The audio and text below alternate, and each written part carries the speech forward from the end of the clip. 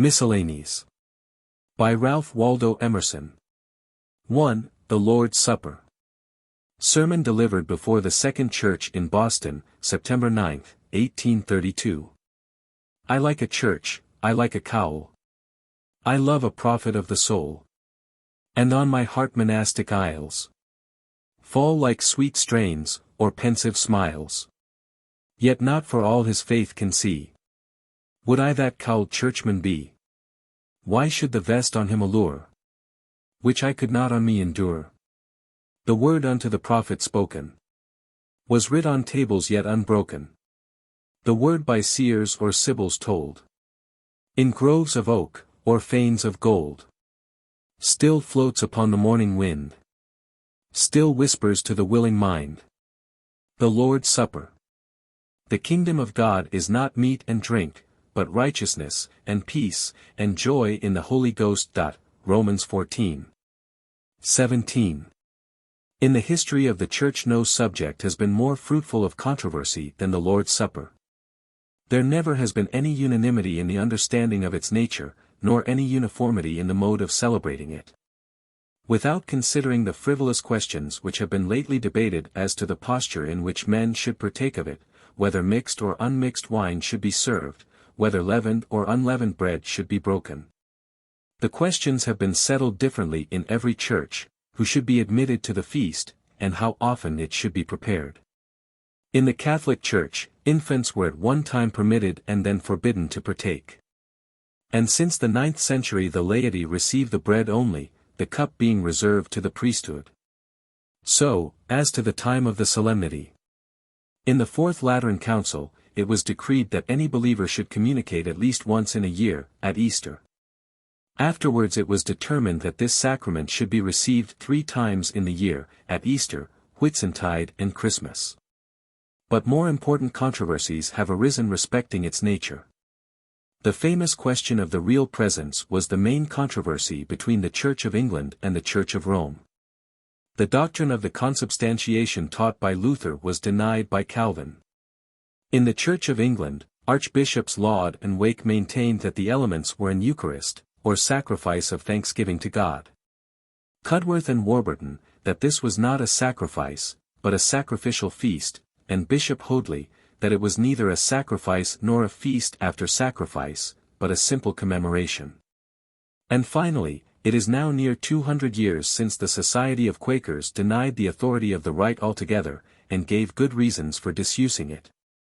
I allude to these facts only to show that, so far from the supper being a tradition in which men are fully agreed, there has always been the widest room for difference of opinion upon this particular. Having recently given particular attention to this subject, I was led to the conclusion that Jesus did not intend to establish an institution for perpetual observance when he ate the Passover with his disciples. And further, to the opinion that it is not expedient to celebrate it as we do. I shall now endeavor to state distinctly my reasons for these 2 opinions. The authority of the rite. An account of the Last Supper of Christ with his disciples is given by the 4 evangelists, Matthew, Mark, Luke and John. In St. Matthew's Gospel, Matt. 26:26-30, are recorded the words of Jesus in giving bread and wine on that occasion to his disciples, but no expression occurs intimating that this feast was hereafter to be commemorated. In St. Mark, Mark 14:22-25, the same words are recorded, and still with no intimation that the occasion was to be remembered. St. Luke, Luke 22:19, after relating the breaking of the bread, has these words, "This do in remembrance of me." In St.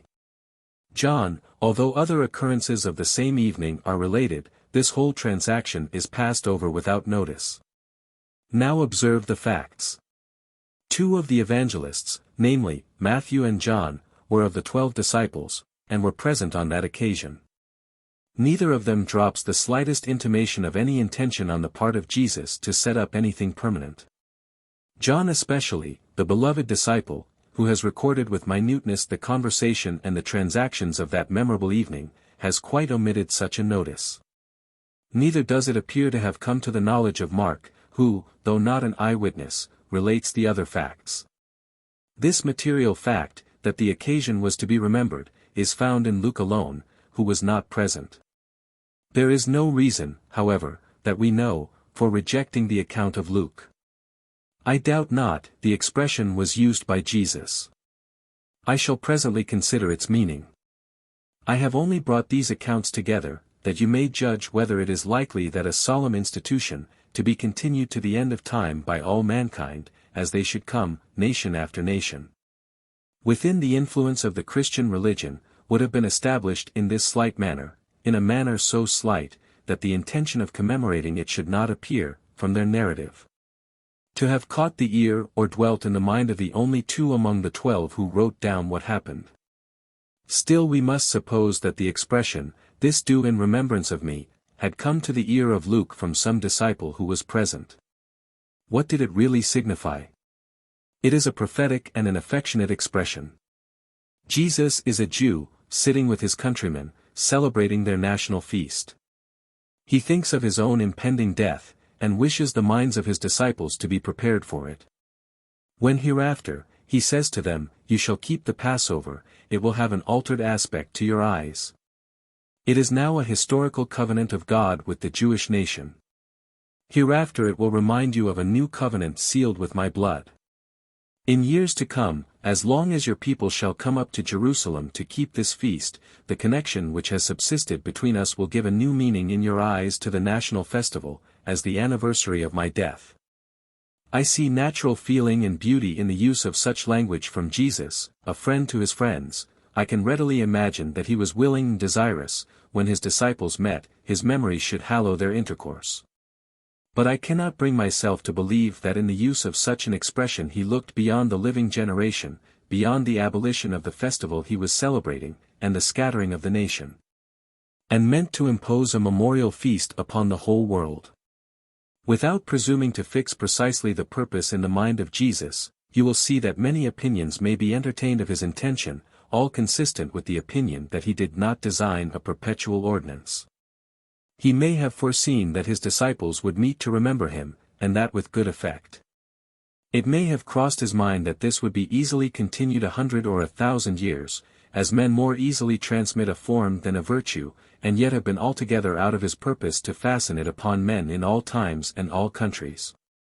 But though the words, "Do this in remembrance of me," do not occur in Matthew, Mark or John, and although it should be granted us that, taken alone, they do not necessarily import so much as is usually thought, yet many persons are apt to imagine that the very striking and personal manner in which the eating and drinking is described, indicates a striking and formal purpose to found a festival. And I admit that this impression might probably be left upon the mind of one who read only the passages under consideration in the New Testament. But this impression is removed by reading any narrative of the mode in which the ancient or the modern Jews have kept the Passover. It is then perceived that the leading circumstances in the Gospels are only a faithful account of that ceremony. Jesus did not celebrate the Passover, and afterwards the supper, but the supper was the Passover. He did with his disciples exactly what every master of a family in Jerusalem was doing at the same hour with his household. It appears that the Jews ate the lamb and the unleavened bread and drank wine after a prescribed manner. It was the custom for the master of the feast to break the bread and to bless it, using this formula, which the Talmudists have preserved to us: "Blessed be thou, O Lord, our God, who givest us the fruit of the vine." And then to give the cup to all. Among the modern Jews, who in their dispersion retain the Passover, a hymn is also sung after this ceremony, specifying the 12 great works done by God for the deliverance of their fathers out of Egypt. But still it may be asked, why did Jesus make expressions so extraordinary and emphatic as these: "This is my body which is broken for you. Take, eat. This is my blood which is shed for you. Drink it"? I reply, they are not extraordinary expressions from him. They were familiar in his mouth. He always taught by parables and symbols. It was the national way of teaching, and was largely used by him. Remember the readiness which he always showed to spiritualize every occurrence. He stopped and wrote on the sand. He admonished his disciples respecting the leaven of the Pharisees. He instructed the woman of Samaria respecting living water. He permitted himself to be anointed, declaring that it was for his interment. He washed the feet of his disciples. These are admitted to be symbolical actions and expressions. Here, in like manner, he calls the bread his body, and bids the disciples eat. He had used the same expression repeatedly before. The reason why St. John does not repeat his words on this occasion seems to be that he had reported a similar discourse of Jesus to the people of Capernaum more at length already, John 6:27-60. He there tells the Jews, "Except ye eat the flesh of the Son of Man and drink his blood, ye have no life in you." And when the Jews on that occasion complained that they did not comprehend what he meant, he added for their better understanding, and as if for our understanding, that we might not think his body was to be actually eaten, that he only meant we should live by his commandment. He closed his discourse with these explanatory expressions, "The flesh profiteth nothing, the words that I speak to you, they are spirit and they are life." Whilst I am upon this topic, I cannot help remarking that it is not a little singular that we should have preserved this right and insisted upon perpetuating one symbolical act of Christ whilst we have totally neglected all others. Particularly one other which had at least an equal claim to our observance. Jesus washed the feet of his disciples and told them that, as he had washed their feet, they ought to wash one another's feet, for he had given them an example, that they should do as he had done to them. I ask any person who believes the supper to have been designed by Jesus to be commemorated forever, to go and read the account of it in the other Gospels, and then compare with it the account of this transaction in St. John, and tell me if this be not much more explicitly authorized than the supper. It only differs in this, that we have found the supper used in New England and the washing of the feet not. But if we had found it an established rite in our churches, on grounds of mere authority, it would have been impossible to have argued against it.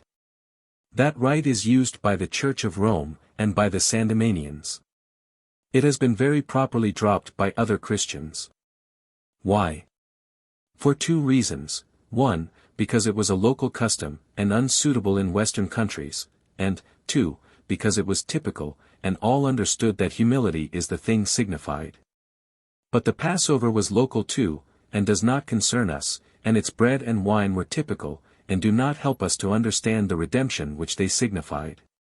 These views of the original account of the Lord's Supper lead me to esteem it an occasion full of solemn and prophetic interest, but never intended by Jesus to be the foundation of a perpetual institution. It appears, however, in Christian history that the disciples had very early taken advantage of these impressive words of Christ to hold religious meetings, where they broke bread and drank wine as symbols. I look upon this fact as very natural in the circumstances of the Church. The disciples lived together, they threw all their property into a common stock. They were bound together by the memory of Christ, and nothing could be more natural than that this eventful evening should be affectionately remembered by them. That they, Jews like Jesus, should adopt his expressions and his types, and furthermore, that what was done with peculiar propriety by them, his personal friends, with less propriety should come to be extended to their companions also. In this way religious feasts grew up among the early Christians. They were readily adopted by the Jewish converts, who were familiar with religious feasts, and also by the pagan converts, whose idolatrous worship had been made up of sacred festivals, and who very readily abused these to gross riot. As appears from the censures of St. Paul. Many persons consider this fact, the observance of such a memorial feast by the early disciples, decisive of the question whether it ought to be observed by us. There was good reason for his personal friends to remember their friend and repeat his words. It was only too probable that among the half-converted pagans and Jews, any rite, any form, would find favor, whilst yet unable to comprehend the spiritual character of Christianity. The circumstance, however, that St. Paul adopts these views, has seemed to many persons conclusive in favor of the institution. I am of opinion that it is wholly upon the Epistle to the Corinthians, and not upon the Gospels, that the ordinance stands. Upon this matter of St. Paul's view of the supper, a few important considerations must be stated. The end which he has in view, in the 11th chapter of the first epistle, is not to enjoin upon his friends to observe the supper, but to censure their abuse of it. We quote the passage nowadays as if it enjoined attendance upon the supper, but he wrote it merely to chide them for drunkenness. To make their enormity plainer, he goes back to the origin of this religious feast to show what sort of feast that was, out of which this riot of theirs came, and so relates the transactions of the Last Supper. I have received of the Lord, he says, that which I delivered to you. By this expression it is often thought that a miraculous communication is implied, but certainly without good reason, if it is remembered that St. Paul was living in the lifetime of all the apostles who could give him an account of the transaction, and it is contrary to all reason to suppose that God should work a miracle to convey information that could so easily be got by natural means. So that the import of the expression is that he had received the story of an eyewitness such as we also possess. But there is a material circumstance which diminishes our confidence in the correctness of the apostles' view. And that is, the observation that his mind had not escaped the prevalent error of the primitive church, the belief, namely, that the second coming of Christ would shortly occur, until which time, he tells them, this feast was to be kept. Elsewhere he tells them that at that time the world would be burnt up with fire, and a new government established, in which the saints would sit on thrones. So slow were the disciples, during the life and after the ascension of Christ, to receive the idea which we receive, that his second coming was a spiritual kingdom, the dominion of his religion in the hearts of men, to be extended gradually over the whole world. In this manner we may see clearly enough how this ancient ordinance got its footing among the early Christians, and this single expectation of a speedy reappearance of a temporal Messiah, which kept its influence even over so spiritual a man as St. Paul, would naturally tend to preserve the use of the rite when once established. We arrive, then, at this conclusion, first, that it does not appear, from a careful examination of the account of the Last Supper in the Evangelists, that it was designed by Jesus to be perpetual. Secondly, that it does not appear that the opinion of St. Paul, all things considered, ought to alter our opinion derived from the Evangelists. One general remark before quitting this branch of this subject. We ought to be cautious in taking even the best ascertained opinions and practices of the primitive church for our own. If it could be satisfactorily shown that they esteemed it authorized and to be transmitted forever, that does not settle the question for us. We know how inveterately they were attached to their Jewish prejudices, and how often even the influence of Christ failed to enlarge their views. On every other subject succeeding times have learned to form a judgment more in accordance with the spirit of Christianity than was the practice of the early ages. 2. But it is said, admit that the rite was not designed to be perpetual. What harm doth it? Here it stands, generally accepted, under some form, by the Christian world, the undoubted occasion of much good, is it not better it should remain? This is the question of expediency. I proceed to state a few objections that in my judgment lie against its use in its present form. 1. If the view which I have taken of the history of the institution be correct, then the claim of authority should be dropped in administering it. You say, every time you celebrate the rite, that Jesus enjoined it, and the whole language you use conveys that impression. But if you read the New Testament as I do, you do not believe he did. 2. It has seemed to me that the use of this ordinance tends to produce confusion in our views of the relation of the soul to God. It is the old objection to the doctrine of the Trinity, that the true worship was transferred from God to Christ, or that such confusion was introduced into the soul that an undivided worship was given nowhere. Is not that the effect of the Lord's Supper? I appeal now to the convictions of communicants, and ask such persons whether they have not been occasionally conscious of a painful confusion of thought between the worship due to God and the commemoration due to Christ. For the service does not stand upon the basis of a voluntary act, but is imposed by authority. It is an expression of gratitude to Christ, enjoined by Christ. There is an endeavor to keep Jesus in mind, whilst yet the prayers are addressed to God. I fear it is the effect of this ordinance to clothe Jesus with an authority which he never claimed and which distracts the mind of the worshipper. I know our opinions differ much respecting the nature and offices of Christ, and the degree of veneration to which he is entitled. I am so much a Unitarian as this, that I believe the human mind can admit but one God, and that every effort to pay religious homage to more than one being goes to take away all right ideas. I appeal, brethren, to your individual experience. In the moment when you make the least petition to God, though it be but a silent wish that He may approve you, or add one moment to your life, do you not, in the very act, necessarily exclude all other beings from your thought?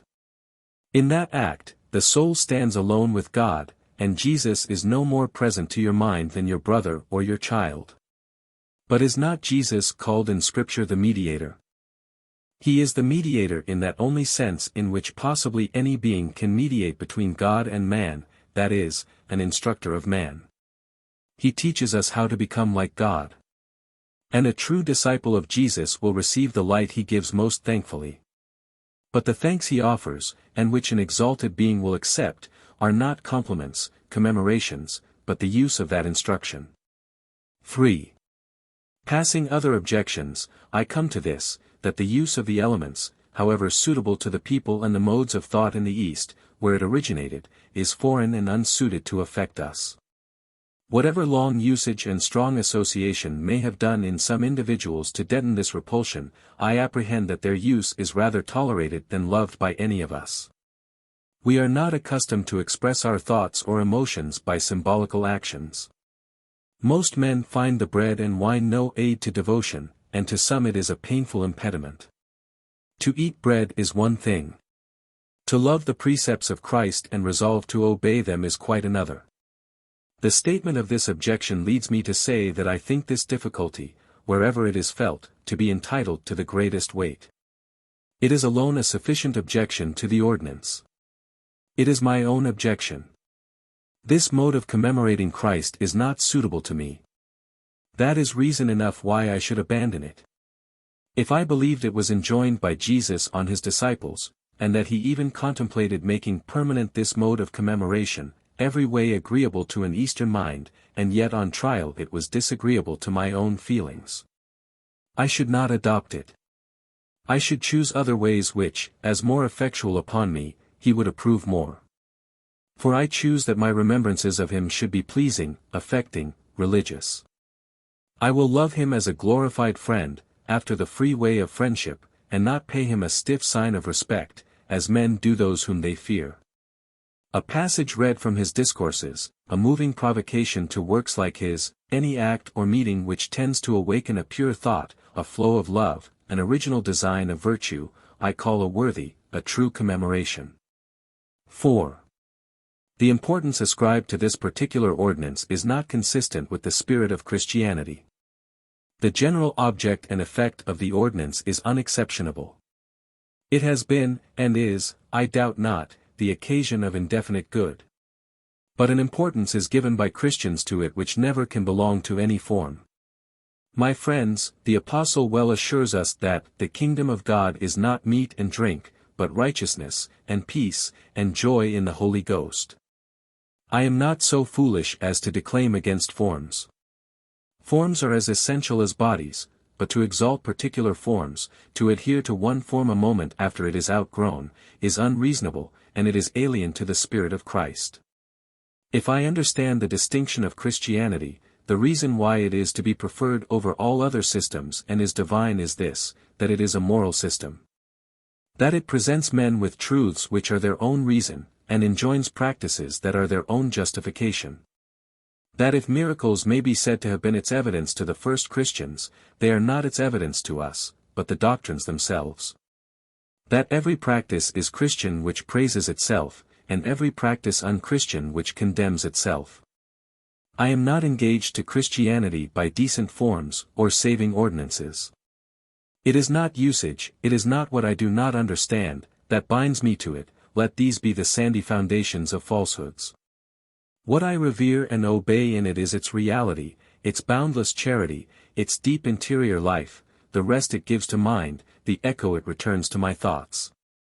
The perfect accord it makes with my reason through all its representation of God and His providence. And the persuasion and courage that come out thence to lead me upward and onward. Freedom is the essence of this faith. It has for its object simply to make men good and wise. Its institutions then should be as flexible as the wants of men. That form out of which the life and suitableness have departed should be as worthless in its eyes as the dead leaves that are falling around us. And therefore, although for the satisfaction of others I have labored to show by the history that this right was not intended to be perpetual, although I have gone back to weigh the expressions of Paul, I feel that here is the true point of view. In the midst of considerations as to what Paul thought, and why he so thought, I cannot help feeling that it is time misspent to argue to or from his convictions, or those of Luke and John, respecting any form. I seem to lose the substance in seeking the shadow. That for which Paul lived and died so gloriously, that for which Jesus gave himself to be crucified. The end that animated the 1,000 martyrs and heroes who have followed his steps, was to redeem us from a formal religion, and teach us to seek our well-being in the formation of the soul. The whole world was full of idols and ordinances. The Jewish was a religion of forms, it was all body, it had no life, and the Almighty God was pleased to qualify and send forth a man to teach men that they must serve him with the heart, that only that life was religious which was thoroughly good. That sacrifice was smoke, and forms were shadows. This man lived and died true to this purpose. And now, with his blessed word and life before us, Christians must contend that it is a matter of vital importance, really a duty, to commemorate him by a certain form, whether that form be agreeable to their understandings or not. Is not this to make vain the gift of God? Is not this to turn back the hand on the dial? Is not this to make men, to make ourselves, forget that not forms, but duties, not names, but righteousness and love are enjoined? And that in the eye of God there is no other measure of the value of any one form than the measure of its use? There remain some practical objections to the ordinance, into which I shall not now enter. There is one on which I had intended to say a few words, I mean the unfavorable relation in which it places that numerous class of persons who abstain from it merely from disinclination to the right. Influenced by these considerations, I have proposed to the brethren of the Church to drop the use of the elements and the claim of authority in the administration of this ordinance.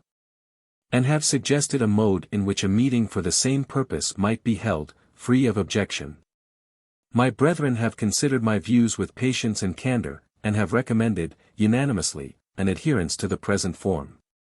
I have therefore been compelled to consider whether it becomes me to administer it. I am clearly of opinion I ought not.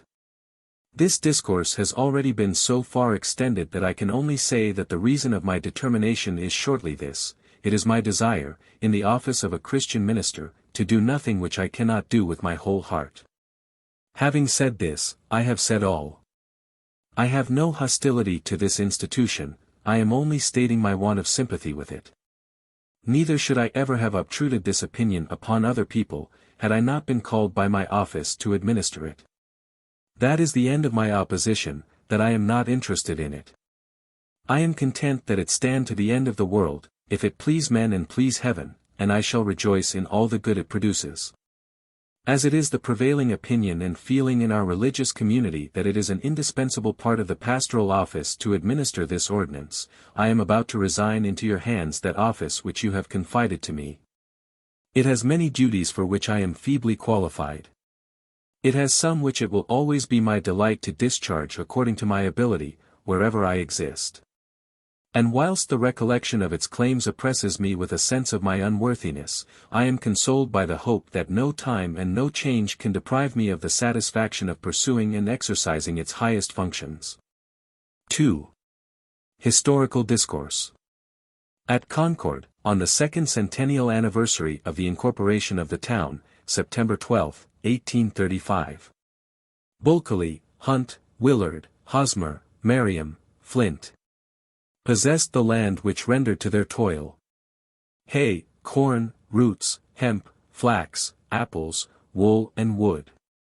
Each of these landlords walked amidst his farm, saying, "'Tis mine, my children's and my name's." Where are these men? Asleep beneath their grounds. And strangers, fond as they, their furrows plough. Earth laughs in flowers, to see her boastful boys. Earth proud, proud of the earth which is not theirs. I will have never a noble. No lineage counted great. Fishers and choppers and ploughmen. shall constitute a state. Lo now! If these poor men can govern the land and sea, and make just laws below the sun, as planets faithful be, I cause from every creature his proper good to flow, as much as he is and doeth, so much he shall bestow. Historical Discourse. Fellow citizens, the town of Concord begins, this day, the 3rd century of its history. By a common consent, the people of New England, for a few years past, as the 2nd centennial anniversary of each of its early settlements arrived, have seen fit to observe the day. You have thought it becoming to commemorate the planting of the first inland town. The sentiment is just, and the practice is wise. Our ears shall not be deaf to the voice of time. We will review the deeds of our fathers, and pass that just verdict on them we expect from posterity on our own. And yet, in the eternity of nature, how recent our antiquities appear. The imagination is impatient of a cycle so short. Who can tell how many thousand years, every day, the clouds have shaded these fields with their purple awning? The river, by whose banks most of us were born, every winter, for ages, has spread its crust of ice over the great meadows which, in ages, it had formed. But the little society of men who now, for a few years, fish in this river, plough the fields it washes, mow the grass and reap the corn, shortly shall hurry from its banks as did their forefathers. Man's life, said the Witan to the Saxon king, is the sparrow that enters at a window, flutters round the house, and flies out at another, and none knoweth whence he came, or whither he goes. The more reason that we should give to our being what permanence we can, that we should recall the past and expect the future. Yet the race survives whilst the individual dies. In the country, without any interference of the law, the agricultural life favors the permanence of families. Here are still around me the lineal descendants of the first settlers of this town. Here is Blood, Flint, Willard, Miriam, Wood, Hosmer, Barrett, Wheeler, Jones, Brown, Buttrick, Brooks, Stowe, Hoare, Haywood, Hunt, Miles, the names of the inhabitants for the first 30 years. And the family is in many cases represented, when the name is not. If the name of Bulkeley is wanting, the honor you have done me this day, in making me your organ, testifies your persevering kindness to his blood. I shall not be expected, on this occasion, to repeat the details of that oppression which drove our fathers out hither. Yet the town of Concord was settled by a party of nonconformists, immediately from Great Britain. The best friend the Massachusetts colony had, though much against his will, was Archbishop Laud in England. In consequence of his famous proclamation setting up certain novelties in the rites of public worship, 50 godly ministers were suspended for contumacy, in the course of 2 years and a half. Hindered from speaking, some of these dared to print the reasons of their dissent, and were punished with imprisonment or mutilation. This severity brought some of the best men in England to overcome that natural repugnance to emigration which holds the serious and moderate of every nation to their own soil. Among the silenced clergymen was a distinguished minister of Woodhill, in Bedfordshire, Rev. Peter Bulkeley, descended from a noble family, honored for his own virtues, his learning and gifts as a preacher, and adding to his influence the weight of a large estate. Persecution readily knits friendship between its victims. Mr. Bulkeley, having turned his estate into money and set his face towards New England, was easily able to persuade a good number of planters to join him. They arrived in Boston in 1634. Probably there had been a previous correspondence with Governor Winthrop, and an agreement that they should settle at Musketaquid. With them joined Mr. Simon Willard, a merchant from Kent in England.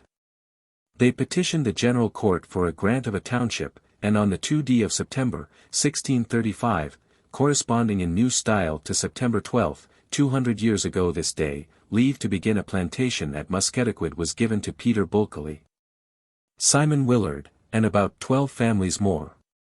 A month later, Reverend John Jones and a large number of settlers destined for the new town arrived in Boston.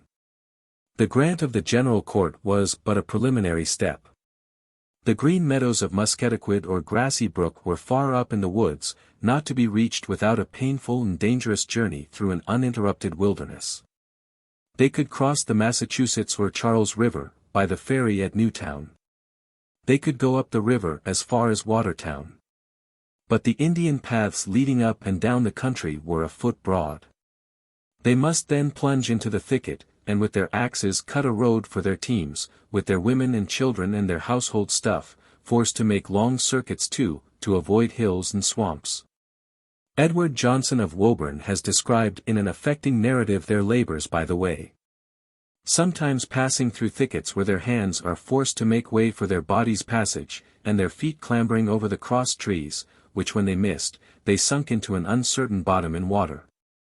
And wade up to their knees, tumbling sometimes higher, sometimes lower. At the end of this, they meet a scorching plain, yet not so plain but that the ragged bushes scratch their legs foully, even to wearing their stockings to their bare skin in 2 or 3 hours. Some of them, having no leggins, have had the blood trickle down at every step. And in time of summer, the sun casts such a reflecting heat from the sweet fern, whose scent is very strong, that some nearly fainted. They slept on the rocks, wherever the night found them. Much time was lost in traveling they knew not whither, when the sun was hidden by clouds. For, their compass miscarried in crowding through the bushes, and the Indian paths, once lost, they did not easily find. Johnson, relating undoubtedly what he had himself heard from the pilgrims, intimates that they consumed many days in exploring the country, to select the best place for the town. Their first temporary accommodation was rude enough.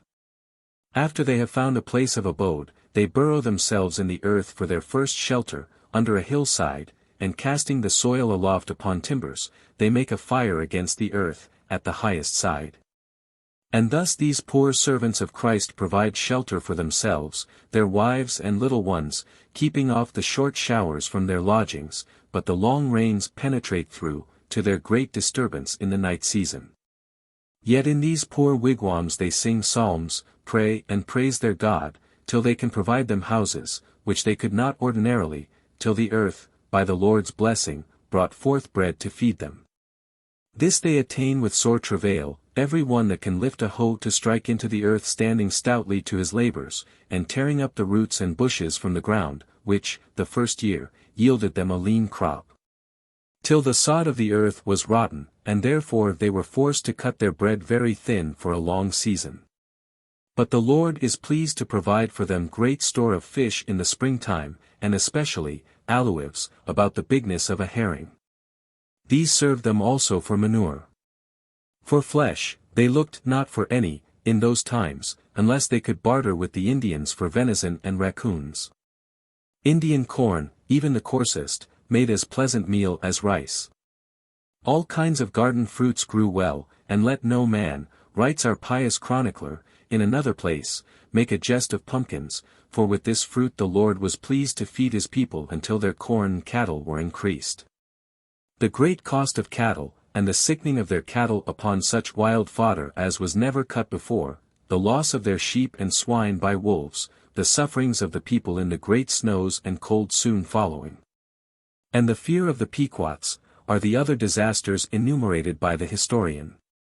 The hardships of the journey and of the first encampment are certainly related by their contemporary with some air of romance, yet they can scarcely be exaggerated. A march of a number of families with their stuff, through 20 miles of unknown forest, from a little rising town that had not much to spare, to an Indian town in the wilderness that had nothing, must be laborious to all. And for those who were new to the country and bred in softness, a formidable adventure. But the pilgrims had the preparation of an armed mind, better than any hardihood of body. And the rough welcome which the new land gave them was a fit introduction to the life they must lead in it. But what was their reception at Miscellanies? This was an old village of the Massachusetts Indians. Tehadawan, the sachem, with Waban his son-in-law, lived near Nashottuck, now Lee's Hill. Their tribe, once numerous, the epidemic had reduced. Here they planted, hunted and fished. The moose was still trotting in the country, and of his sinews they made their bowstring. Of the pith elder, that still grows beside our brooks, they made their arrow. Of the Indian hemp they spun their nets and lines for summer angling, and, in winter, they sat around holes in the ice, catching salmon, pickerel, breams and perch, with which our river abounded. Their physical powers, as our fathers found them, and before yet the English alcohol had proved more fatal to them than the English sword, astonished the white men. Their sight was so excellent, that, standing on the seashore, they often told of the coming of a ship at sea, sooner by 1 hour, yea, 2 hours' sail, than any Englishman that stood by, on purpose to look out. Roger Williams affirms that he has known them run between 80 and 100 miles in a summer's day, and back again within 2 days. A little pounded parched corn or no cake sufficed them on the march. To his bodily perfection, the wild man added some noble traits of character. He was open as a child to kindness and justice. Many instances of his humanity were known to the Englishmen who suffered in the woods from sickness or cold. "When you came over the morning waters," said one of the sachems, "we took you into our arms. We fed you with our best meat. Never went white man cold and hungry from Indian wigwam." The faithful dealing and brave goodwill, which, during the life of the friendly Massasoit, they uniformly experienced at Plymouth and at Boston, went to their hearts. So that the peace was made, and the ear of the savage already secured, before the Pilgrims arrived at his seat of Musketaquid, to treat with him for his lands. It is said that the covenant made with the Indians, by Mr. Bulkeley and Major Willard, was made under a great oak, formerly standing near the site of the Middlesex Hotel. Our records affirm that Squaw Sachem, Tehadawan, and Nimrod did sell a tract of 6 miles square to the English, receiving for the same, some fathoms of wampum-peak, hatchets, hoes, knives, cotton cloth and shirts. Wibbecoit, the husband of Squaw Sachem, received a suit of cloth, a hat, a white linen band, shoes, stockings and a greatcoat, and, in conclusion, the said Indians declared themselves satisfied, and told the Englishmen they were welcome. And after the bargain was concluded, Mr. Simon Willard, pointing to the 4 corners of the world, declared that they had bought 3 miles from that place, east, west, north and south. The Puritans, to keep the remembrance of their unity one with another, and of their peaceful compact with the Indians, named their forest settlement Concord. They proceeded to build, under the shelter of the hill that extends for a mile along the north side of the Boston Road, their first dwellings. The labors of a new plantation were paid by its excitements. I seem to see them, with their pious pastor, addressing themselves to the work of clearing the land. Natives of another hemisphere, they beheld, with curiosity, all the pleasing features of the American forest. The landscape before them was fair, if it was strange and rude. The little flower which at this season stars our woods and roadsides with its profuse blooms, might attract even eyes as stern as theirs with its humble beauty. The useful pine lifted its cones into the frosty air. The maple, which is already making the forest gay with its orange hues, reddened over those houseless men. The majestic summits of Wachusett and Monadnock towering in the horizon, invited the steps of adventure westward. As the season grew later, they felt its inconveniences. Many were forced to go barefoot and bare-legged, and some in time of frost and snow, yet were they more healthy than now they are. The land was low but healthy. And if, in common with all the settlements, they found the air of America very cold, they might say with Higginson, after his description of the other elements, that New England may boast of the element of fire, more than all the rest. For all Europe is not able to afford to make so great fires as New England. A poor servant, that is to possess but 50 acres, may afford to give more wood for fire as good as the world yields, than many noblemen in England. Many were their wants, but more their privileges. The light struggled in through windows of oiled paper, but they read the word of God by it.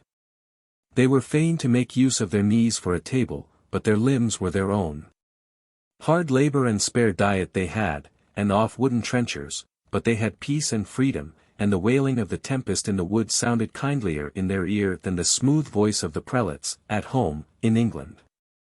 There is no people, said their pastor to his little flock of exiles, but will strive to excel in something. What can we excel in, if not in holiness? If we look to number, we are the fewest; if to strength, we are the weakest. If to wealth and riches, we are the poorest of all the people of God through the whole world. We cannot excel nor so much as equal other people in these things. And if we come short in grace and holiness too, we are the most despicable people under heaven. Strive we, therefore, herein to excel, and suffer not this crown to be taken away from us. The sermon fell into good and tender hearts. The people conspired with their teacher. Their religion was sweetness and peace amidst toil and tears. And, as we are informed, the edge of their appetite was greater to spiritual duties at their first coming, in time of wants, than afterwards. The original town records, for the first 30 years, are lost. We have records of marriages and deaths, beginning 19 years after the settlement, and copies of some of the doings of the town in regard to territory, of the same date. But the original distribution of the land, or an account of the principles on which it was divided, are not preserved. Agreeably to the custom of the times, a large portion was reserved to the public, and it appears from a petition of some newcomers, in 1643, that a part had been divided among the first settlers without price, on the single condition of improving it. Other portions seem to have been successively divided off and granted to individuals, at the rate of 6d. or a shilling an acre. But, in the first years, the land would not pay the necessary public charges, and they seem to have fallen heavily on the few wealthy planters. Mr. Bulkeley, by his generosity, spent his estate, and, doubtless in consideration of his charges, the General Court, in 1639, granted him 300 acres towards Cambridge, and to Mr. Spencer, probably for the like reason, 300 acres by the Alewife River. In 1638, 1,200 acres were granted to Governor Winthrop, and 1,000 to Thomas Dudley, of the lands adjacent to the town, and Governor Winthrop selected as a building spot the land near the house of Captain Humphrey Hunt. The first record now remaining is that of a reservation of land for the minister, and the appropriation of new lands as commons or pastures to some poor men. At the same date, in 1654, the town having divided itself into 3 districts, called the North, South and East quarters, ordered, that the North quarter are to keep and maintain all their highways and bridges over the great river. In their quarter, and, in respect of the greatness of their charge thereabout, and in regard of the ease of the East quarter above the rest, in their highways, they are to allow the North quarter £3. Fellow citizens, this first recorded political act of our fathers, this tax assessed on its inhabitants by a town, is the most important event in their civil history, implying, as it does, the exercise of a sovereign power, and connected with all the immunities and powers of a corporate town in Massachusetts. The greater speed and success that distinguish the planting of the human race in this country, over all other plantations in history, owe themselves mainly to the new subdivisions of the state into small corporations of land and power. It is vain to look for the inventor.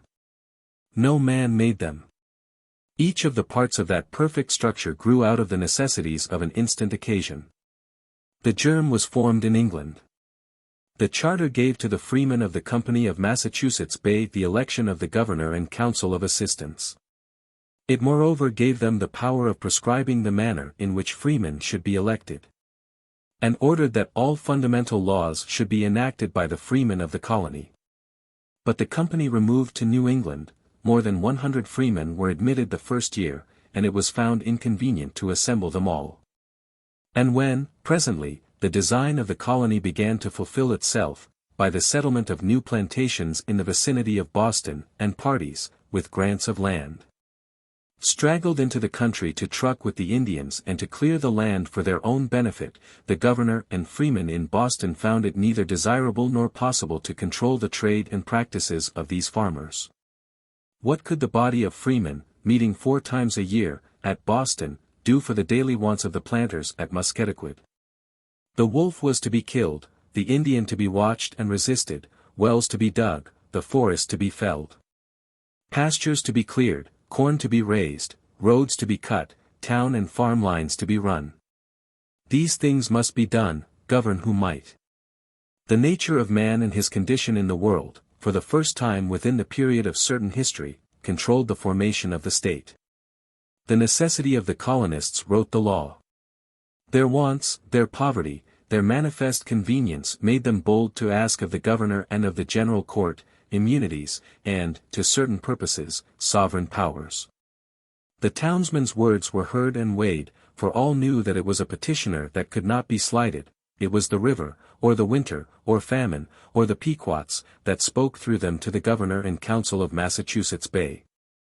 Instructed by necessity, each little company organized itself after the pattern of the larger town, by appointing its constable, and other petty half-military officers.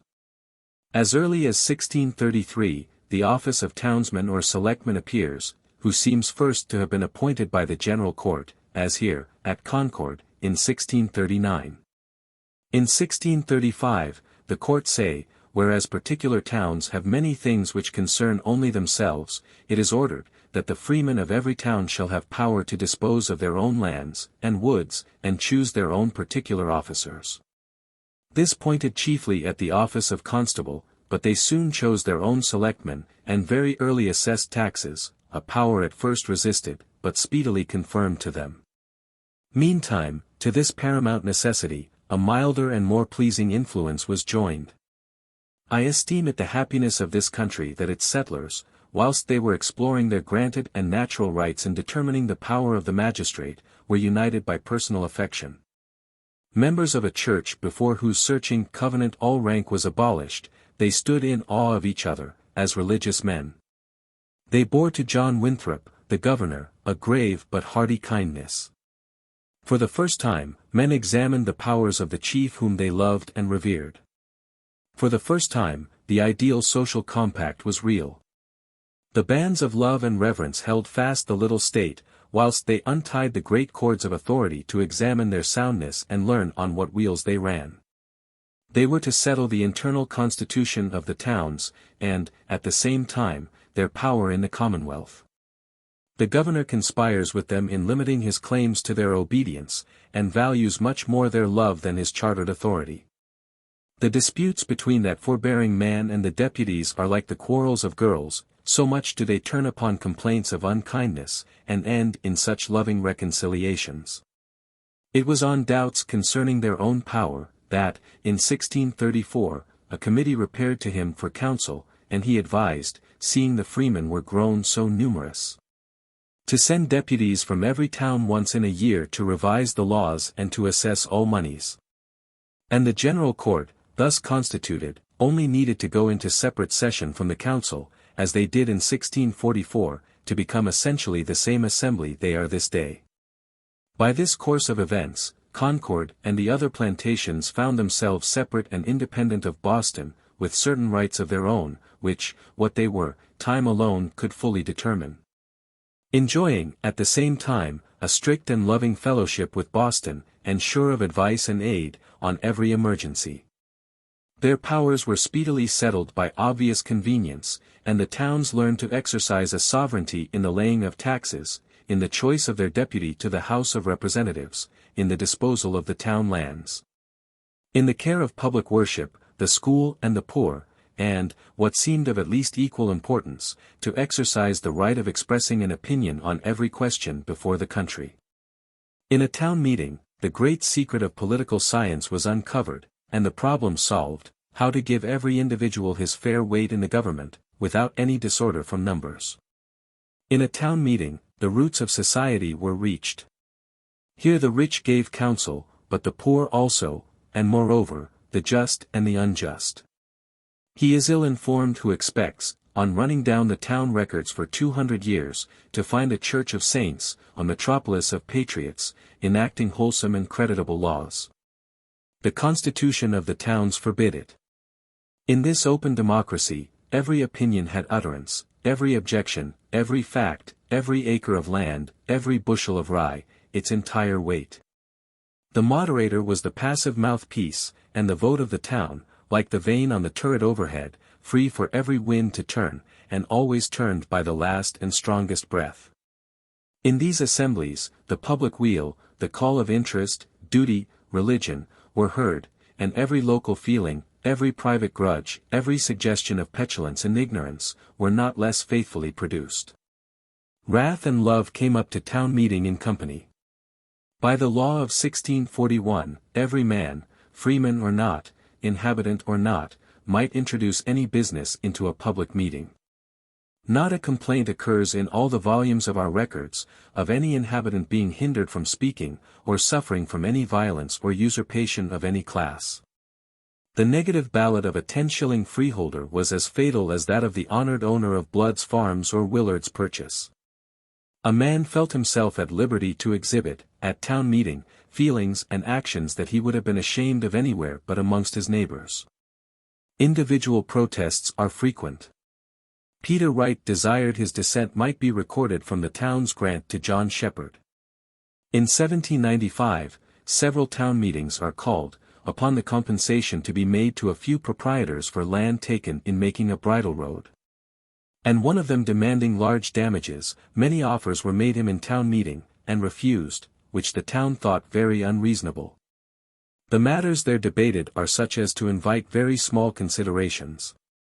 The ill-spelled pages of the town records contain the result. I shall be excused for confessing that I have set a value upon any symptom of meanness and private pique which I have met with in these antique books, as proof that justice was done. That if the results of our history are approved as wise and good, it was yet a free strife. If the good counsel prevailed, the sneaking counsel did not fail to be suggested. Freedom and virtue, if they triumphed in a fair field. And so be it an everlasting testimony for them, and so much ground of assurance of man's capacity for self-government.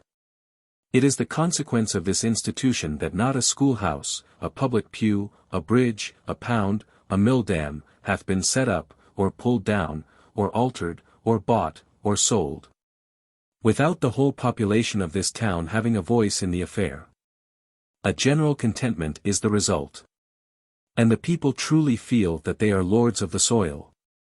In every winding road, in every stone fence, in the smokes of the poorhouse chimney, in the clock on the church, they read their own power, and consider, at leisure, the wisdom and error of their judgments.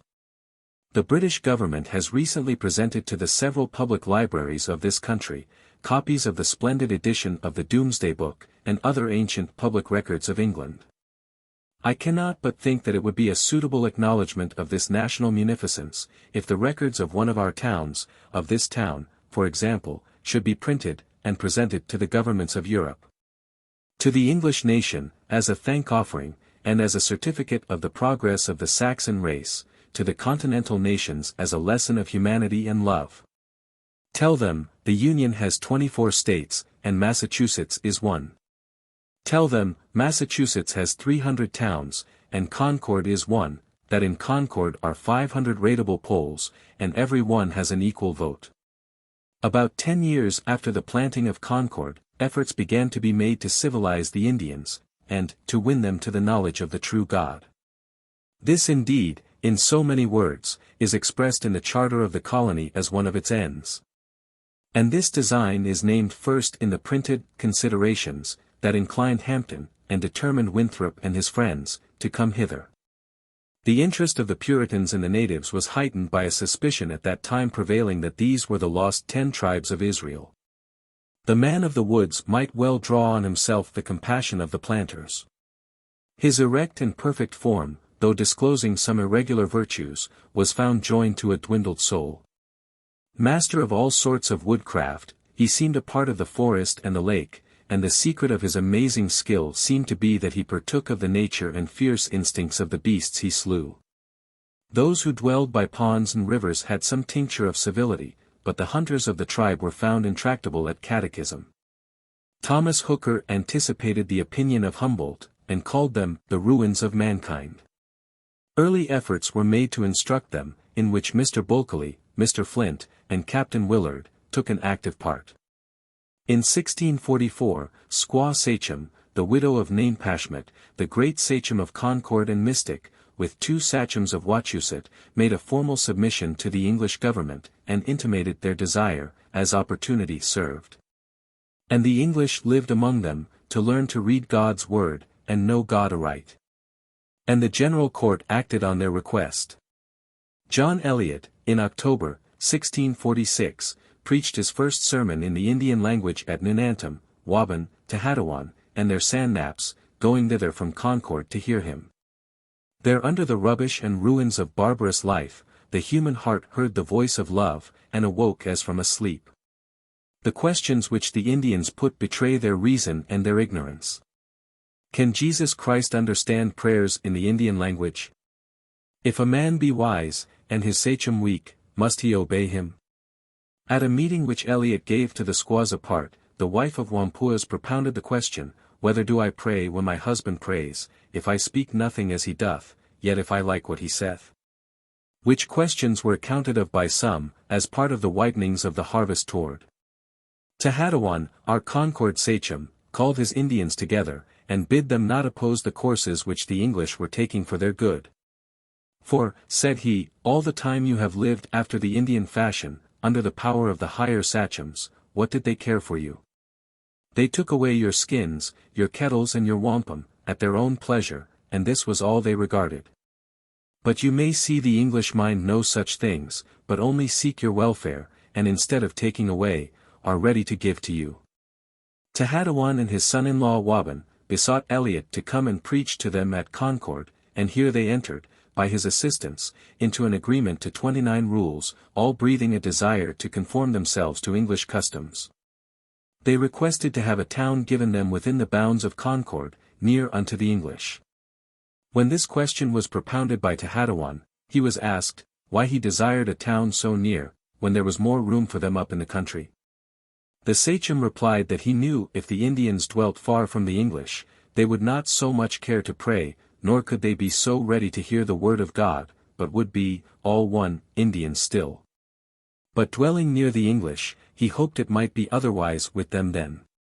We, who see in the squalid remnants of the 20 tribes of Massachusetts, the final failure of this benevolent enterprise, can hardly learn without emotion the earnestness with which the most sensible individuals of the copper race held on to the new hope they had conceived, of being elevated to equality with their civilized brother.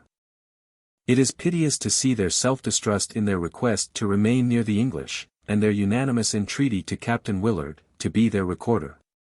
Being very solicitous that what they did agree upon might be faithfully kept without alteration. It was remarkable that the preaching was not wholly new to them. Their forefathers, the Indians told Eliot, did know God, but after this, they fell into a deep sleep, and when they did awake, they quite forgot him. At the instance of Eliot, in 1651, their desire was granted by the General Court, and Neshoba, lying near Nagog Pond, now partly in Littleton, partly in Acton, became an Indian town, where a Christian worship was established under an Indian ruler and teacher. Wilson relates that, at their meetings, the Indians sung a psalm, made Indian by Eliot, in one of our ordinary English tunes, melodiously. Such was, for half a century, the success of the general enterprise, that, in 1676, there were 567 praying Indians, and in 1689, 24 Indian preachers, and 18 assemblies. Meantime, Concord increased in territory and population. The lands were divided, highways were cut from farm to farm, and from this town to Boston. A military company had been organized in 1636. The Pequots, the terror of the farmer, were exterminated in 1637. Captain Underhill, in 1638, declared, that, the new plantations of Dedham and Concord do afford large accommodation, and will contain abundance of people. In 1639, our first selectmen, Mr. Flint, Lieutenant Willard, and Richard Griffin were appointed. And in 1640, when the colony rate was £1,200, Concord was assessed £50. The country already began to yield more than was consumed by the inhabitants. The very great immigration from England made the lands more valuable every year, and supplied a market for the produce. In 1643, the colony was so numerous that it became expedient to divide it into 4 counties, Concord being included in Middlesex. In 1644, the town contained 60 families. But, in 1640, all immigration ceased, and the country produce and farm stock depreciated. Other difficulties accrued. The fish, which had been the abundant manure of the settlers, was found to injure the land. The river, at this period, seems to have caused some distress now by its overflow, now by its drought. A cold and wet summer blighted the corn, enormous flocks of pigeons beat down and eat up all sorts of English grain. And the crops suffered much from mice. New plantations and better land had been opened, far and near. And whilst many of the colonists at Boston thought to remove, or did remove to England, the Concord people became uneasy, and looked around for new seats. In 1643, 1/7 or 1/8 part of the inhabitants went to Connecticut with Reverend Mr. Jones, and settled Fairfield. Weakened by this loss, the people begged to be released from a part of their rates, to which the General Court consented. Mr. Bulkeley dissuaded his people from removing, and admonished them to increase their faith with their griefs. Even this check which befell them acquaints us with the rapidity of their growth, for the good man, in dealing with his people, taxes them with luxury. We pretended to come hither, he says, for ordinances. But now ordinances are light matters with us, we are turned after the prey. We have among us excess and pride of life, pride in apparel, daintiness in diet, and that in those who, in times past, would have been satisfied with bread. This is the sin of the lowest of the people. Better evidence could not be desired of the rapid growth of the settlement.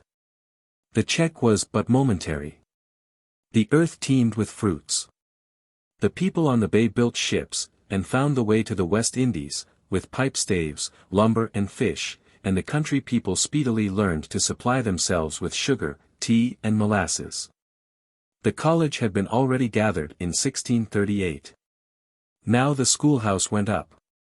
The General Court, in 1647, to the end that learning may not be buried in the graves of our forefathers, ordered, that every township, after the Lord had increased them to the number of 50 householders, shall appoint one to teach all children to write and read. And where any town shall increase to the number of 100 families, they shall set up a grammar school, the masters thereof being able to instruct youth so far as they may be fitted for the university. With these requirements Concord not only complied, but, in 1653, subscribed a sum for several years to the support of Harvard College. But a new and alarming public distress retarded the growth of this, as of the sister towns, during more than 20 years from 1654 to 1676. In 1654, the 4 united New England colonies agreed to raise 270 foot and 40 horse, to reduce Ninigret, sachem of the Niantics, and appointed Major Simon Willard, of this town, to the command. This war seems to have been pressed by 3 of the colonies, and reluctantly entered by Massachusetts. Accordingly, Major Willard did the least he could, and incurred the censure of the commissioners, who write to their loving friend Major Willard, that they leave to his consideration the inconveniences arising from his non-attendance to his commission. This expedition was but the introduction of the war with King Philip. In 1670, the Wampanoags began to grind their hatchets, and mend their guns, and insult the English. Philip surrendered 70 guns to the commissioners in Taunton Meeting House, but revenged his humiliation a few years after, by carrying fire and the tomahawk into the English villages. From Narragansett to the Connecticut River, the scene of war was shifted as fast as these red hunters could traverse the forest. Concord was a military post. The inactivity of Major Willard, in Ninigret's war, had lost him no confidence. He marched from Concord to Brookfield, in season to save the people whose houses had been burned, and who had taken shelter in a fortified house. But he fought with disadvantage against an enemy who must be hunted before every battle. Some flourishing towns were burned. John Minoco, a formidable savage, boasted that he had burned Medfield and Lancaster, and would burn Groton, Concord, Watertown and Boston, adding, "What me will, me do." He did burn Groton, but before he had executed the remainder of his threat he was hanged, in Boston, in September, 1676. A still more formidable enemy was removed, in the same year, by the capture of Canonchit, the faithful ally of Philip, who was soon afterwards shot at Stonington. He stoutly declared to the commissioners that he would not deliver up a Wampanoag, nor the paring of a Wampanoag's nail, and when he was told that his sentence was death, he said he liked it well that he was to die before his heart was soft, or he had spoken anything unworthy of himself. We know beforehand who must conquer in that unequal struggle. The red man may destroy here and there a straggler, as a wild beast may, he may fire a farmhouse, or a village. But the association of the white men and their arts of war give them an overwhelming advantage, and in the first blast of their trumpet we already hear the flourish of victory. I confess what chiefly interests me, in the annals of that war, is the grandeur of spirit exhibited by a few of the Indian chiefs. A nameless Wampanoag who was put to death by the Mohicans, after cruel tortures, was asked by his butchers, during the torture, how he liked the war. He said, he found it as sweet as sugar was to Englishmen. The only compensation which war offers for its manifold mischiefs, is in the great personal qualities to which it gives scope and occasion. The virtues of patriotism and of prodigious courage and address were exhibited on both sides, and, in many instances, by women. The historian of Concord has preserved an instance of the resolution of one of the daughters of the town. Two young farmers, Abraham and Isaac Shepherd, had set their sister Mary, a girl of 15 years, to watch whilst they threshed grain in the barn. The Indians stole upon her before she was aware, and her brothers were slain. She was carried captive into the Indian country, but, at night, whilst her captors were asleep, she plucked a saddle from under the head of one of them, took a horse they had stolen from Lancaster, and having girt the saddle on, she mounted, swam across the Nashua River, and rode through the forest to her home. With the tragical end of Philip, the war ended. Beleaguered in his own country, his corn cut down, his piles of meal and other provision wasted by the English, it was only a great thaw in January, that, melting the snow and opening the earth, enabled his poor followers to come at the groundnuts. Else they had starved. Hunted by Captain Church, he fled from one swamp to another. His brother, his uncle, his sister, and his beloved squaw being taken or slain, he was at last shot down by an Indian deserter, as he fled alone in the dark of the morning, not far from his own fort. Concord suffered little from the war. This is to be attributed no doubt, in part, to the fact that troops were generally quartered here, and that it was the residence of many noted soldiers. Tradition finds another cause in the sanctity of its minister. The elder Bulkeley was gone. In 1659, his bones were laid at rest in the forest. But the mantle of his piety and of the people's affection fell upon his son Edward, the fame of whose prayers, it is said, once saved Concord from an attack of the Indian. A great defense undoubtedly was the village of praying Indians, until this settlement fell a victim to the envenomed prejudice against their countrymen. The worst feature in the history of those years, is, that no man spake for the Indian. When the Dutch, or the French, or the English royalists disagreed with the colony, there was always found a Dutch, or French, or Tory party, an earnest minority, to keep things from extremity. But the Indian seemed to inspire such a feeling as the wild beast inspires in the people near his den. It is the misfortune of Concord to have permitted a disgraceful outrage upon the friendly Indians settled within its limits, in February, 1676, which ended in their forcible expulsion from the town. This painful incident is but too just an example of the measure which the Indians have generally received from the whites. For them the heart of charity, of humanity, was stone. After Philip's death, their strength was irrecoverably broken. They never more disturbed the interior settlements, and a few vagrant families, that are now pensioners on the bounty of Massachusetts, are all that is left of the 20 tribes. Alas! For them, their day is o'er. Their fires are out from hill and shore. No more for them the wild deer bounds. The plough is on their hunting grounds. The pale man's axe rings in their woods. The pale man's sail schemes o'er their floods. Their pleasant springs are dry.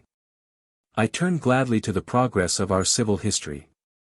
Before 1666, 15,000 acres had been added by grants of the General Court to the original territory of the town, so that Concord then included the greater part of the towns of Bedford, Acton, Lincoln and Carlisle.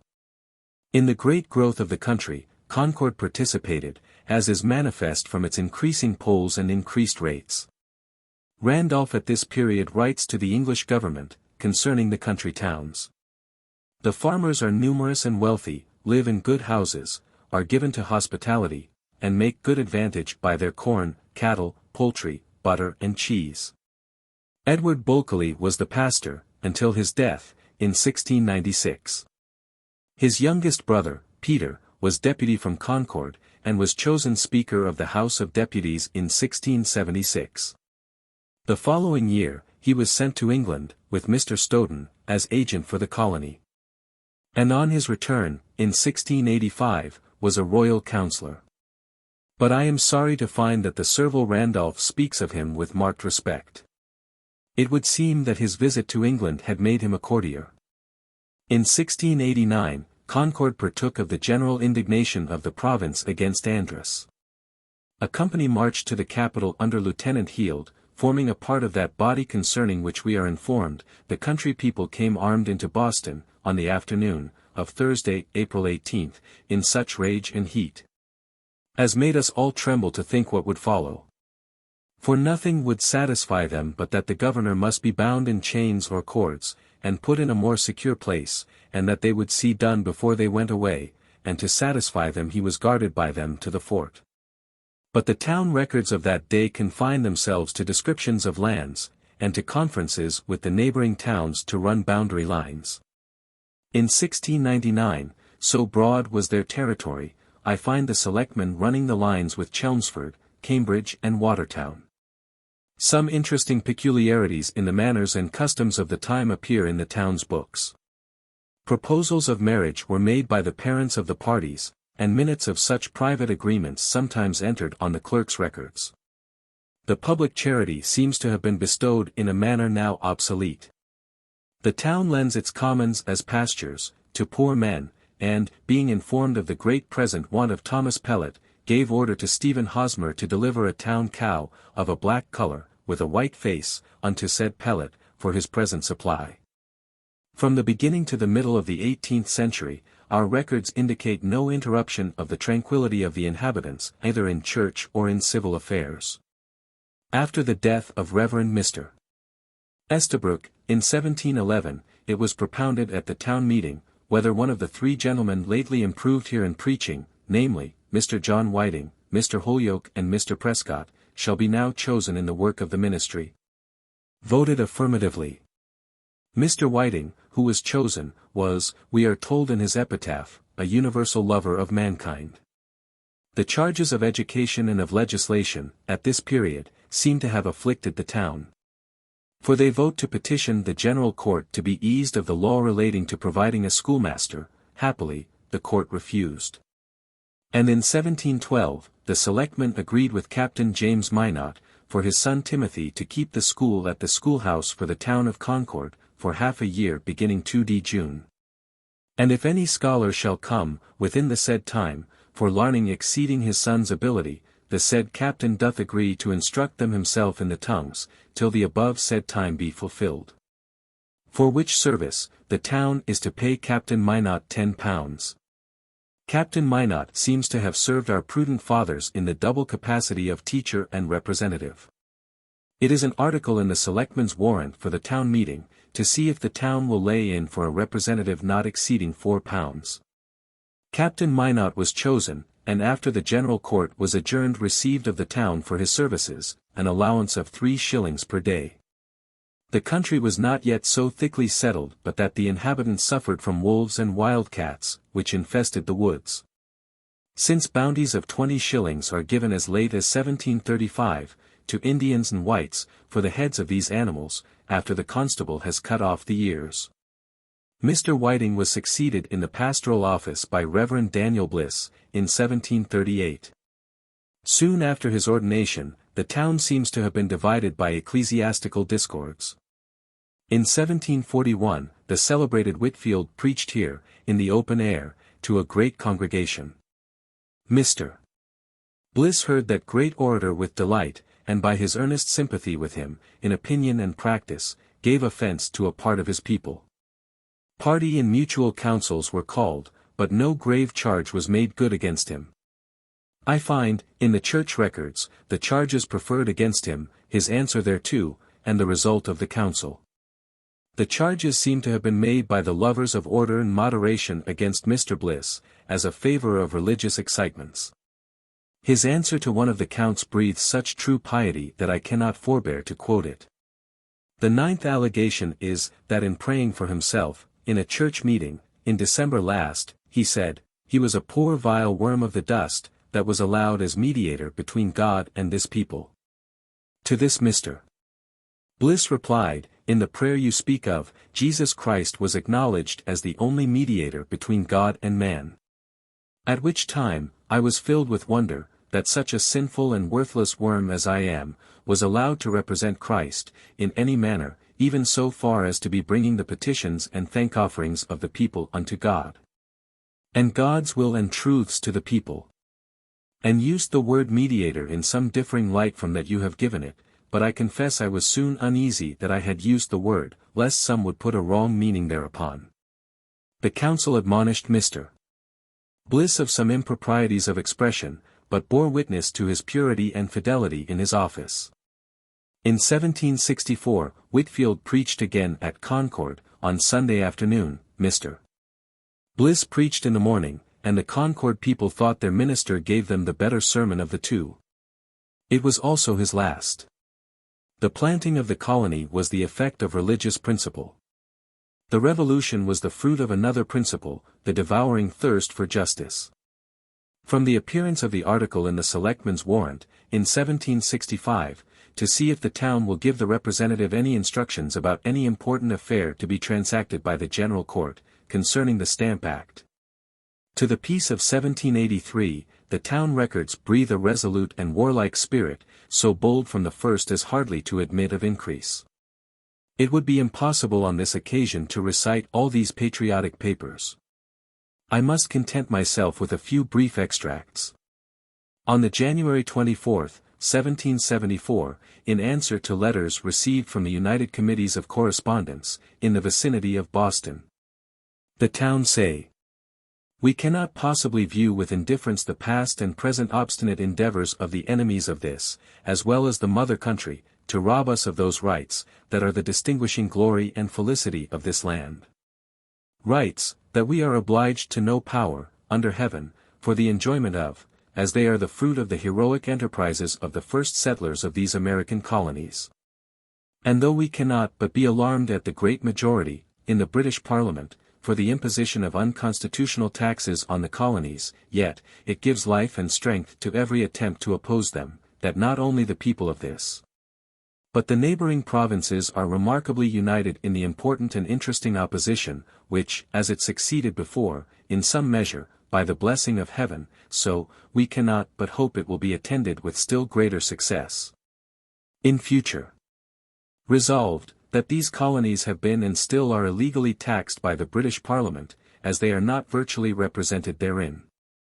That the purchasing commodities subject to such illegal taxation is an explicit, though an impious and sordid resignation of the liberties of this free and happy people. That, as the British Parliament have empowered the East India Company to export their tea into America, for the sole purpose of raising a revenue from hence.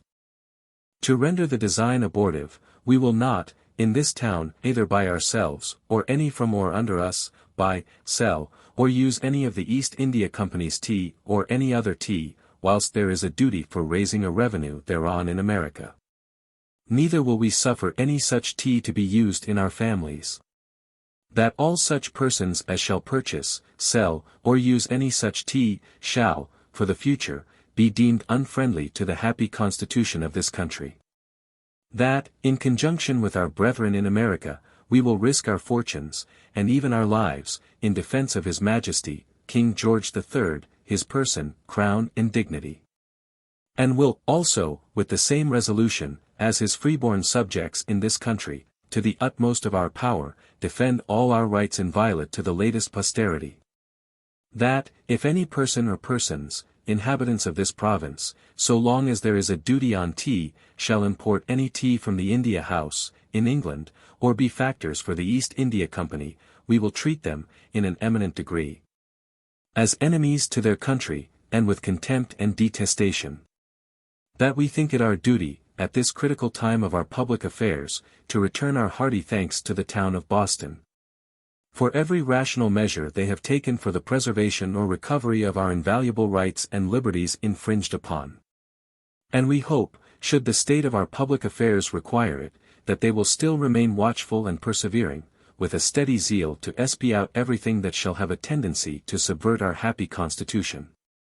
On the June 27th, near 300 persons, upwards of 21 years of age, inhabitants of Concord, entered into a covenant, solemnly engaging with each other, in the presence of God, to suspend all commercial intercourse with Great Britain, until the act for blocking the harbor of Boston be repealed. And neither to buy nor consume any merchandise imported from Great Britain, nor to deal with those who do. In August, a county convention met in this town, to deliberate upon the alarming state of public affairs, and published an admirable report. In September, incensed at the new royal law which made the judges dependent on the crown, the inhabitants assembled on the common, and forbade the justices to open the court of sessions. This little town then assumed the sovereignty. It was judge and jury and council and king. On the 26th of the month, the whole town resolved itself into a committee of safety, to suppress all riots, tumults, and disorders in said town, and to aid all untainted magistrates in the execution of the laws of the land. It was then voted, to raise one or more companies of minute-men, by enlistment, to be paid by the town whenever called out of town. And to provide arms and ammunition, that those who are unable to purchase them themselves, may have the advantage of them, if necessity calls for it. In October, the Provincial Congress met in Concord. John Hancock was president. This body was composed of the foremost patriots, and adopted those efficient measures whose progress and issue belong to the history of the nation. The clergy of New England were, for the most part, zealous promoters of the Revolution. A deep religious sentiment sanctified the thirst for liberty. All the military movements in this town were solemnized by acts of public worship. In January, 1775, a meeting was held for the enlisting of minutemen. Reverend William Emerson, the chaplain of the Provincial Congress, preached to the people. 60 men enlisted and, in a few days, many more. On March 13, at a general review of all the military companies, he preached to a very full assembly, taking for his text, 2 Chronicles 13:12, and, behold, God himself is with us for our captain, and his priests with sounding trumpets to cry alarm against you. It is said that all the services of that day made a deep impression on the people, even to the singing of the psalm. A large amount of military stores had been deposited in this town, by order of the Provincial Committee of Safety. It was to destroy those stores that the troops who were attacked in this town, on the April 19, 1775, were sent hither by General Gage. The story of that day is well known. In these peaceful fields, for the first time since 100 years, the drum and alarm gun were heard, and the farmers snatched down their rusty firelocks from the kitchen walls, to make good the resolute words of their town debates. In the field where the western abutment of the old bridge may still be seen, about half a mile from this spot, the first organized resistance was made to the British arms. There the Americans first shed British blood. 800 British soldiers, under the command of Lieutenant Colonel Francis Smith, had marched from Boston to Concord. At Lexington had fired upon the brave handful of militia, for which a speedy revenge was reaped by the same militia in the afternoon. When they entered Concord, they found the militia and minutemen assembled under the command of Colonel Barrett and Major Buttrick. This little battalion, though in their hasty council some were urgent to stand their ground, retreated before the enemy to the high land on the other bank of the river, to wait for reinforcement. Colonel Barrett ordered the troops not to fire, unless fired upon.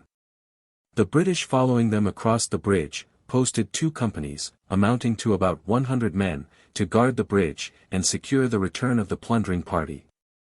Meantime, the men of Acton, Bedford, Lincoln and Carlisle, all once included in Concord, remembering their parent town in the hour of danger, arrived and fell into the ranks so fast that Major Buttrick found himself superior in number to the enemy's party at the bridge. And when the smoke began to rise from the village where the British were burning cannon carriages and military stores, the Americans resolved to force their way into town. The English beginning to pluck up some of the planks of the bridge, the Americans quickened their pace, and the British fired 1 or 2 shots up the river. Our ancient friend here, Master Blood, saw the water struck by the first ball. Then a single gun, the ball from which wounded Luther Blanchard and Jonas Brown, and then a volley, by which Captain Isaac Davis and Abner Hosmer of Acton were instantly killed.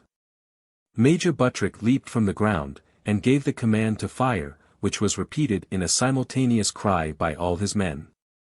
The Americans fired, and killed 2 men and wounded 8.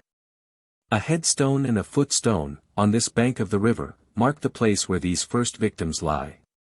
The British retreated immediately towards the village, and were joined by 2 companies of grenadiers, whom the noise of the firing had hastened to the spot.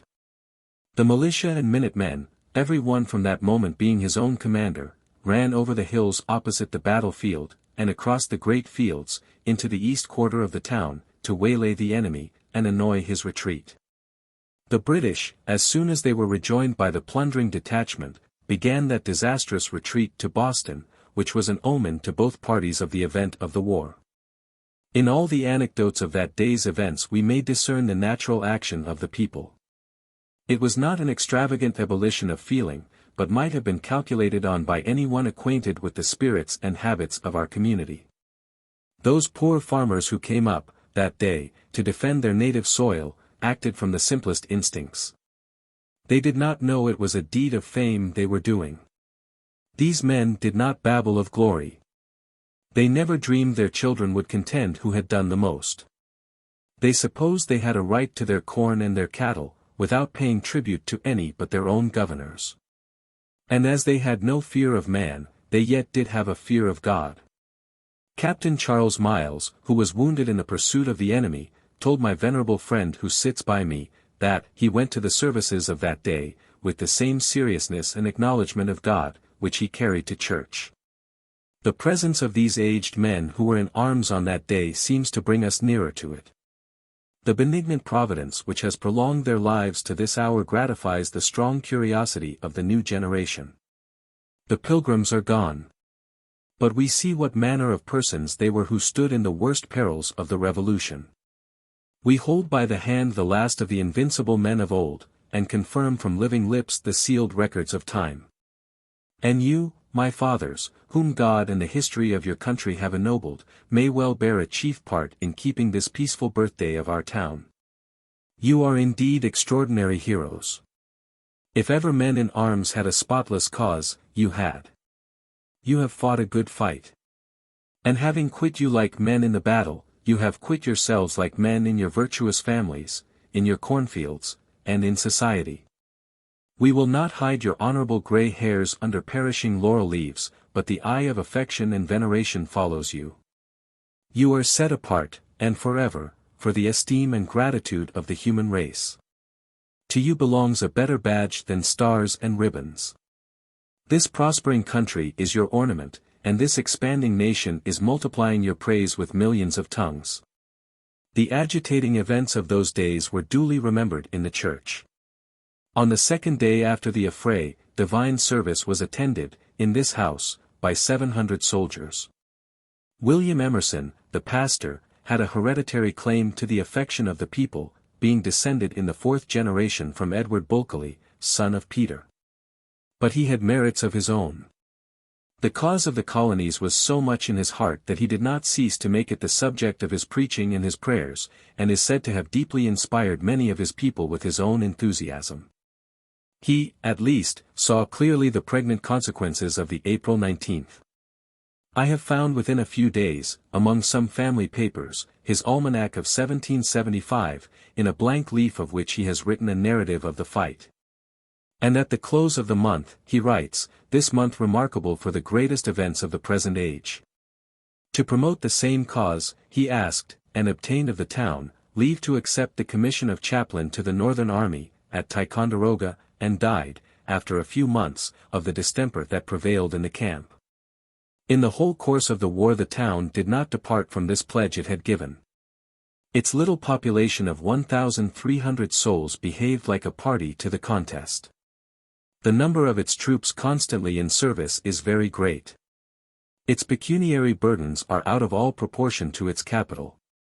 The economy so rigid, which marked its earlier history, has all vanished. It spends profusely, affectionately, in the service. Since, say the plaintive records, General Washington, at Cambridge, is not able to give but 24s per cord for wood, for the army. It is voted, that this town encouraged the inhabitants to supply the army, by paying $2 per cord, over and above the general's price, to such as shall carry wood thither, and 210 cords of wood were carried. A similar order is taken respecting hay. Whilst Boston was occupied by the British troops, Concord contributed to the relief of the inhabitants, £70, in money, 225 bushels of grain, and a quantity of meat and wood. When, presently, the poor of Boston were quartered by the Provincial Congress on the neighboring country, Concord received 82 persons to its hospitality. In the year 1775, it raised 100 minute-men, and 74 soldiers to serve at Cambridge. In March, 1776, 145 men were raised by this town to serve at Dorchester Heights. In June, the General Assembly of Massachusetts resolved to raise 5,000 militia for 6 months, to reinforce the Continental Army. The numbers, say they, are large, but this court has the fullest assurance that their brethren, on this occasion, will not confer with flesh and blood, but will, without hesitation, and with the utmost alacrity and dispatch, fill up the numbers proportioned to the several towns. On that occasion, Concord furnished 67 men, paying them itself, at an expense of £622. And so on, with every levy, to the end of the war. For these men it was continually providing shoes, stockings, shirts, coats, blankets and beef. The taxes, which, before the war, had not much exceeded £200 per annum, amounted, in the year 1782, to $9,544, in silver. The great expense of the war was borne with cheerfulness, whilst the war lasted. But years passed, after the peace, before the debt was paid. As soon as danger and injury ceased, the people were left at leisure to consider their poverty and their debts. The town records show how slowly the inhabitants recovered from the strain of excessive exertion. Their instructions to their representatives are full of loud complaints of the disgraceful state of public credit, and the excess of public expenditure. They may be pardoned, under such distress, for the mistakes of an extreme frugality. They fell into a common error, not yet dismissed to the moon, that the remedy was, to forbid the great importation of foreign commodities, and to prescribe by law the prices of articles. The operation of a new government was dreaded, lest it should prove expensive, and the country towns thought it would be cheaper if it were removed from the capital. They were jealous lest the general court should pay itself too liberally, and our fathers must be forgiven by their charitable posterity, if, in 1782, before choosing a representative, it was voted that the person who should be chosen representative to the general court should receive a success per day, whilst in actual service, an account of which time he should bring to the town, and if it should be that the general court should resolve, that, their pay should be more than a success, then the representative shall be hereby directed to pay the overplus into the town treasury. This was securing the prudence of the public servants. But whilst the town had its own full share of the public distress, it was very far from desiring relief at the cost of order and law. In 1786, when the general sufferings drove the people in parts of Worcester and Hampshire counties to insurrection, a large party of armed insurgents arrived in this town, on the September 12th, to hinder the sitting of the Court of Common Pleas. But they found no countenance here.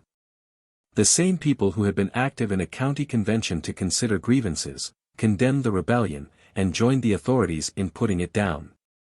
In 1787, the admirable instructions given by the town to its representative are a proud monument of the good sense and good feeling that prevailed. The grievances ceased with the adoption of the federal Constitution. The Constitution of Massachusetts had been already accepted. It was put to the town of Concord, in October, 1776, by the legislature, whether the existing House of Representatives should enact a constitution for the state. The town answered no. The General Court, notwithstanding, draft a constitution, sent it here, and asked the town whether they would have it for the law of the state. The town answered no, by a unanimous vote. In 1780, a constitution of the state, proposed by the convention chosen for that purpose, was accepted by the town with the reservation of some articles. And, in 1788, the town, by its delegate, accepted the new Constitution of the United States, and this event closed the whole series of important public events in which this town played a part. From that time to the present hour, this town has made a slow but constant progress in population and wealth, and the arts of peace. It has suffered neither from war, nor pestilence, nor famine, nor flagrant crime. Its population, in the census of 1830, was 2,020 souls. The public expenses, for the last year, amounted to $4,290, for the present year, to $5,040. If the community stints its expense in small matters, it spends freely on great duties. The town raises, this year, $1,800 for its public schools, besides about $1,200 which are paid, by subscription, for private schools. This year, it expends $800 for its poor, the last year it expended $900. Two religious societies, of differing creed, dwell together in good understanding, both promoting, we hope, the cause of righteousness and love. Concord has always been noted for its ministers. The living need no praise of mine. Yet it is among the sources of satisfaction and gratitude, this day, that the aged with whom is wisdom, our father's counselor and friend, is spared to counsel and intercede for the sons. Such, fellow citizens, is an imperfect sketch of the history of Concord. I have been greatly indebted, in preparing this sketch, to the printed but unpublished history of this town, furnished me by the unhesitating kindness of its author, long a resident in this place. I hope that history will not long remain unknown.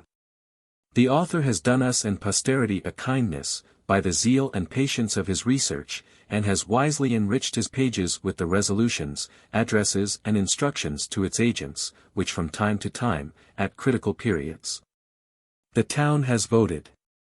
Meantime, I have read with care the town records themselves. They must ever be the fountains of all just information respecting your character and customs. They are the history of the town. They exhibit a pleasing picture of a community almost exclusively agricultural, where no man has much time for words, in his search after things, of a community of great simplicity of manners, and of a manifest love of justice. For the most part, the town has deserved the name it wears. I find our annals marked with a uniform good sense. I find no ridiculous laws, no eavesdropping legislators, no hanging of witches, no ghosts, no whipping of Quakers, no unnatural crimes. The tone of the records rises with the dignity of the event. These soiled and musty books are luminous and electric within. The old town clerks did not spell very correctly, but they contrived to make pretty intelligible the will of a free and just community. Frugal our fathers were, very frugal, though, for the most part, they deal generously by their minister, and provide well for the schools and the poor.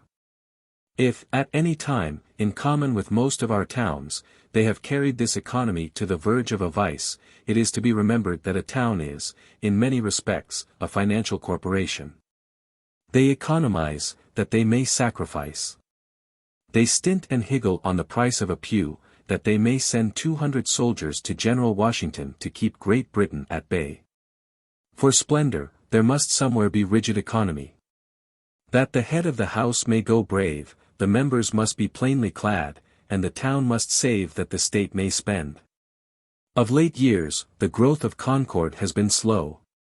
Without navigable waters, without mineral riches, without any considerable mill privileges, the natural increase of her population is drained by the constant emigration of the youth.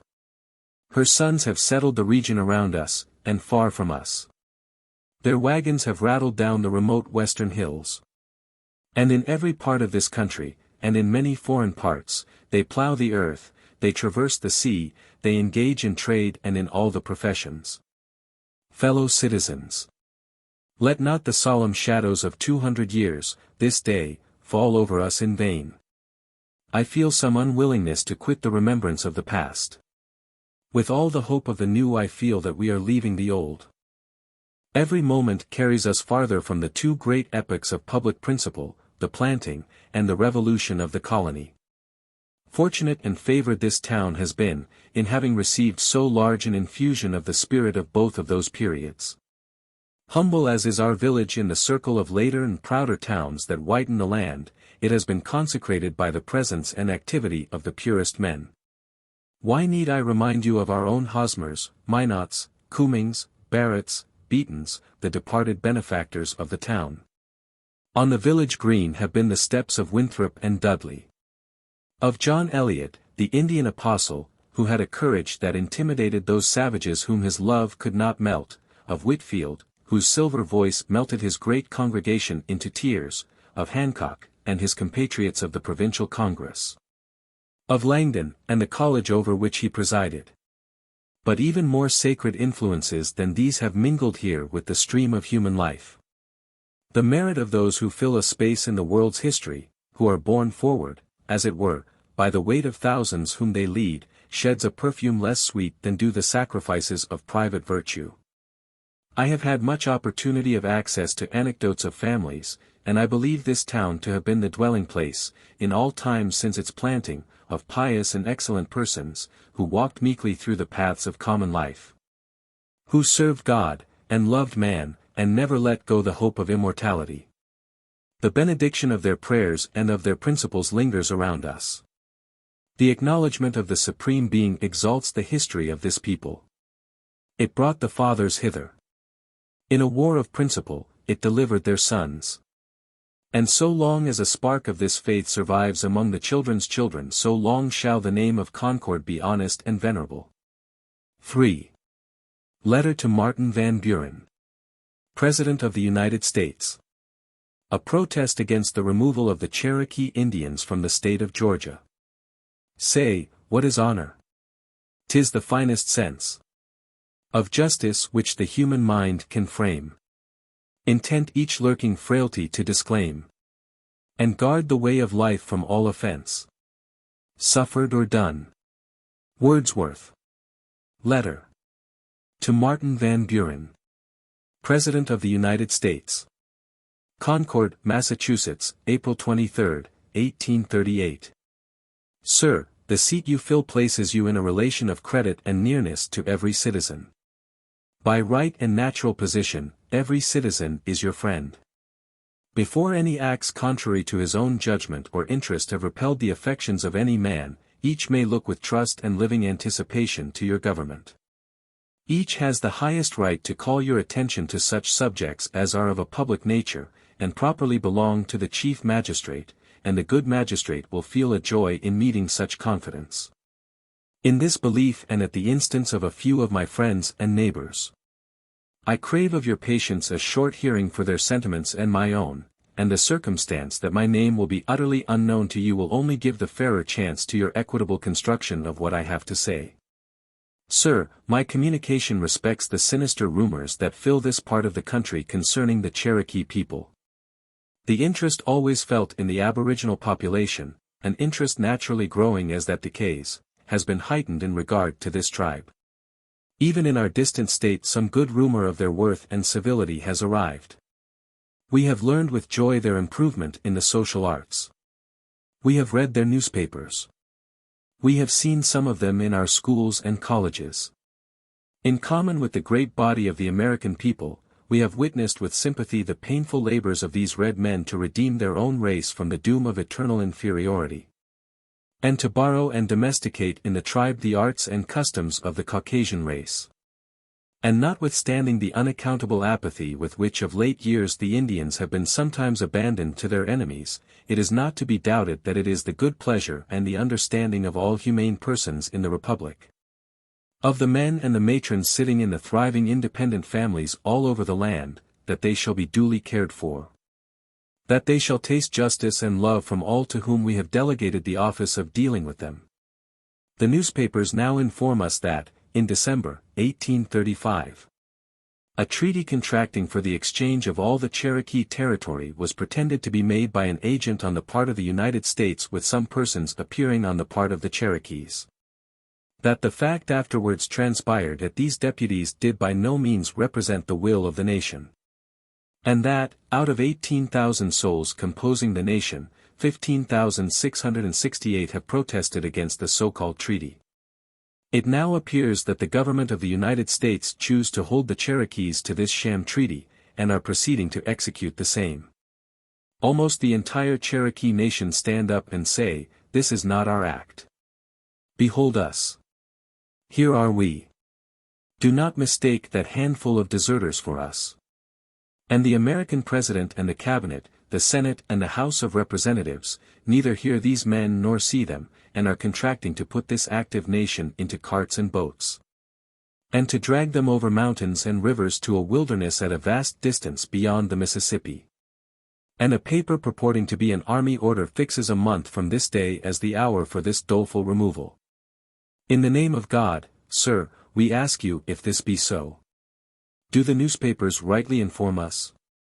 Men and women with pale and perplexed faces meet one another in the streets and churches here, and ask if this be so. We have inquired if this be a gross misrepresentation from the party opposed to the government and anxious to blacken it with the people. We have looked in the newspapers of different parties and find a horrid confirmation of the tale. We are slow to believe it. We hoped the Indians were misinformed, and that their remonstrance was premature, and will turn out to be a needless act of terror. The piety, the principle that is left in the United States, if only in its coarsest form, a regard to the speech of men, forbid us to entertain it as a fact. Such a dereliction of all faith and virtue, such a denial of justice, and such deafness to screams for mercy were never heard of in times of peace and in the dealing of a nation with its own allies and wards, since the earth was made. Sir, does this government think that the people of the United States are become savage and mad? From their mind are the sentiments of love and a good nature wiped clean out? The soul of man, the justice, the mercy that is the heart's heart in all men, from Maine to Georgia, does abhor this business. In speaking thus the sentiments of my neighbors and my own, perhaps I overstep the bounds of decorum. But would it not be a higher indecorum coldly to argue a matter like this? We only state the fact that a crime is projected that confounds our understandings by its magnitude, a crime that really deprives us as well as the Cherokees of a country. For how could we call the conspiracy that should crush these poor Indians our government, or the land that was cursed by their parting and dying imprecations our country, any more? You, sir, will bring down that renowned chair in which you sit into infamy if your seal is set to this instrument of perfidy, and the name of this nation, hitherto the sweet omen of religion and liberty, will stink to the world. You will not do us the injustice of connecting this remonstrance with any sectional and party feeling. It is in our hearts the simplest commandment of brotherly love. We will not have this great and solemn claim upon national and human justice huddled aside under the flimsy plea of its being a party act. Sir, to us the questions upon which the government and the people have been agitated during the past year, touching the prostration of the currency and of trade, seem but motes in comparison. These hard times, it is true, have brought the discussion home to every farmhouse and poor man's house in this town. But it is the chirping of grasshoppers beside the immortal question whether justice shall be done by the race of civilized to the race of savage man, whether all the attributes of reason, of civility, of justice, and even of mercy, shall be put off by the American people, and so vast an outrage upon the Cherokee nation and upon human nature shall be consummated. One circumstance lessens the reluctance with which I intrude at this time on your attention my conviction that the government ought to be admonished of a new historical fact, which the discussion of this question has disclosed, namely, that there exists in a great part of the northern people a gloomy diffidence in the moral character of the government. On the broaching of this question, a general expression of despondency, of disbelief that any good will accrue from a remonstrance on an act of fraud and robbery, appeared in those men to whom we naturally turn for aid and counsel. Will the American government steal? Will it lie? Will it kill? We ask triumphantly. Our counselors and old statesmen here say that 10 years ago they would have staked their lives on the affirmation that the proposed Indian measures could not be executed, that the unanimous country would put them down. And now the steps of this crime follow each other so fast, at such fatally quick time, that the millions of virtuous citizens, whose agents the government are, have no place to interpose, and must shut their eyes until the last howl and wailing of these tormented villages and tribes shall afflict the ear of the world. I will not hide from you, as an indication of the alarming distrust, that a letter addressed as mine is, and suggesting to the mind of the executive the plain obligations of man, has a burlesque character in the apprehensions of some of my friends. I, sir, will not beforehand treat you with the contumely of this distrust. I will at least state to you this fact, and show you how plain and humane people, whose love would be honor, regard the policy of the government, and what injurious inferences they draw as to the minds of the governors. A man with your experience in affairs must have seen cause to appreciate the futility of opposition to the moral sentiment. However feeble the sufferer and however great the oppressor, it is in the nature of things that the blow should recoil upon the aggressor. For God is in the sentiment, and it cannot be withstood. The potentate and the people perish before it. But with it, and as its executor, they are omnipotent. I write thus, sir, to inform you of the state of mind these Indian tidings have awakened here, and to pray with one voice more that you, whose hands are strong with the delegated power of 15 millions of men, will avert with that might the terrific injury which threatens the Cherokee tribe. With great respect, sir, I am your fellow citizen, Ralph Waldo Emerson. 4. Address. Delivered in Concord on the anniversary of the emancipation of the Negroes in the British West Indies, August 1, 1844. There a captive sat in chains, crooning ditties treasured well from his Afric's torrid plains. Sole estate his sire bequeathed, hapless sire to hapless son, was the wailing song he breathed, and his chain when life was done. Address. Emancipation in the British West Indies. Friends and fellow citizens, we are met to exchange congratulations on the anniversary of an event singular in the history of civilization, a day of reason, of the clear light, of that which makes us better than a flock of birds and beasts, a day which gave the immense fortification of a fact, of gross history, to ethical abstractions. It was the settlement, as far as a great empire was concerned, of a question on which almost every leading citizen in it had taken care to record his vote, one which for many years absorbed the attention of the best and most eminent of mankind. I might well hesitate, coming from other studies, and without the smallest claim to be a special laborer in this work of humanity, to undertake to set this matter before you, which ought rather to be done by a strict cooperation of many well-advised persons, but I shall not apologize for my weakness. In this cause, no man's weakness is any prejudice, it has 1,000 sons, if one man cannot speak, 10 others can. And, whether by the wisdom of its friends, or by the folly of the adversaries, by speech and by silence, by doing and by omitting to do, it goes forward. Therefore I will speak, or, not I, but the might of liberty in my weakness. The subject is said to have the property of making dull men eloquent. It has been in all men's experience a marked effect of the enterprise in behalf of the African, to generate an overbearing and defying spirit. The institution of slavery seems to its opponent to have but one side, and he feels that none but a stupid or a malignant person can hesitate on a view of the facts. Under such an impulse, I was about to say, if any cannot speak, or cannot hear the words of freedom, let him go hence. I had almost said, creep into your grave, the universe has no need of you. But I have thought better, let him not go. When we consider what remains to be done for this interest in this country, the dictates of humanity make us tender of such as are not yet persuaded. The hardest selfishness is to be borne with. Let us withhold every reproachful, and, if we can, every indignant remark. In this cause, we must renounce our temper, and the risings of pride. If there be any man who thinks the ruin of a race of men a small matter, compared with the last decoration and completions of his own comfort, who would not so much as part with his ice cream, to save them from rapine and manacles. I think I must not hesitate to satisfy that man that also his cream and vanilla are safer and cheaper by placing the Negro nation on a fair footing than by robbing them. If the Virginian piques himself on the picturesque luxury of his vassalage, on the heavy Ethiopian manners of his house servants, their silent obedience, their hue of bronze, their turbaned heads, and would not exchange them for the more intelligent but precarious hired service of whites, I shall not refuse to show him that when their free papers are made out, it will still be their interest to remain on his estate. And that the oldest planters of Jamaica are convinced that it is cheaper to pay wages than to own the slave. The history of mankind interests us only as it exhibits a steady gain of truth and right, in the incessant conflict which it records between the material and the moral nature. From the earliest monuments it appears that one race was victim and served the other races. In the oldest temples of Egypt, Negro captives are painted on the tombs of kings, in such attitudes as to show that they are on the point of being executed. And Herodotus, our oldest historian, relates that the troglodytes hunted the Ethiopians in four-horse chariots. From the earliest time, the Negro has been an article of luxury to the commercial nations.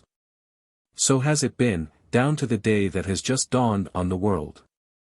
Language must be raked, the secrets of slaughterhouses and infamous holes that cannot front the day, must be ransacked, to tell what Negro slavery has been.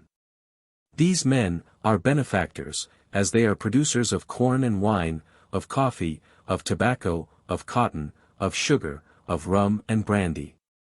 Gentle and joyous themselves, and producers of comfort and luxury for the civilized world, there seated in the finest climates of the globe, children of the sun, I am heartsick when I read how they came there, and how they are kept there.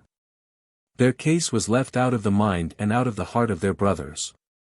The prizes of society, the trumpet of fame, the privileges of learning, of culture, of religion, the decencies and joys of marriage, honor, obedience, personal authority and a perpetual melioration into a finer civility, these were for all. But not for them. For the Negro, was the slave ship to begin with, in whose filthy hold he sat in irons, unable to lie down, bad food, and insufficiency of that, disfranchisement, no property in the rags that covered him. No marriage, no right in the poor black woman that cherished him in her bosom, no right to the children of his body, no security from the humors, none from the crimes, none from the appetites of his master, toil, famine, insult and flogging. And, when he sank in the furrow, no wind of good fame blew over him, no priest of salvation visited him with glad tidings, but he went down to death with dusky dreams of African shadow-catchers and obias hunting him. Very sad was the Negro tradition, that the Great Spirit, in the beginning offered the black man, whom he loved better than the buckra, or white, his choice of two boxes, a big and a little one.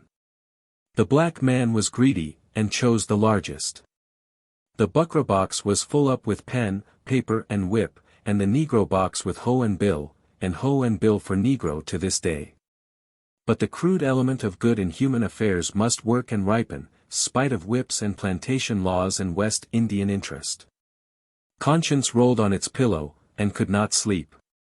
We sympathize very tenderly here with the poor aggrieved planter, of whom so many unpleasant things are said, but if we saw the whip applied to old men, to tender women, and, undeniably, though I shrink to say so, pregnant women set in the treadmill for refusing to work, when, not they, but the eternal law of animal nature refused to work. If we saw men's backs flayed with cowhides, and hot rum poured on, superinduced with brine or pickle, rubbed in with a corn husk, in the scorching heat of the sun, if we saw the runaways hunted with bloodhounds into swamps and hills, and, in cases of passion, a planter throwing his Negro into a copper of boiling cane juice, if we saw these things with eyes, we too should wince. They are not pleasant sights. The blood is moral, the blood is anti-slavery, it runs cold in the veins, the stomach rises with disgust and curses slavery. Well, so it happened. A good man or woman, a country boy or girl, it would so fall out, once in a while saw these injuries and had the indiscretion to tell of them. The horrid story ran and flew, the winds blew it all over the world. They who heard it asked their rich and great friends if it was true, or only missionary lies. The richest and greatest, the Prime Minister of England, the King's Privy Council were obliged to say that it was too true. It became plain to all men, the more this business was looked into, that the crimes and cruelties of the slave traders and slave owners could not be overstated. The more it was searched, the more shocking anecdotes came up, things not to be spoken. Humane persons who were informed of the reports insisted on proving them. Granville Sharp was accidentally made acquainted with the sufferings of a slave, whom a West Indian planter had brought with him to London and had beaten with a pistol on his head, so badly that his whole body became diseased. And the man useless to his master, who left him to go whither he pleased. The man applied to Mr. William Sharp, a charitable surgeon, who attended the diseases of the poor. In process of time, he was healed. Granville Sharp found him at his brother's and procured a place for him in an apothecary's shop. The master accidentally met his recovered slave, and instantly endeavored to get possession of him again. Sharp protected the slave. In consulting with the lawyers, they told Sharp the laws were against him. Sharp would not believe it. No prescription on earth could ever render such iniquities legal. But the decisions are against you, and Lord Mansfield, now Chief Justice of England, leans to the decisions. Sharp instantly sat down and gave himself to the study of English law for more than 2 years, until he had proved that the opinions relied on, of Talbot and York, were incompatible with the former English decisions and with the whole spirit of English law. He published his book in 1769, and he so filled the heads and hearts of his advocates that when he brought the case of George Somerset, another slave, before Lord Mansfield, the slavish decisions were set aside, and equity affirmed. There is a sparkle of God's righteousness in Lord Mansfield's judgment, which does the heart good. Very unwilling had that great lawyer been to reverse the late decisions. He suggested twice from the bench, in the course of the trial, how the question might be got rid of, but the hint was not taken, the case was adjourned again, and judgment delayed.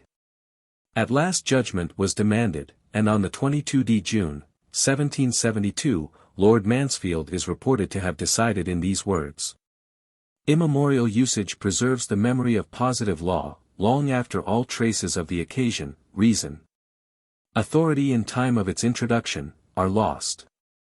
And in a case so odious as the condition of slaves, must be taken strictly, tracing the subject to natural principles, the claim of slavery never can be supported. The power claimed by this return never was in use here. We cannot say the cause set forth by this return is allowed or approved of by the laws of this kingdom, and therefore the man must be discharged." This decision established the principle that the air of England is too pure for any slave to breathe, but the wrongs in the islands were not thereby touched. Public attention, however, was drawn that way, and the methods of the stealing in the transportation from Africa became noised abroad. The Quakers got the story. In their plain meeting-houses and prim dwellings this dismal agitation got entrance.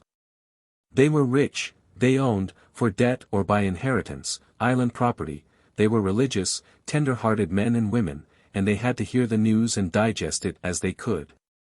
6 Quakers met in London on the 6th of July, 1783, William Dillwyn, Samuel Hoare, George Harrison, Thomas Knowles, John Lloyd, Joseph Woods, to consider what step they should take for the relief and liberation of the Negro slaves in the West Indies, and for the discouragement of the slave trade on the coast of Africa. They made friends and raised money for the slave, they interested their yearly meeting, and all English and all American Quakers. John Woolman of New Jersey, whilst yet an apprentice, was uneasy in his mind when he was set to write a bill of sale of a Negro, for his master. He gave his testimony against the traffic, in Maryland and Virginia. Thomas Clarkson was a youth at Cambridge, England, when the subject given out for a Latin prize dissertation was, "Is it right to make slaves of others against their will?" He wrote an essay, and won the prize. But he wrote too well for his own peace. He began to ask himself if these things could be true, and if they were, he could no longer rest. He left Cambridge, he fell in with the 6 Quakers. They engaged him to act for them. He himself interested Mr. Wilberforce in the matter. The shipmasters in that trade were the greatest miscreants, and guilty of every barbarity to their own crews. Clarkson went to Bristol, made himself acquainted with the interior of the slave ships and the details of the trade. The facts confirmed his sentiment, that Providence had never made that to be wise which was immoral, and that the slave trade was as impolitic as it was unjust, that it was found peculiarly fatal to those employed in it. More seamen died in that trade in 1 year than in the whole remaining trade of the country in 2. Mr. Pitt and Mr. Fox were drawn into the generous enterprise. In 1788, the House of Commons voted parliamentary inquiry. In 1791, a bill to abolish the trade was brought in by Wilberforce, and supported by him and by Fox and Burke and Pitt, with the utmost ability and faithfulness, resisted by the planters and the whole West Indian interest, and lost. During the next 16 years, 10 times, year after year, the attempt was renewed by Mr. Wilberforce, and 10 times defeated by the planters. The king, and all the royal family but one, were against it. These debates are instructive, as they show on what grounds the trade was assailed and defended. Everything generous, wise, and sprightly is sure to come to the attack. On the other part are found cold prudence, barefaced selfishness and silent votes. But the nation was aroused to enthusiasm. Every horrid fact became known. In 1791, 300,000 persons in Britain pledged themselves to abstain from all articles of island produce. The planters were obliged to give way, and in 1807, on the March 25, the bill passed, and the slave trade was abolished.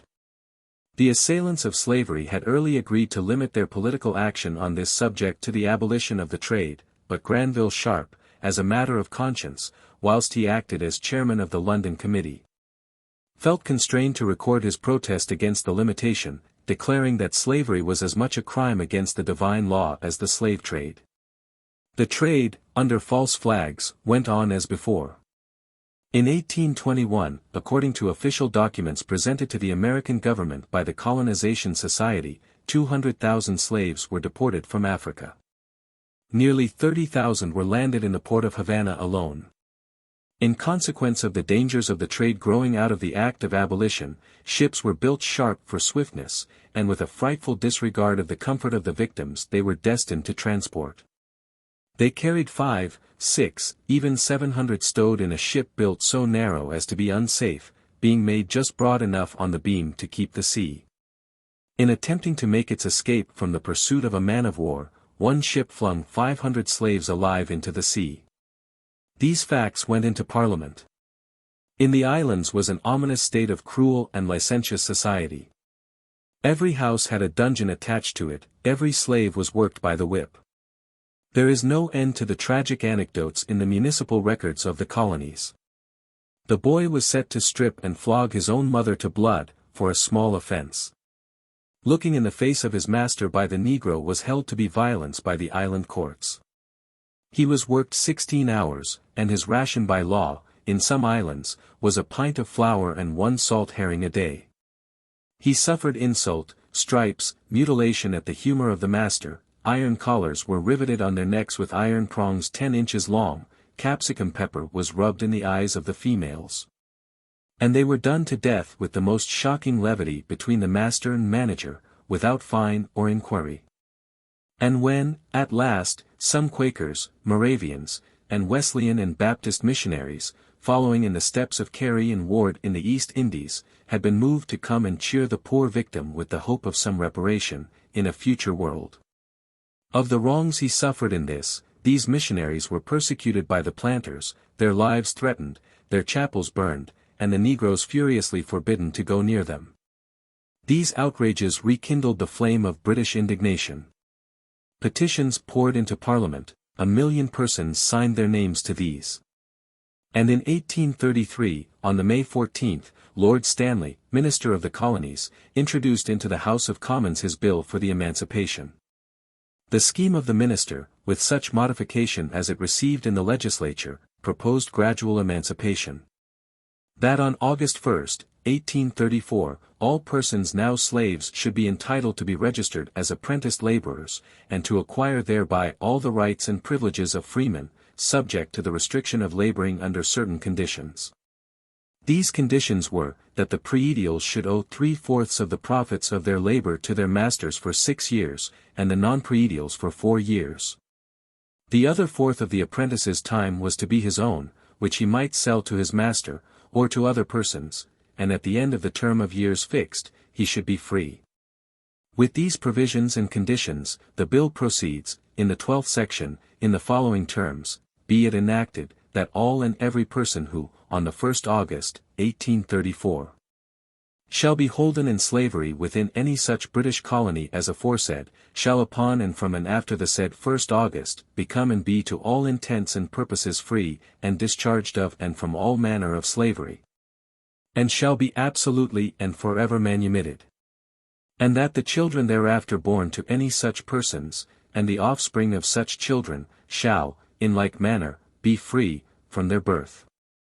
And that from and after the 1st August, 1834, slavery shall be and is hereby utterly and forever abolished and declared unlawful throughout the British colonies, plantations, and possessions abroad. The ministers, having estimated the slave products of the colonies in annual exports of sugar, rum and coffee, at £1,500,000 per annum, estimated the total value of the slave property at £30 million sterling. And proposed to give the planters, as a compensation for so much of the slaves' time as the Act took from them, £20 million sterling, to be divided into 19 shares for the 19 colonies, and to be distributed to the owners of slaves by commissioners, whose appointment and duties were regulated by the Act. After much debate, the bill passed by large majorities. The apprenticeship system is understood to have proceeded from Lord Brougham, and was by him urged on his colleagues, who, it is said, were inclined to the policy of immediate emancipation. The colonial legislatures received the Act of Parliament with various degrees of displeasure, and, of course, every provision of the bill was criticized with severity. The new relation between the master and the apprentice, it was feared, would be mischievous, for the bill required the appointment of magistrates who should hear every complaint of the apprentice and see that justice was done him. It was feared that the interest of the master and servant would now produce perpetual discord between them. In the island of Antigua, containing 37,000 people, 30,000 being Negroes, these objections had such weight that the legislature rejected the apprenticeship system, and adopted absolute emancipation. In the other islands the system of the ministry was accepted. The reception of it by the Negro population was equal in nobleness to the deed. The Negroes were called together by the missionaries and by the planters, and the news explained to them. On the night of the July 31st, they met everywhere at their churches and chapels, and at midnight, when the clock struck 12, on their knees, the silent, weeping assembly became men, they rose and embraced each other. They cried, they sung, they prayed, they were wild with joy, but there was no riot, no feasting. I have never read anything in history more touching than the moderation of the Negroes. Some American captains left the shore and put to sea, anticipating insurrection and general murder. With far different thoughts, the Negroes spent the hour in their huts and chapels. I will not repeat to you the well-known paragraph, in which Messrs. Tomey and Kimball, the commissioners sent out in the year 1837 by the American Anti-Slavery Society, described the occurrences of that night in the island of Antigua. It has been quoted in every newspaper, and Dr. Channing has given it additional fame. But I must be indulged in quoting a few sentences from the pages that follow it, narrating the behavior of the emancipated people on the next day. The 1st of August came on Friday, and a release was proclaimed from all work until the next Monday. The day was chiefly spent by the great mass of the Negroes in the churches and chapels. The clergy and missionaries throughout the island were actively engaged, seizing the opportunity to enlighten the people on all the duties and responsibilities of their new relation, and urging them to the attainment of that higher liberty with which Christ maketh his children free. In every quarter, we were assured, the day was like a Sabbath. Work had ceased. The hum of business was still, tranquility pervaded the towns and country. The planters informed us that they went to the chapels where their own people were assembled, greeted them, shook hands with them, and exchanged the most hearty good wishes. At Grace Hill, there were at least 1,000 persons around the Moravian chapel who could not get in. For once the house of God suffered violence, and the violent took it by force. At Grace Bay, the people, all dressed in white, formed a procession, and walked arm in arm into the chapel. We were told that the dress of the Negroes on that occasion was uncommonly simple and modest. There was not the least disposition to gaiety. Throughout the island, there was not a single dance known of, either day or night, nor so much as a fiddle played. On the next Monday morning, with very few exceptions, every Negro on every plantation was in the field at his work. In some places, they waited to see their master, to know what bargain he would make, but for the most part, throughout the islands, nothing painful occurred.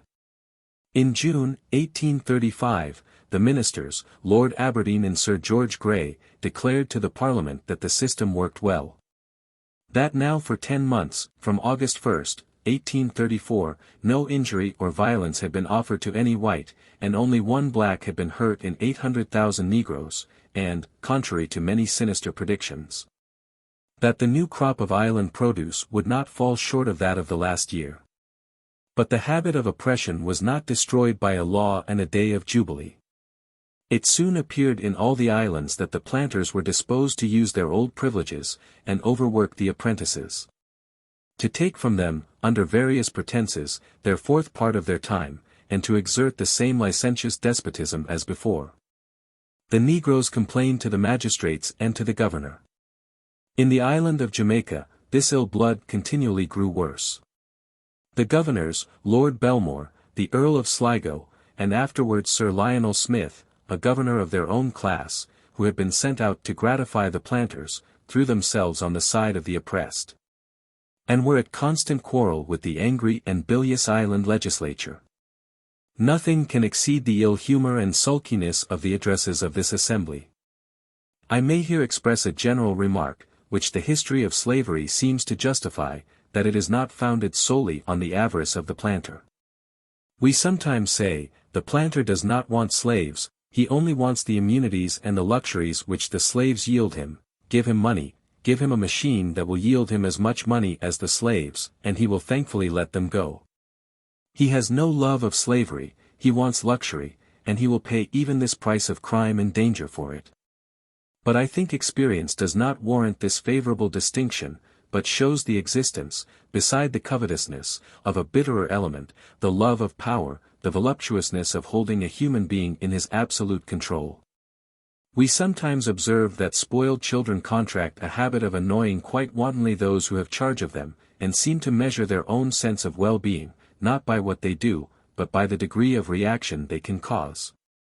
It is vain to get rid of them by not minding them. If purring and humming is not noticed, they squeal and screech, then if you chide and console them, they find the experiment succeeds, and they begin again. The child will sit in your arms contented, provided you do nothing. If you take a book and read, he commences hostile operations. The planter is the spoiled child of his unnatural habits, and has contracted in his indolent and luxurious climate the need of excitement by irritating and tormenting his slave. Sir Lionel Smith defended the poor Negro girls, prey to the licentiousness of the planters. They shall not be whipped with tamarind rods if they do not comply with their master's will. He defended the Negro women. They should not be made to dig the cane holes, which is the very hardest of the field work. He defended the Baptist preachers and the stipendiary magistrates, who are the Negro's friends, from the power of the planter.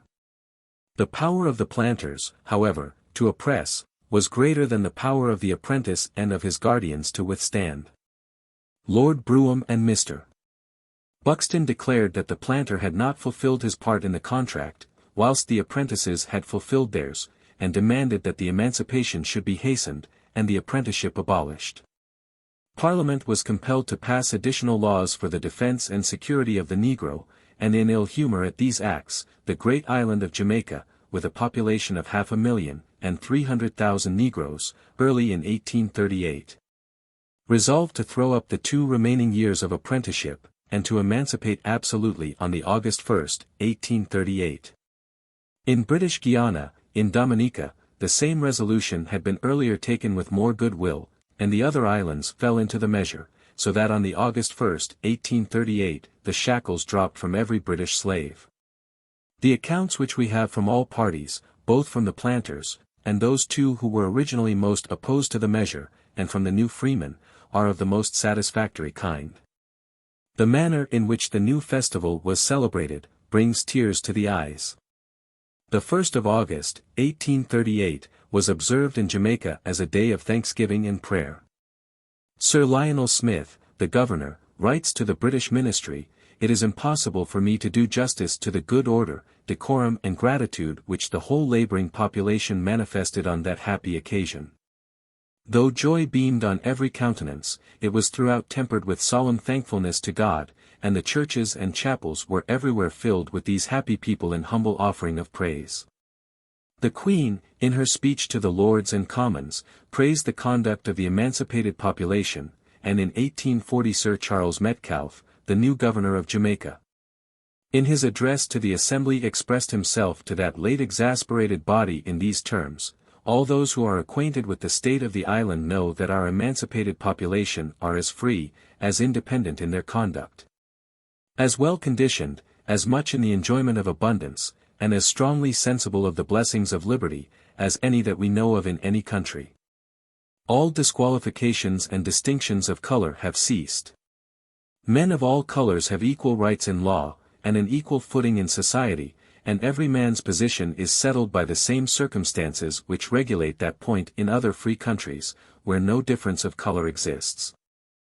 It may be asserted, without fear of denial, that the former slaves of Jamaica are now as secure in all social rights, as freeborn Britons."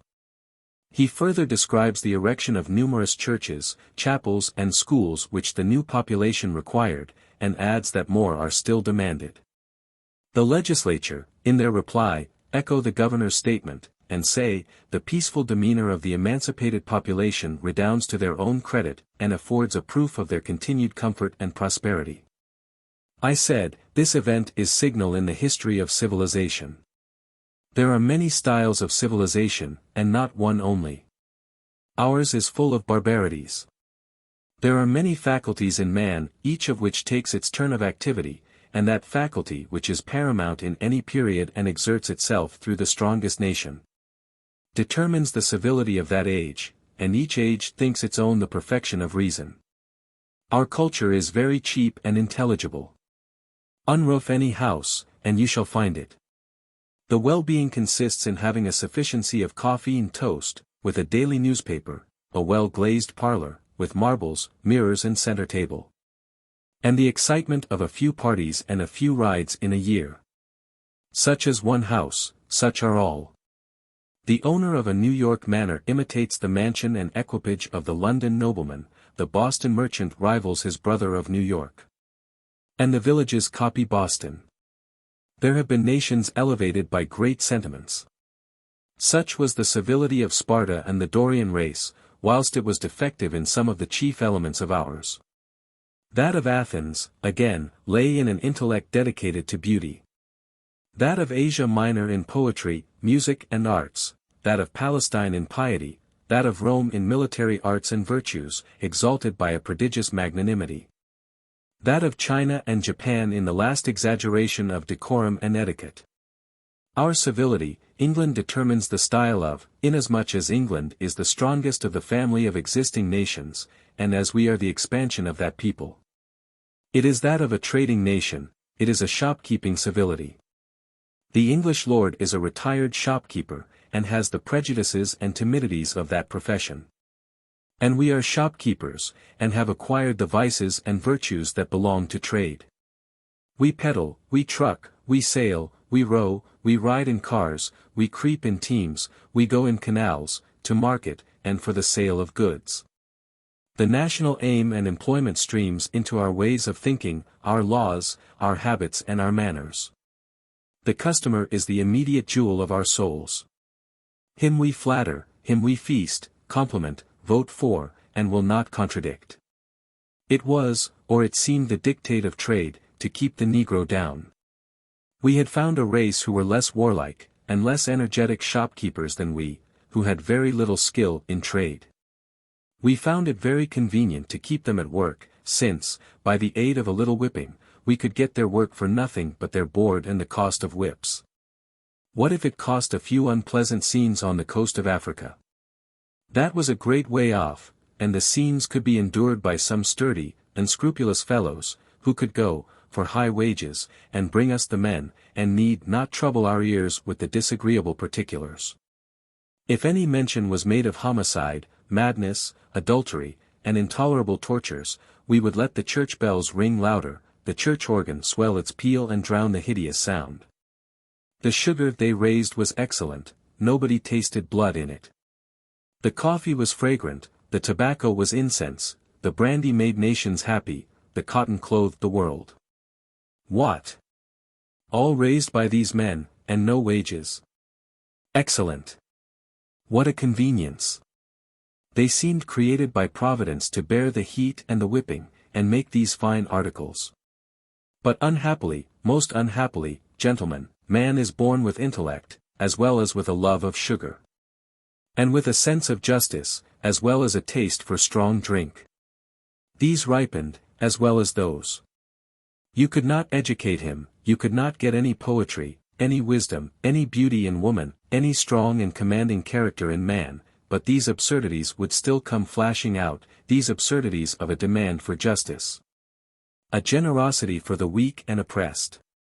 Unhappily, too, for the planter, the laws of nature are in harmony with each other, that which the head and the heart demand is found to be, in the long run, for what the grossest calculator calls his advantage.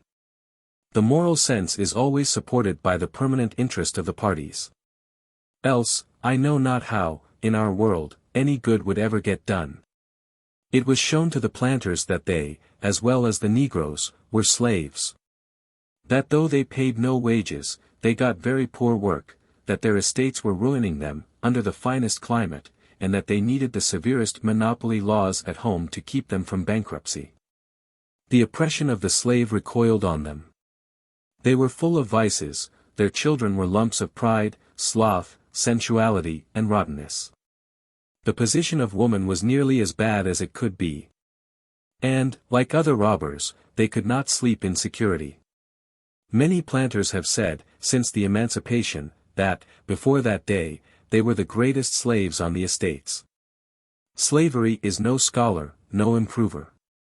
It does not love the whistle of the railroad, it does not love the newspaper, the mail bag, a college, a book or a preacher who has the absurd whim of saying what he thinks, it does not increase the white population, it does not improve the soil. Everything goes to decay. For these reasons the islands proved bad customers to England. It was very easy for manufacturers less shrewd than those of Birmingham and Manchester to see that if the state of things in the islands was altered, if the slaves had wages, the slaves would be clothed, would build houses, would fill them with tools, with pottery, with crockery, with hardware. And Negro women love fine clothes as well as white women. In every naked Negro of those thousands, they saw a future customer. Meantime, they saw further that the slave trade, by keeping in barbarism the whole coast of eastern Africa, deprives them of countries and nations of customers, if once freedom and civility and European manners could get a foothold there. But the trade could not be abolished whilst this hungry West Indian market, with an appetite like the grave, cried, "More, more, bring me 100 a day," they could not expect any mitigation in the madness of the poor African war chiefs. These considerations opened the eyes of the dullest in Britain. More than this, the West Indian estate was owned or mortgaged in England, and the owner and the mortgagee had very plain intimations that the feeling of English liberty was gaining every hour new mass and velocity. And the hostility to such as resisted it would be fatal. The House of Commons would destroy the protection of island produce, and interfere in English politics in the island legislation, so they hastened to make the best of their position, and accepted the bill. These considerations, I doubt not, had their weight, the interest of trade, the interest of the revenue, and, moreover, the good fame of the action. It was inevitable that men should feel these motives. but they do not appear to have had an excessive or unreasonable weight. On reviewing this history, I think the whole transaction reflects infinite honor on the people and Parliament of England. It was a stately spectacle, to see the cause of human rights argued with so much patience and generosity and with such a mass of evidence before that powerful people. It is a creditable incident in the history that when, in 1789, the first Privy Council report of evidence on the trade, a bulky folio embodying all the facts which the London Committee had been engaged for years in collecting, and all the examinations before the Council, was presented to the House of Commons, a late day being named for the discussion, in order to give members time, Mr. Wilberforce, Mr. Pitt, the Prime Minister, and other gentlemen, took advantage of the postponement to retire into the country to read the report. For months and years the bill was debated, with some consciousness of the extent of its relations, by the first citizens of England, the foremost men of the earth. Every argument was weighed, every particle of evidence was sifted and laid in the scale, and, at last, the right triumphed, the poor man was vindicated, and the oppressor was flung out. I know that England has the advantage of trying the question at a wide distance from the spot where the nuisance exists. The planters are not, excepting in rare examples, members of the legislature. The extent of the empire, and the magnitude and number of other questions crowding into court, keep this one in balance, and prevent it from obtaining that ascendancy, and being urged with that intemperance which a question of property tends to acquire. There are causes in the composition of the British legislature, and the relation of its leaders to the country and to Europe, which exclude much that is pitiful and injurious in other legislative assemblies. From these reasons, the question was discussed with a rare independence and magnanimity. It was not narrowed down to a paltry electioneering trap. And, I must say, a delight in justice, an honest tenderness for the poor Negro, for man suffering these wrongs, combined with the national pride, which refused to give the support of English soil or the protection of the English flag to these disgusting violations of nature. Forgive me, fellow citizens, if I own to you, that in the last few days that my attention has been occupied with this history, I have not been able to read a page of it without the most painful comparisons. Whilst I have read of England, I have thought of New England. Whilst I have meditated in my solitary walks on the magnanimity of the English bench and Senate, reaching out the benefit of the law to the most helpless citizen in her worldwide realm, I have found myself oppressed by other thoughts. As I have walked in the pastures and along the edge of woods, I could not keep my imagination on those agreeable figures, for other images that intruded on me. I could not see the great vision of the patriots and senators who have adopted the slave's cause. They turned their backs on me. No, I see other pictures, of mean men. I see very poor, very ill-clothed, very ignorant men, not surrounded by happy friends, to be plain, poor black men of obscure employment as mariners, cooks or stewards, in ships, yet citizens of this our Commonwealth of Massachusetts. Freeborn as we, whom the slave laws of the states of South Carolina, Georgia and Louisiana have arrested in the vessels in which they visited those ports, and shut up in jails so long as the vessel remained in port, with the stringent addition, that if the shipmaster fails to pay the costs of this official arrest and the board in jail, these citizens are to be sold for slaves, to pay that expense. These men, I see, and no law to save them. Fellow citizens, this crime will not be hushed up any longer. I have learned that a citizen of Nantucket, walking in New Orleans, found a freeborn citizen of Nantucket, a man, too, of great personal worth, and, as it happened, very dear to him, as having saved his own life, working chained in the streets of that city, kidnapped by such a process as this. In the sleep of the laws, the private interference of two excellent citizens of Boston has, I have ascertained, rescued several natives of this state from these southern prisons. Gentlemen, I thought the deck of a Massachusetts ship was as much the territory of Massachusetts as the floor on which we stand. It should be as sacred as the temple of God. The poorest fishing smack that floats under the shadow of an iceberg in the northern seas, or hunts whale in the southern ocean, should be encompassed by her laws with comfort and protection, as much as within the arms of Cape Ann or Cape Cod. And this kidnapping is suffered within our own land and federation, whilst the 4th article of the Constitution of the United States ordains in terms, that the citizens of each state shall be entitled to all privileges and immunities of citizens in the several states. If such a damnable outrage can be committed on the person of a citizen with impunity, let the governor break the broad seal of the state, he bears the sword in vain. The governor of Massachusetts is a trifler. The State House in Boston is a playhouse, the General Court is a dishonored body, if they make laws which they cannot execute. The great-hearted Puritans have left no posterity. The rich men may walk in State Street, but they walk without honor. And the farmers may brag their democracy in the country, but they are disgraced men.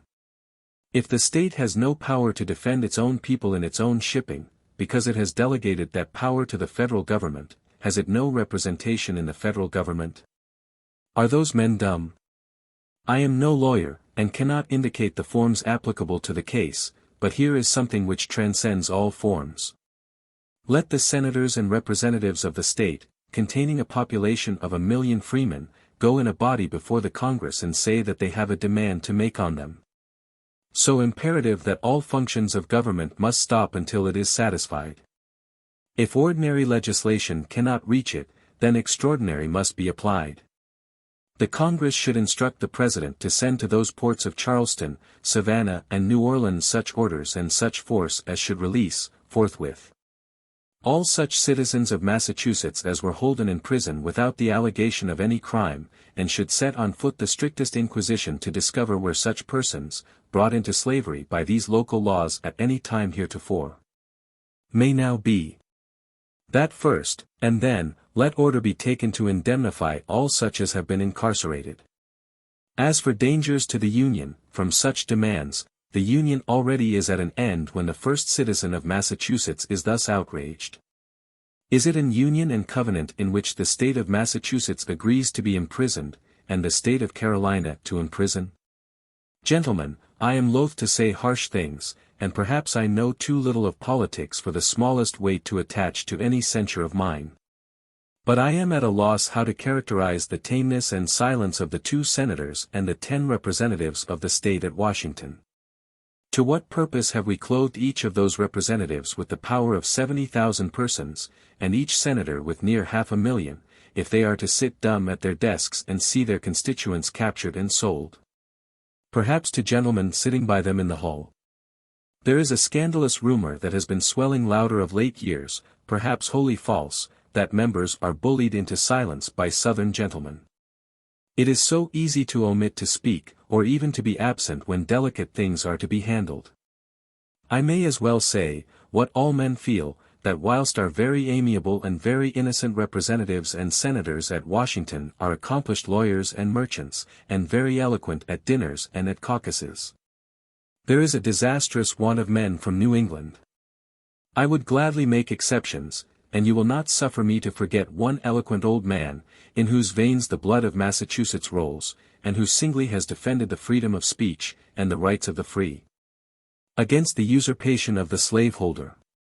But the reader of congressional debates, in New England, is perplexed to see with what admirable sweetness and patience the majority of the free states are schooled and ridden by the minority of slaveholders.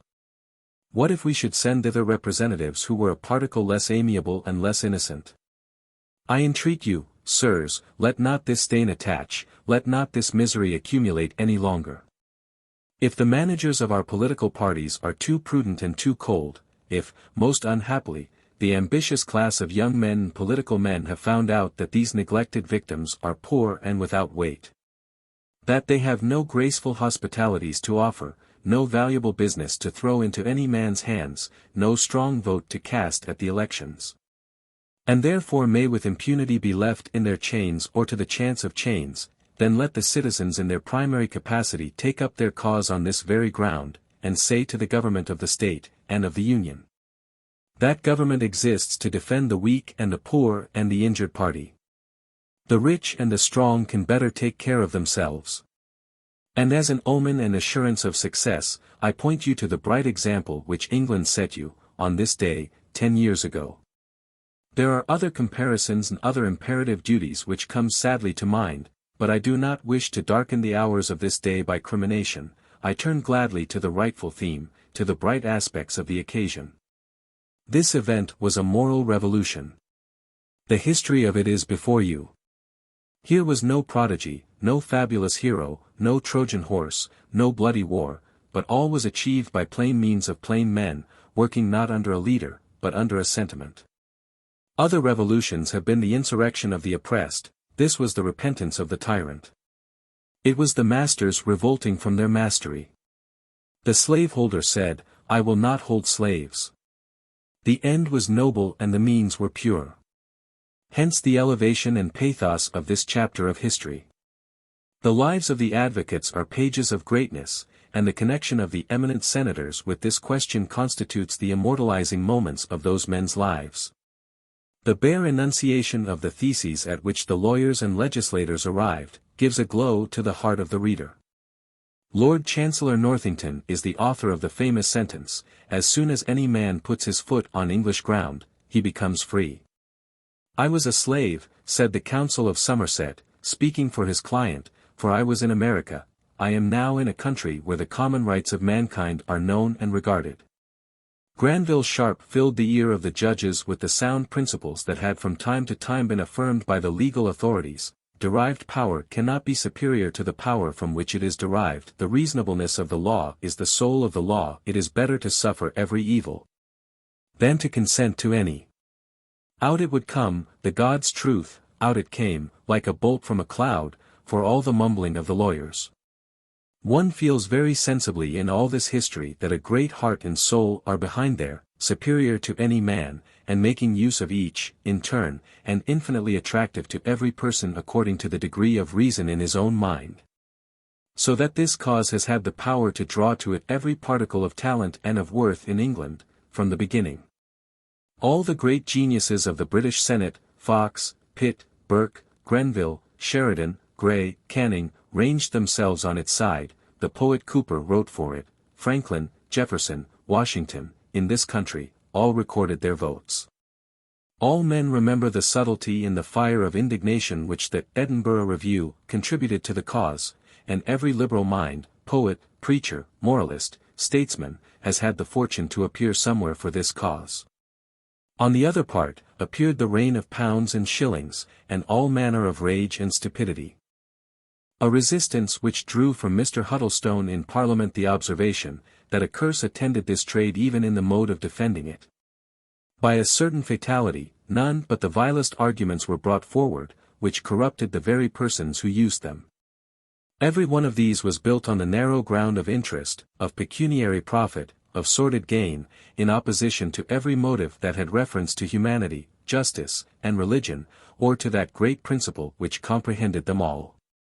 This moral force perpetually reinforces and dignifies the friends of this cause. It gave that tenacity to their point which has ensured ultimate triumph. And it gave that superiority in reason, in imagery, in eloquence, which makes in all countries anti-slavery meetings so attractive to the people, and has made it a proverb in Massachusetts, that eloquence is dog-cheap at the anti-slavery chapel. I will say further that we are indebted mainly to this movement and to the continuers of it, for the popular discussion of every point of practical ethics, and a reference of every question to the absolute standard. It is notorious that the political, religious and social schemes, with which the minds of men are now most occupied, have been matured, or at least broached, in the free and daring discussions of these assemblies. Men have become aware, through the emancipation and kindred events, of the presence of powers which, in their days of darkness, they had overlooked. Virtuous men will not again rely on political agents. They have found out the deleterious effect of political association. Up to this day we have allowed to statesmen a paramount social standing, and we bow low to them as to the great. We cannot extend this deference to them any longer. The secret cannot be kept, that the seats of power are filled by underlings, ignorant, timid and selfish to a degree to destroy all claim, excepting that on compassion, to the society of the just and generous. What happened notoriously to an American ambassador in England, that he found himself compelled to palter and to disguise the fact that he was a slave breeder, happens to men of state. Their vocation is a presumption against them among well-meaning people. The superstition respecting power and office is going to the ground. The stream of human affairs flows its own way, and is very little affected by the activity of legislators. What great masses of men wish done, will be done, and they do not wish it for a freak, but because it is their state and natural end.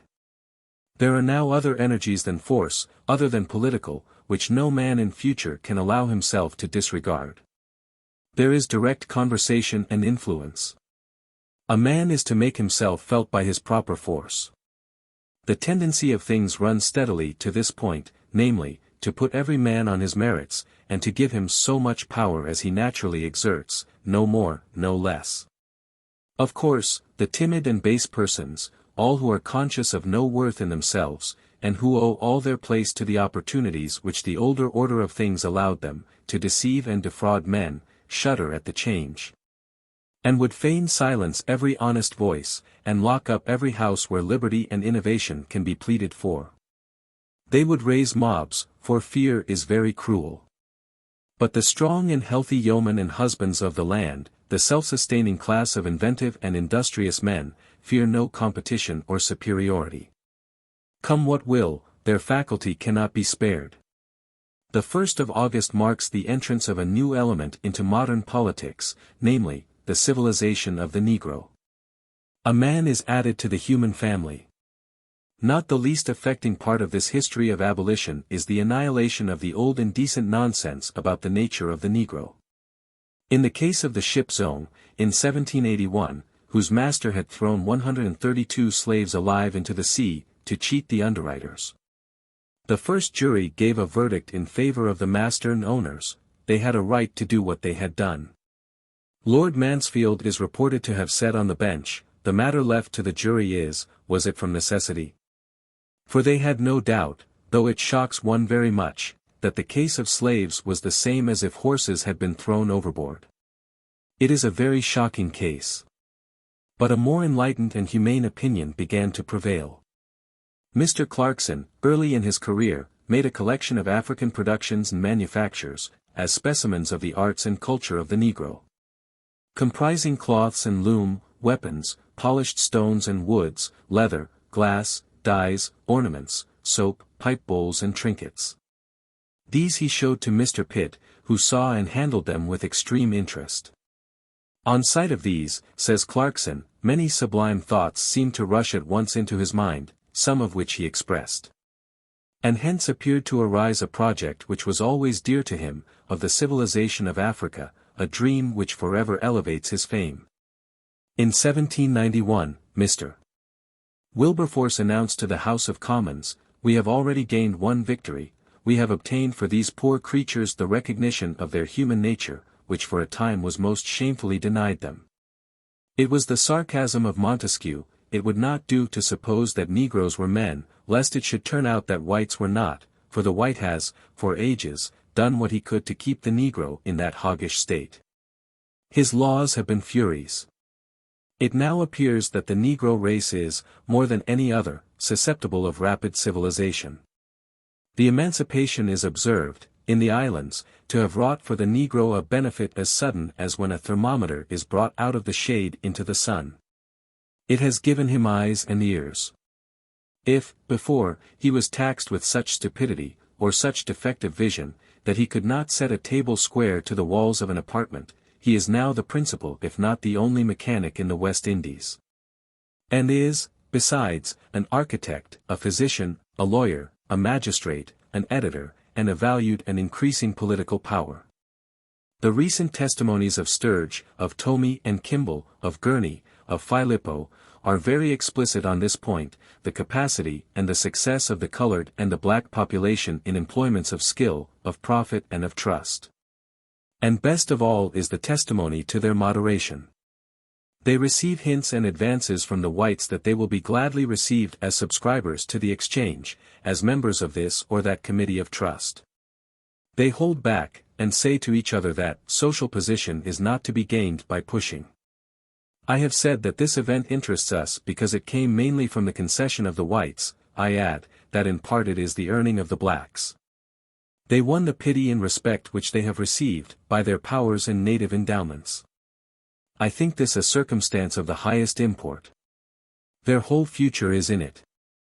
Our planet, before the age of written history, had its races of savages, like the generations of sour paste, or the animalcules that wiggle and bite in a drop of putrid water.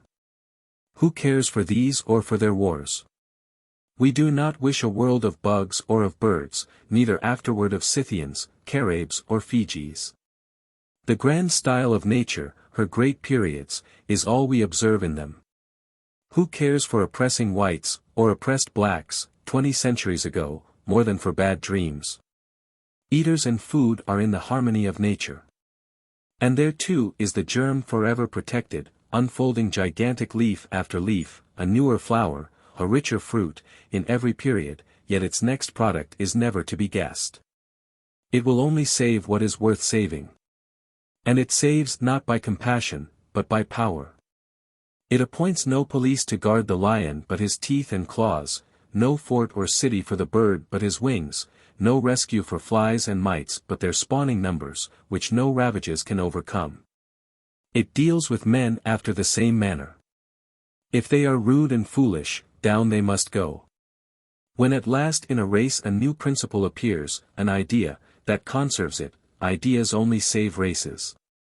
If the black man is feeble and not important to the existing races, not on a parity with the best race, the black man must serve, and be exterminated.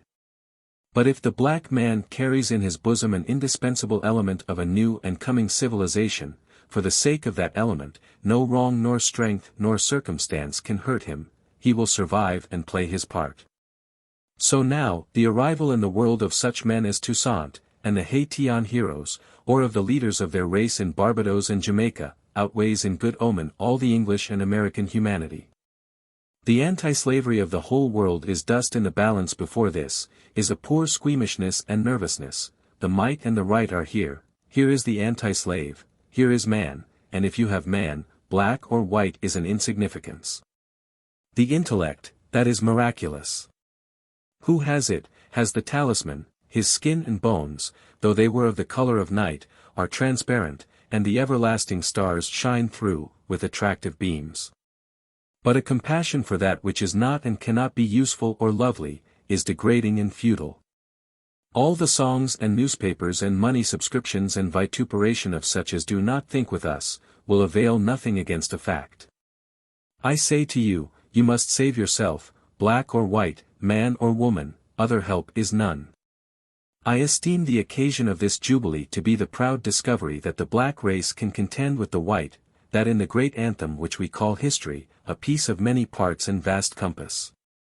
After playing a long time a very low and subdued accompaniment, they perceive the time arrived when they can strike in with effect and take a master's part in the music. The civility of the world has reached that pitch that their more moral genius is becoming indispensable, and the quality of this race is to be honored for itself. For this, they have been preserved in sandy deserts, in rice swamps, in kitchens and shoe shops, so long, now let them emerge, clothed and in their own form. There remains the very elevated consideration which the subject opens, but which belongs to more abstract views than we are now taking, this, namely, that the civility of no race can be perfect whilst another race is degraded. It is a doctrine alike of the oldest and of the newest philosophy, that man is one, and that you cannot injure any member, without a sympathetic injury to all the members. America is not civil, whilst Africa is barbarous. These considerations seem to leave no choice for the action of the intellect and the conscience of the country. There have been moments in this, as well as in every piece of moral history, when there seemed room for the infusions of a skeptical philosophy, when it seemed doubtful whether brute force would not triumph in the eternal struggle. I doubt not that, sometimes, a despairing Negro, when jumping over the ship's sides to escape from the white devils who surrounded him, has believed there was no vindication of right. It is horrible to think of, but it seemed so. I doubt not that sometimes the Negro's friend, in the face of scornful and brutal hundreds of traders and drivers, has felt his heart sink. Especially, it seems to me, some degree of despondency is pardonable, when he observes the men of conscience and of intellect, his own natural allies and champions, those whose attention should be nailed to the grand objects of this cause. So hotly offended by whatever incidental petulances or infirmities of indiscreet defenders of the Negro, as to permit themselves to be ranged with the enemies of the human race. And names which should be the alarums of liberty and the watchwords of truth, are mixed up with all the rotten rabble of selfishness and tyranny. I assure myself that this coldness and blindness will pass away. A single noble wind of sentiment will scatter them forever. I am sure that the good and wise elders, the ardent and generous youth, will not permit what is incidental and exceptional to withdraw their devotion from the essential and permanent characters of the question. There have been moments, I said, when men might be forgiven who doubted. Those moments are past. Seen in masses, it cannot be disputed, there is progress in human society. There is a blessed necessity by which the interest of men is always driving them to the right, and, again, making all crime mean and ugly. The genius of the Saxon race, friendly to liberty. The enterprise, the very muscular vigor of this nation, are inconsistent with slavery.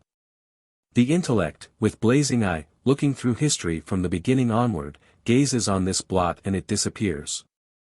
The sentiment of right, once very low and indistinct, but ever more articulate, because it is the voice of the universe, pronounces freedom. The power that built this fabric of things affirms it in the heart. And in the history of the 1st of August, has made a sign to the ages, of his will. V. War. The archangel Hope looks to the azure cope. Waits through dark ages for the morn. Defeated day by day, but unto victory born. War. It has been a favorite study of modern philosophy to indicate the steps of human progress, to watch the rising of a thought in one man's mind, the communication of it to a few, to a small minority. Its expansion and general reception, until it publishes itself to the world by destroying the existing laws and institutions, and the generation of new. Looked at in this general and historical way, many things wear a very different face from that they show nearby, and one at a time, and, particularly, war. War, which to sane men at the present day begins to look like an epidemic insanity, breaking out here and there like the cholera or influenza, infecting men's brains instead of their bowels, when seen in the remote past, in the infancy of society, appears a part of the connection of events, and, in its place, necessary. As far as history has preserved to us the slow unfoldings of any savage tribe, it is not easy to see how war could be avoided by such wild, passionate, needy, ungoverned, strong-bodied creatures. For in the infancy of society, when a thin population and improvidence make the supply of food and of shelter insufficient and very precarious, and when hunger, thirst, ague and frozen limbs universally take precedence of the wants of the mind and the heart, the necessities of the strong will certainly be satisfied at the cost of the weak, at whatever peril of future revenge. It is plain, too, that in the first dawnings of the religious sentiment, that blends itself with their passions and is oil to the fire. Not only every tribe has war gods, religious festivals in victory, but religious wars. The student of history acquiesces the more readily in this copious bloodshed of the early annals, bloodshed in God's name too, when he learns that it is a temporary and preparatory state, and does actively forward the culture of man. War educates the senses, calls into action the will, perfects the physical constitution, brings men into such swift and close collision in critical moments that man measures man on its own scale, on the virtues it loves, it endures no counterfeit, but shakes the whole society until every atom falls into the place its specific gravity assigns it. It presently finds the value of good sense and of foresight, and Ulysses takes rank next to Achilles. The leaders, picked men of a courage and vigor tried and augmented in 50 battles, are emulous to distinguish themselves above each other by new merits, as clemency, hospitality, splendor of living. The people imitate the chiefs. The strong tribe, in which war has become an art, attack and conquer their neighbors, and teach them their arts and virtues. New territory, augmented numbers, and extended interests call out new virtues and abilities, and the tribe makes long strides. And, finally, when much progress has been made, all its secrets of wisdom and art are disseminated by its invasions. Plutarch, in his essay on the fortune of Alexander, considers the invasion and conquest of the East by Alexander as one of the most bright and pleasing pages in history, and it must be owned he gives sound reason for his opinion. It had the effect of uniting into one great interest the divided commonwealths of Greece, and infusing a new and more enlarged public spirit into the councils of their statesmen. It carried the arts and language and philosophy of the Greeks into the sluggish and barbarous nations of Persia, Assyria, and India. It introduced the arts of husbandry among tribes of hunters and shepherds. It weaned the Scythians and Persians from some cruel and licentious practices to a more civil way of life. It introduced the sacredness of marriage among them.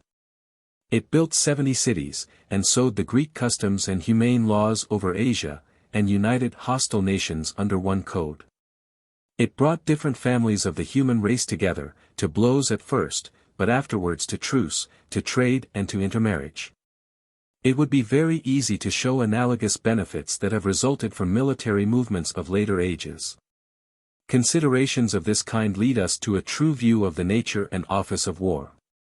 We see it is the subject of all history, that it has been the principal employment of the most conspicuous men. That it is at this moment the delight of half the world, of almost all young and ignorant persons. That it is exhibited to us continually in the dumb show of brute nature, where war between tribes, and between individuals of the same tribe, perpetually rages. The microscope reveals miniature butchery in atomies and infinitely small biters that swim and fight in an illuminated drop of water, and the little globe is but a too faithful miniature of the large. What does all this war, beginning from the lowest races and reaching up to man, signify? Is it not manifest that it covers a great and beneficent principle, which nature had deeply at heart? What is that principle? It is self-help. Nature implants with life the instinct of self-help, perpetual struggle to resist opposition, to attain to freedom, to attain to a mastery in the security of a permanent, self-defended being. And to each creature these objects are made so dear that it risks its life continually in the struggle for these ends. But whilst this principle, necessarily, is inwrought into the fabric of every creature, yet it is but one instinct. And though a primary one, or we may say the very first, yet the appearance of the other instincts immediately modifies and controls this, turns its energies into harmless, useful and high courses, showing thereby what was its ultimate design. And, finally, takes out its fangs. The instinct of self-help is very early unfolded in the coarse and merely brute form of war, only in the childhood and imbecility of the other instincts, and remains in that form only until their development. It is the ignorant and childish part of mankind that is the fighting part. Idle and vacant minds want excitement, as all boys kill cats. Bull baiting, cockpits and the boxer's ring are the enjoyment of the part of society whose animal nature alone has been developed. In some parts of this country, where the intellectual and moral faculties have as yet scarcely any culture, the absorbing topic of all conversation is whipping, who fought, and which whipped. Of man, boy or beast, the only trait that much interests the speakers is the pugnacity. And why? Because the speaker has as yet no other image of manly activity in virtue, none of endurance, none of perseverance, none of charity, none of the attainment of truth. Put him into a circle of cultivated men, where the conversation broaches the great questions that besiege the human reason, and he would be dumb and unhappy, as an Indian in church. To men of a sedate and mature spirit, in whom is any knowledge or mental activity, the detail of battle becomes insupportably tedious and revolting. It is like the talk of one of those monomaniacs whom we sometimes meet in society, who converse on horses, and Fontenelle expressed a volume of meaning when he said, "I hate war, for it spoils conversation." Nothing is plainer than that the sympathy with war is a juvenile and temporary state. Not only the moral sentiment, but trade, learning and whatever makes intercourse, conspire to put it down. Trade, as all men know, is the antagonist of war. Wherever there is no property, the people will put on the knapsack for bread, but trade is instantly endangered and destroyed.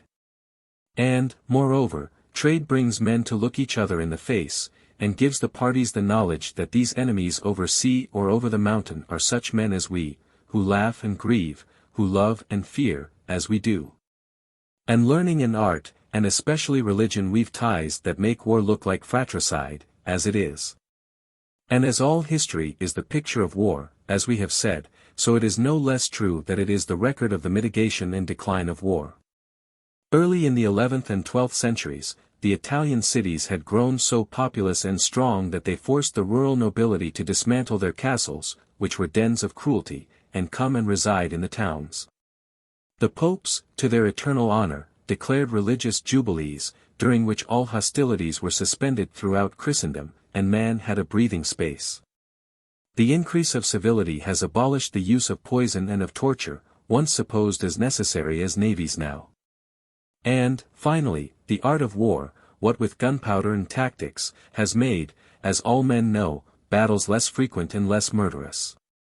By all these means, war has been steadily on the decline, and we read with astonishment of the beastly fighting of the old times. Only in Elizabeth's time, out of the European waters, piracy was all but universal. The proverb was, "No peace beyond the line," and the seamen shipped on the buccaneer's bargain, "No prey, no pay." The celebrated Cavendish, who was thought in his times a good Christian man, wrote thus to Lord Hunsdon, on his return from a voyage round the world, September 1588. "It hath pleased Almighty God to suffer me to circumpass the whole globe of the world, entering in at the Strait of Magellan, and returning by the Cape of Buena Esperanza. In which voyage, I have either discovered or brought certain intelligence of all the rich places of the world, which were ever discovered by any Christian. I navigated along the coast of Chile, Peru, and New Spain, where I made great spoils. I burnt and sunk 19 sail of ships, small and great. All the villages and towns that ever I landed at, I burned and spoiled. And had I not been discovered upon the coast, I had taken great quantity of treasure. The matter of most profit to me was a great ship of the king's, which I took at California, etc." And the good Cavendish piously begins this statement, "It hath pleased Almighty God." Indeed, our American annals have preserved the vestiges of barbarous warfare down to more recent times. I read in Williams's History of Maine, that Asa Combat, the Sagamore of the Anagunticook tribe, was remarkable for his turpitude and ferocity above all other known Indians. That, in 1705, Vaudreuil sent him to France, where he was introduced to the king. When he appeared at court, he lifted up his hand and said, "This hand has slain 150 of your Majesty's enemies within the territories of New England." This so pleased the king that he knighted him, and ordered a pension of 8 livres a day to be paid him during life. This valuable person, on his return to America, took to killing his own neighbors and kindred, with such appetite that his tribe combined against him, and would have killed him had he not fled his country forever. The scandal which we feel in such facts certainly shows that we have got on a little. All history is the decline of war, though the slow decline. All that society has yet gained is mitigation, the doctrine of the right of war still remains. For ages, for ideas work in ages, and animate vast societies of men, the human race has gone on under the tyranny, shall I so call it, of this first brutish form of their effort to be men. That is, for ages they have shared so much of the nature of the lower animals, the tiger and the shark, and the savages of the waterdrop. They have nearly exhausted all the good and all the evil of this form, they have held as fast to this degradation as their worst enemy could desire, but all things have an end, and so has this. The eternal germination of the better has unfolded new powers, new instincts, which were really concealed under this rough and base rind. The sublime question has startled one and another happy soul in different quarters of the globe, cannot love be, as well as hate? Would not love answer the same end, or even a better? Cannot peace be, as well as war? This thought is no man's invention, neither St. Pierre's nor Rousseau's, but the rising of the general tide in the human soul, and rising highest, and first made visible, in the most simple and pure souls, who have therefore announced it to us beforehand, but presently we all see it. It has now become so distinct as to be a social thought, societies can be formed on it. It is expounded, illustrated, defined, with different degrees of clearness. And its actualization, or the measures it should inspire, predicted according to the light of each seer. The idea itself is the epoch. The fact that it has become so distinct to any small number of persons as to become a subject of prayer and hope, of concert and discussion, that is the commanding fact. This having come, much more will follow. Revolutions go not backward. The star once risen, though only one man in the hemisphere has yet seen its upper limb in the horizon, will mount and mount, until it becomes visible to other men, to multitudes, and climbs the zenith of all eyes. And so it is not a great matter how long men refuse to believe the advent of peace, war is on its last legs, and a universal peace is as sure as is the prevalence of civilization over barbarism, of liberal governments over feudal forms. The question for us is only how soon.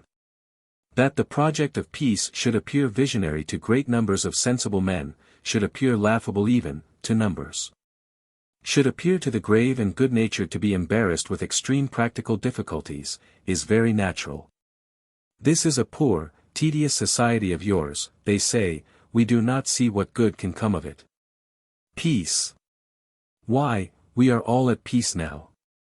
But if a foreign nation should wantonly insult or plunder our commerce, or, worse yet, should land on our shores to rob and kill, you would not have us sit and be robbed and killed. You mistake the times, you overestimate the virtue of men. You forget that the quiet which now sleeps in cities and in farms, which lets the wagon go unguarded and the farmhouse unbolted, rests on the perfect understanding of all men that the musket, the halter and the jail stand behind there, ready to punish any disturber of it. All admit that this would be the best policy, if the world were all a church, if all the men were the best men, if all would agree to accept this rule. But it is absurd for one nation to attempt it alone. In the first place, we answer that we never make much account of objections which merely respect the actual state of the world at this moment, but which admit the general expediency and permanent excellence of the project. What is the best must be the true, and what is true, that is, what is at bottom fit and agreeable to the constitution of man, must at last prevail over all obstruction and all opposition. There is no good now enjoyed by society that was not once as problematical and visionary as this. It is the tendency of the true interest of man to become his desire and steadfast aim. But, further, it is a lesson which all history teaches wise men, to put trust in ideas, and not in circumstances. We have all grown up in the sight of frigates and navy yards, of armed forts and islands, of arsenals and militia. The reference to any foreign register will inform us of the number of thousand or million men that are now under arms in the vast colonial system of the British Empire, of Russia, Austria and France. And one is scared to find at what a cost the peace of the globe is kept. This vast apparatus of artillery, of fleets, of stone bastions and trenches and embankments, this incessant patrolling of sentinels, this waving of national flags, this reveille and evening gun, this martial music and endless playing of marches and singing of military and naval songs seem to us to constitute an imposing actual, which will not yield in centuries to the feeble, deprecatory voices of a handful of friends of peace. Thus always we are daunted by the appearances, not seeing that their whole value lies at bottom in the state of mind. It is really a thought that built this portentous war establishment, and a thought shall also melt it away. Every nation and every man instantly surround themselves with a material apparatus which exactly corresponds to their moral state, or their state of thought. Observe how every truth and every error, each a thought of some man's mind, clothes itself with societies, houses, cities, language, ceremonies, newspapers. Observe the ideas of the present day, orthodoxy, skepticism, missions, popular education, temperance, anti-masonry, anti-slavery, see how each of these abstractions has embodied itself in an imposing apparatus in the community. And how timber, brick, lime and stone have flown into convenient shape, obedient to the master idea reigning in the minds of many persons. You shall hear, some day, of a wild fancy which some man has in his brain, of the mischief of secret oaths. Come again 1 or 2 years afterwards, and you shall see it has built great houses of solid wood and brick and mortar. You shall see 100 presses printing 1,000,000 sheets. You shall see men and horses and wheels made to walk, run and roll for it, this great body of matter thus executing that one man's wild thought. This happens daily, yearly about us, with half-thoughts, often with flimsy lies, pieces of policy and speculation. With good nursing they will last 3 or 4 years before they will come to nothing. But when a truth appears, as, for instance, a perception in the wit of one Columbus that there is land in the western sea, though he alone of all men has that thought, and they all jeer, it will build ships, it will build fleets. It will carry over half Spain and half England, it will plant a colony, a state, nations and half a globe full of men. We surround ourselves always, according to our freedom and ability, with true images of ourselves in things, whether it be ships or books or cannons or churches. The standing army, the arsenal, the camp and the gibbet do not appertain to man. They only serve as an index to show where man is now, what a bad, ungoverned temper he has, what an ugly neighbor he is, how his affections halt, how low his hope lies. He who loves the bristle of bayonets only sees in their glitter what beforehand he feels in his heart. It is avarice and hatred, it is that quivering lip, that cold, hating eye, which built magazines and powder-houses. It follows of course that the least change in the man will change his circumstances, the least enlargement of his ideas, the least mitigation of his feelings in respect to other men. If, for example, he could be inspired with a tender kindness to the souls of men, and should come to feel that every man was another self with whom he might come to join, as left hand works with right. Every degree of the ascendancy of this feeling would cause the most striking changes of external things, the tents would be struck, the men of war would rot ashore, the arms rust, the cannon would become street posts, the pikes, a fisher's harpoon. The marching regiment would be a caravan of emigrants, peaceful pioneers at the fountains of the Wabash and the Missouri. And so it must and will be, bayonet and sword must first retreat a little from their ostentatious prominence. Then quite hide themselves, as the sheriff's halter does now, inviting the attendance only of relations and friends, and then, lastly, will be transferred to the museums of the curious, as poisoning and torturing tools are at this day. War and peace thus resolve themselves into a mercury of the state of cultivation. At a certain stage of his progress, the man fights, if he be of a sound body and mind. At a certain higher stage, he makes no offensive demonstration, but is alert to repel injury, and of an unconquerable heart. At a still higher stage, he comes into the region of holiness, passion has passed away from him. His warlike nature is all converted into an active medicinal principle, he sacrifices himself, and accepts with alacrity wearisome tasks of denial and charity. But, being attacked, he bears it and turns the other cheek, as one engaged, throughout his being, no longer to the service of an individual but to the common soul of all men. Since the peace question has been before the public mind, those who affirm its right and expediency have naturally been met with objections more or less weighty. There are cases frequently put by the curious, moral problems, like those problems in arithmetic which in long winter evenings the rustics try the hardness of their heads in ciphering out.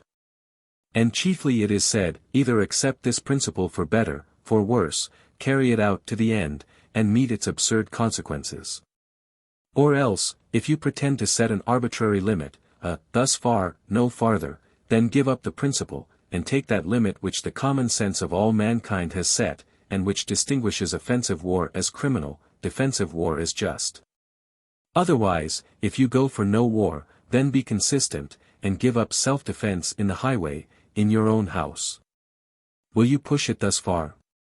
Will you stick to your principle of non-resistance when your strongbox is broken open, when your wife and babes are insulted and slaughtered in your sight? If you say yes, you only invite the robber and assassin. And a few bloody-minded desperadoes would soon butcher the good. In reply to this charge of absurdity on the extreme peace doctrine, as shown in the supposed consequences, I wish to say that such deductions consider only one half of the fact.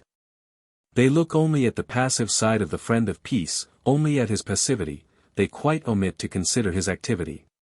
But no man, it may be presumed, ever embraced the cause of peace and philanthropy for the sole end and satisfaction of being plundered and slain.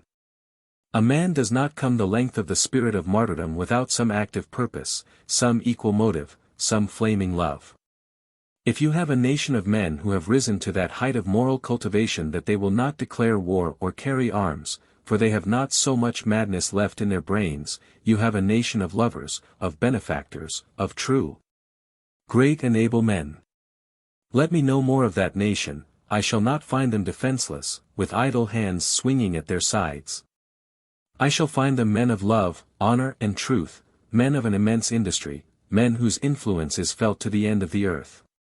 Men whose very look and voice carry the sentence of honor and shame, and all forces yield to their energy and persuasion.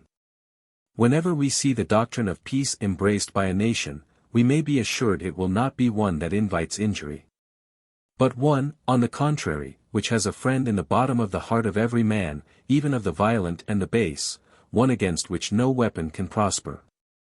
One which is looked upon as the asylum of the human race and has the tears and the blessings of mankind. In the second place, as far as it respects individual action in difficult and extreme cases, I will say, such cases seldom or never occur to the good and just man, nor are we careful to say, or even to know, what in such crises is to be done. A wise man will never impugn his future being in action, and decide beforehand what he shall do in a given extreme event. Nature and God will instruct him in that hour. The question naturally arises, how is this new aspiration of the human mind to be made visible and real? How is it to pass out of thoughts into things? Not, certainly, in the first place, in the way of routine and mere forms, the universal specific of modern politics. Not by organizing a society, and going through a course of resolutions and public manifestos, and being thus formally accredited to the public and to the civility of the newspapers. We have played this game to tediousness. In some of our cities they choose noted duelists as presidents and officers of anti-dueling societies. Men who love that bloated vanity called public opinion think all is well if they have once got their bantling through a sufficient course of speeches and cheerings, of 1, 2, or 3 public meetings. As if they could do anything, they vote and vote, cry hurrah on both sides, no man responsible, no man caring a pin. The next season, an Indian war, or an aggression on our commerce by Malays. Or the party this man votes with have an appropriation to carry through Congress, instantly he wags his head the other way, and cries, havoc and war. This is not to be carried by public opinion, but by private conviction, by private, dear and earnest love. For the only hope of this cause is in the increased insight, and it is to be accomplished by the spontaneous teaching, of the cultivated soul, in its secret experience and meditation. That it is now time that it should pass out of the state of beast into the state of man. It is to hear the voice of God, which bids the devils that have rend and torn him come out of him and let him now be clothed and walk forth in his right mind. Nor, in the next place, is the peace principle to be carried into effect by fear. It can never be defended, it can never be executed, by cowards. Everything great must be done in the spirit of greatness. The manhood that has been in war must be transferred to the cause of peace, before war can lose its charm, and peace be venerable to men. The attractiveness of war shows one thing through all the throats of artillery, the thunders of so many sieges, the sack of towns, the justs of chivalry, the shock of hosts, this namely, the conviction of man universally. That a man should be himself responsible, with goods, health and life, for his behavior. That he should not ask of the state protection, should ask nothing of the state, should be himself a kingdom and a state, fearing no man. Quite willing to use the opportunities and advantages that good government throw in his way, but nothing daunted, and not really the poorer if government, law and order went by the board, because in himself reside infinite resources. Because he is sure of himself, and never needs to ask another what in any crisis it behooves him to do. What makes to us the attractiveness of the Greek heroes? Of the Roman? What makes the attractiveness of that romantic style of living which is the material of 10,000 plays and romances, from Shakespeare to Scott, the feudal baron, the French, the English nobility, the Warwicks, Plantagenets? It is their absolute self-dependence. I do not wonder at the dislike some of the friends of peace have expressed at Shakespeare.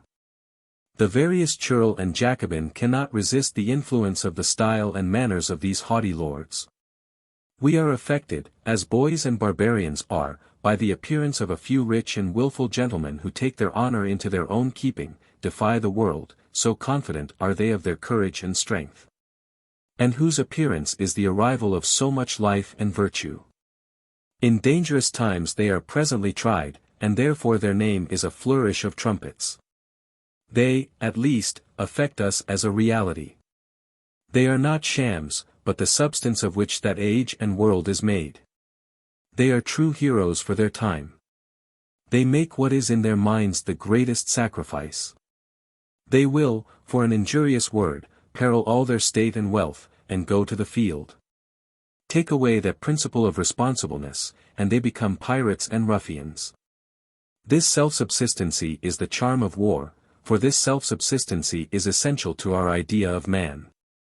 But another age comes, a truer religion and ethics open, and a man puts himself under the dominion of principles. I see him to be the servant of truth, of love and of freedom, and immovable in the waves of the crowd.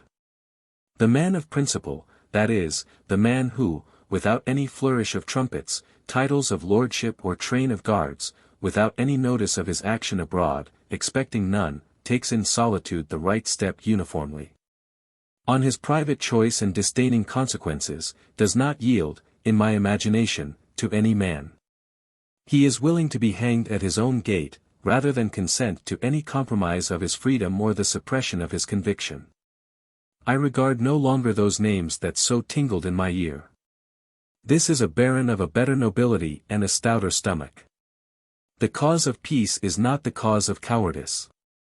If peace is sought to be defended or preserved for the safety of the luxurious and the timid, it is a sham, and the peace will be base. War is better, and the peace will be broken. If peace is to be maintained, it must be by brave men, who have come up to the same height as the hero, namely, the will to carry their life in their hand, and stake it at any instant for their principle, but who have gone one step beyond the hero. And will not seek another man's life. Men who have, by their intellectual insight or else by their moral elevation, attained such a perception of their own intrinsic worth that they do not think property or their own body a sufficient good to be saved by such dereliction of principle as treating a man like a sheep. If the universal cry for reform of so many inveterate abuses, with which society rings, if the desire of a large class of young men for a faith and hope, intellectual and religious, such as they have not yet found, be an omen to be trusted. If the disposition to rely more, in study and in action, on the unexplored riches of the human constitution, if the search of the sublime laws of morals and the sources of hope and trust, in man, and not in books, in the present, and not in the past, proceed. If the rising generation can be provoked to think it unworthy to nestle into every abomination of the past, and shall feel the generous darings of austerity and virtue, then war has a short day, and human blood will cease to flow. It is of little consequence in what manner, through what organs, this purpose of mercy and holiness is effected. The proposition of the Congress of Nations is undoubtedly that at which the present fabric of our society and the present course of events do point. But the mind, once prepared for the reign of principles, will easily find modes of expressing its will. There is the highest fitness in the place and time in which this enterprise is begun. Not in an obscure corner, not in a feudal Europe, not in an antiquated uppunnage where no onward step can be taken without rebellion, is this seed of benevolence laid in the furrow, with tears of hope. But in this broad America of God and man, where the forest is only now falling, or yet to fall, and the green earth open to the inundation of emigrant men from all quarters of oppression and guilt. Here, where not a family, not a few men, but mankind, shall say what shall be, here, we ask, shall it be war, or shall it be peace? 6. The Fugitive Slave Law. Addressed to Citizens of Concord May 3, 1851. The Eternal Rights. Victors over daily wrongs. Awful victors, they misguide. Whom they will destroy. And their coming triumph hide. In our downfall. Or our joy. They reach no term, they never sleep. In equal strength through space abide. Though, feigning dwarfs, they crouch and creep. The strong they slay, the swift outstride. Fate's grass grows rank in valley clods, and rankly on the castled steep. Speak it firmly, these are gods. Are all ghosts beside? The fugitive slave law. Fellow citizens, I accepted your invitation to speak to you on the great question of these days, with very little consideration of what I might have to offer, for there seems to be no option. The last year has forced us all into politics, and made it a paramount duty to seek what it is often a duty to shun. We do not breathe well. There is infamy in the air. I have a new experience. I wake in the morning with a painful sensation, which I carry about all day, and which, when traced home, is the odious remembrance of that ignominy which has fallen on Massachusetts, which robs the landscape of beauty, and takes the sunshine out of every hour. I have lived all my life in this state, and never had any experience of personal inconvenience from the laws, until now. They never came near me to any discomfort before. I find the like sensibility in my neighbors, and in that class who take no interest in the ordinary questions of party politics. There are men who are as sure indexes of the equity of legislation and of the same state of public feeling, as the barometer is of the weight of the air, and it is a bad sign when these are discontented. For though they snuff oppression and dishonor at a distance, it is because they are more impressionable. The whole population will in a short time be as painfully affected. Every hour brings us from distant quarters of the Union the expression of mortification at the late events in Massachusetts, and at the behavior of Boston. The tameness was indeed shocking. Boston, of whose fame for spirit and character we have all been so proud, Boston, whose citizens, intelligent people in England told me they could always distinguish by their culture among Americans. The Boston of the American Revolution, which figures so proudly in John Adams's diary, which the whole country has been reading, Boston, spoiled by prosperity, must bow its ancient honor in the dust, and make us irretrievably ashamed. In Boston, we have said with such lofty confidence, no fugitive slave can be arrested, and now, we must transfer our vaunt to the country, and say, with a little less confidence, no fugitive man can be arrested here. At least we can brag thus until tomorrow, when the farmers also may be corrupted. The tameness is indeed complete. The only haste in Boston, after the rescue of Shadrach, last February, was, who should first put his name on the list of volunteers in aid of the marshal. I met the smoothest of Episcopal clergymen the other day, an allusion being made to Mr. Webster's treachery. He blandly replied, "Why, do you know, I think that the great action of his life." It looked as if in the city and the suburbs all were involved in one hot haste of terror, presidents of colleges, and professors, saints, and brokers, insurers, lawyers, importers, manufacturers. Not an unpleasing sentiment. Not a liberal recollection, not so much as a snatch of an old song for freedom, dares intrude on their passive obedience. The panic has paralyzed the journals, with the fewest exceptions, so that one cannot open a newspaper without being disgusted by new records of shame. I cannot read longer even the local good news.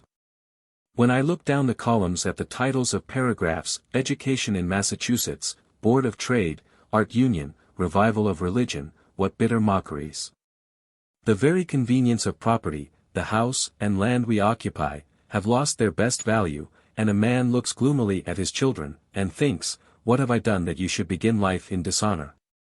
Every liberal study is discredited, literature and science appear effeminate, and the hiding of the head. The college, the churches, the schools, the very shops and factories are discredited. Real estate, every kind of wealth, every branch of industry, every avenue to power, suffers injury, and the value of life is reduced. Just now a friend came into my house and said, if this law shall be repealed I shall be glad that I have lived. If not I shall be sorry that I was born. What kind of law is that which extorts language like this from the heart of a free and civilized people? One intellectual benefit we owe to the late disgraces. The crisis had the illuminating power of a sheet of lightning at midnight. It showed truth. It ended a good deal of nonsense we had been wont to hear and to repeat, on the 19th of April, the 17th of June, the 4th of July. It showed the slightness and unreliableness of our social fabric, it showed what stuff reputations are made of, what straws we dignify by office and title, and how competent we are to give counsel and help in a day of trial. It showed the shallowness of leaders, the divergence of parties from their alleged grounds. Showed that men would not stick to what they had said, that the resolutions of public bodies, or the pledges never so often given and put on record of public men, will not bind them. The fact comes out more plainly that you cannot rely on any man for the defense of truth, who is not constitutionally or by blood and temperament on that side. A man of a greedy and unscrupulous selfishness may maintain morals when they are in fashion, but he will not stick. However close Mr. Wolf's nails have been pared, however neatly he has been shaved, and tailored, and set up on end, and taught to say, virtue and religion, he cannot be relied on at a pinch, he will say, morality means pricking a vein. The popular assumption that all men loved freedom, and believed in the Christian religion, was found hollow American brag, only persons who were known and tried benefactors are found standing for freedom, the sentimentalists went downstream.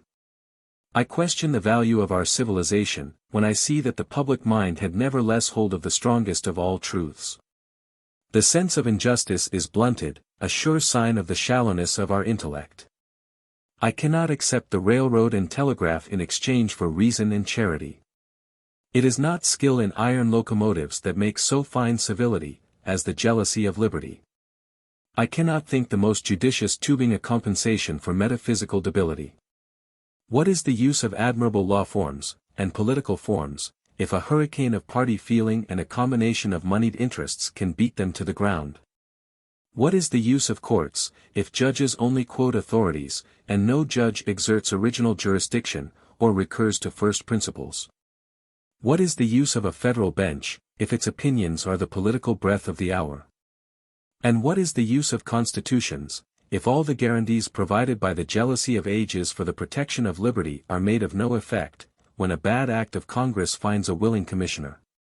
The levity of the public mind has been shown in the past year by the most extravagant actions. Who could have believed it, if foretold that 100 guns would be fired in Boston on the passage of the Fugitive Slave Bill? Nothing proves the want of all thought, the absence of standard in men's minds, more than the dominion of party. Here are humane people who have tears for misery, an open purse for want. Who should have been the defenders of the poor man, are found his embittered enemies, rejoicing in his rendition, merely from party ties. I thought none, that was not ready to go on all fours, would back this law. And yet here are upright men, compotes mentis, husbands, fathers, trustees, friends, open, generous, brave, who can see nothing in this claim for bare humanity, and the health and honor of their native state, but canting fanaticism, sedition and one idea. Because of this preoccupied mind, the whole wealth and power of Boston, 200,000 souls, and 180 millions of money, are thrown into the scale of crime, and the poor black boy, whom the fame of Boston had reached in the recesses of a vile swamp, or in the alleys of Savannah, on arriving here finds all this force employed to catch him. The famous town of Boston is his master's hound. The learning of the universities, the culture of elegant society, the acumen of lawyers, the majesty of the bench, the eloquence of the Christian pulpit, the stoutness of democracy, the respectability of the Whig party are all combined to kidnap him. The crisis is interesting as it shows the self-protecting nature of the world and of the divine laws. It is the law of the world, as much immorality as there is, so much misery. The greatest prosperity will in vain resist the greatest calamity. You borrow the succor of the devil and he must have his fee. He was never known to abate a penny of his rents. In every nation all the immorality that exists breeds plagues. But of the corrupt society that exists we have never been able to combine any pure prosperity. There is always something in the very advantages of a condition which hurts it. Africa has its malformation, England has its Ireland. Germany its hatred of classes, France its love of gunpowder, Italy its pope, and America, the most prosperous country in the universe, has the greatest calamity in the universe, Negro slavery. Let me remind you a little in detail how the natural retribution acts in reference to the statute which Congress passed a year ago. For these few months have shown very conspicuously its nature and impracticability. It is contravened. 1. By the sentiment of duty. An immoral law makes it a man's duty to break it, at every hazard. For virtue is the very self of every man. It is therefore a principle of law that an immoral contract is void, and that an immoral statute is void. For, as laws do not make right, and are simply declaratory of a right which already existed, it is not to be presumed that they can so stultify themselves as to command injustice. It is remarkable how rare in the history of tyrants is an immoral law. Some color, some indirection was always used. If you take up the volumes of the Universal History, you will find it difficult searching. The precedents are few.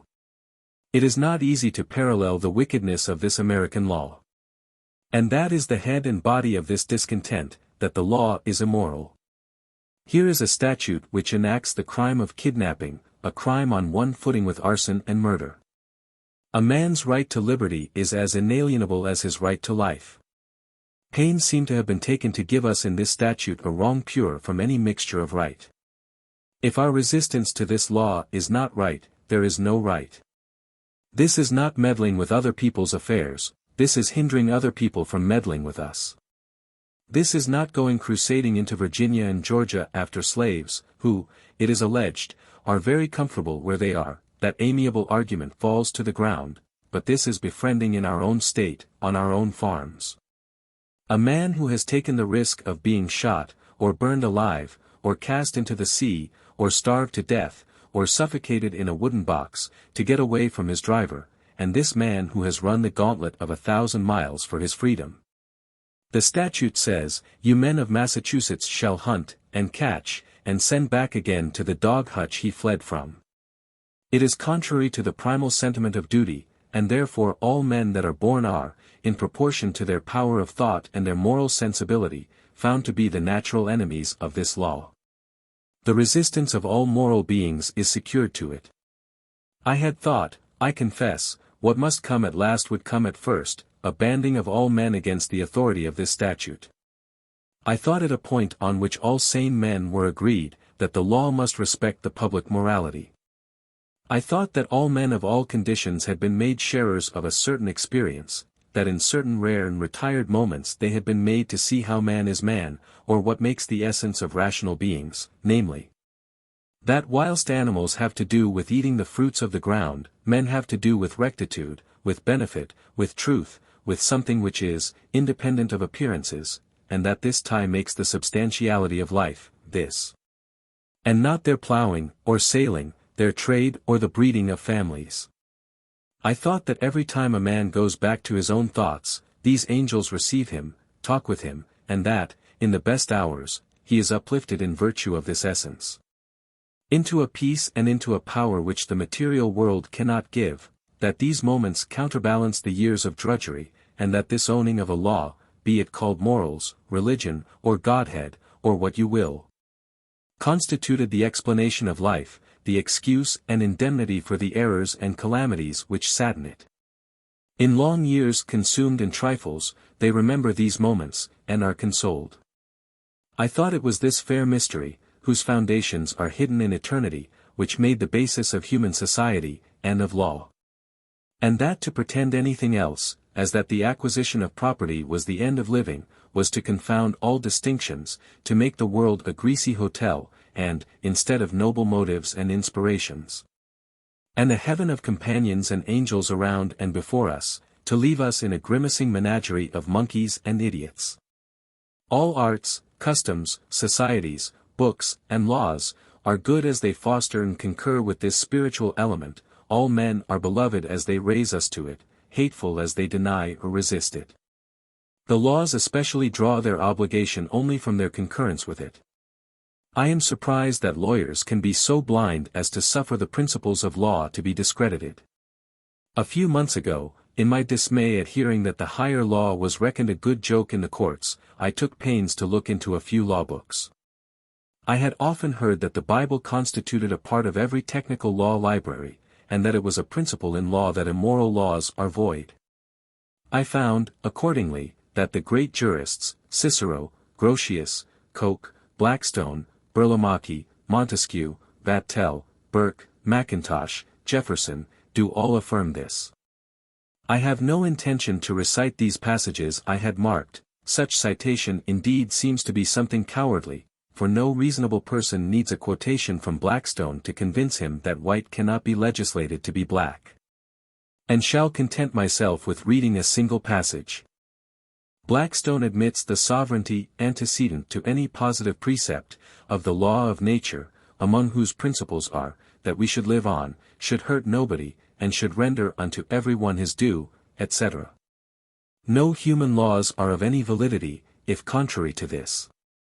Nay, if any human law should allow or enjoin us to commit a crime, his instance is murder, we are bound to transgress that human law, or else we must offend both the natural and divine. Lord Coke held that where an act of Parliament is against common right and reason, the common law shall control it, and adjudge it to be void. Chief Justice Hobart, Chief Justice Holt, and Chief Justice Mansfield held the same. Lord Mansfield, in the case of the slave Somerset, wherein the dicta of Lords Talbot and Hardwicke had been cited, to the effect of carrying back the slave to the West Indies, said, I care not for the supposed dicta of judges, however eminent, if they be contrary to all principle. Even the canon law says, in malis permissus non expedit servar fidem, neither allegiance nor oath can bind to obey that which is wrong. No engagement, to a sovereign, can oblige or even authorize a man to violate the laws of nature. All authors who have any conscience or modesty agree that a person ought not to obey such commands as are evidently contrary to the laws of God. Those governors of places who bravely refused to execute the barbarous orders of Charles IX. For the famous massacre of St. Bartholomew, have been universally praised, and the court did not dare to punish them, at least openly. Sire, said the brave Orte, governor of Bayonne, in his letter, I have communicated your Majesty's command to your faithful inhabitants and warriors in the garrison, and I have found there only good citizens, and brave soldiers. Not one hangman, therefore, both they and I must humbly entreat your Majesty to be pleased to employ your arms and lives in things that are possible, however hazardous they may be, and we will exert ourselves to the last drop of our blood. The practitioners should guard this dogma well, as the palladium of the profession, as their anchor in the respect of mankind. Against a principle like this, all the arguments of Mr. Webster are the spray of a child squirt against a granite wall. 2. It is contravened by all the sentiments. How can a law be enforced that finds pity, and imprisons charity? As long as men have bowels, they will disobey. You know that the Act of Congress of September 18, 1850, is a law which every one of you will break on the earliest occasion. There is not a manly Whig, or a manly Democrat, of whom, if a slave were hidden in one of our houses from the hounds, we should not ask with confidence to lend his wagon in aid of his escape, and he would lend it.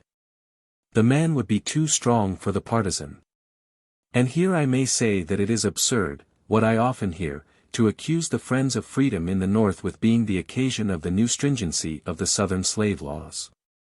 If you starve or beat the orphan, in my presence, and I accuse your cruelty, can I help it? In the words of Electra in the Greek tragedy, 'tis you that say it, not I. You do the deeds, and your ungodly deeds find me the words. Will you blame the ball for rebounding from the floor, blame the air for rushing in where a vacuum is made, or the boiler for exploding under pressure of steam? These facts are after laws of the world, and so is it law, that, when justice is violated, anger begins. The very defense which the God of nature has provided for the innocent against cruelty is the sentiment of indignation and pity in the bosom of the beholder. Mr. Webster tells the President that he has been in the North, and he has found no man, whose opinion is of any weight, who is opposed to the law. Oh, Mr. President, trust not the information. The gravid old universe goes spawning on.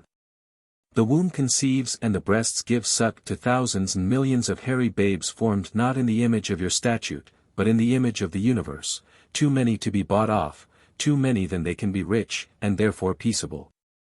And necessitated to express first or last every feeling of the heart. You can keep no secret, for whatever is true some of them will unreasonably say. You can commit no crime, for they are created in their sentiments conscious of and hostile to it. And unless you can suppress the newspaper, pass a law against bookshops, gag the English tongue in America, all short of this is futile. This dreadful English speech is saturated with songs, proverbs, and speeches that flatly contradict and defy every line of Mr. Mason's statute. Nay, unless you can draw a sponge over those seditious 10 commandments which are the root of our European and American civilization, and over that 11th commandment, do unto others as you would have them do to you, your labor is vain. 3. It is contravened by the written laws themselves, because the sentiments, of course, write the statutes. Laws are merely declaratory of the natural sentiments of mankind, and the language of all permanent laws will be in contradiction to any immoral enactment. And thus it happens here, statute fights against statute. By the law of Congress March 2, 1807, it is piracy and murder, punishable with death, to enslave a man on the coast of Africa. By law of Congress September, 1850, it is a high crime and misdemeanor, punishable with fine and imprisonment, to resist the re-enslaving a man on the coast of America. Off soundings, it is piracy and murder to enslave him. On soundings, it is fine and prison not to re-enslave. What kind of legislation is this? What kind of constitution which covers it? And yet the crime which the second law ordains is greater than the crime which the first law forbids under penalty of the gibbet. For it is a greater crime to re-enslave a man who has shown himself fit for freedom, than to enslave him at first, when it might be pretended to be a mitigation of his lot as a captive in war. 4. It is contravened by the mischiefs it operates. A wicked law cannot be executed by good men, and must be by bad. Flagitious men must be employed, and every act of theirs is a stab at the public peace. It cannot be executed at such a cost, and so it brings a bribe in its hand. This law comes with infamy in it, and out of it. It offers a bribe in its own clauses for the consummation of the crime. To serve it, low and mean people are found by the groping of the government. No government ever found it hard to pick up tools for base actions. If you cannot find them in the huts of the poor, you shall find them in the palaces of the rich. Vanity can buy some, ambition others, and money others. The first execution of the law, as was inevitable, was a little hesitating, the second was easier, and the glib officials became, in a few weeks, quite practiced and handy at stealing men. But worse, not the officials alone are bribed, but the whole community is solicited. The scowl of the community is attempted to be averted by the mischievous whisper, tariff and Southern market, if you will be quiet, no tariff and loss of Southern market, if you dare to murmur. I wonder that our acute people who have learned that the cheapest police is dear schools, should not find out that an immoral law costs more than the loss of the custom of a Southern city. The humiliating scandal of great men warping right into wrong was followed up very fast by the cities. New York advertised in Southern markets that it would go for slavery, and posted the names of merchants who would not. Boston, alarmed, entered into the same design. Philadelphia, more fortunate, had no conscience at all, and, in this auction of the rights of mankind, rescinded all its legislation against slavery. And the Boston Advertiser, and the Courier, in these weeks, urged the same course on the people of Massachusetts. Nothing remains in this race of roguery but to coax Connecticut or Maine to outbid us all by adopting slavery into its constitution. Great is the mischief of a legal crime. Every person who touches this business is contaminated. There has not been in our lifetime another moment when public men were personally lowered by their political action. But here are gentlemen whose believed probity was the confidence and fortification of multitudes, who, by fear of public opinion, or through the dangerous ascendancy of Southern manners, have been drawn into the support of this foul business. We poor men in the country who might once have thought it an honor to shake hands with them, or to dine at their boards, would now shrink from their touch, nor could they enter our humblest doors.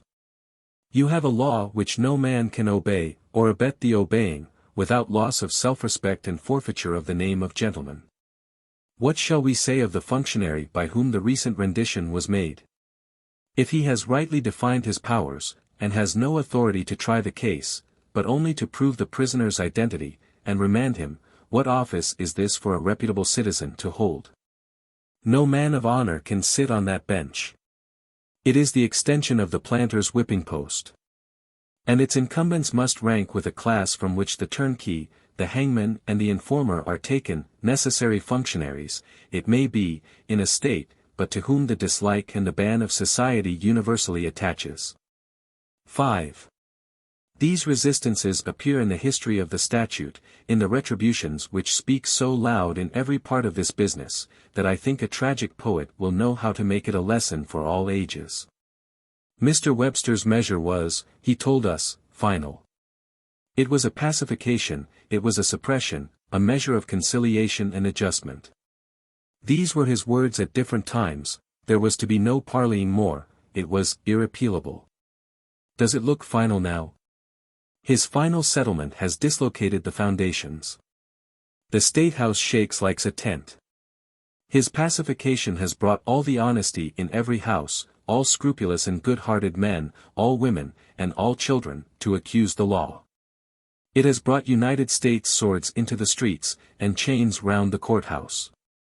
A measure of pacification and union. What is its effect? To make one sole subject for conversation and painful thought throughout the continent, namely, slavery. There is not a man of thought or of feeling but is concentrating his mind on it. There is not a clerk but recites its statistics.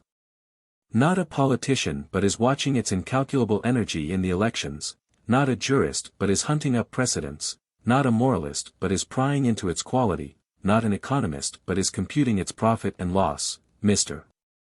Webster can judge whether this sort of solar microscope brought to bear on his law is likely to make opposition less. The only benefit that has accrued from the law is its service to education. It has been like a university to the entire people. It has turned every dinner table into a debating club, and made every citizen a student of natural law.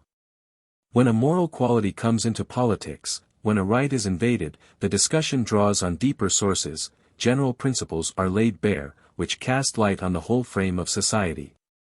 And it is cheering to behold what champions the emergency called to this poor black boy, what subtlety, what logic, what learning, what exposure of the mischief of the law. And, above all, with what earnestness and dignity the advocates of freedom were inspired. It was one of the best compensations of this calamity. But the nemesis works underneath again. It is a power that makes noonday dark, and draws us on to our undoing, and its dismal way is to pillory the offender in the moment of his triumph. The hands that put the chain on the slave are in that moment manacled. Who has seen anything like that which is now done? The words of John Randolph, wiser than he knew, have been ringing ominously in all echoes for 30 years, words spoken in the heat of the Missouri debate. We do not govern the people of the North by our black slaves, but by their own white slaves.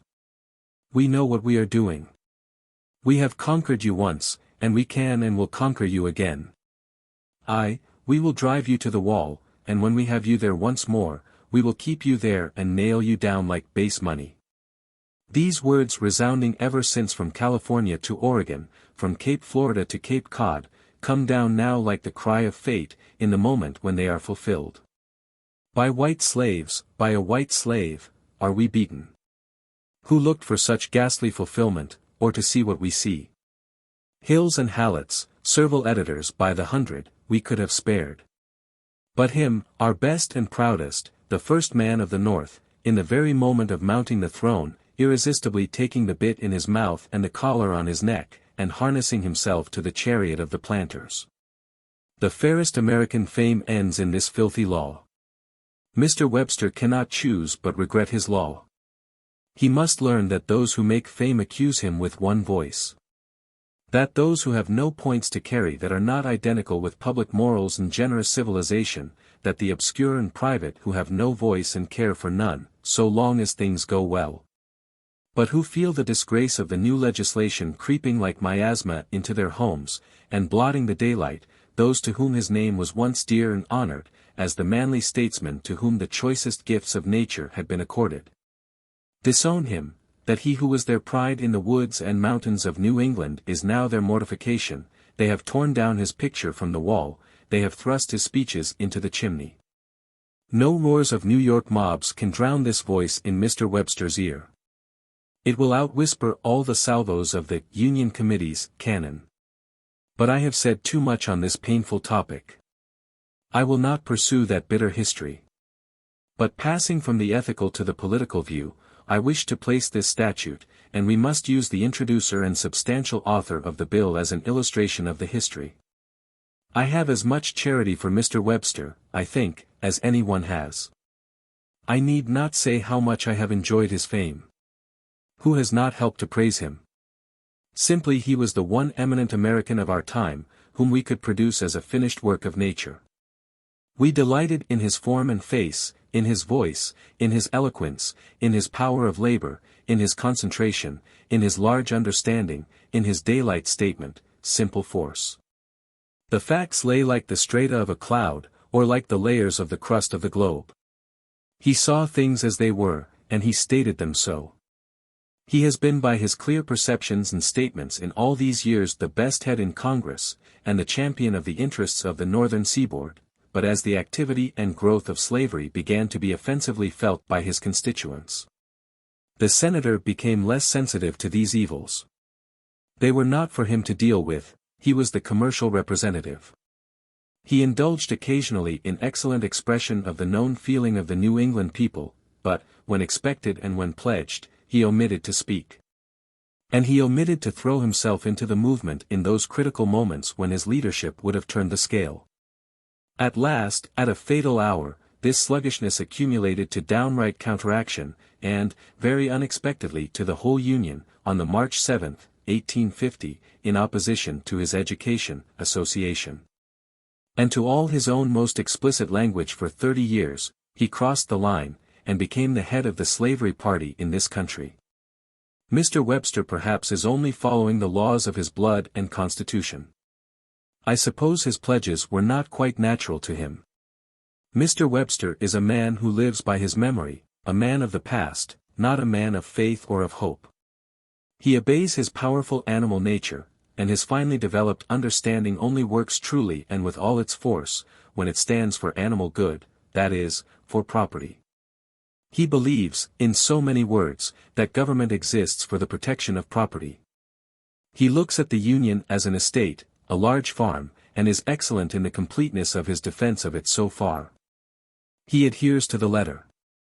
Happily he was born late, after the independence had been declared, the Union agreed to, and the Constitution settled. What he finds already written, he will defend. Lucky that so much had got well written when he came. For he has no faith in the power of self-government, none whatever in extemporizing a government.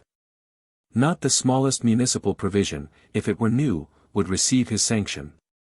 In Massachusetts, in 1776, he would, beyond all question, have been a refugee. He praises Adams and Jefferson, but it is a past Adams and Jefferson that his mind can entertain. A present Adams and Jefferson he would denounce. So with the eulogies of liberty in his writings, they are sentimentalism and youthful rhetoric. He can celebrate it, but it means as much from him as from Metternich or Talleyrand. This is all inevitable from his constitution. All the drops of his blood have eyes that look downward. It is neither praise nor blame to say that he has no moral perception, no moral sentiment, but in that region, to use the phrase of the phrenologists, a hole in the head. The scraps of morality to be gleaned from his speeches are reflections of the mind of others. He says what he hears said, but often makes signal blunders in their use. In Mr. Webster's imagination the American Union was a huge Prince Rupert's drop, which, if so much as the smallest end be shivered off, the whole will snap into atoms. Now the fact is quite different from this. The people are loyal, law-loving, law-abiding. They prefer order, and have no taste for misrule and uproar. The destiny of this country is great and liberal, and is to be greatly administered. It is to be administered according to what is, and is to be, and not according to what is dead and gone. The union of this people is a real thing, an alliance of men of one flock, one language, one religion, one system of manners and ideas. I hold it to be a real and not a statute union. The people cleave to the union, because they see their advantage in it, the added power of each. I suppose the union can be left to take care of itself. As much real union as there is, the statutes will be sure to express; as much disunion as there is, no statute can long conceal. Under the union I suppose the fact to be that there are really two nations, the North and the South. It is not slavery that severs them, it is climate and temperament. The South does not like the North, slavery or no slavery, and never did. The North likes the South well enough, for it knows its own advantages. I am willing to leave them to the facts. If they continue to have a binding interest, they will be pretty sure to find it out; if not, they will consult their peace in parting. But one thing appears certain to me, that, as soon as the Constitution ordains an immoral law, it ordains disunion. The law is suicidal, and cannot be obeyed. The union is at an end as soon as an immoral law is enacted. And he who writes a crime into the statute book digs under the foundations of the Capitol to plant there a powder magazine, and lays a train. I pass to say a few words to the question, what shall we do? 1. What in our federal capacity is our relation to the nation? 2. And what as citizens of a state? I am an unionist as we all are, or nearly all, and I strongly share the hope of mankind in the power, and therefore, in the duties of the Union. And I conceive it demonstrated, the necessity of common sense and justice entering into the laws. What shall we do? First, abrogate this law, then, proceed to confine slavery to slave states, and help them effectually to make an end of it. Or shall we, as we are advised on all hands, lie by, and wait the progress of the census? But will slavery lie by? I fear not. She is very industrious, gives herself no holidays. No proclamations will put her down. She got Texas and now will have Cuba, and means to keep her majority. The experience of the past gives us no encouragement to lie by. Shall we call a new convention, or will any expert statesman furnish us a plan for the summary or gradual winding up of slavery, so far as the Republic is its patron? Where is the South itself? Since it is agreed by all sane men of all parties, or was yesterday, that slavery is mischievous, why does the South itself never offer the smallest counsel of her own? I have never heard in 20 years any project except Mr. Clay's. Let us hear any project with candor and respect. Is it impossible to speak of it with reason and good nature? It is really the project fit for this country to entertain and accomplish. Everything invites emancipation. The grandeur of the design, the vast stake we hold, the national domain, the new importance of Liberia, the manifest interest of the slave states, the religious effort of the free states, the public opinion of the world, all join to demand it. We shall one day bring the states shoulder to shoulder and the citizens man to man to exterminate slavery. Why in the name of common sense and the peace of mankind is not this made the subject of instant negotiation and settlement? Why not end this dangerous dispute on some ground of fair compensation on one side, and satisfaction on the other to the conscience of the free states? It is really the great task fit for this country to accomplish, to buy that property of the planters, as the British nation bought the West Indian slaves. I say buy, never conceding the right of the planter to own, but that we may acknowledge the calamity of his position, and bear a countryman's share in relieving him, and because it is the only practicable course, and is innocent. Here is a right social or public function, which one man cannot do, which all men must do. 'Tis said it will cost 2,000 millions of dollars. Was there ever any contribution that was so enthusiastically paid as this will be? We will have a chimney tax. We will give up our coaches, and wine, and watches. The churches will melt their plate. The father of his country shall wait, well pleased, a little longer for his monument. Franklin for his, the Pilgrim Fathers for theirs, and the patient Columbus for his. The mechanics will give, the needlewomen will give, the children will have cent societies. Every man in the land will give a week's work to dig away this accursed mountain of sorrow once and forever out of the world.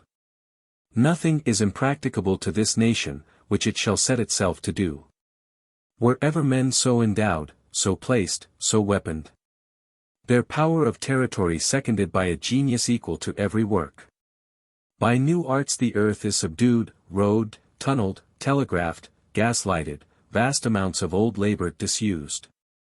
The sinews of man being relieved by sinews of steam. We are on the brink of more wonders. The sun paints, presently we shall organize the echo, as now we do the shadow. Chemistry is extorting new aids. The genius of this people, it is found, can do anything which can be done by men. These 30 nations are equal to any work, and are every moment stronger. In 25 years they will be 50 millions. Is it not time to do something besides ditching and draining, and making the earth mellow and friable? Let them confront this mountain of poison, bore, blast, excavate, pulverize, and shovel it once for all, down into the bottomless pit. 1,000 millions were cheap. But grant that the heart of financiers, accustomed to practical figures, shrinks within them at these colossal amounts, and the embarrassments which complicate the problem. Granting that these contingencies are too many to be spanned by any human geometry, and that these evils are to be relieved only by the wisdom of God working in ages, and by what instrument, whether Liberia, whether flax cotton. Whether the working out this race by Irish and Germans, none can tell, or by what sources God has guarded his law. Still the question recurs, what must we do? One thing is plain, we cannot answer for the Union, but we must keep Massachusetts true. It is of unspeakable importance that she play her honest part. She must follow no vicious examples. Massachusetts is a little state, countries have been great by ideas. Europe is little compared with Asia and Africa, yet Asia and Africa are its ox and its ass. Europe, the least of all the continents, has almost monopolized for 20 centuries the genius and power of them all. Greece was the least part of Europe. Attica a little part of that, 1/10 of the size of Massachusetts. Yet that district still rules the intellect of men. Judea was a petty country. Yet these two, Greece and Judea, furnish the mind and the heart by which the rest of the world is sustained. And Massachusetts is little, but, if true to itself, can be the brain which turns about the behemoth. I say Massachusetts, but I mean Massachusetts in all the quarters of her dispersion. Massachusetts, as she is the mother of all the New England states, and as she sees her progeny scattered over the face of the land, in the farthest south, and the uttermost west. The immense power of rectitude is apt to be forgotten in politics. But they who have brought the great wrong on the country have not forgotten it. They avail themselves of the known probity in honor of Massachusetts, to endorse the statute. The ancient maxim still holds that never was any injustice effected except by the help of justice. The great game of the government has been to win the sanction of Massachusetts to the crime. Hitherto they have succeeded only so far as to win Boston to a certain extent. The behavior of Boston was the reverse of what it should have been, it was supple and officious, and it put itself into the base attitude of pander to the crime. It should have placed obstruction at every step. Let the attitude of the states be firm. Let us respect the Union to all honest ends. But also respect an older and wider Union, the law of nature and rectitude. Massachusetts is as strong as the universe, when it does that. We will never intermeddle with your slavery, but you can in no wise be suffered to bring it to Cape Cod and Berkshire. This law must be made inoperative. It must be abrogated and wiped out of the statute book, but whilst it stands there, it must be disobeyed. We must make a small state great, by making every man in it true. It was the praise of Athens, she could not lead countless armies into the field, but she knew how with a little band to defeat those who could. Every Roman reckoned himself at least a match for a province. Every Dorian did. Every Englishman in Australia, in South Africa, in India, or in whatever barbarous country their forts and factories have been set up, represents London, represents the art, power and law of Europe. Every man educated at the northern school carries the like advantages into the south. For it is confounding distinctions to speak of the geographic sections of this country as of equal civilization. Every nation and every man bows, in spite of himself, to a higher mental and moral existence. And the sting of the late disgraces is that this royal position of Massachusetts was foully lost, that the well-known sentiment of her people was not expressed. Let us correct this error. In this one fastness let truth be spoken and right done. Here let there be no confusion in our ideas. Let us not lie, not steal, nor help to steal, and let us not call stealing by any fine name, such as union or patriotism. Let us know that not by the public, but by ourselves, our safety must be bought. That is the secret of Southern power, that they rest not on meetings, but on private heats and courages. It is very certain from the perfect guarantees in the Constitution, and the high arguments of the defenders of liberty, which the occasion called out, that there is sufficient margin in the statute and the law for the spirit of the magistrate to show itself, and 1, 2, 3 occasions have just now occurred, and passed, in either of which, if one man had felt the spirit of Coke or Mansfield or Parsons, and read the law with the eye of freedom, the dishonor of Massachusetts had been prevented, and a limit set to these encroachments forever. 7. The Fugitive Slave Law. Lecture read in the Tabernacle, New York City, March 7, 1854, on the 4th anniversary of Daniel Webster's speech in favor of the bill. Of all we loved and honored, naught save power remains. A fallen angel's pride of thought, still strong in chains. All else is gone, from those great eyes. The soul has fled. When faith is lost, when honor dies, the man is dead. Whittier, Ichabod. We that had loved him so, followed him, honored him, lived in his mild and magnificent eye, learned his great language, caught his clear accents, made him our pattern to live and to die. Shakespeare was of us, Milton was for us. Burns, Shelley, were with us, they watch from their graves. He alone breaks from the van and the freeman. He alone sinks to the rear and the slaves. Browning, the lost leader. The Fugitive Slave Law. I do not often speak to public questions, they are odious and hurtful, and it seems like meddling or leaving your work. I have my own spirits in prison, spirits in deeper prisons, whom no man visits if I do not. And then I see what havoc it makes with any good mind, a dissipated philanthropy. The one thing not to be forgiven to intellectual persons is, not to know their own task, or to take their ideas from others. From this want of manly rest in their own and rash acceptance of other people's watchwords come the imbecility and fatigue of their conversation. For they cannot affirm these from any original experience, and of course not with the natural movement and total strength of their nature and talent, but only from their memory, only from their cramped position of standing for their teacher. They say what they would have you believe, but what they do not quite know. My own habitual view is to the well-being of students or scholars. And it is only when the public event affects them, that it very seriously touches me. And what I have to say is to them. For every man speaks mainly to a class whom he works with and more or less fully represents. It is to these I am beforehand related and engaged, in this audience or out of it, to them and not to others. And yet, when I say the class of scholars or students, that is a class which comprises in some sort all mankind, comprises every man in the best hours of his life, and in these days not only virtually but actually. For who are the readers and thinkers of 1854? Owing to the silent revolution which the newspaper has wrought, this class has come in this country to take in all classes.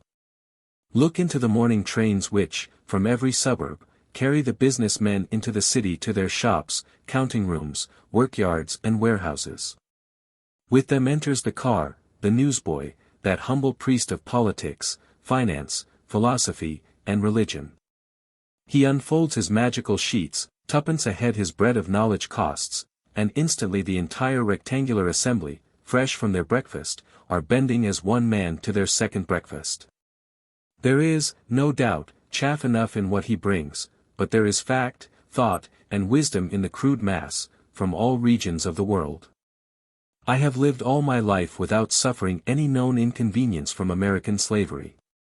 I never saw it, I never heard the whip, I never felt the check on my free speech and action, until, the other day, when Mr. Webster, by his personal influence, brought the fugitive slave law on the country. I say Mr. Webster, for though the bill was not his, it is yet notorious that he was the life and soul of it, that he gave it all he had, it cost him his life, and under the shadow of his great name inferior men sheltered themselves. Threw their ballots for it and made the law. I say inferior men. There were all sorts of what are called brilliant men, accomplished men, men of high station, a president of the United States, senators, men of eloquent speech, but men without self-respect, without character, and it was strange to see that office. Age, fame, talent, even a repute for honesty, all count for nothing.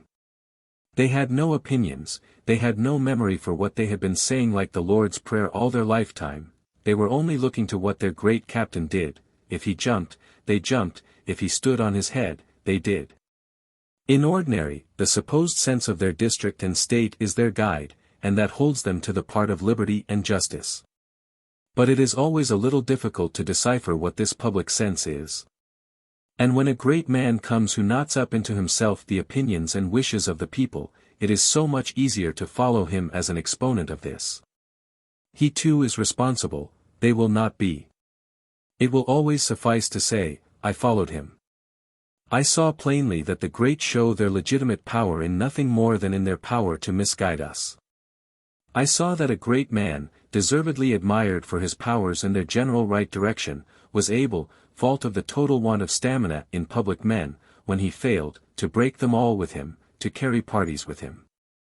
In what I have to say of Mr. Webster I do not confound him with vulgar politicians before or since. There is always base ambition enough, men who calculate on the immense ignorance of the masses. That is their quarry and farm, they use the constituencies at home only for their shoes. And, of course, they can drive out from the contest any honorable man. The low can best win the low, and all men like to be made much of. There are those too who have power and inspiration only to do ill. Their talent or their faculty deserts them when they undertake anything right. Mr.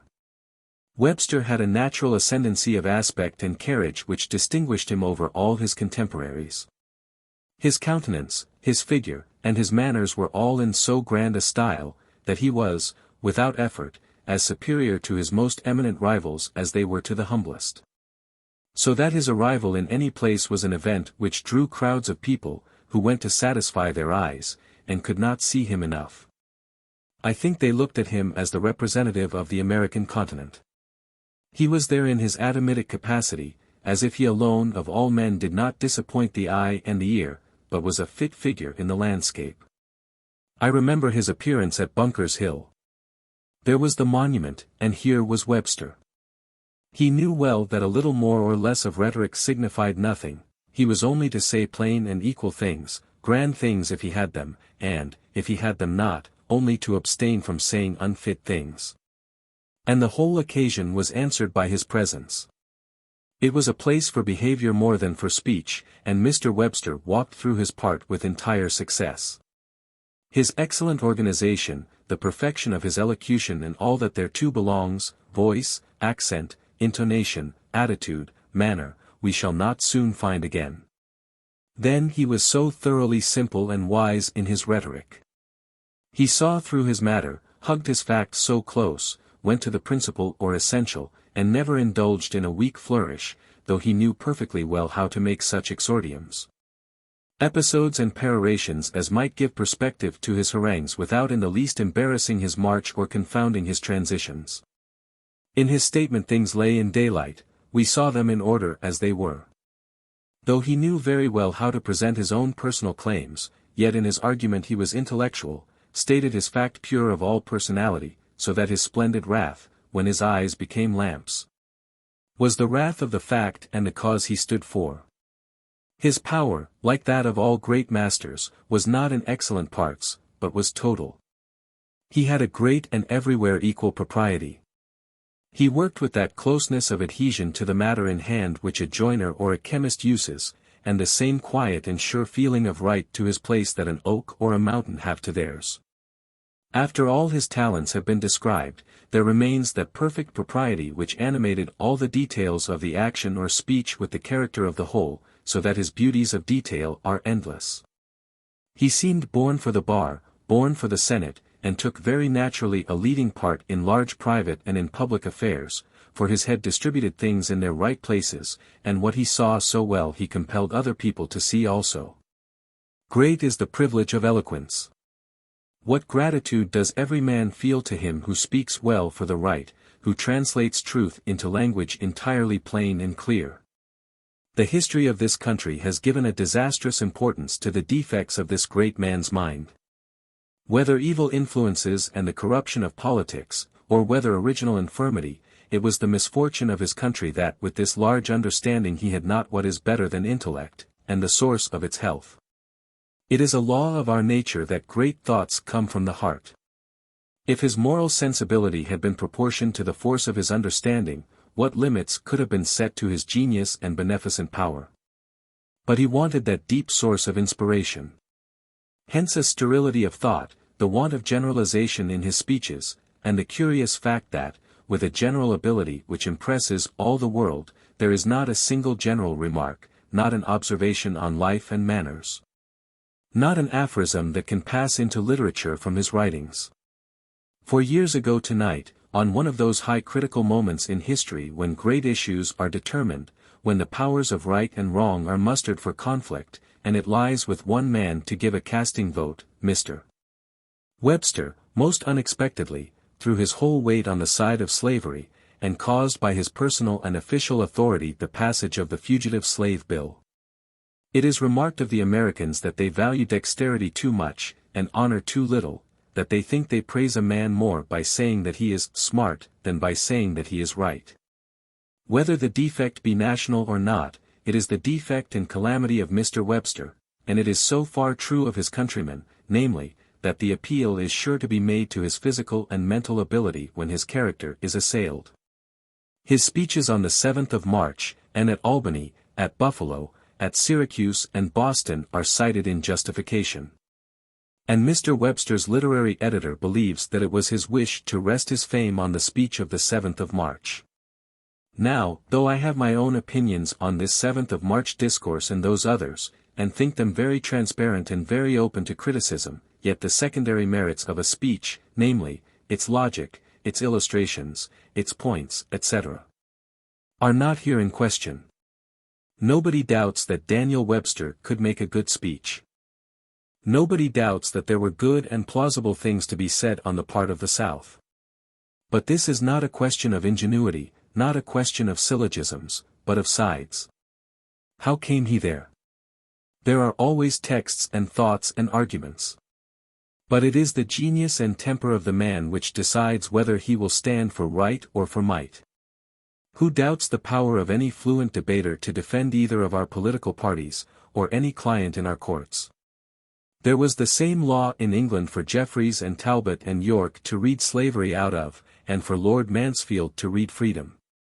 And in this country one sees that there is always margin enough in the statute for a liberal judge to read one way and a servile judge another.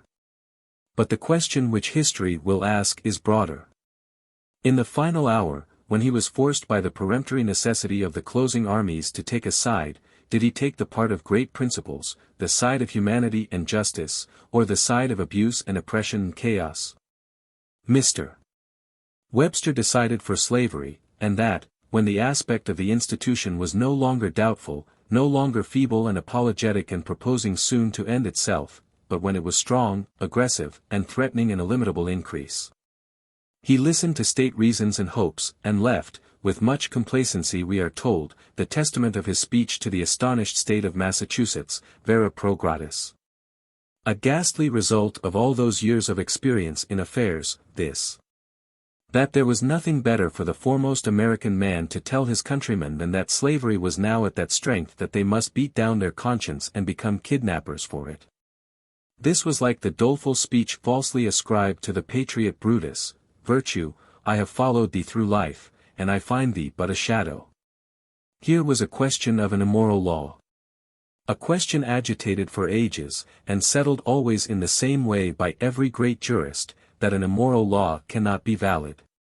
Cicero, Grotius, Coke, Blackstone, Burlamaqui, Vattel, Burke, Jefferson, do all affirm this, and I cite them, not that they can give evidence to what is indisputable, but because, though lawyers and practical statesmen, the habit of their profession did not hide from them that this truth was the foundation of states. Here was the question: are you for man and for the good of man, or are you for the hurt and harm of man?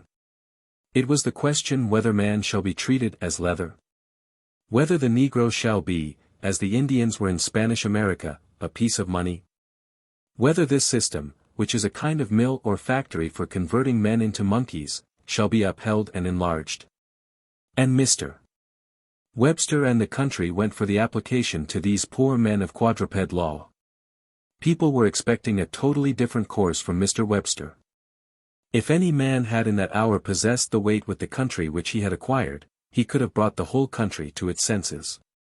But not a moment's pause was allowed. Angry parties went from bad to worse, and the decision of Webster was accompanied with everything offensive to freedom and good morals.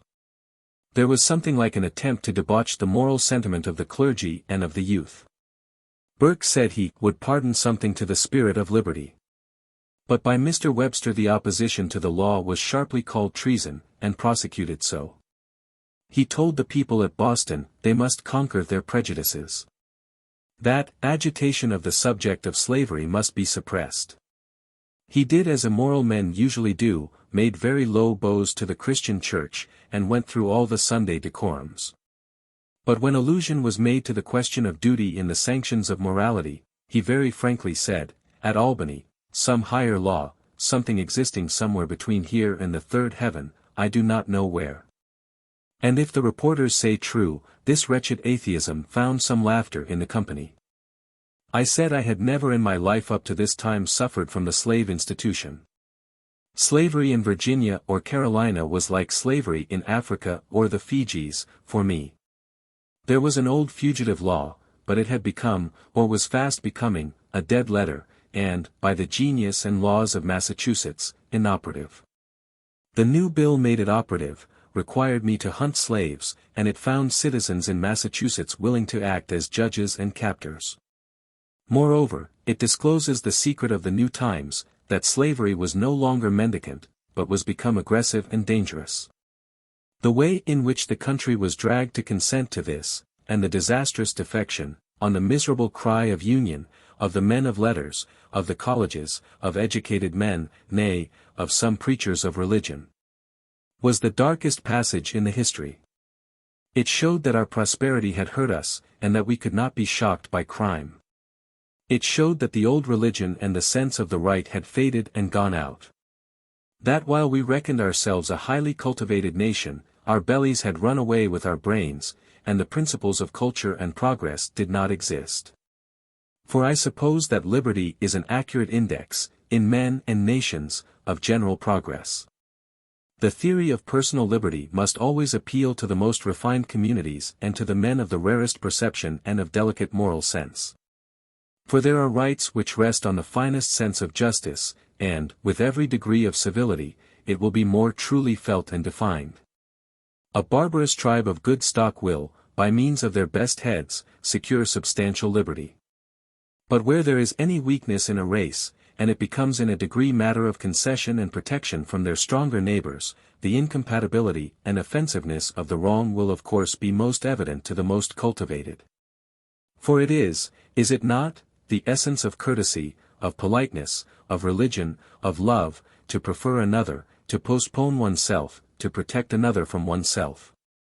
That is the distinction of the gentleman, to defend the weak and redress the injured, as it is of the savage and the brutal to usurp and use others. In Massachusetts, as we all know, there has always existed a predominant conservative spirit. We have more money and value of every kind than other people, and wish to keep them. The plea on which freedom was resisted was union. I went to certain serious men, who had a little more reason than the rest, and inquired why they took this part. They answered that they had no confidence in their strength to resist the Democratic Party, that they saw plainly that all was going to the utmost verge of license. Each was vying with his neighbor to lead the party, by proposing the worst measure, and they threw themselves on the extreme conservatism, as a drag on the wheel, that they knew Cuba would be had, and Mexico would be had. And they stood stiffly on conservatism, and as near to monarchy as they could, only to moderate the velocity with which the car was running down the precipice. In short, their theory was despair, the Whig wisdom was only reprieve, awaiting to be last devoured. They side with Carolina, or with Arkansas, only to make a show of Whig strength, wherewith to resist a little longer this general ruin. I have a respect for conservatism. I know how deeply founded it is in our nature, and how idle are all attempts to shake ourselves free from it.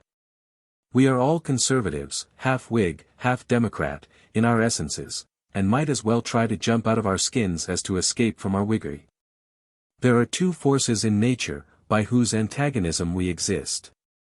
The power of fate, fortune, the laws of the world, the order of things, or however else we choose to phrase it, the material necessities, on the one hand, and will or duty or freedom on the other. May and must, and the sense of right and duty, on the one hand, and the material necessities on the other, may and must. In vulgar politics the Whig goes for what has been, for the old necessities, the musts. The Reformer goes for the better, for the ideal good, for the mays. But each of these parties must of necessity take in some measure, the principles of the other. Each wishes to cover the whole ground, to hold fast and to advance. Only, one lays the emphasis on keeping, and the other on advancing. I too think the musts are a safe company to follow, and even agreeable. But if we are Whigs, let us be Whigs of nature and science, and so for all the necessities. Let us know that, over and above all the musts of poverty and appetite, is the instinct of man to rise, and the instinct to love and help his brother. Now, gentlemen, I think we have in this hour instruction again in the simplest lesson. Events roll, millions of men are engaged, and the result is the enforcing of some of those first commandments which we heard in the nursery. We never get beyond our first lesson, for, really, the world exists, as I understand it, to teach the science of liberty, which begins with liberty from fear. The events of this month are teaching one thing plain and clear, the worthlessness of good tools to bad workmen, that official papers are of no use. Resolutions of public meetings, platforms of conventions, no, nor laws, nor constitutions, any more. These are all declaratory of the will of the moment, and are passed with more levity and on grounds far less honorable than ordinary business transactions of the street. You relied on the Constitution. It has not the word slave in it. And very good argument has shown that it would not warrant the crimes that are done under it. That, with provisions so vague for an object not named, and which could not be availed of to claim a barrel of sugar or a barrel of corn, the robbing of a man and of all his posterity is effected. You relied on the Supreme Court. The law was right, excellent law for the lambs. But what if unhappily the judges were chosen from the wolves, and give to all the law a wolfish interpretation? You relied on the Missouri Compromise. That is written over. You relied on state sovereignty in the free states to protect their citizens. They are driven with contempt out of the courts and out of the territory of the slave states, if they are so happy as to get out with their lives, and now you relied on these dismal guarantees infamously made in 1850. And, before the body of Webster is yet crumbled, it is found that they have crumbled. This eternal monument of his fame and of the Union is rotten in 4 years. They are no guarantee to the free states. They are a guarantee to the slave states that, as they have hitherto met with no repulse, they shall meet with none. I fear there is no reliance to be put on any kind or form of covenant, no, not on sacred forms, none on churches, none on Bibles. For one would have said that a Christian would not keep slaves, but the Christians keep slaves. Of course they will not dare to read the Bible. Won't they? They quote the Bible, quote Paul, quote Christ, to justify slavery. If slavery is good, then is lying, theft, arson, homicide, each and all good, and to be maintained by union societies. These things show that no forms, neither constitutions, nor laws, nor covenants, nor churches, nor Bibles, are of any use in themselves. The devil nestles comfortably into them all. There is no help but in the head and heart and hamstrings of a man. Covenants are of no use without honest men to keep them, laws of none but with loyal citizens to obey them. To interpret Christ it needs Christ in the heart. The teachings of the Spirit can be apprehended only by the same Spirit that gave them forth. To make good the cause of freedom, you must draw off from all foolish trust in others. You must be citadels and warriors yourselves, declarations of independence, the charter, the battle and the victory. Cromwell said, "We can only resist the superior training of the king's soldiers, by enlisting godly men." And no man has a right to hope that the laws of New York will defend him from the contamination of slaves another day until he has made up his mind that he will not owe his protection to the laws of New York, but to his own sense and spirit. Then he protects New York. He only who is able to stand alone is qualified for society. And that I understand to be the end for which a soul exists in this world, to be himself the counterbalance of all falsehood and all wrong. The army of unright is encamped from pole to pole, but the road of victory is known to the just. Everything may be taken away, he may be poor, he may be houseless, yet he will know out of his arms to make a pillow, and out of his breast a bolster. Why have the minority no influence? Because they have not a real minority of one. I conceive that thus to detach a man and make him feel that he is to owe all to himself, is the way to make him strong and rich. And here the optimist must find, if anywhere, the benefit of slavery. We have many teachers, we are in this world for culture, to be instructed in realities, in the laws of moral and intelligent nature. And our education is not conducted by toys and luxuries, but by austere and rugged masters, by poverty, solitude, passions, war, slavery, to know that paradise is under the shadow of swords. That divine sentiments which are always soliciting us are breathed into us from on high, and are an offset to a universe of suffering and crime, that self-reliance, the height and perfection of man, is reliance on God. The insight of the religious sentiment will disclose to him unexpected aids in the nature of things. The Persian Sadi said, "Beware of hurting the orphan." When the orphan sets a crying, the throne of the Almighty is rocked from side to side. Whenever a man has come to this mind, that there is no church for him but his believing prayer, no constitution but his dealing well and justly with his neighbor, no liberty but his invincible will to do right, then certain aids and allies will promptly appear, for the constitution of the universe is on his side. It is of no use to vote down gravitation of morals. What is useful will last, whilst that which is hurtful to the world will sink beneath all the opposing forces which it must exasperate. The terror which the Marseillaise struck into oppression, it thunders again today. Tout est soldat pour vous combattre. Everything turns soldier to fight you down. The end for which man was made is not crime in any form, and a man cannot steal without incurring the penalties of the thief, though all the legislatures vote that it is virtuous. And though there be a general conspiracy among scholars and official persons to hold him up, and to say, nothing is good but stealing. A man who commits a crime defeats the end of his existence. He was created for benefit, and he exists for harm, and as well-doing makes power and wisdom, ill-doing takes them away. A man who steals another man's labor steals away his own faculties. His integrity, his humanity is flowing away from him.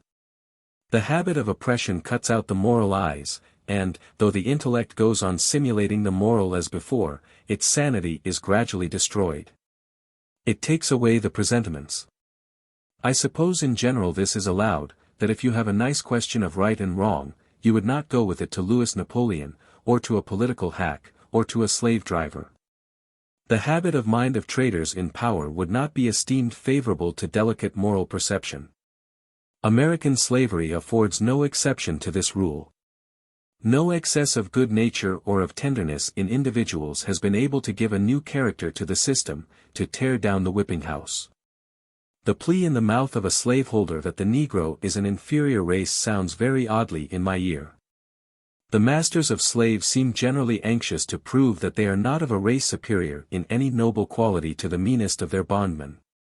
And indeed when the Southerner points to the anatomy of the Negro, and talks of chimpanzee, I recall Montesquieu's remark, "It will not do to say that Negroes are men, lest it should turn out that whites are not."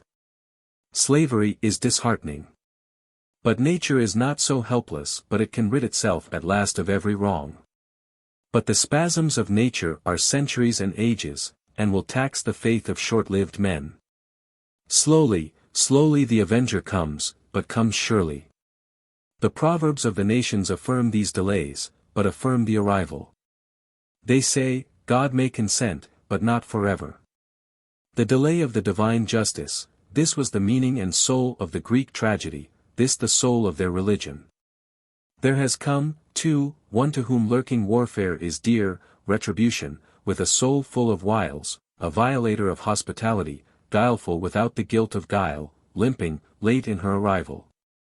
They said of the happiness of the unjust, that, at its close it begets itself an offspring and does not die childless, and instead of good fortune, there sprouts forth for posterity ever-ravening calamity. For evil word shall evil word be said.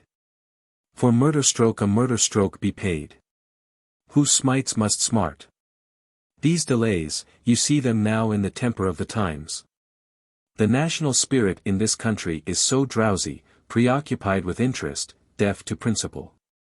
The Anglo-Saxon race is proud and strong and selfish. They believe only in Anglo-Saxons. In 1825 Greece found America deaf, Poland found America deaf, Italy and Hungary found her deaf.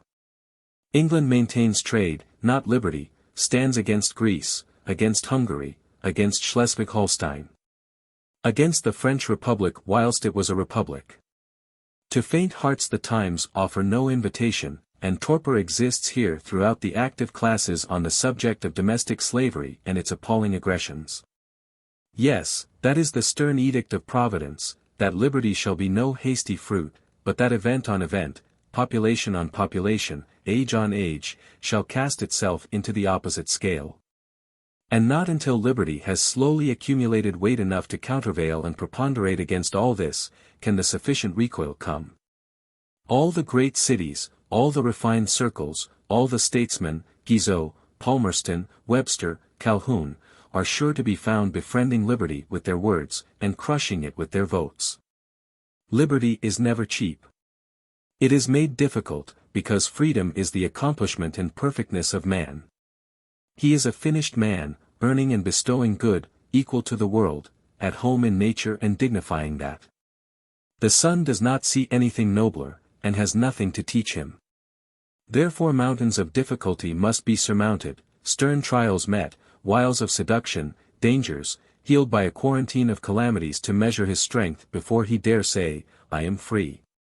Whilst the inconsistency of slavery with the principles on which the world is built guarantees its downfall, I own that the patience it requires is almost too sublime for mortals, and seems to demand of us more than mere hoping. And when one sees how fast the rot spreads, it is growing serious, I think we demand of superior men that they be superior in this, that the mind and the virtues shall give their verdict in their day, and accelerate so far the progress of civilization. Possession is sure to throw its stupid strength for existing power, and appetite and ambition will go for that. Let the aid of virtue, intelligence and education be cast where they rightfully belong. They are organically ours. Let them be loyal to their own. I wish to see the instructed class here know their own flag, and not fire on their comrades. We should not forgive the clergy for taking on every issue the immoral side. Nor the bench, if it put itself on the side of the culprit, nor the government, if it sustain the mob against the laws. It is a potent support and ally to a brave man standing single, or with a few, for the right, and outvoted and ostracized. To know that better men in other parts of the country appreciate the service and will rightly report him to his own and the next age. Without this assurance, he will sooner sink. He may well say, if my countrymen do not care to be defended, I too will decline the controversy, from which I only reap invectives and hatred. Yet the lovers of liberty may with reason tax the coldness and indifferentism of scholars and literary men. They are lovers of liberty in Greece and Rome and in the English Commonwealth, but they are lukewarm lovers of the liberty of America in 1854. The universities are not, as in Hobbes's time, the core of rebellion, no, but the seat of inertness. They have forgotten their allegiance to the muse, and grown worldly and political.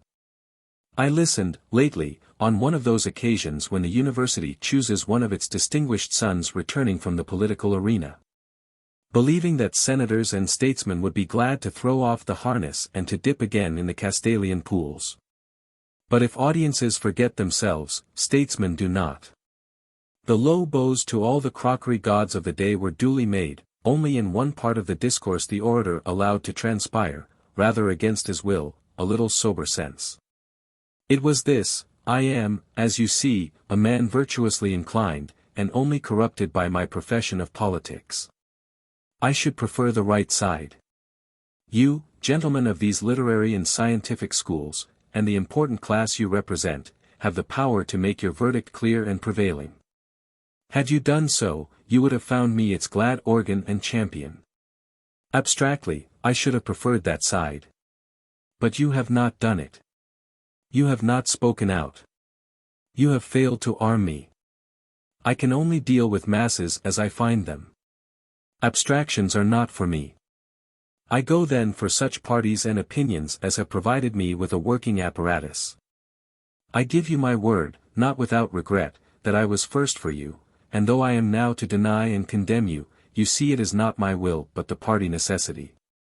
Having made this manifesto and professed his adoration for liberty in the time of his grandfathers, he proceeded with his work of denouncing freedom and freemen at the present day. Much in the tone and spirit in which Lord Bacon prosecuted his benefactor Essex. He denounced every name and aspect under which liberty and progress dare show themselves in this age and country, but with a lingering conscience which qualified each sentence with a recommendation to mercy. But I put it to every noble and generous spirit, to every poetic, every heroic, every religious heart, that not so is our learning, our education, our poetry, our worship to be declared. Liberty is aggressive, liberty is the crusade of all brave and conscientious men, the epic poetry, the new religion, the chivalry of all gentlemen. This is the oppressed lady whom true knights on their oath and honor must rescue and save. Now at last we are disenchanted and shall have no more false hopes. I respect the Anti-Slavery Society. It is the Cassandra that has foretold all that has befallen, fact for fact, years ago, foretold all, and no man laid it to heart. It seemed, as the Turks say, fate makes that a man should not believe his own eyes. But the fugitive law did much to unglue the eyes of men, and now the Nebraska bill leaves us staring. The Anti-Slavery Society will add many members this year. The Whig Party will join it, the Democrats will join it. The population of the free states will join it. I doubt not, at last, the slave states will join it. But be that sooner or later, and whoever comes or stays away, I hope we have reached the end of our unbelief, have come to a belief that there is a divine providence in the world, which will not save us but through our own cooperation. 8. The Assault upon Mr. Sumner. Speech at a meeting of the citizens in the Town Hall, in Concord, May 26, 1856. His erring foe. Self-assured that he prevails. Looks from his victim lying low. And sees aloft the red right arm. Redress the eternal scales. The assault upon Mr. Sumner. Mr. Chairman, I sympathize heartily with the spirit of the resolutions. The events of the last few years and months and days have taught us the lessons of centuries. I do not see how a barbarous community and a civilized community can constitute one state. I think we must get rid of slavery, or we must get rid of freedom. Life has not parity of value in the free state and in the slave state. In one, it is adorned with education, with skillful labor, with arts, with long perspective interests, with sacred family ties, with honor and justice. In the other, life is a fever. Man is an animal, given to pleasure, frivolous, irritable, spending his days in hunting and practicing with deadly weapons to defend himself against his slaves and against his companions brought up in the same idle and dangerous way. Such people live for the moment, they have properly no future, and readily risk on every passion a life which is of small value to themselves or to others. Many years ago, when Mr. Webster was challenged in Washington to a duel by one of these madcaps, his friends came forward with prompt good sense and said such a thing was not to be thought of. Mr. Webster's life was the property of his friends and of the whole country, and was not to be risked on the turn of a vagabond's ball. Life and life are incommensurate. The whole state of South Carolina does not now offer one or any number of persons who are to be weighed for a moment in the scale with such a person as the meanest of them all has now struck down. The very conditions of the game must always be, the worst life staked against the best. It is the best whom they desire to kill. It is only when they cannot answer your reasons, that they wish to knock you down. If, therefore, Massachusetts could send to the Senate a better man than Mr. Sumner, his death would be only so much the more quick and certain. Now, as men's bodily strength, or skill with knives and guns, is not usually in proportion to their knowledge and motherwit, but oftener in the inverse ratio, it will only do to send foolish persons to Washington, if you wish them to be safe. The outrage is the more shocking from the singularly pure character of its victim. Mr. Sumner's position is exceptional in its honor. He had not taken his degrees in the caucus and in hack politics.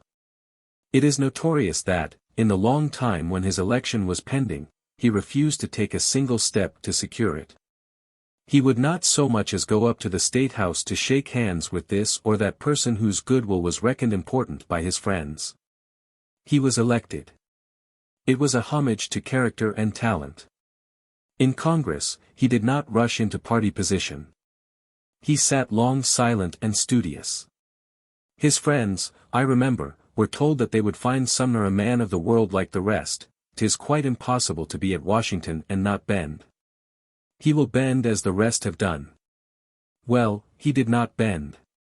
He took his position and kept it. He meekly bore the cold shoulder from some of his New England colleagues, the hatred of his enemies, the pity of the indifferent, cheered by the love and respect of good men with whom he acted. And has stood for the North, a little in advance of all the North, and therefore without adequate support. He has never faltered in his maintenance of justice and freedom. He has gone beyond the large expectation of his friends in his increasing ability and his manlier tone. I have heard that some of his political friends tax him with indolence or negligence in refusing to make electioneering speeches, or otherwise to bear his part in the labor which party organization requires. I say it to his honor. But more to his honor are the faults which his enemies lay to his charge. I think, sir, if Mr. Sumner had any vices, we should be likely to hear of them.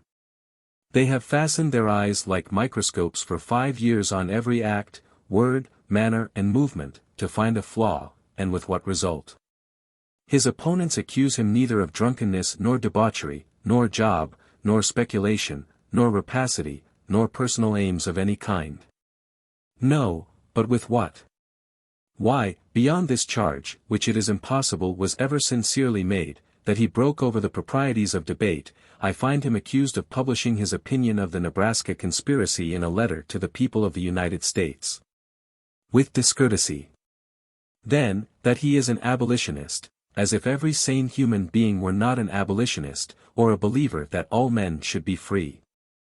And the third crime he stands charged with, is, that his speeches were written before they were spoken. Which, of course, must be true in Sumner's case, as it was true of Webster, of Adams, of Calhoun, of Burke, of Chatham, of Demosthenes, of every first-rate speaker that ever lived. It is the high compliment he pays to the intelligence of the Senate and of the country. When the same reproach was cast on the first orator of ancient times by some caviller of his day, he said, I should be ashamed to come with one unconsidered word before such an assembly. Mr. Chairman, when I think of these most small faults as the worst which party hatred could allege, I think I may borrow the language which Bishop Burnet applied to Sir Isaac Newton, and say that Charles Sumner has the whitest soul I ever knew. Well, sir, this noble head, so comely and so wise, must be the target for a pair of bullies to beat with clubs. The murderer's brand shall stamp their foreheads wherever they may wander in the earth. But I wish, sir, that the high respects of this meeting shall be expressed to Mr. Sumner, that a copy of the resolutions that have been read may be forwarded to him. I wish that he may know the shudder of terror which ran through all this community on the first tidings of this brutal attack. Let him hear that every man of worth in New England loves his virtues. That every mother thinks of him as the protector of families, that every friend of freedom thinks him the friend of freedom. And if our arms at this distance cannot defend him from assassins, we confide the defense of a life so precious to all honorable men and true patriots, and to the Almighty Maker of men. 9. Speech. At the Kansas Relief Meeting in Cambridge Wednesday evening, September 10, 1856. And ye shall succor men. 'Tis nobleness to serve. Help them who cannot help again. Beware from right to swerve. Speech on affairs in Kansas. I regret, with all this company, the absence of Mr. Whitman of Kansas, whose narrative was to constitute the interest of this meeting. Mr. Whitman is not here. But knowing, as we all do, why he is not, what duties kept him at home, he is more than present. His vacant chair speaks for him. For quite other reasons, I had been wiser to have stayed at home, unskilled as I am to address a political meeting, but it is impossible for the most recluse to extricate himself from the questions of the times. There is this peculiarity about the case of Kansas, that all the right is on one side. We hear the screams of hunted wives and children answered by the howl of the butchers. The testimony of the telegraphs from St. Louis and the border confirm the worst details. The printed letters of border ruffians avow the facts. When pressed to look at the cause of the mischief in the Kansas laws, the President falters and declines the discussion. But his supporters in the Senate, Mr. Cass, Mr. Geyer, Mr. Hunter, speak out, and declare the intolerable atrocity of the code. It is a maxim that all party spirit produces the incapacity to receive natural impressions from facts. And our recent political history has abundantly borne out the maxim. But these details that have come from Kansas are so horrible, that the hostile press have but one word in reply, namely, that it is all exaggeration, 'tis an abolition lie. Do the Committee of Investigation say that the outrages have been overstated? Does their dismal catalogue of private tragedies show it? Do the private letters? Is it an exaggeration, that Mr. Hops of Somerville, Mr. Hoyt of Deerfield, Mr. Jennison of Groton, Mr. Phillips of Berkshire, have been murdered? That Mr. Robinson of Fitchburg has been imprisoned? Reverend Mr. Newt of Springfield seized, and up to this time we have no tidings of his fate? In these calamities under which they suffer, and the worst which threaten them, the people of Kansas ask for bread, clothes, arms and men, to save them alive, and enable them to stand against these enemies of the human race. They have a right to be helped, for they have helped themselves. This aid must be sent, and this is not to be doled out as an ordinary charity, but bestowed up to the magnitude of the want, and, as has been elsewhere said, on the scale of a national action. I think we are to give largely, lavishly, to these men. And we must prepare to do it. We must learn to do with less, live in a smaller tenement, sell our apple trees, our acres, our pleasant houses. I know people who are making haste to reduce their expenses and pay their debts, not with a view to new accumulations, but in preparation to save and earn for the benefit of the Kansas emigrants. We must have aid from individuals, we must also have aid from the state. I know that the last legislature refused that aid. I know that lawyers hesitate on technical grounds, and wonder what method of relief the legislature will apply. But I submit that, in a case like this, where citizens of Massachusetts, legal voters here, have emigrated to national territory under the sanction of every law, and are then set on by highwaymen, driven from their new homes, pillaged, and numbers of them killed and scalped, and the whole world knows that this is no accidental brawl, but a systematic war to the knife, and in defiance of all laws and liberties. I submit that the governor and legislature should neither slumber nor sleep till they have found out how to send effectual aid and comfort to these poor farmers, or else should resign their seats to those who can.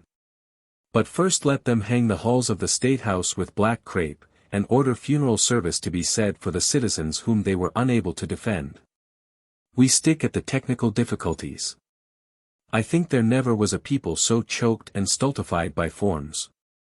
We adore the forms of law, instead of making them vehicles of wisdom and justice. I like the primary assembly. I own I have little esteem for governments. I esteem them only good in the moment when they are established. I set the private man first. He only who is able to stand alone is qualified to be a citizen. Next to the private man, I value the primary assembly, met to watch the government and to correct it. That is the theory of the American state, that it exists to execute the will of the citizens, is always responsible to them, and is always to be changed when it does not. First, the private citizen, then the primary assembly, and the government last. In this country for the last few years the government has been the chief obstruction to the common weal. Who doubts that Kansas would have been very well settled, if the United States had let it alone? The government armed and led the ruffians against the poor farmers. I do not know any story so gloomy as the politics of this country for the last 20 years, centralizing ever more manifestly round one spring, and that a vast crime, and ever more plainly, until it is notorious that all promotion, power and policy are dictated from one source, illustrating the fatal effects of a false position to demoralize legislation and put the best people always at a disadvantage. One crime always present, always to be varnished over, to find fine names for, and we free statesmen, as accomplices to the guilt, ever in the power of the grand offender. Language has lost its meaning in the universal cant. Representative government is really misrepresentative, union is a conspiracy against the northern states which the northern states are to have the privilege of paying for. The adding of Cuba and Central America to the slave marts is enlarging the area of freedom. Manifest destiny, democracy, freedom, fine names for an ugly thing. They call it otto of rose and lavender, I call it bilgewater. They call it chivalry and freedom, I call it the stealing all the earnings of a poor man and the earnings of his little girl and boy, and the earnings of all that shall come from him, his children's children forever. But this is union, and this is democracy, and our poor people, led by the nose by these fine words, dance and sing, ring bells and fire cannon, with every new link of the chain which is forged for their limbs by the plotters in the Capitol. What are the results of law and union? There is no union. Can any citizen of Massachusetts travel in honor through Kentucky and Alabama and speak his mind? Or can any citizen of the southern country who happens to think kidnapping a bad thing, say so? Let Mr. Underwood of Virginia answer. Is it to be supposed that there are no men in Carolina who dissent from the popular sentiment now reigning there? It must happen, in the variety of human opinions, that there are dissenters. They are silent as the grave. Are there no women in that country, women, who always carry the conscience of a people? Yet we have not heard one discordant whisper. In the free states, we give a sniveling support to slavery. The judges give cowardly interpretations to the law, in direct opposition to the known foundation of all law, that every immoral statute is void.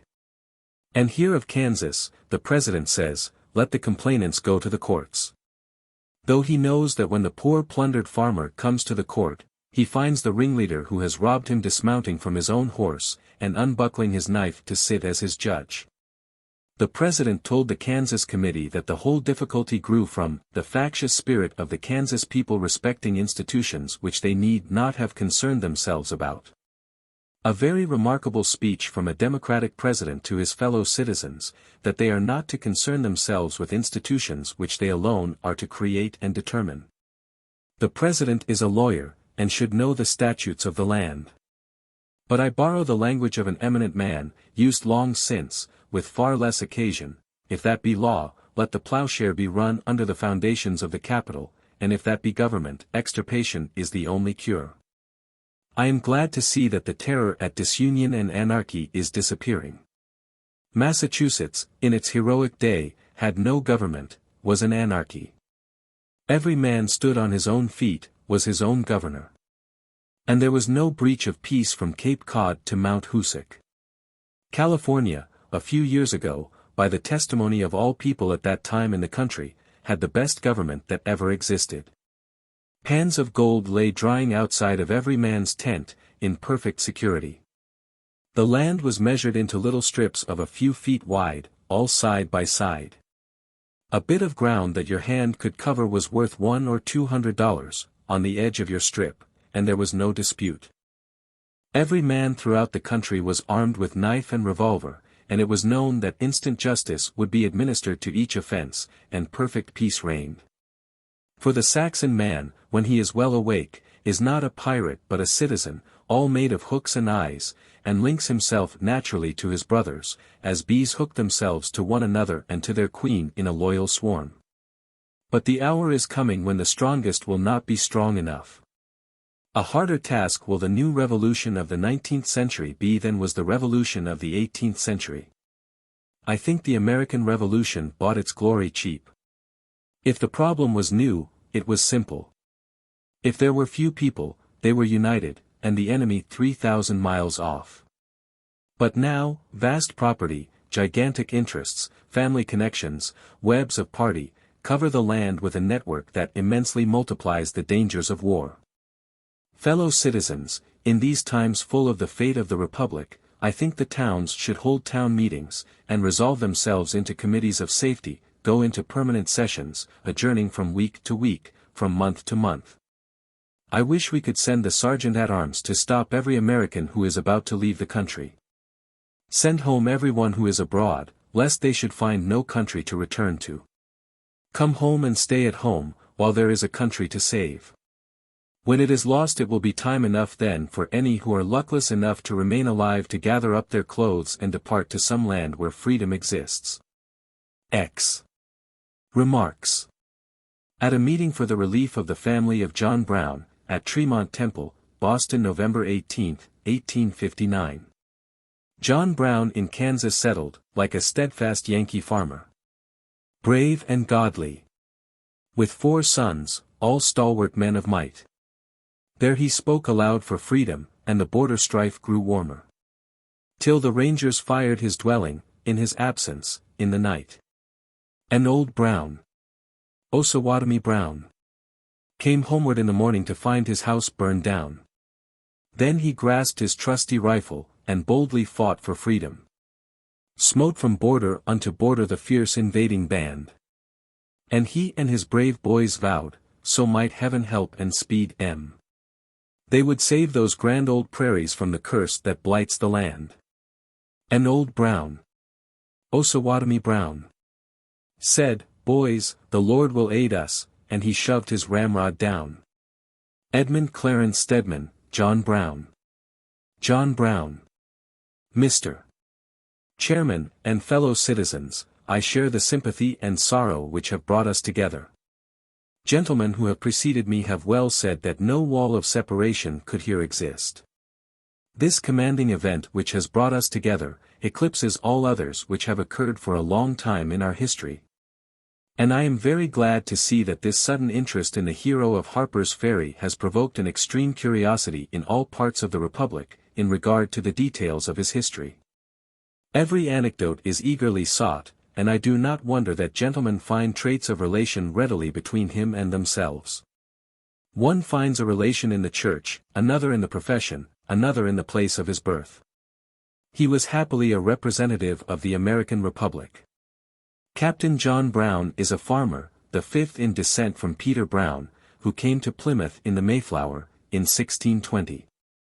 All the 6 have been farmers. His grandfather, of Simsbury, in Connecticut, was a captain in the Revolution.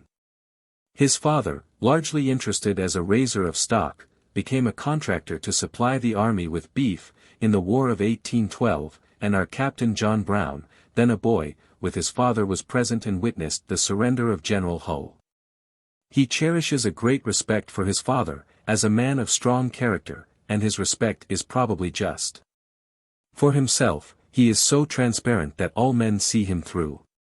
He is a man to make friends wherever on earth courage and integrity are esteemed, the rarest of heroes, a pure idealist, with no by-ends of his own. Many of you have seen him, and every one who has heard him speak has been impressed alike by his simple, artless goodness, joined with his sublime courage. He joins that perfect Puritan faith which brought his fifth ancestor to Plymouth Rock with his grandfather's ardor in the Revolution. He believes in two articles, two instruments, shall I say, the Golden Rule and the Declaration of Independence. And he used this expression in conversation here concerning them, better that a whole generation of men, women and children should pass away by a violent death than that one word of either should be violated in this country. There is a unionist, there is a strict constructionist for you. He believes in the union of the states, and he conceives that the only obstruction to the union is slavery, and for that reason, as a patriot, he works for its abolition. The governor of Virginia has pronounced his eulogy in a manner that discredits the moderation of our timid parties. His own speeches to the court have interested the nation in him. What magnanimity, and what innocent pleading, as of childhood. You remember his words, "If I had interfered in behalf of the rich, the powerful, the intelligent, the so-called great, or any of their friends, parents, wives, or children, it would all have been right. But I believe that to have interfered as I have done, for the despised poor, was not wrong, but right." It is easy to see what a favorite he will be with history, which plays such pranks with temporary reputations.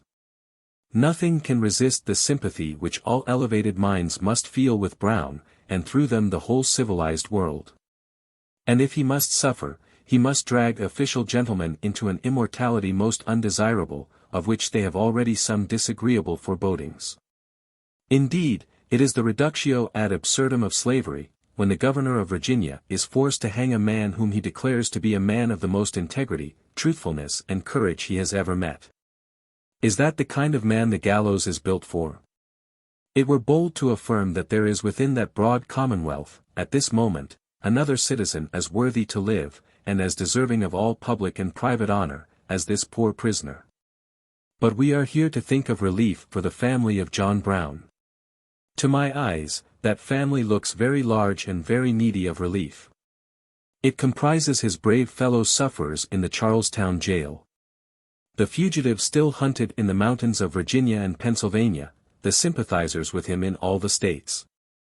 And, I may say, almost every man who loves the Golden Rule and the Declaration of Independence, like him, and who sees what a tiger's thirst threatens him in the malignity of public sentiment in the slave states. It seems to me that a common feeling joins the people of Massachusetts with him. I said John Brown was an idealist. He believed in his ideas to that extent that he existed to put them all into action. He said, he did not believe in moral suasion, he believed in putting the thing through. He saw how deceptive the forms are. We fancy, in Massachusetts, that we are free, yet it seems the government is quite unreliable. Great wealth, great population, men of talent in the executive, on the bench, all the forms right, and yet, life and freedom are not safe. Why?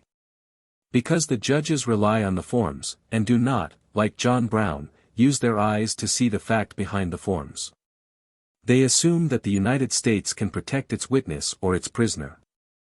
And in Massachusetts that is true, but the moment he is carried out of the bounds of Massachusetts, the United States, it is notorious, afford no protection at all.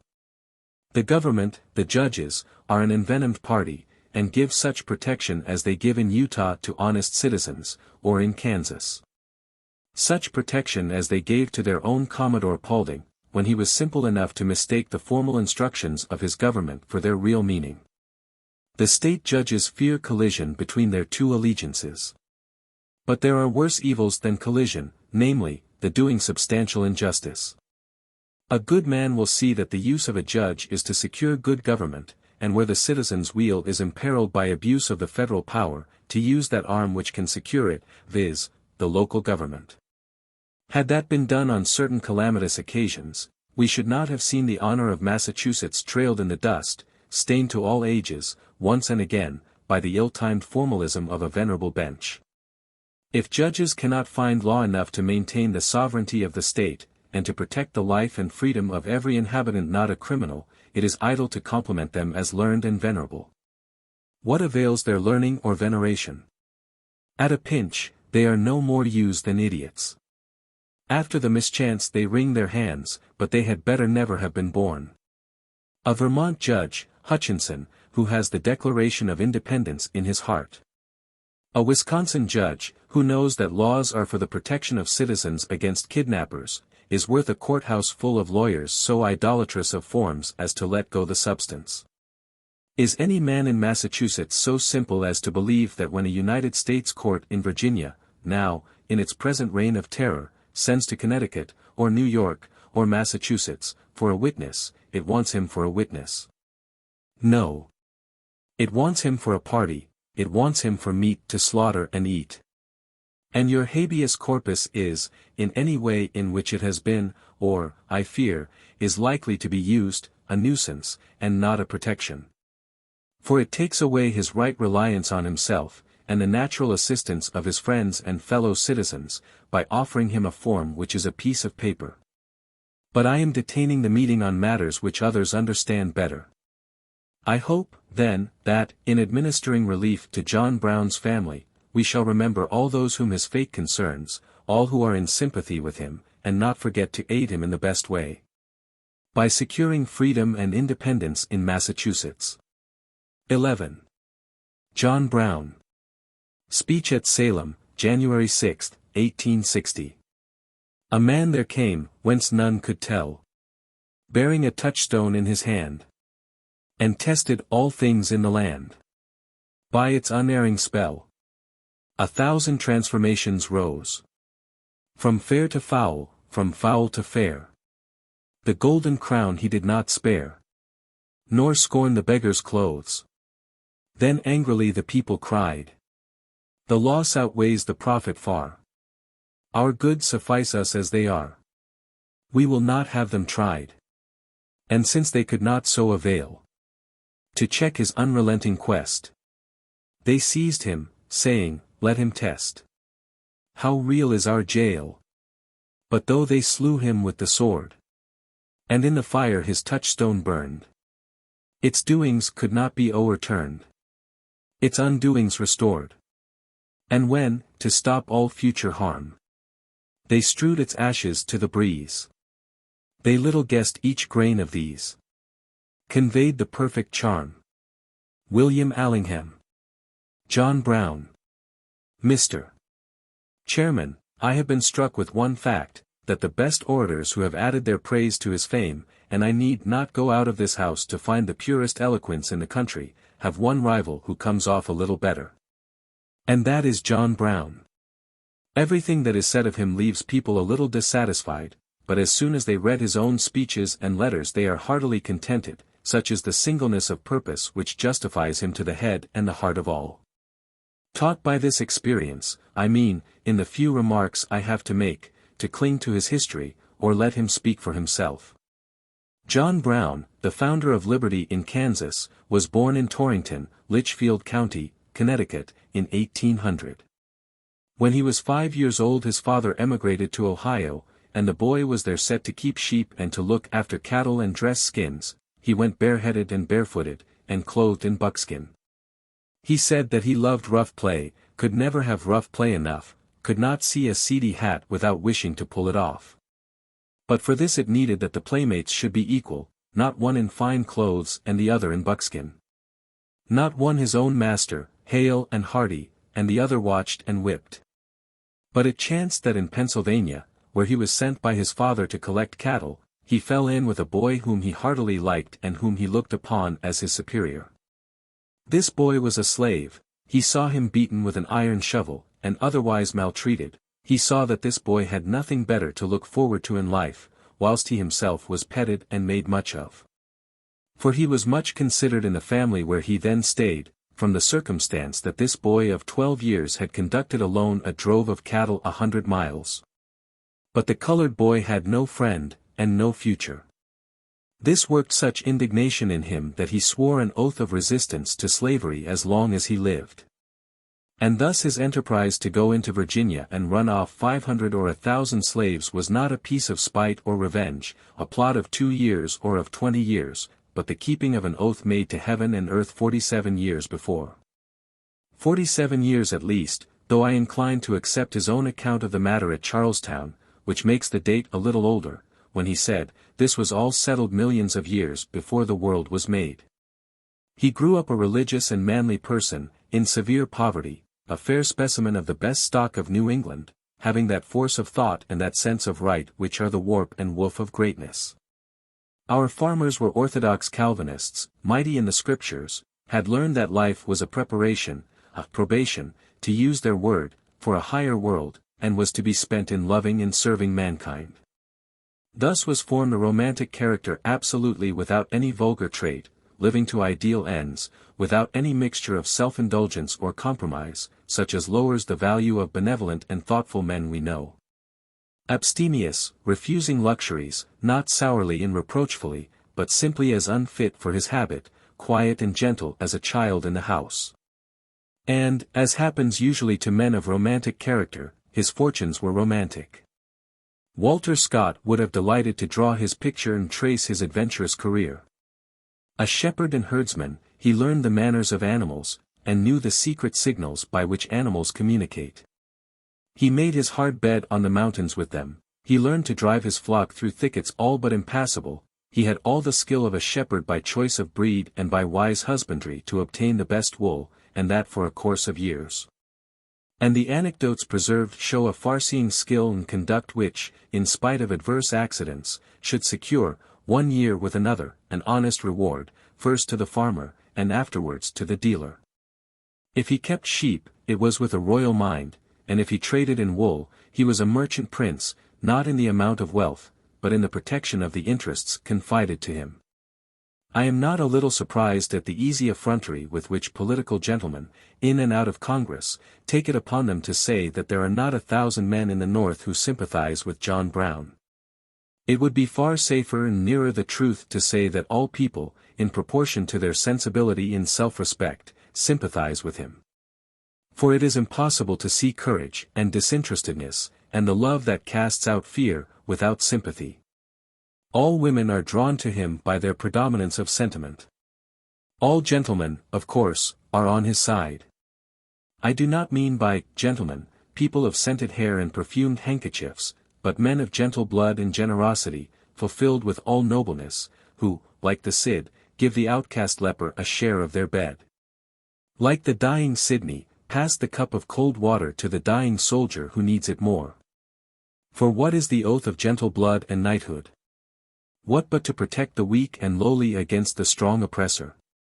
Nothing is more absurd than to complain of this sympathy, or to complain of a party of men united in opposition to slavery. As well complain of gravity, or the ebb of the tide. Who makes the abolitionist? The slaveholder. The sentiment of mercy is the natural recoil which the laws of the universe provide to protect mankind from destruction by savage passions. And our blind statesmen go up and down, with committees of vigilance and safety, hunting for the origin of this new heresy. They will need a very vigilant committee indeed to find its birthplace, and a very strong force to root it out. For the arch-abolitionist, older than Brown, and older than the Shenandoah Mountains, is love, whose other name is justice, which was before Alfred, before Lycurgus, before slavery, and will be after it. 12. Theodore Parker. An address at the memorial meeting at the Music Hall, Boston, June 15, 1860. Here comes Parker, the Orson of parsons, a man whom the church undertook to put under her ban. There's a background of God to each hard-working feature. Every word that he speaks has been fierily furnaced. In the blast of a life that has struggled in earnest. There he stands, looking more like a plowman than priest. If not dreadfully awkward, not graceful at least. But his periods fall on you, stroke after stroke. Like the blows of a lumberer felling an oak. You forget the man wholly, you're thankful to meet With a preacher who smacks of the field and the street. And to hear. You're not over particular whence. Almost Taylor's profusion, quite Latimer's sense. Lowell, a fable for critics. Theodore Parker. At the death of a good and admirable person we meet to console and animate each other by the recollection of his virtues. I have the feeling that every man's biography is at his own expense. He furnishes not only the facts but the report. I mean that all biography is autobiography. It is only what he tells of himself that comes to be known and believed. In Plutarch's Lives of Alexander and Pericles, you have the secret whispers of their confidence to their lovers and trusty friends. For it was each report of this kind that impressed those to whom it was told in a manner to secure its being told everywhere to the best, to those who speak with authority to their own times and therefore to ours.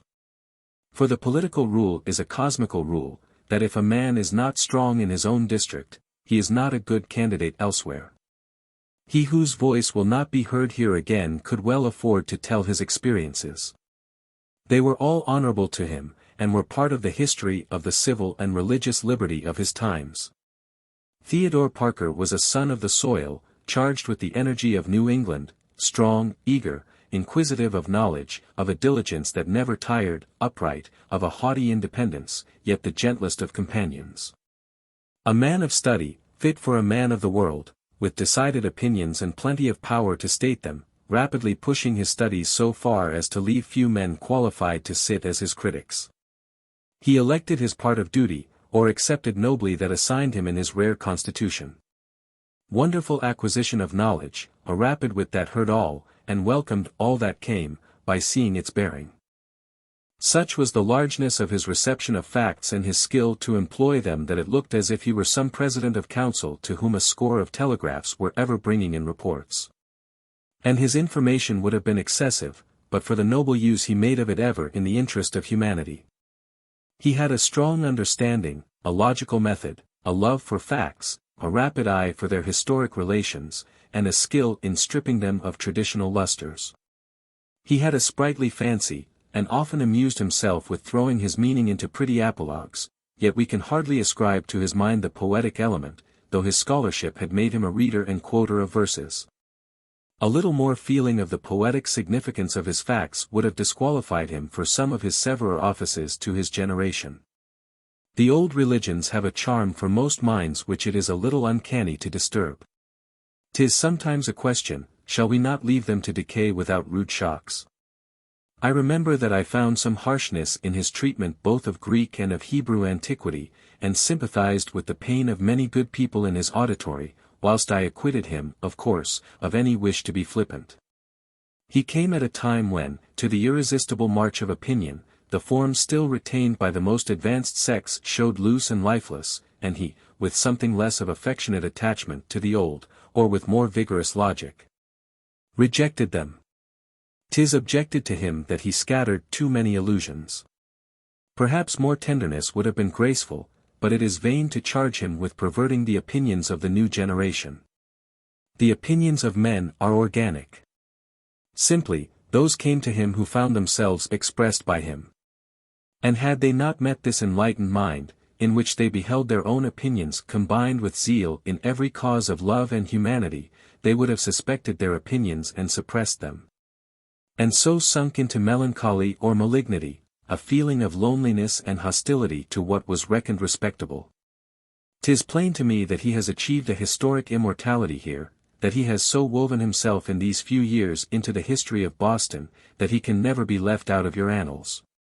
It will not be in the acts of city councils, nor of obsequious mayors, nor, in the State House, the proclamations of governors, with their failing virtue, failing them at critical moments, that coming generations will study what really befell.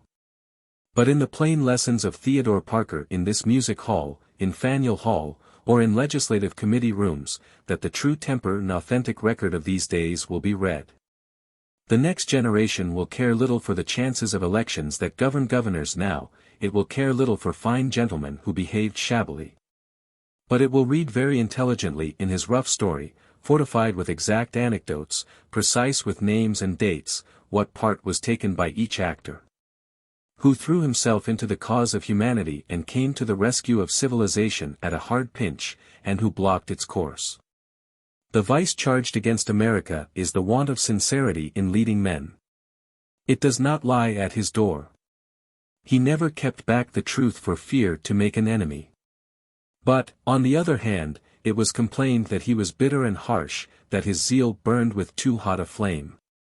It is so difficult, in evil times, to escape this charge. For the faithful preacher most of all. It was his merit, like Luther, Knox and Latimer, and John Baptist, to speak tart truth, when that was peremptory and when there were few to say it. But his sympathy for goodness was not less energetic. One fault he had, he overestimated his friends, I may well say it, and sometimes vexed them with the importunity of his good opinion, whilst they knew better the ebb which follows unfounded praise. He was capable, it must be said, of the most unmeasured eulogies on those he esteemed, especially if he had any jealousy that they did not stand with the Boston public as highly as they ought. His commanding merit as a reformer is this, that he insisted beyond all men in pulpits, I cannot think of one rival, that the essence of Christianity is its practical morals, it is there for use, or it is nothing. And if you combine it with sharp trading, or with ordinary city ambitions to gloze over municipal corruptions, or private intemperance, or successful fraud, or immoral politics, or unjust wars, or the cheating of Indians, or the robbery of frontier nations, or leaving your principles at home to follow on the high seas or in Europe a supple complaisance to tyrants, it is a hypocrisy, and the truth is not in you. And no love of religious music or of dreams of Swedenborg, or praise of John Wesley, or of Jeremy Taylor, can save you from the Satan which you are. His ministry fell on a political crisis also. On the years when Southern slavery broke over its old banks, made new and vast pretensions, and wrung from the weakness or treachery of Northern people fatal concessions in the Fugitive Slave Bill and the repeal of the Missouri Compromise. 2 days, bitter in the memory of Boston, the days of the rendition of Sims and of Burns, made the occasion of his most remarkable discourses. He kept nothing back. In terrible earnest he denounced the public crime, and meted out to every official, high and low, his due portion. By the incessant power of his statement, he made and held a party. It was his great service to freedom. He took away the reproach of silent consent that would otherwise have lain against the indignant minority, by uttering in the hour and place wherein these outrages were done, the stern protest. But whilst I praise this frank speaker, I have no wish to accuse the silence of others. There are men of good powers who have so much sympathy that they must be silent when they are not in sympathy. If you don't agree with them, they know they only injure the truth by speaking. Their faculties will not play them true, and they do not wish to squeak and gibber, and so they shut their mouths. I can readily forgive this, only not the other, the false tongue which makes the worse appear the better cause. There were, of course, multitudes to censure and defame this truth-speaker. But the brave know the brave.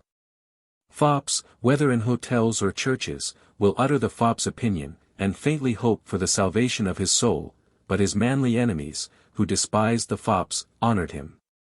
And it is well known that his great hospitable heart was the sanctuary to which every soul conscious of an earnest opinion came for sympathy, alike the brave slaveholder and the brave slave rescuer. These met in the house of this honest man, for every sound heart loves a responsible person, one who does not in generous company say generous things, and in mean company base things, but says one thing, now cheerfully, now indignantly. But always because he must, and because he sees that, whether he speak or refrain from speech, this is said over him. And history, nature and all souls testify to the same. Ah, my brave brother! It seems as if, in a frivolous age, our loss were immense, and your place cannot be supplied. But you will already be consoled in the transfer of your genius, knowing well that the nature of the world will affirm to all men, in all times, that which for 25 years you valiantly spoke. That the winds of Italy murmur the same truth over your grave, the winds of America over these bereaved streets, that the sea which bore your mourners home affirms it, the stars in their courses, and the inspirations of youth. Whilst the polished and pleasant traitors to human rights, with perverted learning and disgraced graces, rot and are forgotten with their double tongue saying all that is sordid for the corruption of man. The sudden and singular eminence of Mr. Parker, the importance of his name and influence, are the verdict of his country to his virtues.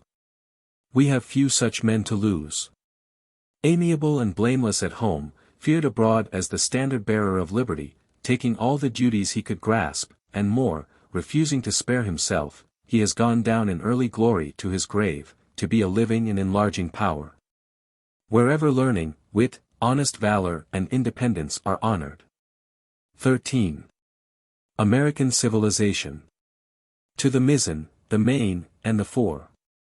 Up with it once more. The old tricolor. The ribbon of power. The white, blue and red which the nations adore. It was down at half-mast. For a grief, that is past. To the emblem of glory no sorrow can last. American civilization. Use, labor of each for all, is the health and virtue of all beings. XXIX, I serve, is a truly royal motto. And it is the mark of nobleness to volunteer the lowest service, the greatest spirit only attaining to humility. Nay, God is God because he is the servant of all.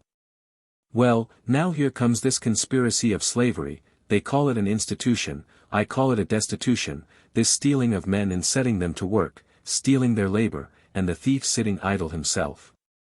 And for 2 or 3 ages it has lasted, and has yielded a certain quantity of rice, cotton and sugar.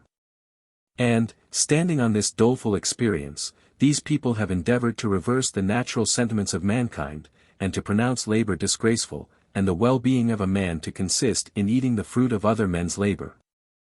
Labor, a man coins himself into his labor, turns his day, his strength, his thought, his affection into some product which remains as the visible sign of his power. And to protect that, to secure that to him, to secure his past self to his future self, is the object of all government. There is no interest in any country so imperative as that of labor. It covers all, and constitutions and governments exist for that, to protect and ensure it to the laborer. All honest men are daily striving to earn their bread by their industry. And who is this who tosses his empty head at this blessing in disguise, the constitution of human nature, and calls labor vile, and insults the faithful workman at his daily toil? I see for such madness no hellebore, for such calamity no solution but servile war and the Africanization of the country that permits it. At this moment in America the aspects of political society absorb attention. In every house, from Canada to the Gulf, the children ask the serious father, "What is the news of the war today, and when will there be better times?" The boys have no new clothes, no gifts, no journeys, the girls must go without new bonnets. Boys and girls find their education, this year, less liberal and complete. All the little hopes that heretofore made the year pleasant are deferred. The state of the country fills us with anxiety and stern duties. We have attempted to hold together 2 states of civilization, a higher state, where labor and the tenure of land and the right of suffrage are democratical. And a lower state, in which the old military tenure of prisoners or slaves, and of power and land in a few hands, makes an oligarchy. We have attempted to hold these 2 states of society under one law. But the rude and early state of society does not work well with the later, nay, works badly, and has poisoned politics, public morals and social intercourse in the Republic, now for many years. The Times put this question, why cannot the best civilization be extended over the whole country, since the disorder of the less civilized portion menaces the existence of the country? Is this secular progress we have described, this evolution of man to the highest powers, only to give him sensibility, and not to bring duties with it? Is he not to make his knowledge practical? To stand and to withstand? Is not civilization heroic also? Is it not for action? Has it not a will? There are periods, said Niebuhr, when something much better than happiness and security of life is attainable. We live in a new and exceptionable age. America is another word for opportunity. Our whole history appears like a last effort of the divine providence in behalf of the human race. An illiteral, slavish following of precedents, as by a justice of the peace, is not for those who at this hour lead the destinies of this people.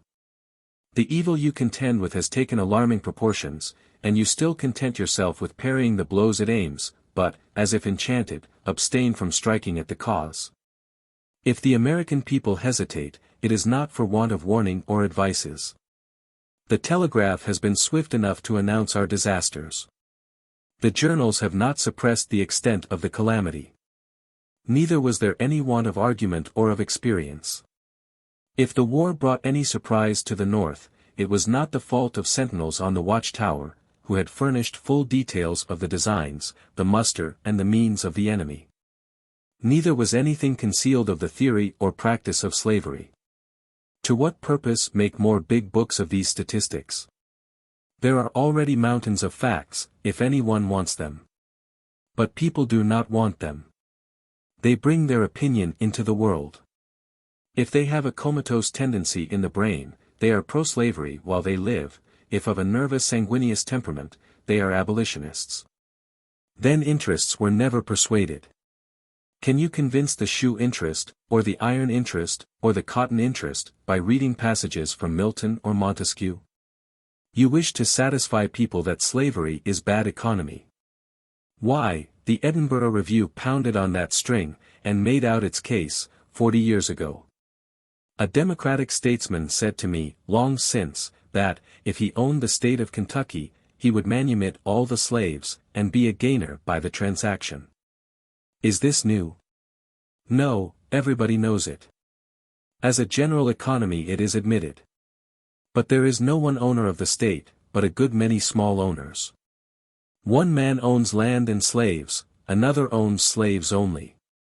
Here is a woman who has no other property, like a lady in Charleston I knew of, who owned 15 sweeps and rode in her carriage. It is clearly a vast inconvenience to each of these to make any change, and they are fretful and talkative, and all their friends are, and those less interested are inert, and, from want of thought, averse to innovation. It is like free trade, certainly the interest of nations, but by no means the interest of certain towns and districts, which tariff feeds fat, and the eager interest of the few overpowers the apathetic general conviction of the many. Banknotes rob the public, but are such a daily convenience that we silence our scruples and make believe they are gold. So imposts are the cheap and right taxation. But, by the dislike of people to pay out a direct tax, governments are forced to render life costly by making them pay twice as much, hidden in the price of tea and sugar. In this national crisis, it is not argument that we want, but that rare courage which dares commit itself to a principle, believing that nature is its ally, and will create the instruments it requires. And more than make good any petty and injurious profit which it may disturb. There never was such a combination as this of ours, and the rules to meet it are not set down in any history. We want men of original perception and original action, who can open their eyes wider than to a nationality, namely, to considerations of benefit to the human race, can act in the interest of civilization. Government must not be a parish clerk, a justice of the peace. It has, of necessity, in any crisis of the state, the absolute powers of a dictator. The existing administration is entitled to the utmost candor. It is to be thanked for its angelic virtue, compared with any executive experiences with which we have been familiar. But the times will not allow us to indulge in compliment. I wish I saw in the people that inspiration which, if government would not obey the same, would leave the government behind and create on the moment the means and executors it wanted. Better the war should more dangerously threaten us, should threaten fracture in what is still whole, and punish us with burned capitals and slaughtered regiments, and so exasperate the people to energy, exasperate our nationality. There are scriptures written invisibly on men's hearts, whose letters do not come out until they are enraged. They can be read by war fires, and by eyes in the last peril. We cannot but remember that there have been days in American history, when, if the free states had done their duty, slavery had been blocked by an immovable barrier, and our recent calamities forever precluded. The free states yielded, and every compromise was surrender and invited new demands. Here again is a new occasion which heaven offers to sense and virtue. It looks as if we held the fate of the fairest possession of mankind in our hands, to be saved by our firmness or to be lost by hesitation. The one power that has legs long enough and strong enough to wade across the Potomac offers itself at this hour.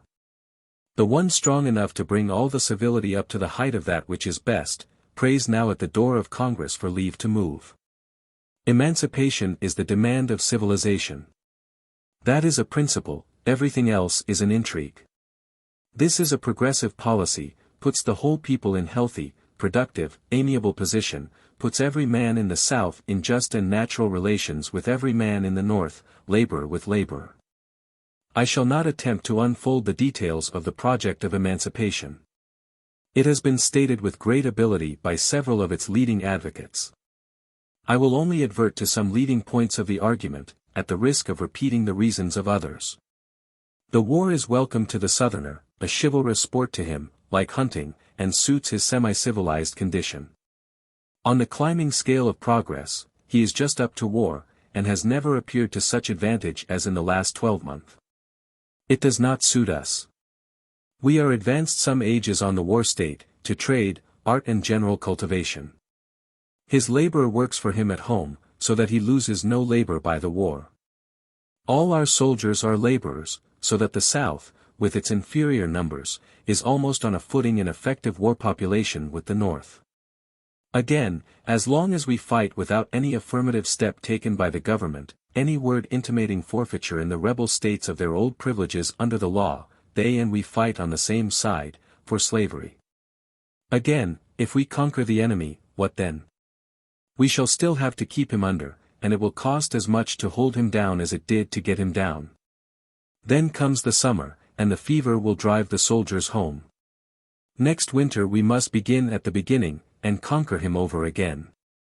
What use then to take a fort, or a privateer, or get possession of an inlet, or to capture a regiment of rebels? But one weapon we hold which is sure.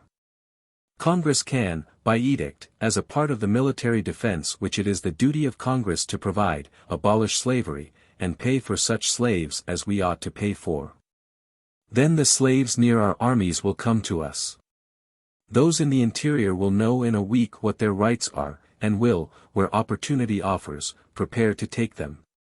Instantly, the armies that now confront you must run home to protect their estates, and must stay there, and your enemies will disappear.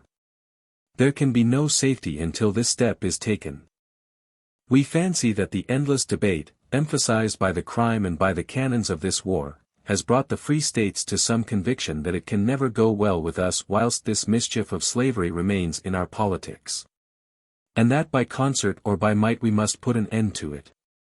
But we have too much experience of the futility of an easy reliance on the momentary good dispositions of the public. There does exist, perhaps, a popular will that the Union shall not be broken, that our trade, and therefore our laws, must have the whole breadth of the continent, and from Canada to the Gulf. But since this is the rooted belief and will of the people, so much the more are they in danger, when impatient of defeats, or impatient of taxes, to go with a rush for some peace. And what kind of peace shall at that moment be easiest attained? They will make concessions for it, will give up the slaves, and the whole torment of the past half-century will come back to be endured anew. Neither do I doubt, if such a composition should take place, that the Southerners will come back quietly and politely, leaving their haughty dictation. It will be an era of good feelings. There will be a lull after so loud a storm. And, no doubt, there will be discreet men from that section who will earnestly strive to inaugurate more moderate and fair administration of the government, and the North will for a time have its full share and more, in place and council. But this will not last, not for want of sincere goodwill in sensible Southerners, but because slavery will again speak through them its harsh necessity. It cannot live but by injustice, and it will be unjust and violent to the end of the world. The power of emancipation is this, that it alters the atomic social constitution of the Southern people. Now, their interest is in keeping out white labor. Then, when they must pay wages, their interest will be to let it in, to get the best labor, and, if they fear their blacks, to invite Irish, German and American laborers. Thus, whilst slavery makes and keeps disunion, emancipation removes the whole objection to union. Emancipation at one stroke elevates the poor white of the South, and identifies his interest with that of the Northern laborer. Now, in the name of all that is simple and generous, why should not this great right be done? Why should not America be capable of a second stroke for the well-being of the human race, as 80 or 90 years ago she was for the first, of an affirmative step in the interests of human civility, urged on her, too? Not by any romance of sentiment, but by her own extreme perils. It is very certain that the statesman who shall break through the cobwebs of doubt, fear and petty cavil that lie in the way, will be greeted by the unanimous thanks of mankind. Men reconcile themselves very fast to a bold and good measure when once it is taken, though they condemned it in advance. A week before the 2 captive commissioners were surrendered to England, every one thought it could not be done, it would divide the North. It was done, and in 2 days all agreed it was the right action. And this action, which costs so little, the parties injured by it being such a handful that they can very easily be indemnified, rids the world, at one stroke, of this degrading nuisance, the cause of war and ruin to nations. This measure at once puts all parties right. This is borrowing, as I said, the omnipotence of a principle.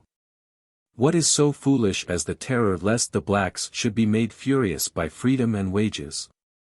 It is denying these that is the outrage, and makes the danger from the blacks.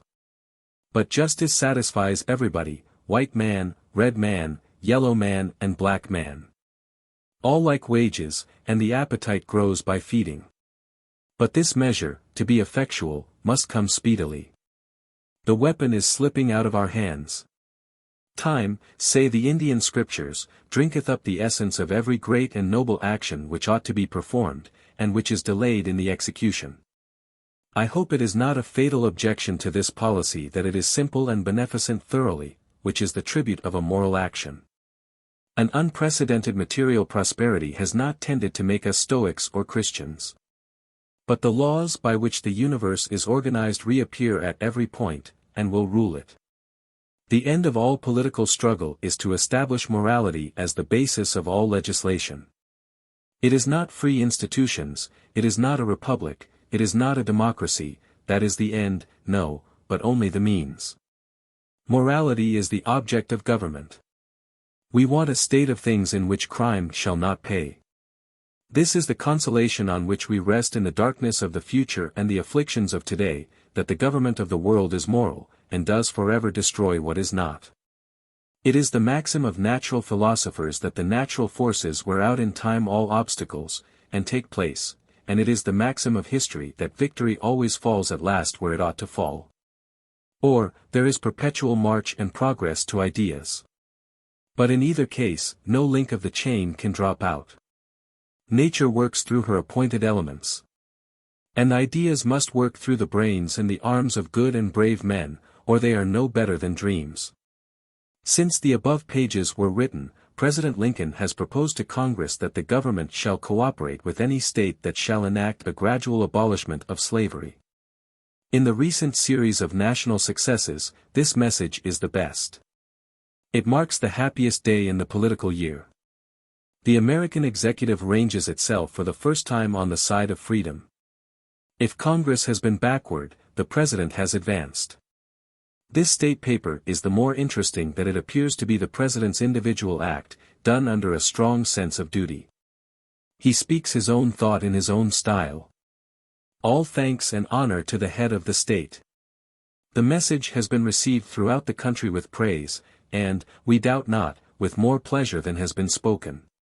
If Congress accords with the President, it is not yet too late to begin the emancipation, but we think it will always be too late to make it gradual. All experience agrees that it should be immediate. More and better than the President has spoken shall, perhaps, the effect of this message be, but, we are sure, not more or better than he hoped in his heart, when, thoughtful of all the complexities of his position, he penned these cautious words. 14. The Emancipation Proclamation.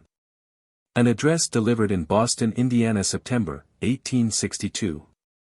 Today unbind the captive. So only are ye unbound. Lift up a people from the dust. Trump of their rescue, sound. Pay ransom to the owner. And fill the bag to the brim. Who is the owner? The slave is owner. And ever was. Pay him. O North. Give him beauty for rags. And honor, O South. For his shame. Nevada. Coin thy golden crags. With freedom's image and name. Up. And the dusky race. That sat in darkness long. Be swift their feet as antelopes. And as behemoth strong. Come, east and west and north. By races, as snowflakes. And carry my purpose forth. Which neither halts nor shakes. My will fulfilled shall be. For in daylight or in dark. My thunderbolt has eyes to see. His way home to the mark. The Emancipation Proclamation. In so many arid forms which states encrust themselves with, once in a century, if so often, a poetic act in record occur. These are the jets of thought into affairs, when, roused by danger or inspired by genius, the political leaders of the day break the else insurmountable routine of class and local legislation. And take a step forward in the direction of Catholic and universal interests. Every step in the history of political liberty is a sally of the human mind into the untried future, and has the interest of genius, and is fruitful in heroic anecdotes. Liberty is a slow fruit. It comes, like religion, for short periods, and in rare conditions, as if awaiting a culture of the race which shall make it organic and permanent.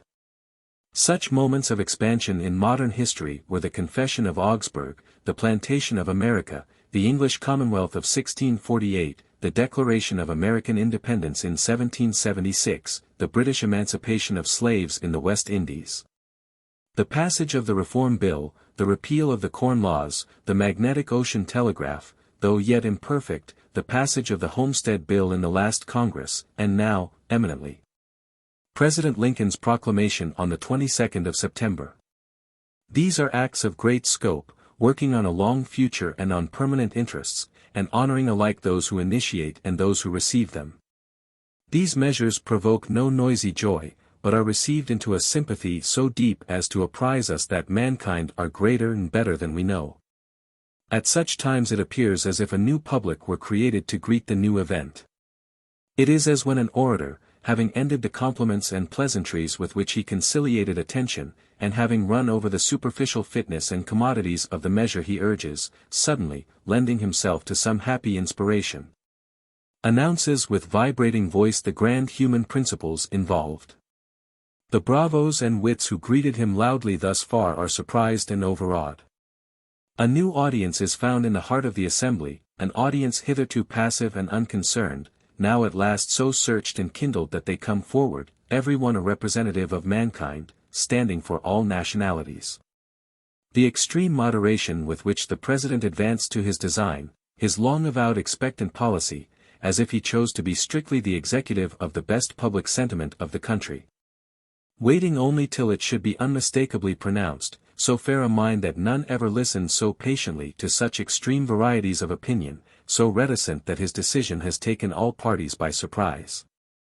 Whilst yet it is just the sequel of his prior acts, the firm tone in which he announces it, without inflation or surplusage, all these have bespoken such favor to the act that, great as the popularity of the President has been, we are beginning to think that we have underestimated the capacity and virtue which the divine providence has made an instrument of benefit so vast. He has been permitted to do more for America than any other American man. He is well entitled to the most indulgent construction. Forget all that we thought shortcomings, every mistake, every delay.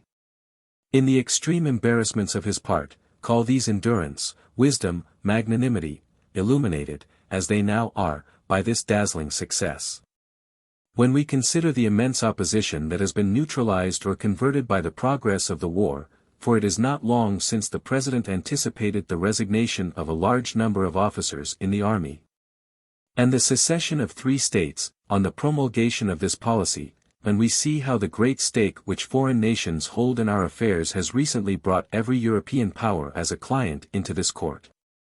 And it became every day more apparent what gigantic and what remote interests were to be affected by the decision of the President.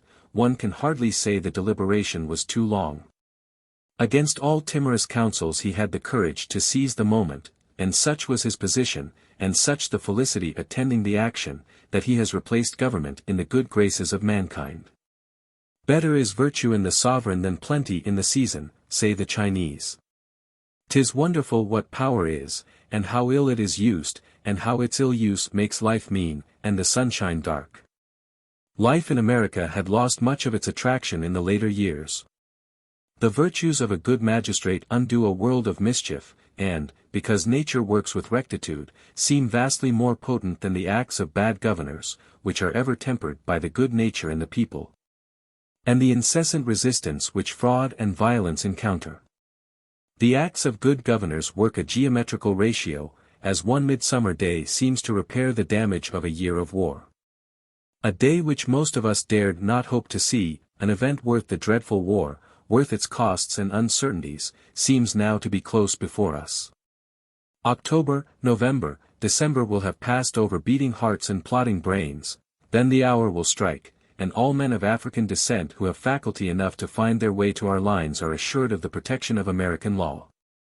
It is by no means necessary that this measure should be suddenly marked by any signal results on the Negroes or on the rebel masters.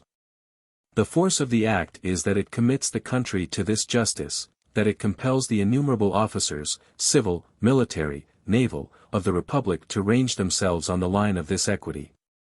It draws the fashion to this side. It is not a measure that admits of being taken back. Done, it cannot be undone by a new administration. For slavery overpowers the disgust of the moral sentiment only through immemorial usage. It cannot be introduced as an improvement of the 19th century. This act makes that the lives of our heroes have not been sacrificed in vain. It makes a victory of our defeats. Our hurts are healed, the health of the nation is repaired. With a victory like this, we can stand many disasters. It does not promise the redemption of the black race, that lies not with us, but it relieves it of our opposition. The President by this act has paroled all the slaves in America. They will no more fight against us, and it relieves our race once for all of its crime and false position. The first condition of success is secured in putting ourselves right. We have recovered ourselves from our false position, and planted ourselves on a law of nature. If that fail, the pillared firmament is rottenness. An earth's base built on stubble. The government has assured itself of the best constituency in the world, every spark of intellect, every virtuous feeling, every religious heart, every man of honor, every poet, every philosopher, the generosity of the cities. The health of the country, the strong arms of the mechanic, the endurance of farmers, the passionate conscience of women, the sympathy of distant nations, all rally to its support. Of course, we are assuming the firmness of the policy thus declared. It must not be a paper proclamation. We confide that Mr. Lincoln is in earnest, and as he has been slow in making up his mind, has resisted the importunacy of parties and of events to the latest moment, he will be as absolute in his adhesion. Not only will he repeat and follow up his stroke, but the nation will add its irresistible strength. If the ruler has duties, so has the citizen. In times like these, when the nation is imperiled, what man can, without shame, receive good news from day to day without giving good news of himself? What right has anyone to read in the journals tidings of victories, if he has not bought them by his own valor, treasure, personal sacrifice, or by service as good in his own department? With this blot removed from our national honor, this heavy load lifted off the national heart, we shall not fear henceforward to show our faces among mankind. We shall cease to be hypocrites and pretenders, but what we have styled our free institutions will be such. In the light of this event the public distress begins to be removed. What if the brokers' quotations show our stocks discredited, and the gold dollar costs 127 cents? These tables are fallacious. Every acre in the Free States gained substantial value on the 22nd of September. The cause of disunion and war has been reached and begun to be removed. Every man's house lot and garden are relieved of the malaria which the purest winds and strongest sunshine could not penetrate and purge. The territory of the Union shines today with a luster which every European emigrant can discern from far, a sign of inmost security in permanence. Is it feared that taxes will check immigration? That depends on what the taxes are spent for. If they go to fill up this yawning dismal swamp, which engulfed armies and populations, and created plague, and neutralized hitherto all the vast capabilities of this continent, then this taxation, which makes the land wholesome and habitable, and will draw all men unto it, is the best investment in which property holder ever lodged his earnings. Whilst we have pointed out the opportuneness of the proclamation, it remains to be said that the President had no choice. He might look wistfully for what variety of courses lay open to him, every line but one was closed up with fire. This one, too, bristled with danger, but through it was the sole safety. The measure he has adopted was imperative. It is wonderful to see the unseasonable senility of what is called the peace party, through all its masks, blinding their eyes to the main feature of the war, namely, its inevitableness. The war existed long before the cannonade of Sumter, and could not be postponed. It might have begun otherwise or elsewhere, but war was in the minds and bones of the combatants, it was written on the iron leaf, and you might as easily dodge gravitation. If we had consented to a peaceable secession of the rebels, the divided sentiment of the border states made peaceable secession impossible, the insatiable temper of the South made it impossible, and the slaves on the border, wherever the border might be, were an incessant fuel to rekindle the fire. Give the Confederacy New Orleans, Charleston, and Richmond, and they would have demanded St. Louis and Baltimore. Give them these, and they would have insisted on Washington. Give them Washington, and they would have assumed the army and navy, and, through these, Philadelphia, New York, and Boston.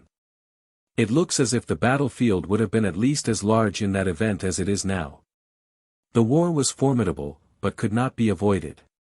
The war was and is an immense mischief, but brought with it the immense benefit of drawing a line and rallying the free states to fix it impassably, preventing the whole force of Southern connection and influence throughout the North from distracting every city with endless confusion, detaching that force and reducing it to handfuls, and, in the progress of hostilities, disinfecting us of our habitual proclivity, through the affection of trade and the traditions of the Democratic Party, to follow Southern leading. These necessities which have dictated the conduct of the federal government are overlooked especially by our foreign critics. The popular statement of the opponents of the war abroad is the impossibility of our success. If you could add, say they, to your strength the whole army of England, of France, and of Austria, you could not coerce 8 millions of people to come under this government against their will. This is an odd thing for an Englishman, a Frenchman or an Austrian to say, who remembers Europe of the last 70 years, the condition of Italy, until 1859, of Poland, since 1793, of France, of French Algiers, of British Ireland, and British India. But granting the truth, rightly read, of the historical aphorism, that, the people always conquer, it is to be noted that, in the southern states, the tenure of land and the local laws, with slavery, give the social system not a democratic but an aristocratic complexion. And those states have shown every year a more hostile and aggressive temper, until the instinct of self-preservation forced us into the war. And the aim of the war on our part is indicated by the aim of the President's proclamation, namely, to break up the false combination of Southern society, to destroy the piratic feature in it which makes it our enemy only as it is the enemy of the human race, and so allow its reconstruction on a just and healthful basis. Then new affinities will act, the old repulsion will cease, and, the cause of war being removed, nature and trade may be trusted to establish a lasting peace. We think we cannot overstate the wisdom and benefit of this act of the government. The malignant cry of the secession press within the free states, and the recent action of the Confederate Congress, are decisive as to its efficiency and correctness of aim. Not less so is the silent joy which has greeted it in all generous hearts, and the new hope it has breathed into the world. It was well to delay the steamers at the wharves until this edict could be put on board. It will be an insurance to the ship as it goes plunging through the sea with glad tidings to all people. Happy are the young, who find the pestilence cleansed out of the earth, leaving open to them an honest career. Happy the old, who see nature purified before they depart. Do not let the dying die, hold them back to this world, until you have charged their ear and heart with this message to other spiritual societies, announcing the melioration of our planet. Incertainties now crown themselves assured. And peace proclaims olives of endless age. Meantime that ill-fated, much-injured race which the proclamation respects will lose somewhat of the dejection sculptured for ages in their bronzed countenance, uttered in the wailing of their plaintive music, a race naturally benevolent, docile, industrious, and whose very miseries sprang from their great talent for usefulness, which, in a more moral age, will not only defend their independence, but will give them a rank among nations. 15. Abraham Lincoln. Remarks at the funeral services held in Concord, April 19, 1865. Nature, they say, doth dote, and cannot make a man, save on some worn-out plan, repeating us by rote. For him her old world molds aside she threw, and, choosing sweet clay from the breast of the unexhausted West, with stuff untainted shaped a hero new, wise, steadfast in the strength of God, and true. How beautiful to see! Once more a shepherd of mankind indeed, who loved his charge, but never loved to lead. One whose meek flock the people joyed to be, not lured by any cheat of birth, but by his clear-grained human worth, and brave old wisdom of sincerity. They knew that outward grace is dust. They could not choose but trust in that sure-footed mind's unfaltering skill, and supple-tempered will, that bent, like perfect steel, to spring again and thrust. Nothing of Europe here, or, then, of Europe fronting mornward still, ere any names of serf and peer could nature's equal scheme deface. Here was a type of the true elder race, and one of Plutarch's men talked with us face to face. Lowell, Commemoration Ode. Abraham Lincoln. We meet under the gloom of a calamity which darkens down over the minds of good men in all civil society, as the fearful tidings travel over sea, over land, from country to country, like the shadow of an uncalculated eclipse over the planet. Old as history is, and manifold as are its tragedies, I doubt if any death has caused so much pain to mankind as this has caused, or will cause, on its announcement. And this, not so much because nations are by modern arts brought so closely together, as because of the mysterious hopes and fears which, in the present day, are connected with the name and institutions of America. In this country, on Saturday, every one was struck dumb, and saw at first only deep below deep, as he meditated on the ghastly blow. And perhaps, at this hour, when the coffin which contains the dust of the President sets forward on its long march through morning states, on its way to his home in Illinois, we might well be silent, and suffer the awful voices of the time to thunder to us. Yes, but that first despair was brief, the man was not so to be mourned. He was the most active and hopeful of men. And his work had not perished, but acclamations of praise for the task he had accomplished burst out into a song of triumph, which even tears for his death cannot keep down. The President stood before us as a man of the people. He was thoroughly American, had never crossed the sea, had never been spoiled by English insularity or French dissipation, a quite native, aboriginal man, as an acorn from the oak. No aping of foreigners, no frivolous accomplishments, Kentuckian-born, working on a farm, a flatboatman, a captain in the Black Hawk War, a country lawyer, a representative in the rural legislature of Illinois. On such modest foundations the broad structure of his fame was laid. How slowly, and yet by happily prepared steps, he came to his place. All of us remember, it is only a history of 5 or 6 years, the surprise and the disappointment of the country at his first nomination by the convention at Chicago. Mr. Seward, then in the culmination of his good fame, was the favorite of the Eastern states. And when the new and comparatively unknown name of Lincoln was announced, notwithstanding the report of the acclamations of that convention, we heard the result coldly and sadly. It seemed too rash, on a purely local reputation, to build so grave a trust in such anxious times, and men naturally talked of the chances in politics as incalculable. But it turned out not to be chance. The profound good opinion which the people of Illinois and of the West had conceived of him, and which they had imparted to their colleagues, that they also might justify themselves to their constituents at home, was not rash. Though they did not begin to know the riches of his worth. A plain man of the people, an extraordinary fortune attended him. He offered no shining qualities at the first encounter, he did not offend by superiority.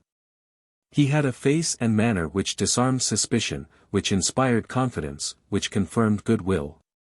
He was a man without vices. He had a strong sense of duty, which it was very easy for him to obey. Then, he had what farmers call a long head. Was excellent in working out the sum for himself, in arguing his case and convincing you fairly and firmly. Then, it turned out that he was a great worker, had prodigious faculty of performance, worked easily. A good worker is so rare. Everybody has some disabling quality. In a host of young men that start together and promise so many brilliant leaders for the next age, each fails on trial. One by bad health, one by conceit, or by love of pleasure, or lethargy, or an ugly temper, each has some disqualifying fault that throws him out of the career. But this man was sound to the core, cheerful, persistent, all right for labor, and liked nothing so well.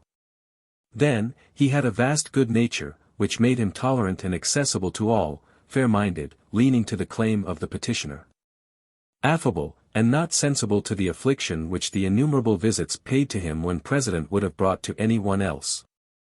And how this good nature became a noble humanity, in many a tragic case which the events of the war brought to him, every one will remember, and with what increasing tenderness he dealt when a whole race was thrown on his compassion.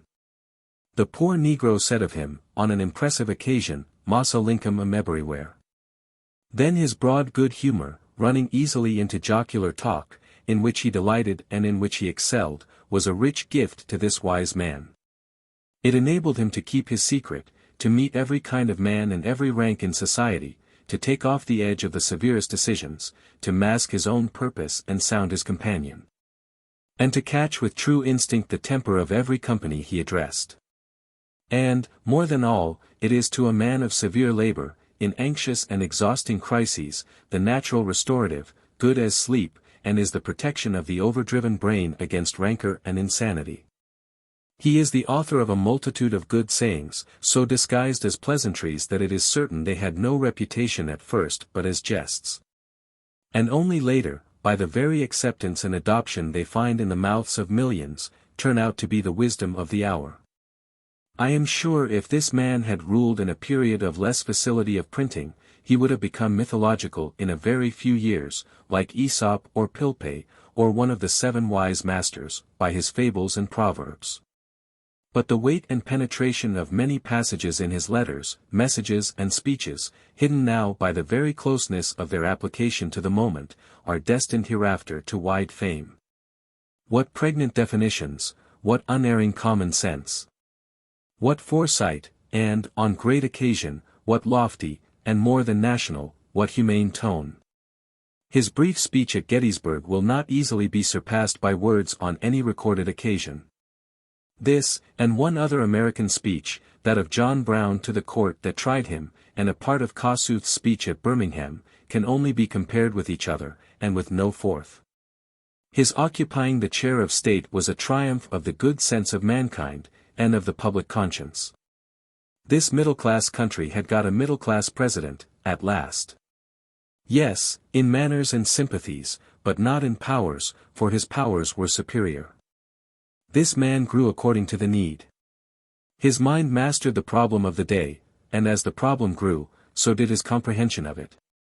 Rarely was man so fitted to the event. In the midst of fears and jealousies, in the babel of councils and parties, this man wrought incessantly with all his might and all his honesty, laboring to find what the people wanted, and how to obtain that. It cannot be said there is any exaggeration of his worth. If ever a man was fairly tested, he was. There was no lack of resistance, nor of slander, nor of ridicule. The times have allowed no state secrets. The nation has been in such ferment, such multitudes had to be trusted, that no secret could be kept. Every door was ajar, and we know all that befell. Then, what an occasion was the whirlwind of the war! Here was place for no holiday magistrate, no fair-weather sailor, the new pilot was hurried to the helm in a tornado. In 4 years of battle days, his endurance, his fertility of resources, his magnanimity, were sorely tried and never found wanting. There, by his courage, his justice, his even temper, his fertile counsel, his humanity, he stood a heroic figure in the center of a heroic epoch. He is the true history of the American people in his time. Step by step he walked before them. Slow with their slowness, quickening his march by theirs, the true representative of this continent, an entirely public man. Father of his country, the pulse of 20 millions throbbing in his heart, the thought of their minds articulated by his tongue.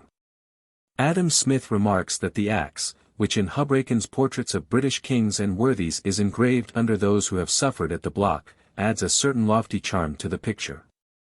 And who does not see, even in this tragedy so recent, how fast the terror and ruin of the massacre are already burning into glory around the victim?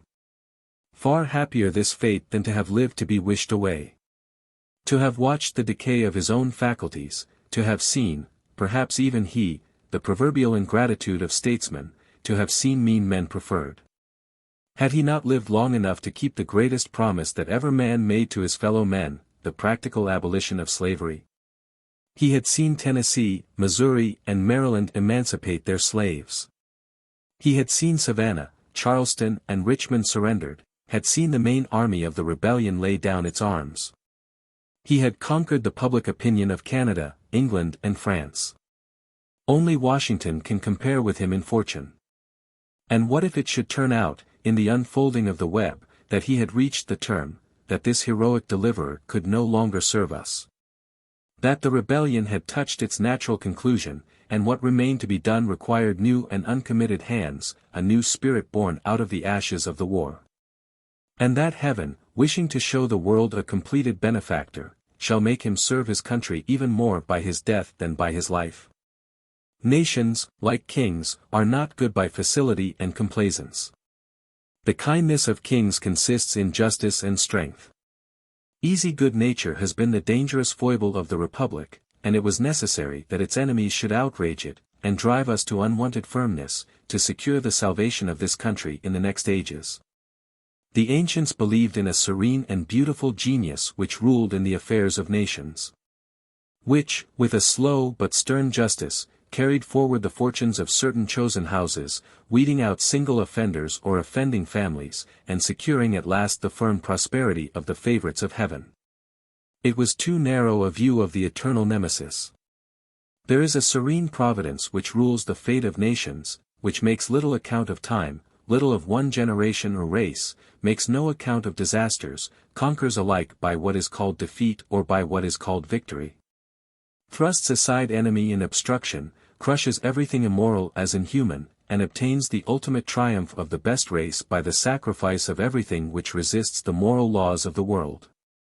It makes its own instruments, creates the man for the time, trains him in poverty, inspires his genius, and arms him for his task.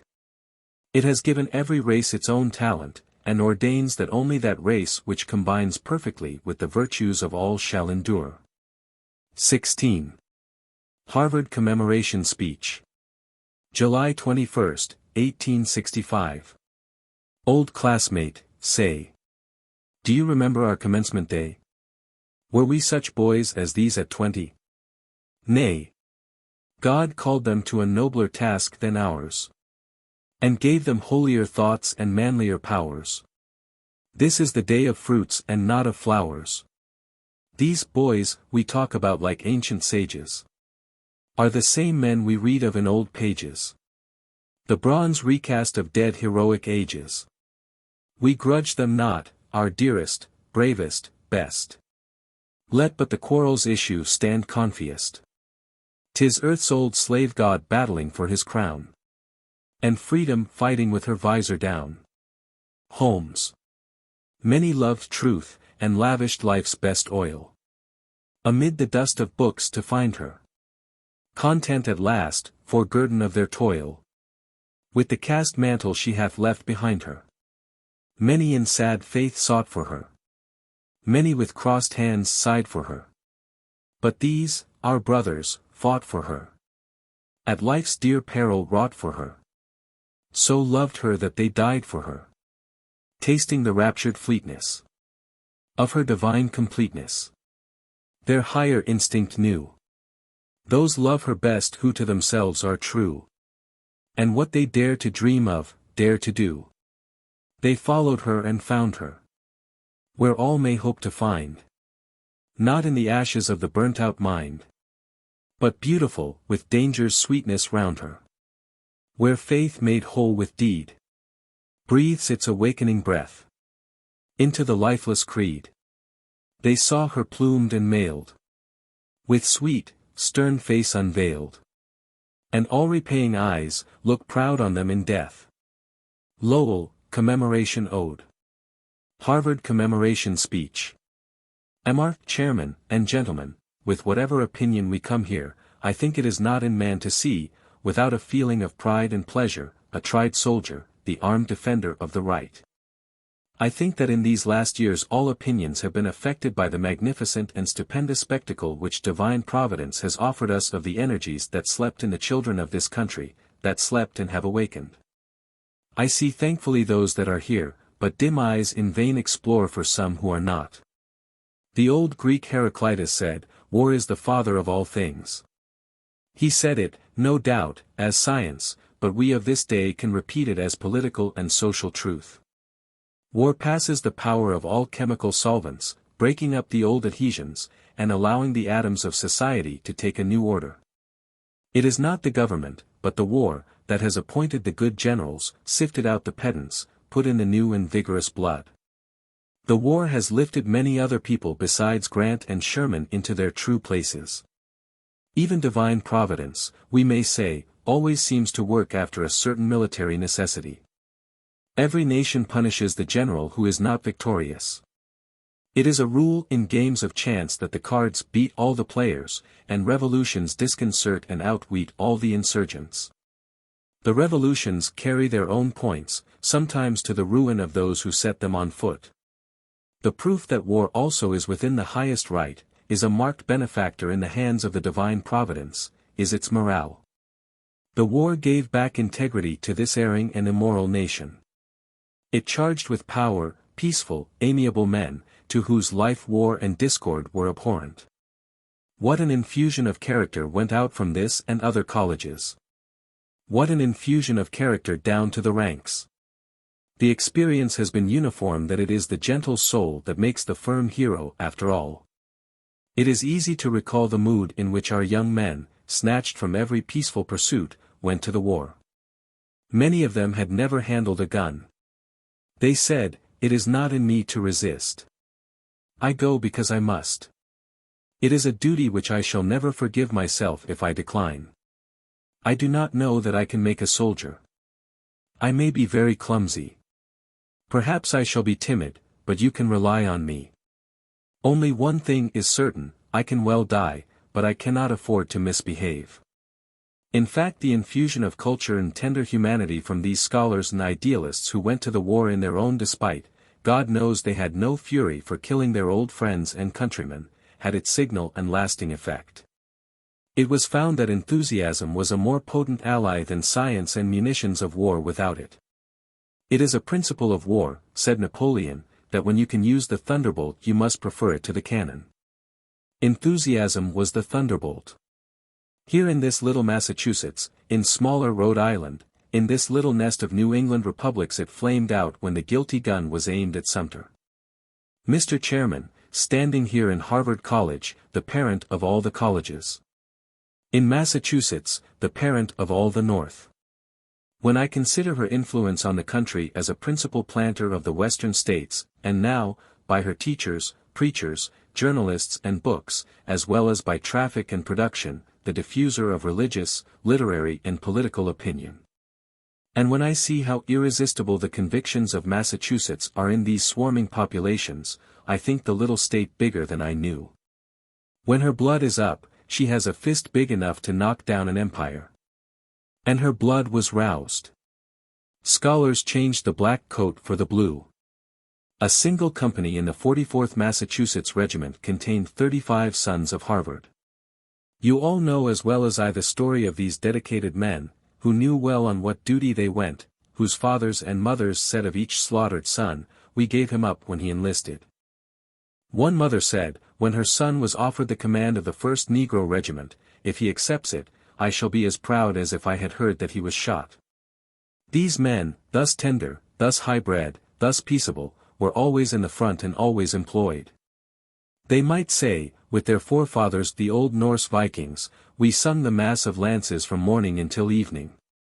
And in how many cases it chanced, when the hero had fallen, they who came by night to his funeral, on the morrow returned to the warpath to show his slayers the way to death. Ah! Young brothers, all honor and gratitude to you, you, manly defenders, liberty's and humanity's bodyguard. We shall not again disparage America, now that we have seen what men it will bear.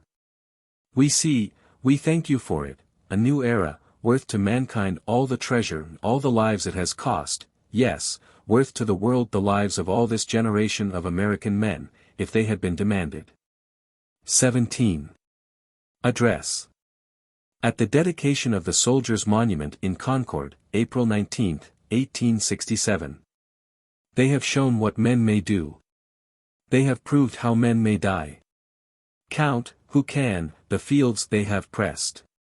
Each face to the solemn sky. Brownell. Think you these felt no charms?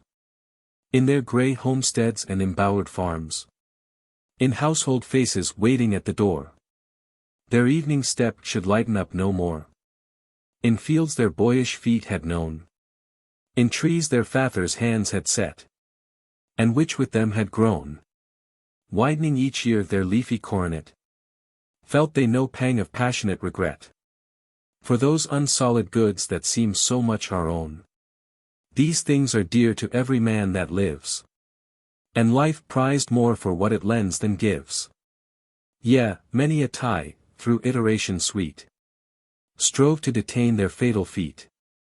And yet the enduring half they chose. Whose choice decides a man life's slave or king. The invisible things of God before the seen and known. Therefore their memory inspiration blows. With echoes gathering on from zone to zone. For manhood is the one immortal thing. Beneath time's changeful sky. And, where it lightened once, from age to age. Men come to learn, in grateful pilgrimage. That length of days is knowing when to die. Lowell, Concord Ode. Address. Dedication of Soldiers' Monument. In Concord, April 19, 1867. Fellow citizens, the day is in Concord doubly our calendar day, as being the anniversary of the invasion of the town by the British troops in 1775. And of the departure of the Company of Volunteers for Washington, in 1861. We are all pretty well aware that the facts which make to us the interest of this day are in a great degree personal and local here. That every other town and city has its own heroes and memorial days, and that we can hardly expect a wide sympathy for the names and anecdotes which we delight to record. We are glad and proud that we have no monopoly of merit. We are thankful that other towns and cities are as rich, that the heroes of old and of recent date, who made and kept America free and united, were not rare or solitary growths, but sporadic over vast tracts of the Republic. Yet, as it is a piece of nature and the common sense that the throbbing cord that holds us to our kindred, our friends, and our town, is not to be denied or resisted, no matter how frivolous or unphilosophical its pulses. We shall cling affectionately to our houses, our river and pastures, and believe that our visitors will pardon us if we take the privilege of talking freely about our nearest neighbors as in a family party.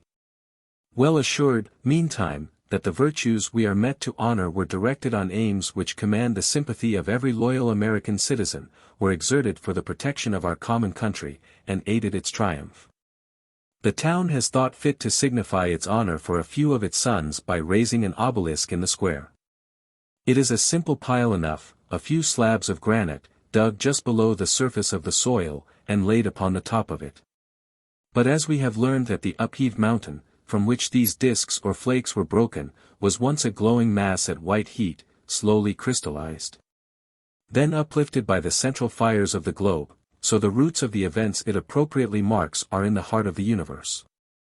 I shall say of this obelisk, planted here in our quiet plains, what Richter says of the volcano in the fair landscape of Naples: Vesuvius stands in this poem of nature, and exalts everything, as war does the age. The art of the architect and the sense of the town have made these dumb stones speak, have, if I may borrow the old language of the Church, converted these elements from a secular to a sacred and spiritual use. Have made them look to the past and the future, have given them a meaning for the imagination and the heart. The sense of the town, the eloquent inscriptions the shaft now bears, the memories of these martyrs, the noble names which yet have gathered only their first fame, whatever good grows to the country out of the war, the largest results. The future power and genius of the land, will go on clothing this shaft with daily beauty and spiritual life. 'Tis certain that a plain stone like this, standing on such memories, having no reference to utilities, but only to the grand instincts of the civil and moral man, mixes with surrounding nature, by day with the changing seasons. By night the stars roll over it gladly, becomes a sentiment, a poet, a prophet, an orator, to every townsman and passenger, an altar where the noble youth shall in all time come to make his secret vows. The old monument, a short half-mile from this house, stands to signalize the first revolution, where the people resisted offensive usurpations, offensive taxes of the British Parliament, claiming that there should be no tax without representation. Instructed by events, after the quarrel began, the Americans took higher ground, and stood for political independence. But in the necessities of the hour, they overlooked the moral law, and winked at a practical exception to the Bill of Rights they had drawn up. They winked at the exception, believing it insignificant. But the moral law, the nature of things, did not wink at it, but kept its eye wide open. It turned out that this one violation was a subtle poison, which in 80 years corrupted the whole overgrown body politic, and brought the alternative of extirpation of the poison or ruin to the Republic. This new monument is built to mark the arrival of the nation at the new principle, say, rather, at its new acknowledgement, for the principle is as old as heaven, that only that state can live, in which injury to the least member is recognized as damage to the whole. Reform must begin at home. The aim of the hour was to reconstruct the South, but first the North had to be reconstructed. Its own theory and practice of liberty had got sadly out of gear, and must be corrected. It was done on the instant. A thunderstorm at sea sometimes reverses the magnets in the ship, and south is north. The storm of war works the like miracle on men. Every Democrat who went south came back a Republican, like the governors who, in Buchanan's time, went to Kansas, and instantly took the Free State colors. War, says the poet, is the arduous strife, to which the triumph of all good is given. Every principle is a war note. When the rights of man are recited under any old government, every one of them is a declaration of war. War civilizes, rearranges the population, distributing by ideas, the innovators on one side, the antiquaries on the other. It opens the eyes wider. Once we were patriots up to the town bounds, or the state line. But when you replace the love of family or clan by a principle, as freedom, instantly that fire runs over the state line into New Hampshire, Vermont, New York and Ohio, into the prairie and beyond, leaps the mountains, bridges river and lake. Burns as hotly in Kansas and California as in Boston, and no chemist can discriminate between one soil and the other. It lifts every population to an equal power and merit. As long as we debate in council, both sides may form their private guess what the event may be, or which is the strongest. But the moment you cry, every man to his tent, O Israel! The delusions of hope and fear are at an end, the strength is now to be tested by the eternal facts. There will be no doubt more. The world is equal to itself. The secret architecture of things begins to disclose itself. The fact that all things were made on a basis of right, that justice is really desired by all intelligent beings, that opposition to it is against the nature of things. And that, whatever may happen in this hour or that, the years and the centuries are always pulling down the wrong and building up the right. The war made the divine providence credible to many who did not believe the good heaven quite honest. Every man was an abolitionist by conviction, but did not believe that his neighbor was. The opinions of masses of men, which the tactics of primary caucuses and the proverbial timidity of trade had concealed, the war discovered. And it was found, contrary to all popular belief, that the country was at heart abolitionist, and for the Union was ready to die. As cities of men are the first effects of civilization, and also instantly causes of more civilization, so armies, which are only wandering cities, generate a vast heat, and lift the spirit of the soldiers who compose them to the boiling point. The armies mustered in the north were as much missionaries to the mind of the country as they were carriers of material force, and had the vast advantage of carrying whither they marched a higher civilization. Of course, there are noble men everywhere, and there are such in the south, and the noble know the noble, wherever they meet. And we have all heard passages of generous and exceptional behavior exhibited by individuals there to our officers and men, during the war. But the common people, rich or poor, were the narrowest and most conceited of mankind, as arrogant as the Negroes on the Gambia River, and, by the way, it looks as if the editors of the Southern press were in all times selected from this class. The invasion of northern farmers, mechanics, engineers, tradesmen, lawyers and students did more than 40 years of peace had done to educate the South. This will be a slow business, writes our Concord Captain home, for we have to stop and civilize the people as we go along. It is an interesting part of the history, the manner in which this incongruous militia were made soldiers. That was done again on the Kansas plan. Our farmers went to Kansas as peaceable, God-fearing men as the members of our school committee here. But when the border raids were let loose on their villages, these people, who turned pale at home if called to dress a cut finger, on witnessing the butchery done by the Missouri riders on women and babes, were so beside themselves with rage that they became on the instant the bravest soldiers and the most determined avengers. And the first events of the War of the Rebellion gave the like training to the new recruits. All sorts of men went to the war, the roughs, men who liked harsh play and violence, men for whom pleasure was not strong enough, but who wanted pain, and found sphere at last for their superabundant energy. Then the adventurous type of New Englander, with his appetite for novelty and travel. The village politician, who could now verify his newspaper knowledge, see the South, and amass what a stock of adventures to retail hereafter at the fireside, or to the well-known companions on the mill-dam. Young men, also, of excellent education and polished manners, delicately brought up, manly farmers, skillful mechanics, young tradesmen, men hitherto of narrow opportunities of knowing the world, but well taught in the grammar schools. But perhaps in every one of these classes were idealists, men who went from a religious duty. I have a note of a conversation that occurred in our first company, the morning before the Battle of Bull Run. At a halt in the march, a few of our boys were sitting on a rail fence talking together whether it was right to sacrifice themselves. One of them said, he had been thinking a good deal about it, last night, and he thought one was never too young to die for a principle. One of our later volunteers, on the day when he left home, in reply to my question, "How can you be spared from your farm, now that your father is so ill?" said, "I go because I shall always be sorry if I did not go when the country called me. I can go as well as another." One wrote to his father these words, "You may think it strange that I, who have always naturally rather shrunk from danger, should wish to enter the army. But there is a higher power that tunes the hearts of men, and enables them to see their duty, and gives them courage to face the dangers with which those duties are attended."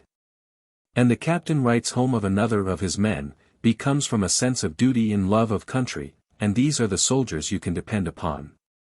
None of us can have forgotten how sharp a test to try our peaceful people with, was the first call for troops. I doubt not many of our soldiers could repeat the confession of a youth whom I knew in the beginning of the war, who enlisted in New York, went to the field, and died early. Before his departure he confided to his sister that he was naturally a coward, but was determined that no one should ever find it out. That he had long trained himself by forcing himself, on the suspicion of any near danger, to go directly up to it, cost him what struggles it might. Yet it is from this temperament of sensibility that great heroes have been formed. Our first company was led by an officer who had grown up in this village from a boy. The older among us can well remember him at school, at play and at work, all the way up, the most amiable, sensible, unpretending of men. Fair, blonde, the rose lived long in his cheek.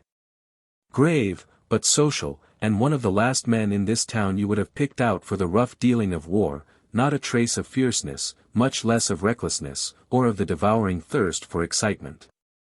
Tender as a woman in his care for a cough or a chilblain in his men, had trochées and arnica in his pocket for them. The army officers were welcome to their jest on him as too kind for a captain, and, later, as the colonel who got off his horse when he saw one of his men limp on the march, and told him to ride. But he knew that his men had found out, first that he was captain, then that he was colonel, and neither dared nor wished to disobey him. He was a man without conceit, who never fancied himself a philosopher or a saint. The most modest and amiable of men, engaged in common duties, but equal always to the occasion. And the war showed him still equal, however stern and terrible the occasion grew, disclosed in him a strong good sense, great fertility of resource, the helping hand, and then the moral qualities of a commander, a patience not to be tired out.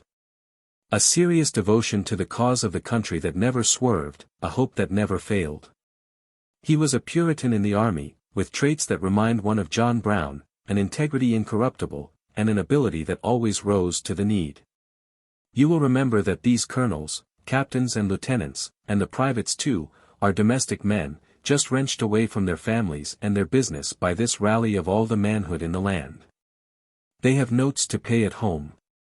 Have farms, shops, factories, affairs of every kind to think of and write home about. Consider what sacrifice and havoc in business arrangements this warblast made. They have to think carefully of every last resource at home on which their wives or mothers may fall back, upon the little account in the savings bank, the grass that can be sold, the old cow, or the heifer. These necessities make the topics of the 10,000 letters with which the mailbags came loaded day by day. These letters play a great part in the war. The writing of letters made the Sunday in every camp, meantime they are without the means of writing. After the first marches there is no letter paper, there are no envelopes, no postage stamps, for these were wetted into a solid mass in the rains and mud. Some of these letters are written on the back of old bills, some on brown paper, or strips of newspaper, written by firelight, making the short night shorter, written on the knee, in the mud, with pencil, 6 words at a time. Or in the saddle, and have to stop because the horse will not stand still.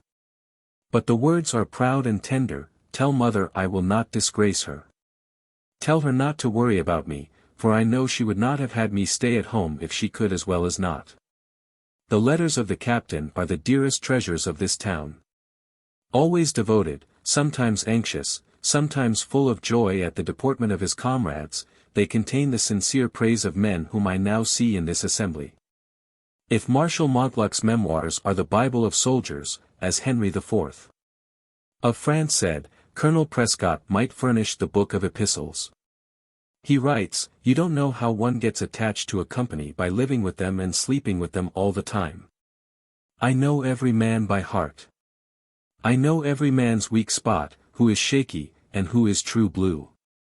He never remits his care of the men, aiming to hold them to their good habits and to keep them cheerful. For the first point, he keeps up a constant acquaintance with them. Urges their correspondence with their friends, writes news of them home, urging his own correspondent to visit their families and keep them informed about the men, encourages a temperance society which is formed in the camp. I have not had a man drunk, or affected by liquor, since we came here. At one time he finds his company unfortunate in having fallen between two companies of quite another class, 'tis profanity all the time. Yet instead of a bad influence on our men, I think it works the other way, it disgusts them. One day he writes, I expect to have a time, this forenoon, with the officer from West Point who drills us. He is very profane, and I will not stand it. If he does not stop it, I shall march my men right away when he is drilling them. There is a fine for officers swearing in the army, and I have too many young men that are not used to such talk. I told the colonel this morning I should do it, and don't care what the consequence is. This lieutenant seems to think that these men, who never saw a gun, can drill as well as he, who has been at West Point 4 years. At night he adds, I told that officer from West Point, this morning, that he could not swear at my company as he did yesterday, told him I would not stand it anyway. I told him I had a good many young men in my company whose mothers asked me to look after them, and I should do so, and not allow them to hear such language, especially from an officer, whose duty it was to set them a better example. Told him I did not swear myself and would not allow him to. He looked at me as much as to say, do you know whom you are talking to? And I looked at him as much as to say, yes, I do. He looked rather ashamed, but went through the drill without an oath. So much for the care of their morals. His next point is to keep them cheerful. 'Tis better than medicine. He has games of baseball, and pitching quoits, and euchre, whilst part of the military discipline is sham fights. The best men heartily second him, and invent excellent means of their own. When, afterwards, 5 of these men were prisoners in the parish prison in New Orleans, they set themselves to use the time to the wisest advantage, formed a debating club, wrote a daily or weekly newspaper, called it Stars and Stripes. It advertises, prayer meeting at 7 o'clock, in cell number 8, second floor, and their own printed record is a proud and affecting narrative. Whilst the regiment was encamped at Camp Andrew, near Alexandria, in June, 1861, marching orders came. Colonel Lawrence sent for 8 wagons, but only 3 came. On these they loaded all the canvas of the tents, but took no tent poles. It looked very much like a severe thunderstorm, writes the captain, and I knew the men would all have to sleep out of doors, unless we carried them. So I took 6 poles, and went to the colonel, and told him I had got the poles for 2 tents, which would cover 24 men, and unless he ordered me not to carry them, I should do so. He said he had no objection, only thought they would be too much for me. We only had about 12 men, the rest of the company being, perhaps, on picket or other duty, and some of them have their heavy knapsacks and guns to carry, so could not carry any poles. We started and marched 2 miles without stopping to rest, not having had anything to eat, and being very hot and dry. At this time Captain Prescott was daily threatened with sickness, and suffered the more from this heat. I told Lieutenant Bowers, this morning, that I could afford to be sick from bringing the tent poles, for it saved the whole regiment from sleeping outdoors, for they would not have thought of it, if I had not taken mine. The major had tried to discourage me, said, perhaps, if I carried them over, some other company would get them. I told him, perhaps he did not think I was smart. He had the satisfaction to see the whole regiment enjoying the protection of these tents. In the disastrous Battle of Bull Run this company behaved well, and the regimental officers believed, what is now the general conviction of the country, that the misfortunes of the day were not so much owing to the fault of the troops as to the insufficiency of the combinations by the general officers. It happened, also, that the 5th Massachusetts was almost unofficered. The colonel was, early in the day, disabled by a casualty. The lieutenant colonel, the major and the adjutant were already transferred to new regiments, and their places were not yet filled. The 3 months of the enlistment expired a few days after the battle. In the fall of 1861, the old artillery company of this town was reorganized, and Captain Richard Barrett received a commission in March, 1862, from the state, as its commander. This company, chiefly recruited here, was later embodied in the 47th Regiment, Massachusetts Volunteers, enlisted as 9 months' men, and sent to New Orleans, where they were employed in guard duty during their term of service. Captain Humphrey H. Buttrick, lieutenant in this regiment, as he had been already lieutenant in Captain Prescott's company in 1861, went out again in August, 1864, a captain in the 59th Massachusetts, and saw hard service in the 9th Corps. Under General Burnside. The regiment being formed of veterans, and in fields requiring great activity and exposure, suffered extraordinary losses, Captain Buttrick and one other officer being the only officers in it who were neither killed, wounded or captured. In August, 1862, on the new requisition for troops, when it was becoming difficult to meet the draft, mainly through the personal example and influence of Mr. Sylvester Lovejoy, 12 men, including himself, were enlisted for 3 years, and, being soon after enrolled in the 40th Massachusetts, went to the war. And a very good account has been heard, not only of the regiment, but of the talents and virtues of these men. After the return of the 3 months' company to Concord, in 1861, Captain Prescott raised a new company of volunteers, and Captain Bowers another. Each of these companies included recruits from this town, and they formed part of the 32nd Regiment of Massachusetts Volunteers. Enlisting for 3 years, and remaining to the end of the war, these troops saw every variety of hard service which the war offered, and, though suffering at first some disadvantage from change of commanders, and from severe losses, they grew at last, under the command of Colonel Prescott, to an excellent reputation, attested by the names of the 30 battles they were authorized to inscribe on their flag, and by the important position usually assigned them in the field. I have found many notes of their rough experience in the march and in the field. In McClellan's retreat in the peninsula, in July, 1862, it is all our men can do to draw their feet out of the mud. We marched 1 mile through mud, without exaggeration, 1 foot deep, a good deal of the way over my boots, and with short rations, on one day nothing but liver, blackberries, and pennyroyal tea. At Fredericksburg we lay 11 hours in one spot without moving, except to rise and fire. The next note is, cracker for a day and a half, but all right. Another day, had not left the ranks for 30 hours, and the nights were broken by frequent alarms. How would Concord people, he asks, like to pass the night on the battlefield, and hear the dying cry for help, and not be able to go to them? But the regiment did good service at Harrison's Landing, and at Antietam, under Colonel Parker. And at Fredericksburg, in December, Lieutenant Colonel Prescott loudly expressed his satisfaction at his comrades, now and then particularizing names. Bowers, Shepard and Laureat are as brave as lions. At the Battle of Gettysburg, in July, 1863, the brigade of which the 32nd Regiment formed a part, was in line of battle 72 hours, and suffered severely. Colonel Prescott's regiment went in with 210 men, 19 officers. On the 2nd of July they had to cross the famous wheat field, under fire from the rebels in front and on both flanks. 70 men were killed or wounded out of 7 companies. Here Francis Buttrick, whose manly beauty all of us remember, and Sergeant Appleton, an excellent soldier, were fatally wounded. The colonel was hit by 3 bullets. I feel, he writes, I have much to be thankful for that my life is spared, although I would willingly die to have the regiment do as well as they have done. Our colors had several holes made, and were badly torn. 1 bullet hit the staff which the bearer had in his hand. The color-bearer is brave as a lion, he will go anywhere you say, and no questions asked. His name is Marshal Davis. The colonel took evident pleasure in the fact that he could account for all his men. There were so many killed, so many wounded, but no missing. For that word, missing, was apt to mean skulking. Another incident, a friend of Lieutenant Barrow complains that we did not treat his body with respect, inasmuch as we did not send it home.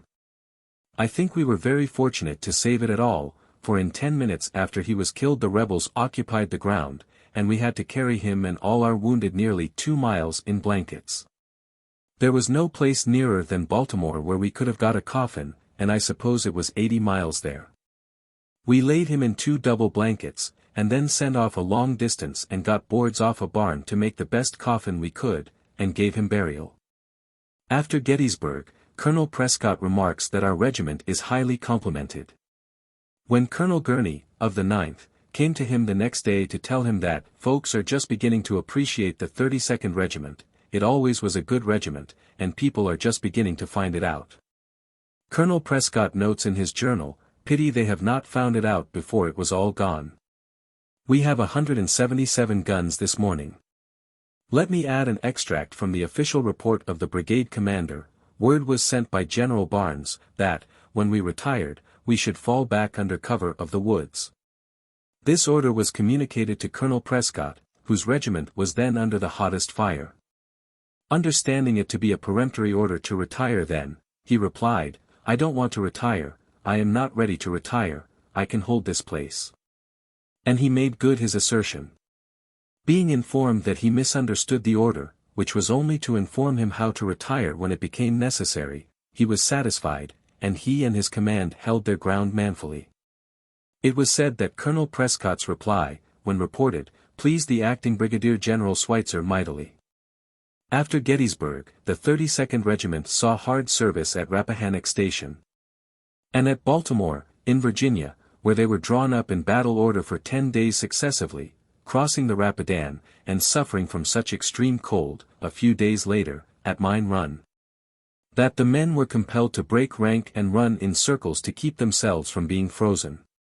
On the 3rd of December, they went into winter quarters. I must not follow the multiplied details that make the hard work of the next year. But the campaign in the wilderness surpassed all their worst experience hitherto of the soldier's life. On the 3rd of May, they crossed the Rapidan for the 5th time. On the 12th, at Laurel Hill, the regiment had 21 killed and 75 wounded, including 5 officers. The regiment has been in the front and center since the battle begun, 8.5 days ago, and is now building breastworks on the Fredericksburg Road. This has been the hardest fight the world ever knew. I think the loss of our army will be 40,000. Every day, for the last 8 days, there has been a terrible battle the whole length of the line. One day they drove us, but it has been regular bulldog fighting. On the 21st, they had been, for 17 days and nights, under arms without rest. On the 23rd, they crossed the North Anna, and achieved a great success. On the 30th, we learn, our regiment has never been in the second line since we crossed the Rapidan, on the 3rd. On the night of the 30th, the hardest day we ever had. We have been in the first line 26 days, and fighting every day but 2, whilst your newspapers talk of the inactivity of the Army of the Potomac. If those writers could be here and fight all day, and sleep in the trenches, and be called up several times in the night by picket firing, they would not call it inactive. June 4th is marked in the diary as an awful day. 200 men lost to the command. And not until the 5th of June comes at last a respite for a short space, during which the men drew shoes and socks, and the officers were able to send to the wagons and procure a change of clothes, for the first time in 5 weeks. But from these incessant labors there was now to be rest for one head, the honored and beloved commander of the regiment. On the 16th of June, they crossed the James River, and marched to within 3 miles of Petersburg. Early in the morning of the 18th they went to the front, formed line of battle, and were ordered to take the Norfolk and Petersburg Railroad from the rebels. In this charge, Colonel George L. Prescott was mortally wounded. After driving the enemy from the railroad, crossing it, and climbing the farther bank to continue the charge, he was struck, in front of his command, by a musket ball which entered his breast near the heart. He was carried off the field to the division hospital, and died on the following morning. On his deathbed, he received the needless assurances of his general that he had done more than all his duty, needless to a conscience so faithful and unspotted. One of his townsmen and comrades, a sergeant in his regiment, writing to his own family, uses these words: he was one of the few men who fight for principle. He did not fight for glory, honor, nor money, but because he thought it his duty. These are not my feelings only, but of the whole regiment. On the 1st of January, 1865, the 32nd Regiment made itself comfortable in log huts, a mile south of our rear line of works before Petersburg. On the 4th of February, sudden orders came to move next morning at daylight. At Dabney's Mills, in a sharp fight, they lost 74 in killed, wounded and missing. Here Major Shepherd was taken prisoner. The lines were held until the 10th, with more than usual suffering from snow and hail and intense cold, added to the annoyance of the artillery fire. On the 1st of April, the regiment connected with Sheridan's cavalry, near the Five Forks, and took an important part in that battle which opened Petersburg and Richmond, and forced the surrender of Lee. On the 9th, they marched in support of the cavalry, and were advancing in a grand charge, when the white flag of General Lee appeared. The brigade of which the 32nd Regiment formed part was detailed to receive the formal surrender of the rebel arms. The homeward march began on the 13th, and the regiment was mustered out in the field, at Washington, on the 28th of June, and arrived in Boston on the 1st of July. Fellow citizens, the obelisk records only the names of the dead. There is something partial in this distribution of honor. Those who went through those dreadful fields and returned not deserve much more than all the honor we can pay. But those also who went through the same fields, and returned alive, put just as much at hazard as those who died, and, in other countries, would wear distinctive badges of honor as long as they lived. I hope the disuse of such medals or badges in this country only signifies that everybody knows these men, and carries their deeds in such lively remembrance that they require no badge or reminder. I am sure I need not bespeak your gratitude to these fellow citizens and neighbors of ours. I hope they will be content with the laurels of one war. But let me, in behalf of this assembly, speak directly to you, our defenders, and say, that it is easy to see that if danger should ever threaten the homes which you guard, the knowledge of your presence will be a wall of fire for their protection. Brave men! You will hardly be called to see again fields as terrible as those you have already trampled with your victories. There are people who can hardly read the names on yonder bronze tablet, the mist so gathers in their eyes. 3 of the names are of sons of one family.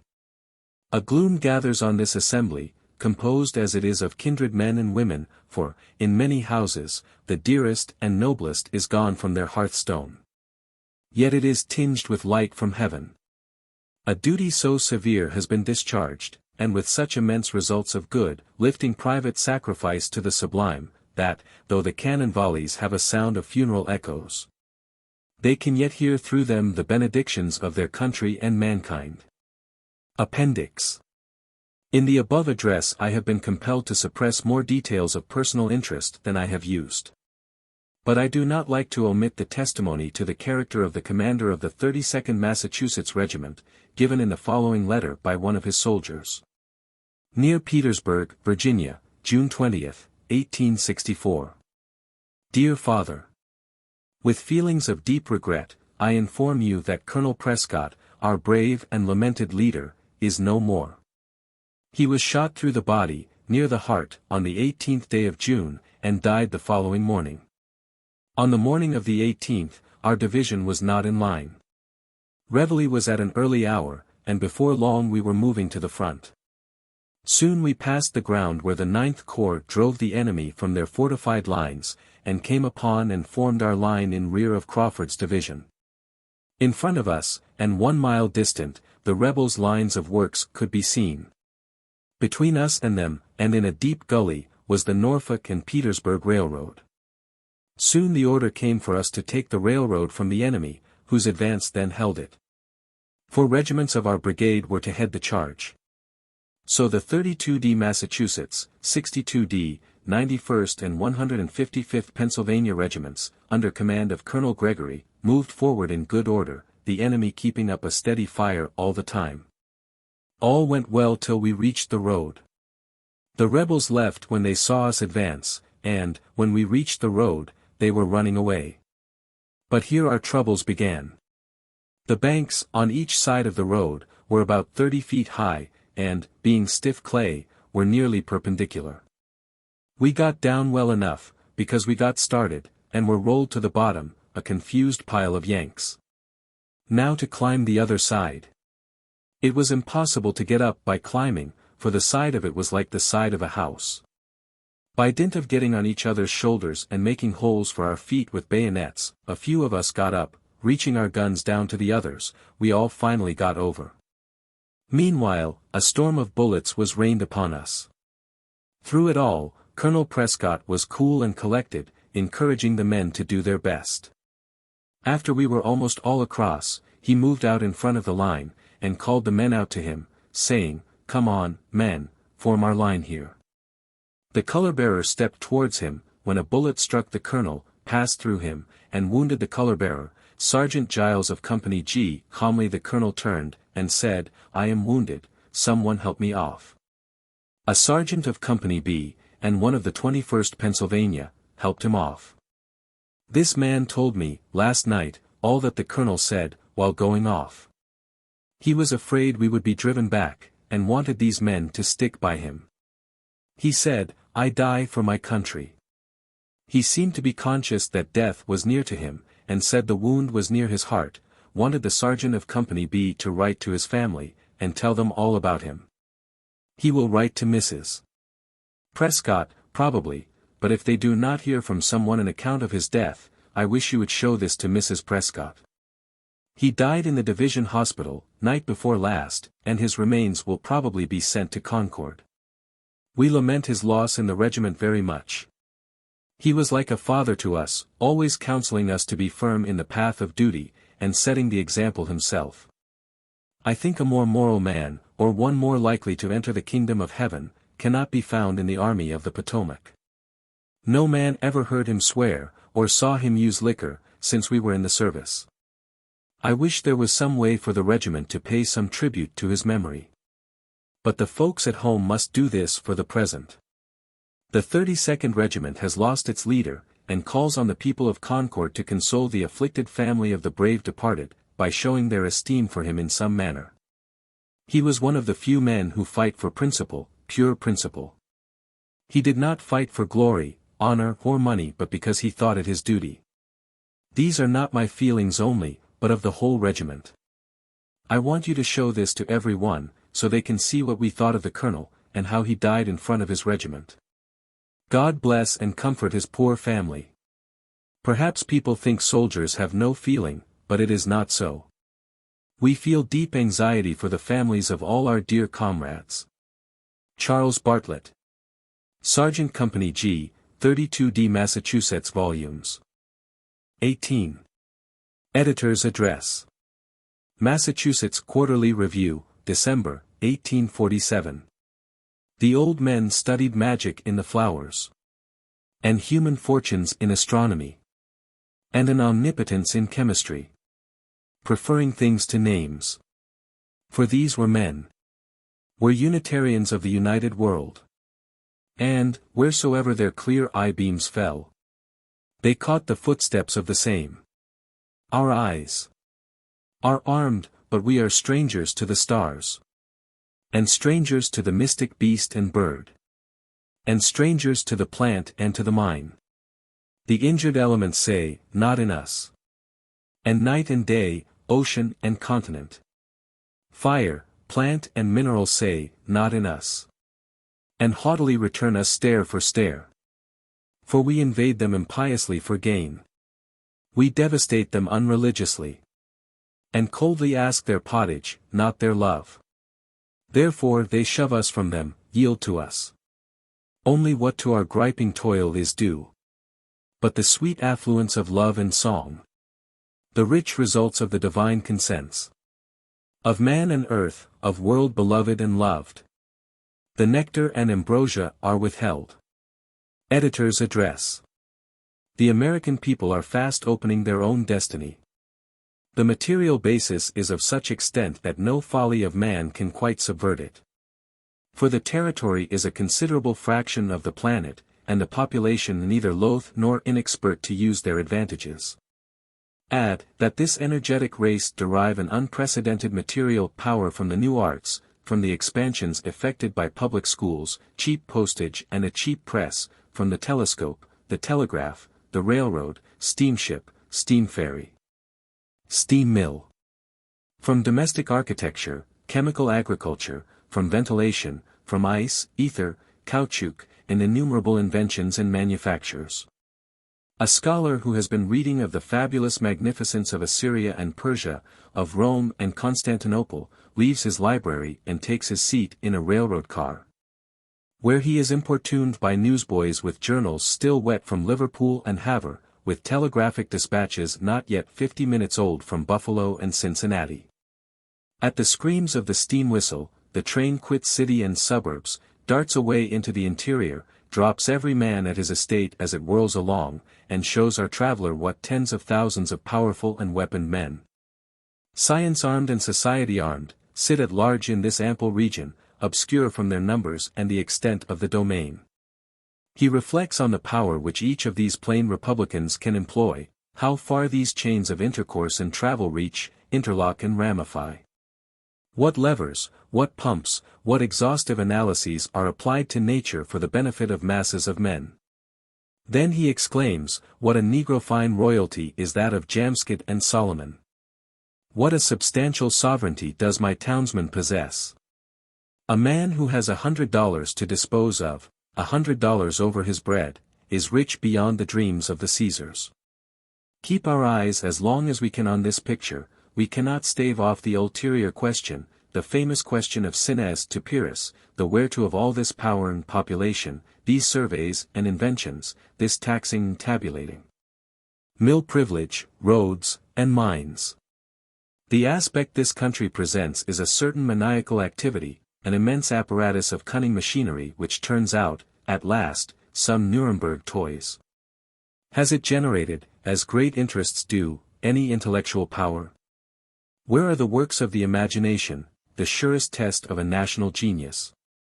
At least as far as the purpose and genius of America is yet reported in any book, it is a sterility and no genius.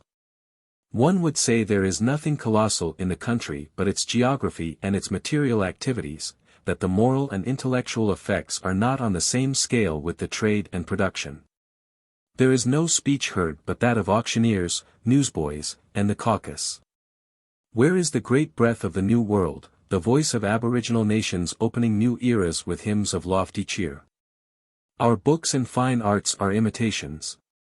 There is a fatal incuriosity and disinclination in our educated men to new studies and the interrogation of nature. We have taste, critical talent, good professors, good commentators, but a lack of male energy. What more serious calamity can befall a people than a constitutional dullness and limitation? The moral influence of the intellect is wanting. We hearken in vain for any profound voice speaking to the American heart, cheering timid good men, animating the youth, consoling the defeated, and intelligently announcing duties which clothe life with joy, and endear the face of land and sea to men. It is a poor consideration that the country wit is precocious, and, as we say, practical, that political interests on so broad a scale as ours are administered by little men with some saucy village talent, by deft partisans, good cipherers, strict economists, quite empty of all superstition. Conceding these unfavorable appearances, it would yet be a poor pedantry to read the fates of this country from these narrow data. On the contrary, we are persuaded that moral and material values are always commensurate. Every material organization exists to a moral end, which makes the reason of its existence. Here are no books, but who can see the continent with its inland and surrounding waters, its temperate climates, its west wind breathing vigor through all the year, its confluence of races so favorable to the highest energy, and the infinite glut of their production, without putting new queries to destiny as to the purpose for which this muster of nations and this sudden creation of enormous values is made? This is equally the view of science and of patriotism.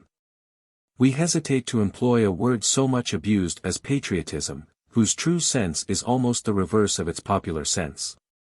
We have no sympathy with that boyish egotism, hoarse with cheering for one side, for one state, for one town. The right patriotism consists in the delight which springs from contributing our peculiar and legitimate advantages to the benefit of humanity.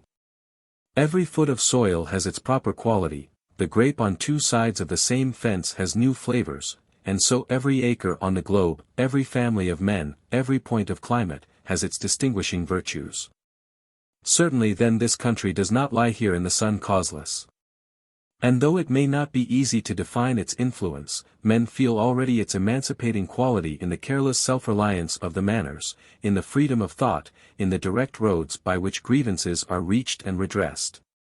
And even in the reckless and sinister politics, not less than in purer expressions. Bad as it is, this freedom leads onward and upward, to a Columbia of thought and art, which is the last and endless end of Columbus's adventure. Lovers of our country, but not always approvers of the public councils, we should certainly be glad to give good advice in politics. We have not been able to escape our national and endemic habit, and to be liberated from interest in the elections and in public affairs. Nor have we cared to disfranchise ourselves. We are more solicitous than others to make our politics clear and healthful, as we believe politics to be nowise accidental or exceptional, but subject to the same laws with trees, earths and acids. We see that reckless and destructive fury which characterizes the lower classes of American society, and which is pampered by hundreds of profligate presses. The young intriguers who drive in barrooms and town meetings the trade of politics, sagacious only to seize the victorious side, have put the country into the position of an overgrown bully. And Massachusetts finds no heart or head to give weight and efficacy to her contrary judgment. In hours when it seemed only to need one just word from a man of honor to have vindicated the rights of millions, and to have given a true direction to the first steps of a nation, we have seen the best understandings of New England. The trusted leaders of her councils, constituting a sniveling and despised opposition, clapped on the back by comfortable capitalists from all sections, and persuaded to say, "We are too old to stand for what is called a New England sentiment any longer. Rely on us for commercial representatives, but for questions of ethics, who knows what markets may be opened? We are not well, we are not in our seats, when justice and humanity are to be spoken for. We have a bad war, many victories, each of which converts the country into an immense chanticleer, and a very insincere political opposition. The country needs to be extricated from its delirium at once.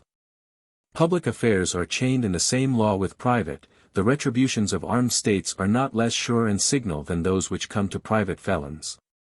The facility of majorities is no protection from the natural sequence of their own acts. Men reason badly, but nature and destiny are logical. But, whilst we should think our pains well bestowed if we could cure the infatuation of statesmen, and should be sincerely pleased if we could give a direction to the federal politics, we are far from believing politics the primal interest of men. On the contrary, we hold that the laws and governors cannot possess a commanding interest for any but vacant or fanatical people, for the reason that this is simply a formal and superficial interest. And men of a solid genius are only interested in substantial things. The state, like the individual, should rest on an ideal basis. Not only man but nature is injured by the imputation that man exists only to be fattened with bread, but he lives in such connection with thought and fact that his bread is surely involved as one element thereof, but is not its end and aim. So the insight which commands the laws and conditions of the true polity precludes forever all interest in the squabbles of parties. As soon as men have tasted the enjoyment of learning, friendship and virtue, for which the state exists, the prizes of office appear polluted, and their followers outcasts. A journal that would meet the real wants of this time must have a courage and power sufficient to solve the problems which the great groping society around us, stupid with perplexity, is dumbly exploring. Let it now show its astuteness by dodging each difficult question and arguing diffusely every point on which men are long ago unanimous. Can it front this matter of socialism, to which the names of Owen and Fourier have attached, and dispose of that question? Will it cope with the allied questions of government, non-resistance, and all that belongs under that category? Will it measure itself with the chapter on slavery, in some sort the special enigma of the time, as it has provoked against it a sort of inspiration and enthusiasm singular in modern history? There are literary and philosophical reputations to settle. The name of Swedenborg has in this very time acquired new honors, and the current year has witnessed the appearance, in their first English translation, of his manuscripts. Here is an unsettled account in the Book of Fame, a nebula to dim eyes, but which great telescopes may yet resolve into a magnificent system. Here is the standing problem of natural science, and the merits of her great interpreters to be determined. The encyclopedical Humboldt, and the intrepid generalizations collected by the author of the Vestiges of Creation. Here is the balance to be adjusted between the exact French school of Cuvier, and the genial Catholic theorists, Geoffroy St. Hilaire, Goethe, Davy and Agassiz. Will it venture into the thin and difficult air of that school where the secrets of structure are discussed under the topics of mesmerism and the twilights of demonology? What will easily seem to many a far higher question than any other is that which respects the embodying of the conscience of the period. Is the age we live in unfriendly to the highest powers? To that blending of the affections with the poetic faculty which has distinguished the religious ages? We have a better opinion of the economy of nature than to fear that those varying phases which humanity presents ever leave out any of the grand springs of human action. Mankind for the moment seem to be in search of a religion. The Jewish cultus is declining, the divine, or, as some will say, the truly human, hovers, now seen, now unseen, before us. This period of peace, this hour when the jangle of contending churches is hushing or hushed, will seem only the more propitious to those who believe that man need not fear the want of religion, because they know his religious constitution. That he must rest on the moral and religious sentiments, as the motion of bodies rests on geometry. In the rapid decay of what was called religion, timid and unthinking people fancy a decay of the hope of man. But the moral and religious sentiments meet us everywhere, alike in markets as in churches. A God starts up behind cotton bales also. The conscience of man is regenerated as is the atmosphere, so that society cannot be debauched. The health which we call virtue is an equipoise which easily redresses itself, and resembles those rocking stones which a child's finger can move, and a weight of many 100 tons cannot overthrow. With these convictions, a few friends of good letters have thought fit to associate themselves for the conduct of a new journal. We have obeyed the custom and convenience of the time in adopting this form of a review, as a mold into which all metal most easily runs. But the form shall not be suffered to be an impediment. The name might convey the impression of a book of criticism, and that nothing is to be found here which was not written expressly for the review. But good readers know that inspired pages are not written to fill a space, but for inevitable utterance, and to such our journal is freely and solicitously open, even though everything else be excluded. We entreat the aid of every lover of truth and right, and let these principles entreat for us. We rely on the talents and industry of good men known to us, but much more on the magnetism of truth, which is multiplying and educating advocates for itself and friends for us. We rely on the truth for and against ourselves. 19. Address to Kossuth. At Concord, May 11, 1852. God said, I am tired of kings. I suffer them no more. Up to my ear the morning brings the outrage of the poor. My angel, his name is Freedom. Choose him to be your king. He shall cut pathways east and west, and fend you with his wing. Address to Kossuth.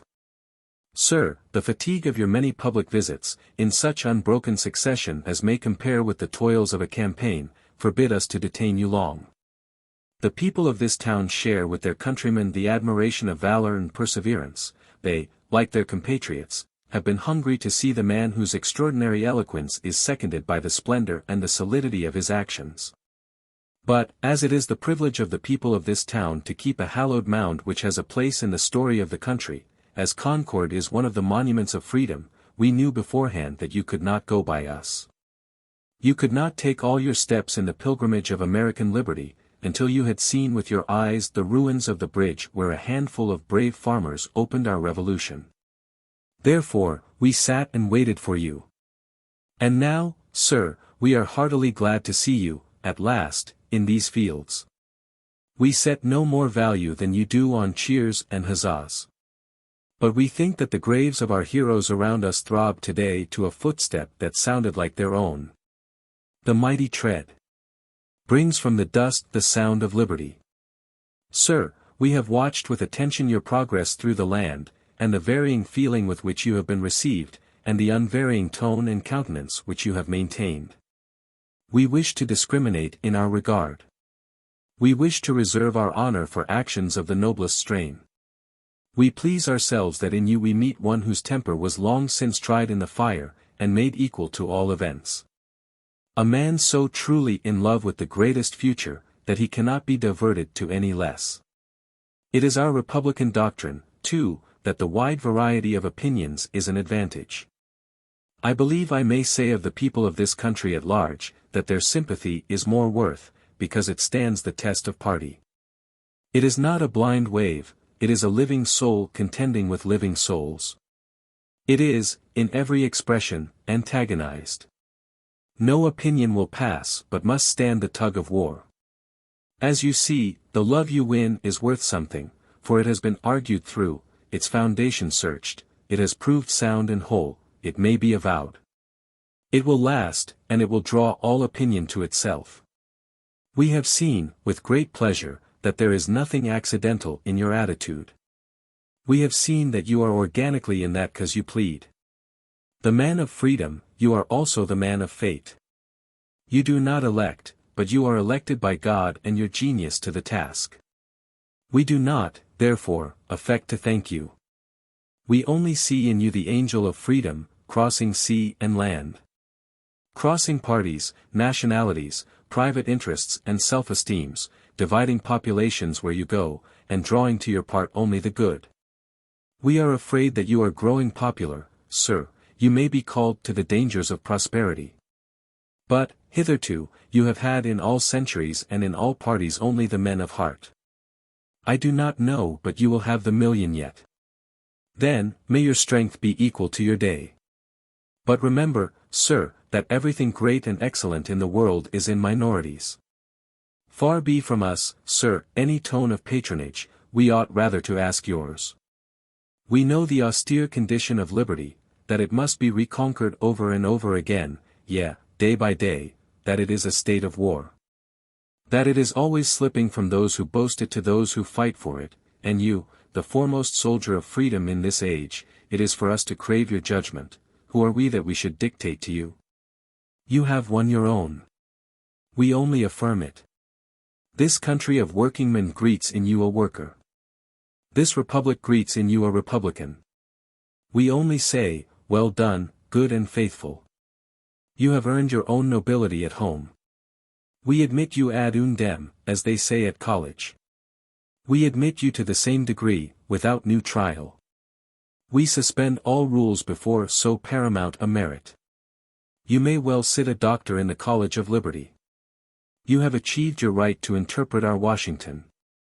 And I speak the sense not only of every generous American, but the law of mind, when I say that it is not those who live idly in the city called after his name, but those who, all over the world, think and act like him. Who can claim to explain the sentiment of Washington?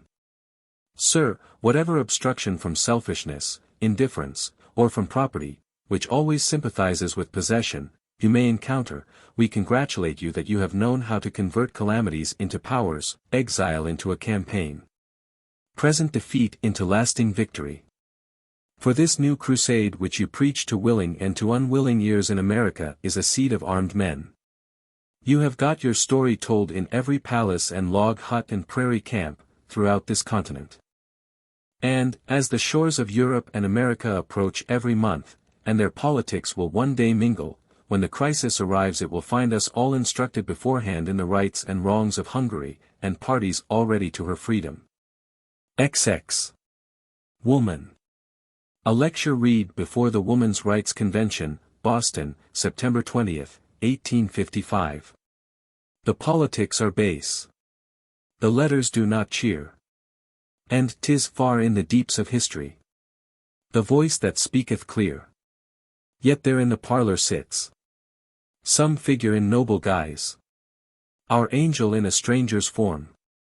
Or woman's pleading eyes. Lo, when the Lord made north and south, and sun and moon ordained he, forth bringing each by word of mouth, in order of its dignity, did man from the crude clay express, by sequence, and, all else decreed, he formed the woman, nor might less. Then Sabbath such a work succeed. Coventry Patmore. Woman.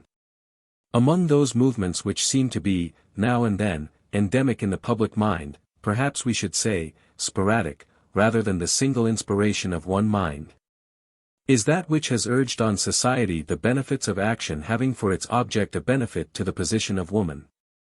And none is more seriously interesting to every healthful and thoughtful mind. In that race which is now predominant over all the other races of men, it was a cherished belief that women had an oracular nature. They are more delicate than men, delicate as iodine to light, and thus more impressionable. They are the best index of the coming hour. I share this belief. I think their words are to be weighed. But it is their inconsiderate word, according to the rule, take their first advice, not the second, as Coleridge was wont to apply to a lady for her judgment in questions of taste, and accept it. But when she added, I think so, because, pardon me, madam, he said, leave me to find out the reasons for myself. In this sense, as more delicate mercuries of the imponderable and immaterial influences, what they say and think is the shadow of coming events. Their very dolls are indicative. Among our Norse ancestors, Frigga was worshipped as the goddess of women. Weirds all, said the Edda, Frigga knoweth, though she telleth them never. That is to say, all wisdoms woman knows. Though she takes them for granted, and does not explain them as discoveries, like the understanding of man. Men remark figure, women always catch the expression. They inspire by a look, and pass with us not so much by what they say or do, as by their presence. They learn so fast and convey the result so fast as to outrun the logic of their slow brother and make his acquisitions poor. 'Tis their mood and tone that is important. Does their mind misgive them, or are they firm and cheerful? 'Tis a true report that things are going ill or well. And any remarkable opinion or movement shared by woman will be the first sign of revolution. Plato said, women are the same as men in faculty, only less in degree. But the general voice of mankind has agreed that they have their own strength. That women are strong by sentiment, that the same mental height which their husbands attain by toil, they attain by sympathy with their husbands. Man is the will, and woman the sentiment. In this ship of humanity, will is the rudder, and sentiment the sail. When woman affects to steer, the rudder is only a masked sail. When women engage in any art or trade, it is usually as a resource, not as a primary object. The life of the affections is primary to them, so that there is usually no employment or career which they will not with their own applause and that of society quit for a suitable marriage. And they give entirely to their affections, set their whole fortune on the die, lose themselves eagerly in the glory of their husbands and children. Man stands astonished at a magnanimity he cannot pretend to. Mrs. Lucy Hutchinson, one of the heroines of the English Commonwealth, who wrote the life of her husband, the Governor of Nottingham, says, if he esteemed her at a higher rate than she in herself could have deserved. He was the author of that virtue he doted on, while she only reflected his own glories upon him. All that she was him, while he was hers, and all that she is now, at best, but his pale shade. As for Plato's opinion, it is true that, up to recent times, in no art or science, nor in painting, poetry, or music, have they produced a masterpiece. Till the new education and larger opportunities of very modern times, this position, with the fewest possible exceptions, has always been true. Sappho, to be sure, in the Olympic Games, gained the crown over Pindar. But, in general, no mastery in either of the fine arts, which should, one would say, be the arts of women, has yet been obtained by them equal to the mastery of men in the same. The part they play in education, in the care of the young and the tuition of older children, is their organic office in the world. So much sympathy as they have makes them inestimable as the mediators between those who have knowledge and those who want it. Besides, their fine organization, their taste and love of details, makes the knowledge they give better in their hands. But there is an art which is better than painting, poetry, music, or architecture, better than botany, geology, or any science, namely, conversation. Wise, cultivated, genial conversation is the last flower of civilization and the best result which life has to offer us, a cup for gods, which has no repentance. Conversation is our account of ourselves. All we have, all we can, all we know, is brought into play, and as the reproduction, in finer form, of all our havings. Women are, by this and their social influence, the civilizers of mankind. What is civilization? I answer, the power of good women. It was Burns's remark when he first came to Edinburgh that between the men of rustic life and the polite world he observed little difference. That in the former, though unpolished by fashion and unenlightened by science, he had found much observation and much intelligence. But a refined and accomplished woman was a being almost new to him, and of which he had formed a very inadequate idea. I like women, said a clear-headed man of the world, they are so finished. They finish society, manners, language. Form and ceremony are their realm. They embellish trifles.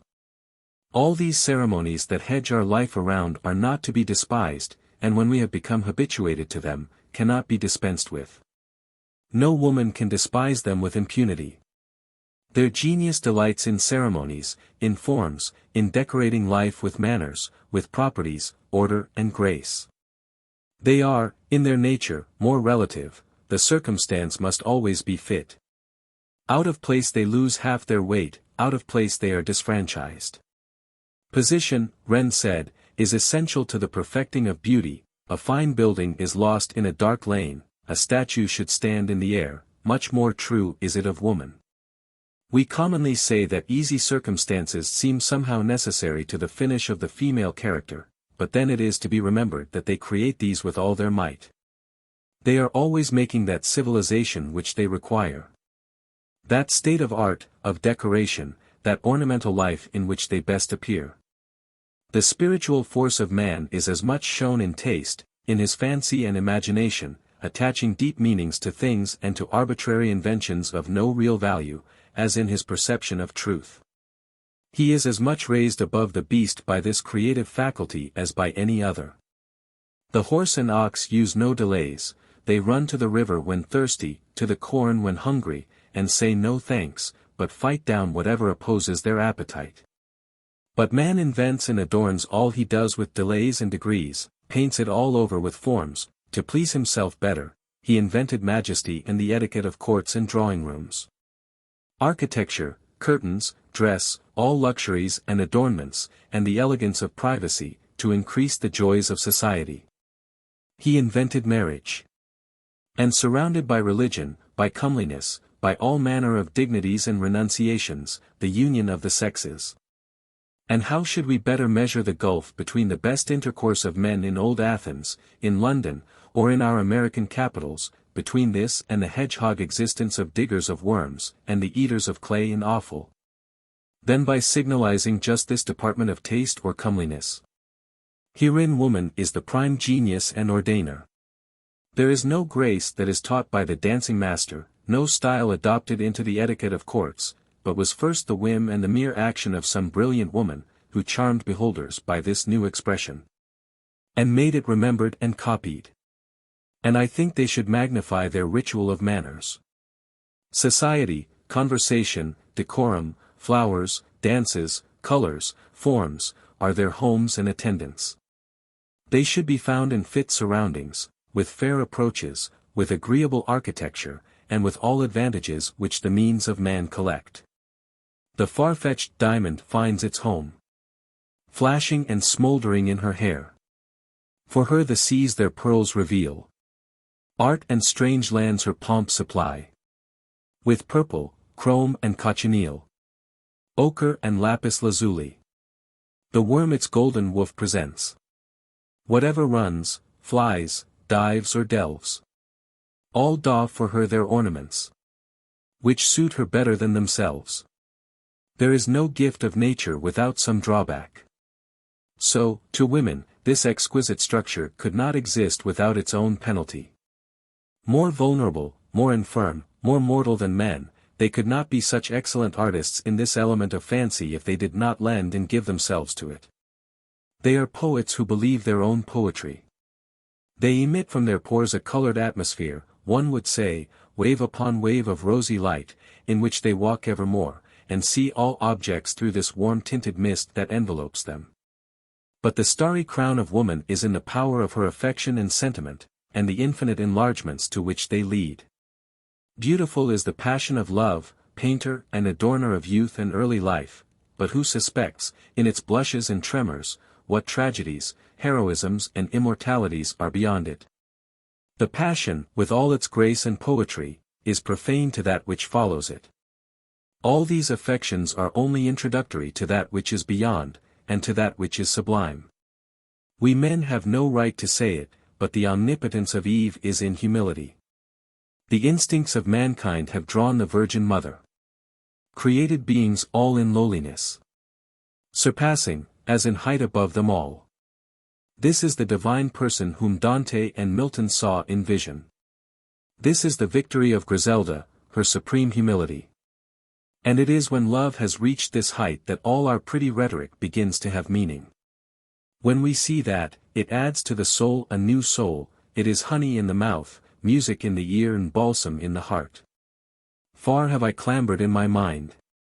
But not so great as love I find. What is thy tent, where dost thou dwell? My mansion is humility. Heaven's vastest capability. The further it doth downward tend, the higher up it doth ascend. The first thing men think of, when they love, is to exhibit their usefulness and advantages to the object of their affection. Women make light of these, asking only love. They wish it to be an exchange of nobleness. There is much in their nature, much in their social position which gives them a certain power of divination. And women know, at first sight, the characters of those with whom they converse. There is much that tends to give them a religious height which men do not attain. Their sequestration from affairs and from the injury to the moral sense which affairs often inflict, aids this. And in every remarkable religious development in the world, women have taken a leading part.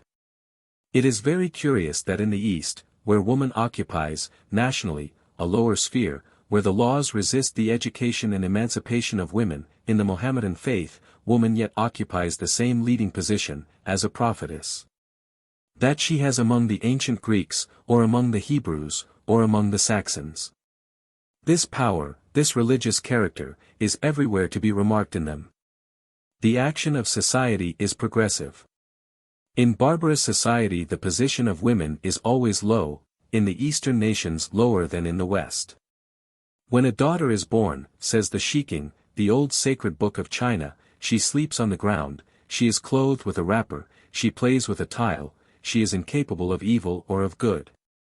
And something like that position, in all low society, is the position of woman, because, as before remarked, she is herself its civilizer.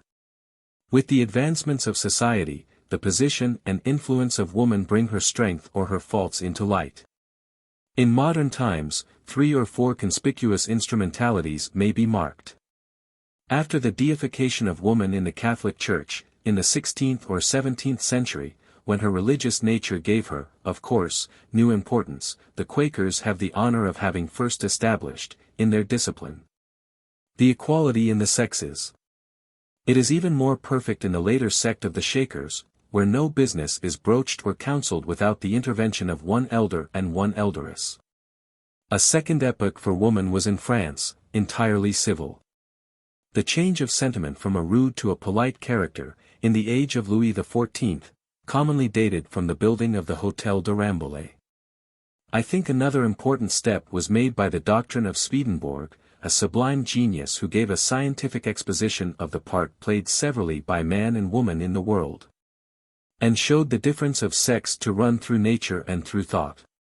Of all Christian sects this is at this moment the most vital and aggressive. Another step was the effect of the action of the age in the antagonism to slavery. It was easy to enlist woman in this, it was impossible not to enlist her. But that cause turned out to be a great scholar. He was a terrible metaphysician. He was a jurist, a poet, a divine. Was never a University of Oxford or Göttingen that made such students. It took a man from the plough and made him acute, eloquent, and wise, to the silencing of the doctors. There was nothing it did not pry into, no right it did not explore, no wrong it did not expose. And it has, among its other effects, given woman a feeling of public duty and an added self-respect. One truth leads in another by the hand, one right is an accession of strength to take more. And the times are marked by the new attitude of woman. Urging, by argument and by association, her rights of all kinds, in short, to one half of the world. As the right to education, to avenues of employment, to equal rights of property, to equal rights in marriage, to the exercise of the professions and of suffrage. Of course, this conspicuousness had its inconveniences. But it is cheap wit that has been spent on this subject. From Aristophanes, in whose comedies I confess my dullness to find good joke, to Rabelais, in whom it is monstrous exaggeration of temperament, and not borne out by anything in nature, down to English comedy, and, in our day, to Tennyson. And the American newspapers. In all, the body of the joke is one, namely, to charge women with temperament, to describe them as victims of temperament. And is identical with Mahomet's opinion that women have not a sufficient moral or intellectual force to control the perturbations of their physical structure. These were all drawings of morbid anatomy, and such satire as might be written on the tenants of a hospital or on an asylum for idiots. Of course it would be easy for women to retaliate in kind, by painting men from the dogs and gorillas that have worn our shape. That they have not, is an eulogy on their taste and self-respect.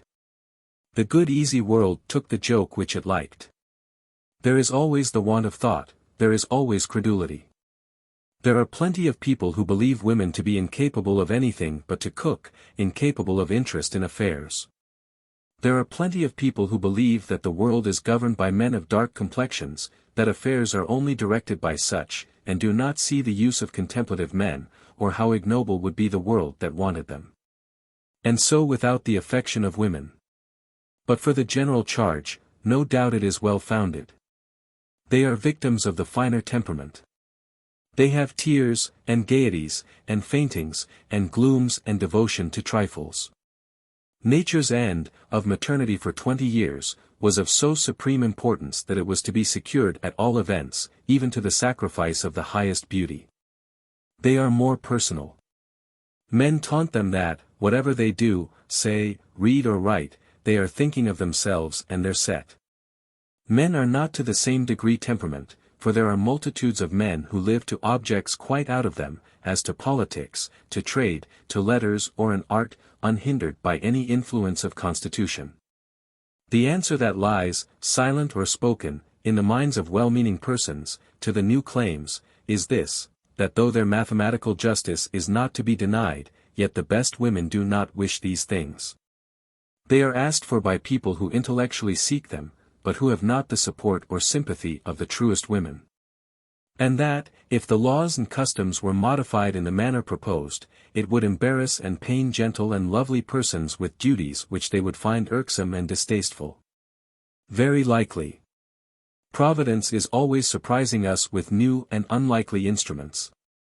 But perhaps it is because these people have been deprived of education, fine companions, opportunities, such as they wished, because they feel the same rudeness and disadvantage which offends you, that they have been stung to say.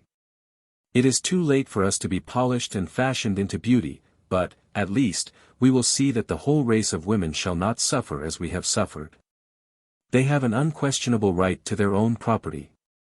And if a woman demand votes, offices and political equality with men, as among the Shakers an elder and elderess are of equal power, and among the Quakers, it must not be refused.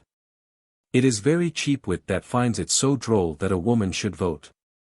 Educate and refine society to the highest point, bring together a cultivated society of both sexes, in a drawing-room, and consult and decide by voices on a question of taste or on a question of right. And is there any absurdity or any practical difficulty in obtaining their authentic opinions? If not, then there need be none in 100 companies, if you educate them and accustom them to judge. And, for the effect of it, I can say, for one, that all my points would sooner be carried in the state if women voted. On the questions that are important, whether the government shall be in one person, or whether representative, or whether democratic. Whether men shall be holden in bondage, or shall be roasted alive and eaten, as in Type, or shall be hunted with bloodhounds, as in this country, whether men shall be hanged for stealing, or hanged at all. Whether the unlimited sale of cheap liquors shall be allowed, they would give, I suppose, as intelligent a vote as the voters of Boston or New York. We may ask, to be sure, why need you vote? If new power is here, of a character which solves old tough questions, which puts me and all the rest in the wrong, tries and condemns our religion, customs, laws, and opens new careers to our young receptive men and women, you can well leave voting to the old dead people. Those whom you teach, and those whom you have teach, will fast enough make themselves considered and strong with their new insight, and votes will follow from all the dull. The objection to their voting is the same as is urged, in the lobbies of legislatures, against clergymen who take an active part in politics. That if they are good clergymen they are unacquainted with the expediencies of politics, and if they become good politicians they are worse clergymen. So of women, that they cannot enter this arena without being contaminated and unsexed. Here are 2 or 3 objections: first, a want of practical wisdom; second, a too purely ideal view; and, third, danger of contamination. For their want of intimate knowledge of affairs, I do not think this ought to disqualify them from voting at any town meeting which I ever attended. I could heartily wish the objection were sound. But if any man will take the trouble to see how our people vote, how many gentlemen are willing to take on themselves the trouble of thinking and determining for you, and, standing at the door of the polls, give every innocent citizen his ticket as he comes in, informing him that this is the vote of his party. And how the innocent citizen, without further demur, goes and drops it in the ballot box, I cannot but think he will agree that most women might vote as wisely.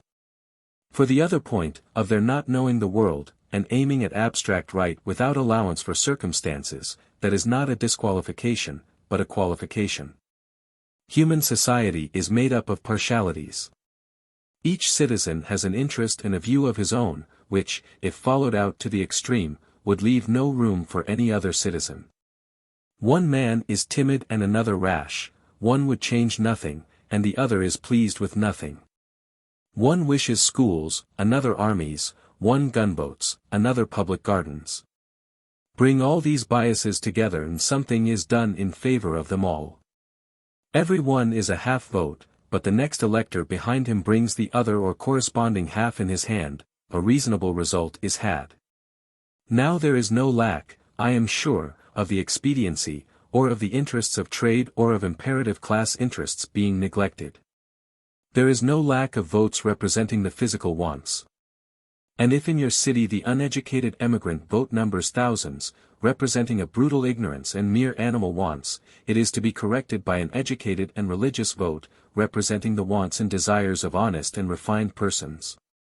If the wants, the passions, the vices, are allowed a full vote through the hands of a half-brutal intemperate population, I think it but fair that the virtues, the aspirations should be allowed a full vote, as an offset, through the purest part of the people.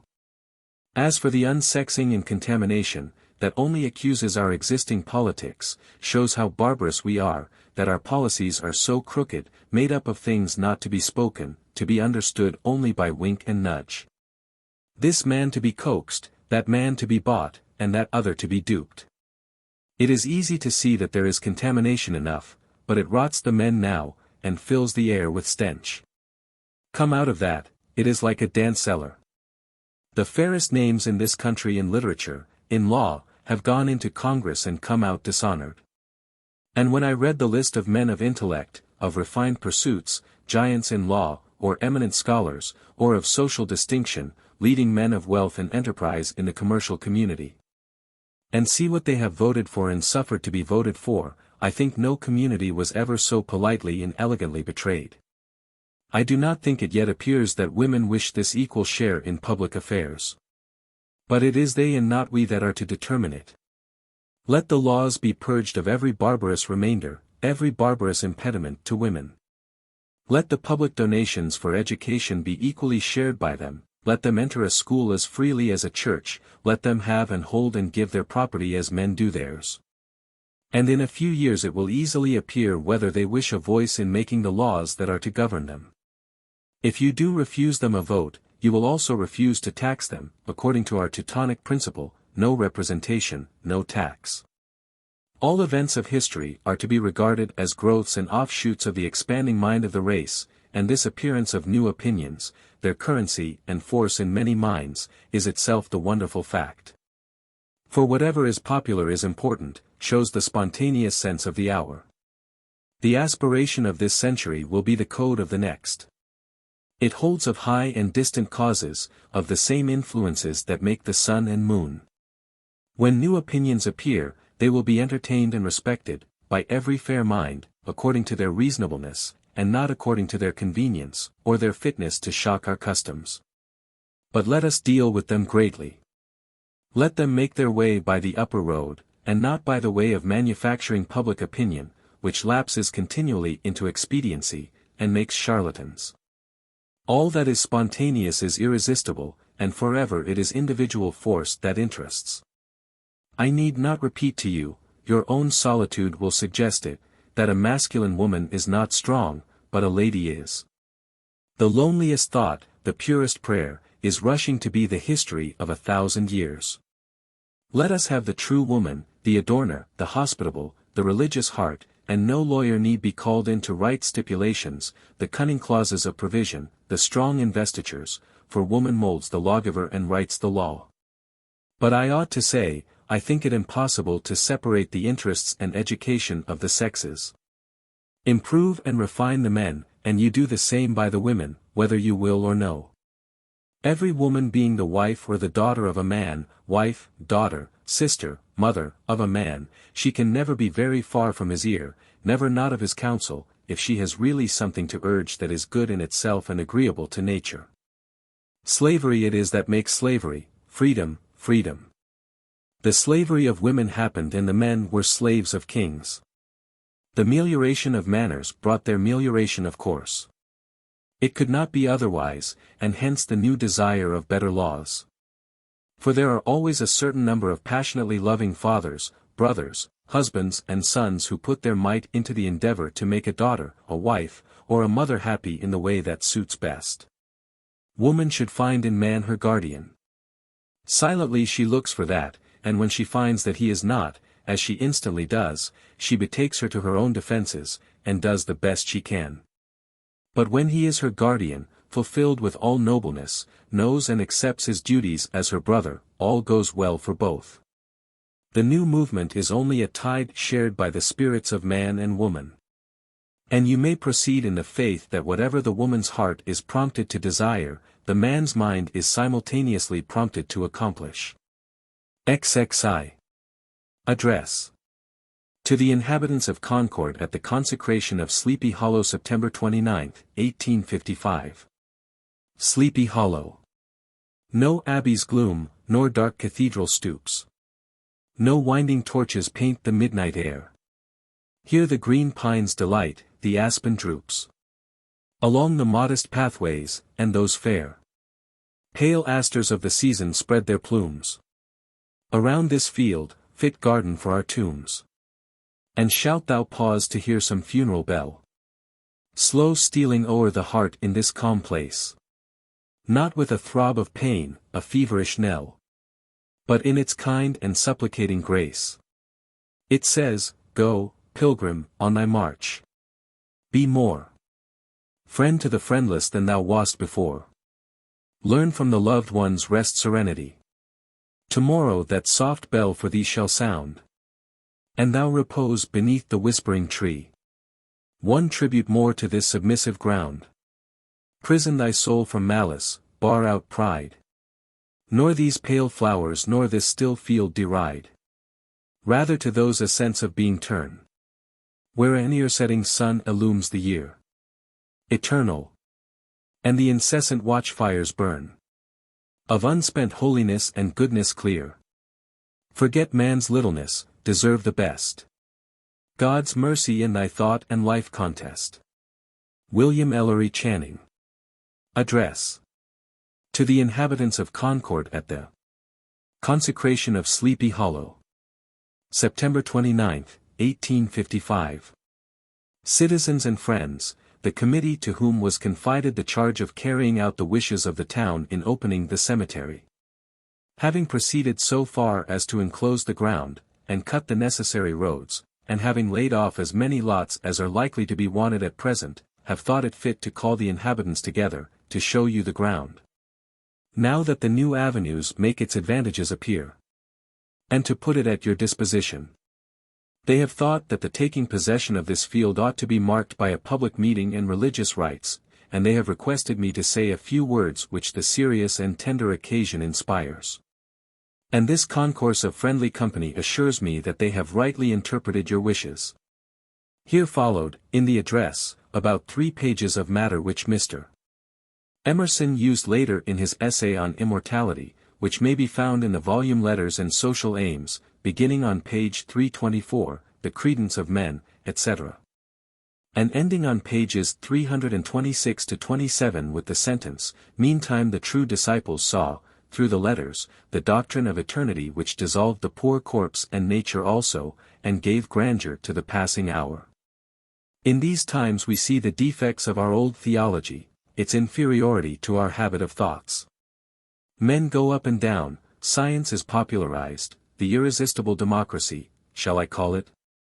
Of chemistry, of vegetation, which recomposes for new life every decomposing particle, the race never dying, the individual never spared, have impressed on the mind of the aged the futility of these old arts of preserving. We give our earth to earth. We will not jealously guard a few atoms under immense marbles, selfishly and impossibly sequestering it from the vast circulations of nature, but, at the same time, fully admitting the divine hope and love which belong to our nature. Wishing to make one spot tender to our children, who shall come hither in the next century to read the dates of these lives. Our people accepting this lesson from science, yet touched by the tenderness which Christianity breathes, have found a mean in the consecration of gardens. A simultaneous movement has, in 100 cities and towns in this country, selected some convenient piece of undulating ground with pleasant woods and waters. Every family chooses its own clump of trees, and we lay the corpse in these leafy colonnades. A grove of trees, what benefit or ornament is so fair and great? They make the landscape, they keep the earth habitable, their roots run down, like cattle, to the watercourses. Their heads expand to feed the atmosphere. The life of a tree is 100 and 1,000 years, its decays ornamental, its repairs self-made, they grow when we sleep, they grew when we were unborn. Man is a moth among these longevities. He plants for the next millennium. Shadows haunt them, all that ever lived about them cling to them. You can almost see behind these pines the Indian with bow and arrow lurking yet exploring the traces of the old trail. Modern taste has shown that there is no ornament, no architecture alone, so sumptuous as well-disposed woods and waters, where art has been employed only to remove superfluities, and bring out the natural advantages. In cultivated grounds one sees the picturesque and opulent effect of the familiar shrubs, barberry, lilac, privet and thorns, when they are disposed in masses, and in large spaces. What work of man will compare with the plantation of a park? It dignifies life. It is a seat for friendship, counsel, taste and religion.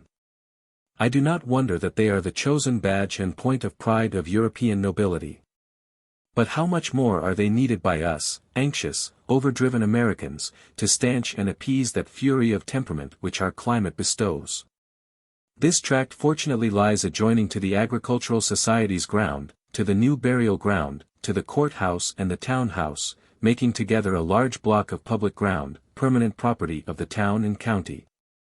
All the ornaments of either adding so much value to all. I suppose all of us will readily admit the value of parks and cultivated grounds to the pleasure and education of the people, but I have heard it said here that we would gladly spend for a park for the living, but not for a cemetery. A garden for the living, a home of thought and friendship. Certainly the living need it more than the dead, indeed, to speak precisely, it is given to the dead for the reaction of benefit on the living. But if the direct regard to the living be thought expedient, that is also in your power. This ground is happily so divided by nature as to admit of this relation between the past and the present. In the valley where we stand will be the monuments. On the other side of the ridge, towards the town, a portion of the land is in full view of the cheer of the village and is out of sight of the monuments. It admits of being reserved for secular purposes. For games, not such as the Greeks honored the dead with, but for games of education, the distribution of school prizes, the meeting of teachers. Patriotic eloquence, the utterance of the principles of national liberty to private, social, literary, or religious fraternities. Here we may establish that most agreeable of all museums, and agreeable to the temper of our times, an arboretum, wherein may be planted, by the taste of every citizen, one tree, with its name recorded in a book. Every tree that is native to Massachusetts, or will grow in it, so that every child may be shown growing, side by side, the 11 oaks of Massachusetts, and the 20 willows, the beech, which we have allowed to die out of the eastern counties. And here the vast firs of California and Oregon. This spot for 20 years has borne the name of Sleepy Hollow. Its seclusion from the village in its immediate neighborhood had made it to all the inhabitants an easy retreat on a Sabbath day, or a summer twilight, and it was inevitably chosen by them when the design of a new cemetery was broached. If it did not suggest the design, as the fit place for their final repose. In all the multitudes of woodlands and hillsides, which within a few years have been laid out with a similar design, I have not known one so fitly named. Sleepy Hollow. In this quiet valley, as in the palm of nature's hand, we shall sleep well when we have finished our day. What is the earth itself but a surface scooped into nooks and caves of slumber, according to the Eastern fable, a bridge full of holes, into one or other of which all the passengers sink to silence? Nay, when I think of the mystery of life, its round of illusions, our ignorance of its beginning or its end, the speed of the changes of that glittering dream we call existence, I think sometimes that the vault of the sky arching there upward, under which our busy being is whirled, is only a sleepy hollow, with path of suns, instead of footpaths. And milky ways, for truck roads. The ground has the peaceful character that belongs to this town, no lofty crags, no glittering cataracts, but I hold that every part of nature is handsome when not deformed by bad art. Bleak searocks and sea downs and blasted heaths have their own beauty, and though we make much ado in our praises of Italy or Andes, nature makes not so much difference. The morning, the moonlight, the spring day, are magical painters, and can glorify a meadow or a rock. But we must look forward also, and make ourselves 1,000 years old. And when these acorns, that are falling at our feet, are oaks overshadowing our children in a remote century, this mute green bank will be full of history, the good, the wise and great will have left their names and virtues on the trees.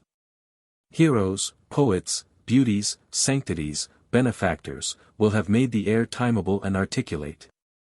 And hither shall repair, to this modest spot of God's earth, every sweet and friendly influence. The beautiful night and beautiful day will come in turn to sit upon the grass. Our use will not displace the old tenants. The well-beloved birds will not sing one song the less, the high-holding woodpecker, the meadowlark, the oriole, robin, purple finch, bluebird, thrush and red-eyed warbler, the heron. The bittern will find out the hospitality and protection from the gun of this asylum, and will seek the waters of the meadow. And in the grass, and by the pond, the locust, the cricket and the hyla, shall shrilly play. We shall bring hither the body of the dead, but how shall we catch the escaped soul? Here will burn for us, as the oath of God, the sublime belief. I have heard that death takes us away from ill things, not from good. I have heard that when we pronounce the name of man, we pronounce the belief of immortality. All great natures delight in stability.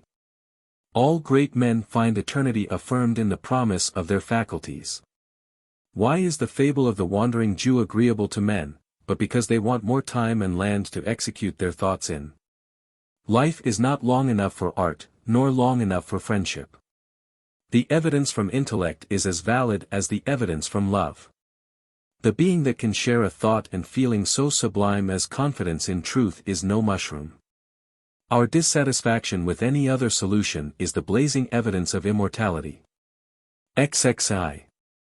Robert Burns. Speech delivered at the celebration of the Burns Centenary, Boston, January 25, 1859. His was the music to whose tone the common pulse of man keeps time. In cot or castle's mirth or moan, in cold or sunny clime.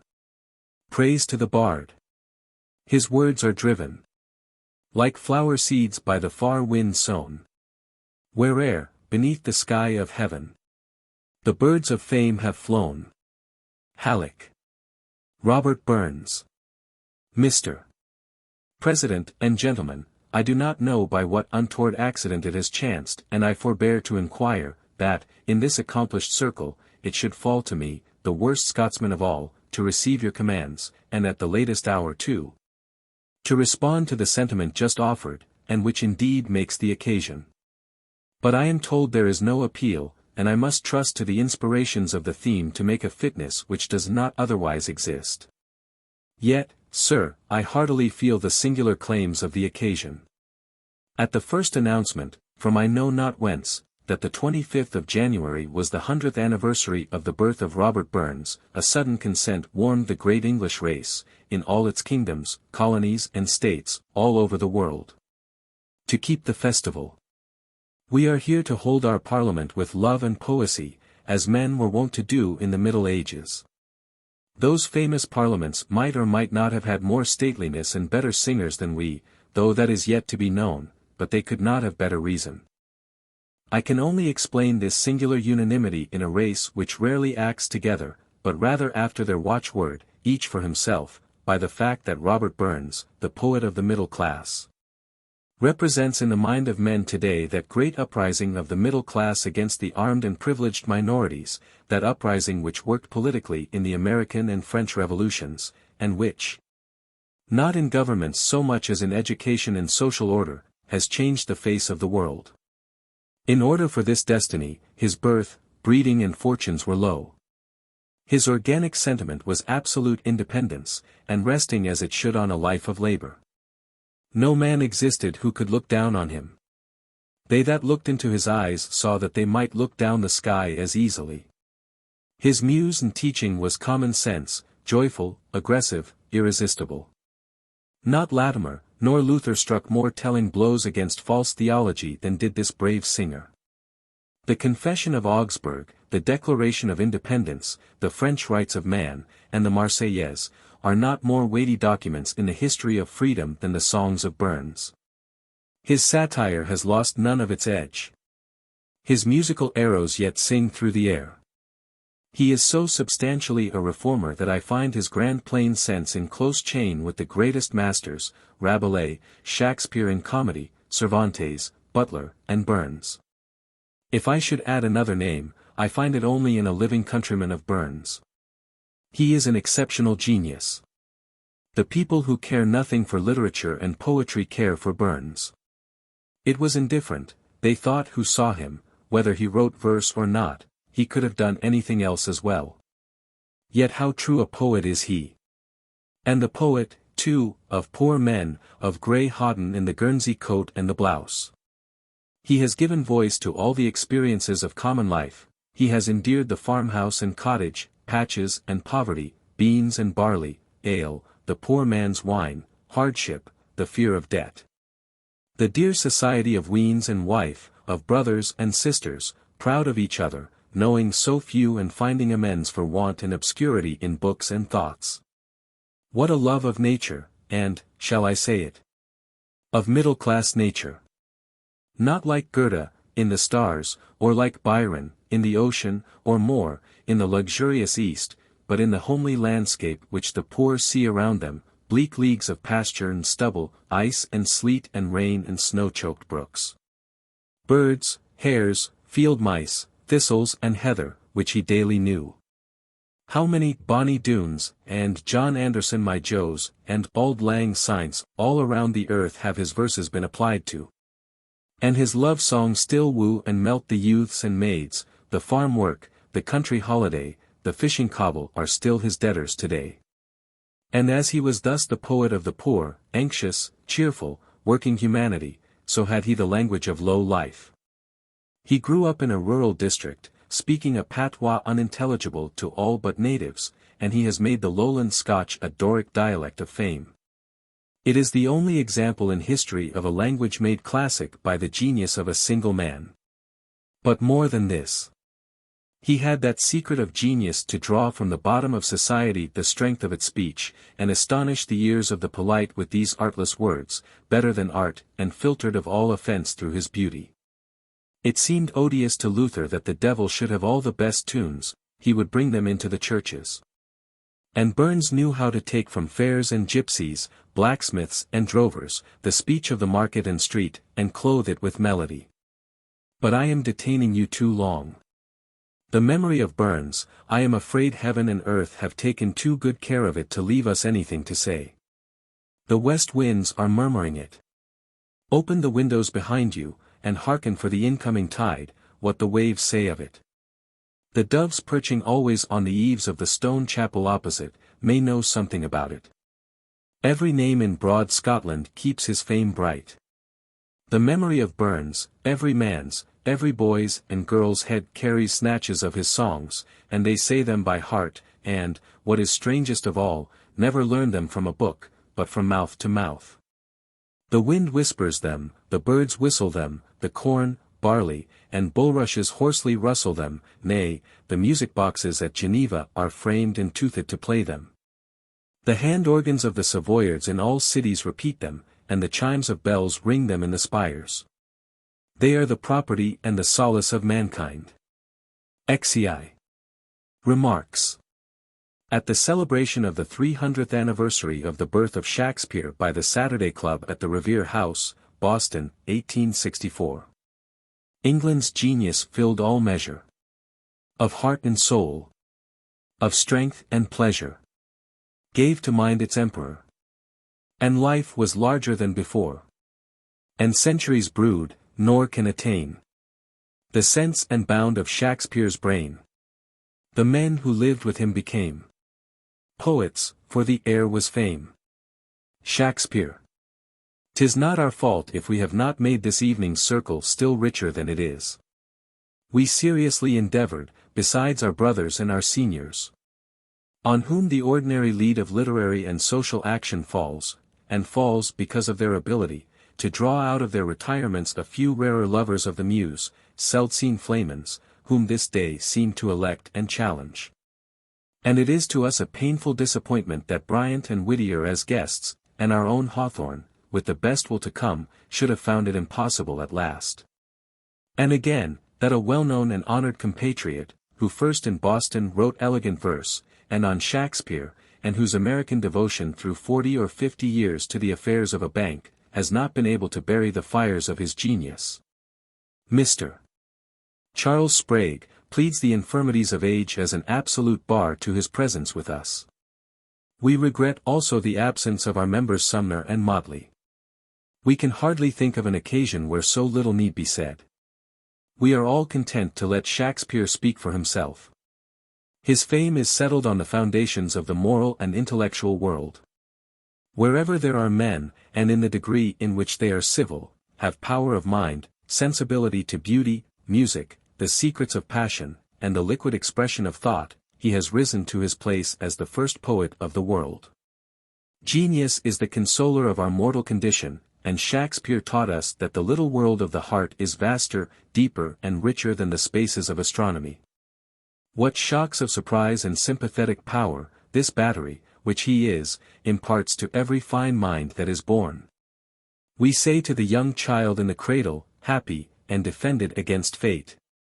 For here is nature, and here is Shakespeare, waiting for you. 'Tis our meter of culture. He is a cultivated man, who can tell us something new of Shakespeare. All criticism is only a making of rules out of his beauties. He is as superior to his countrymen, as to all other countrymen. He fulfilled the famous prophecy of Socrates, that the poet most excellent in tragedy would be most excellent in comedy, and more than fulfilled it by making tragedy also a victorious melody which healed its own wounds. In short, Shakespeare is the one resource of our life on which no gloom gathers, the fountain of joy which honors him who tastes it, day without night, pleasure without repentance. The genius which, in unpoetic ages, keeps poetry in honor and, in sterile periods, keeps up the credit of the human mind. His genius has reacted on himself. Men were so astonished and occupied by his poems that they have not been able to see his face and condition, or say, who was his father and his brethren, or what life he led. And at the short distance of 300 years he is mythical, like Orpheus and Homer, and we have already seen the most fantastic theories plausibly urged, as that Raleigh and Bacon were the authors of the plays. Yet we pause expectant before the genius of Shakespeare, as if his biography were not yet written, until the problem of the whole English race is solved. I see, among the lovers of this Catholic genius, here present, a few, whose deeper knowledge invites me to hazard an article of my literary creed. That Shakespeare, by his transcendent reach of thought, so unites the extremes, that, whilst he has kept the theatre now for 3 centuries, and, like a street Bible, furnishes sayings to the market, courts of law, the Senate, and common discourse. He is yet to all wise men the companion of the closet. The student finds the solitariest place not solitary enough to read him, and so searching is his penetration, and such the charm of his speech, that he still agitates the heart in age as in youth, and will, until it ceases to beat. Young men of a contemplative turn carry his sonnets in the pocket. With that book, the shade of any tree, a room in any inn, becomes a chapel or oratory in which to sit out their happiest hours. Later they find riper and manlier lessons in the plays. And secondly, he is the most robust and potent thinker that ever was. I find that it was not history, courts and affairs that gave him lessons, but he that gave grandeur and prestige to them. There never was a writer who, seeming to draw every hint from outward history, the life of cities and courts, owed them so little. You shall never find in this world the barons or kings he depicted. 'Tis fine for Englishmen to say, they only know history by Shakespeare. The palaces they compass earth and sea to enter, the magnificence and personages of royal and imperial abodes, are shabby imitations and caricatures of his, clumsy pupils of his instruction. There are no Warwicks, no Talbots, no Bolingbroks, no Cardinals, no Harry V, in real Europe, like his. The loyalty and royalty he drew were all his own. The real Elizabeths, Jameses and Louises were painted sticks before this magician. The unaffected joy of the comedy, he lives in a gale, contrasted with the grandeur of the tragedy, where he stoops to no contrivance, no pulpiting, but flies an eagle at the heart of the problem. Where his speech is a Delphi, the great nemesis that he is and utters. What a great heart of equity is he! How good and sound and inviolable his innocency, that is never to seek, and never wrong, but speaks the pure sense of humanity on each occasion. He dwarfs all writers without a solitary exception. No egotism. The egotism of men is immense. It concealed Shakespeare for a century. His mind has a superiority such that the universities should read lectures on him, and conquer the unconquerable if they can. There are periods fruitful of great men, others, barren. Or, as the world is always equal to itself, periods when the heat is latent, others when it is given out. They are like the great wine years, the vintage of 1847, is it? Or 1835. Which are not only noted in the card of the table d'hôte, but which, it is said, are always followed by new vivacity in the politics of Europe. His birth marked a great wine year when wonderful grapes ripened in the vintage of God, when Shakespeare and Galileo were born within a few months of each other, and Cervantes was his exact contemporary, and, in short space before and after, Montaigne, Bacon, Spencer, Raleigh and Johnson. Yet Shakespeare, not by any inferiority of theirs, but simply by his colossal proportions, dwarfs the geniuses of Elizabeth as easily as the wits of Anne, or the poor slipshod troubadours of King René. In our ordinary experience of men there are some men so born to live well that, in whatever company they fall, high or low, they fit well, and lead it. But, being advanced to a higher class, they are just as much in their element as before, and easily command, and being again preferred to selecter companions, find no obstacle to ruling these as they did their earlier mates. I suppose because they have more humanity than talent, whilst they have quite as much of the last as any of the company. It would strike you as comic, if I should give my own customary examples of this elasticity, though striking enough to me. I could name in this very company, or not going far out of it, very good types, but in order to be parliamentary, Franklin, Burns and Walter Scott are examples of the rule, and king of men, by this grace of God also, is Shakespeare. The Pilgrims came to Plymouth in 1620. The plays of Shakespeare were not published until 3 years later. Had they been published earlier, our forefathers, or the most poetical among them, might have stayed at home to read them. Ziv. Humboldt. An abstract of Mr. Emerson's remarks made at the celebration of the centennial anniversary of the birth of Alexander von Humboldt, September 14, 1869.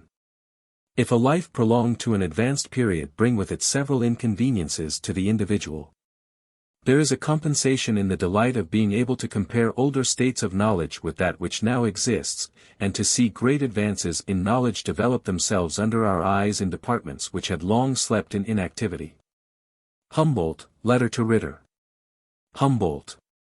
Humboldt was one of those wonders of the world, like Aristotle, like Julius Caesar, like the admirable Crichton, who appear from time to time, as if to show us the possibilities of the human mind.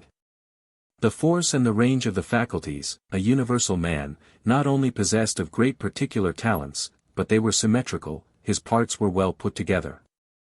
As we know, a man's natural powers are often a sort of committee that slowly, one at a time, give their attention and action, but Humboldt's were all united, one electric chain, so that a university, a whole French academy, travelled in his shoes. With great propriety, he named his sketch of the results of science Cosmos. There is no other such survey or surveyor. The wonderful Humboldt, with his solid center and expanded wings, marches like an army, gathering all things as he goes.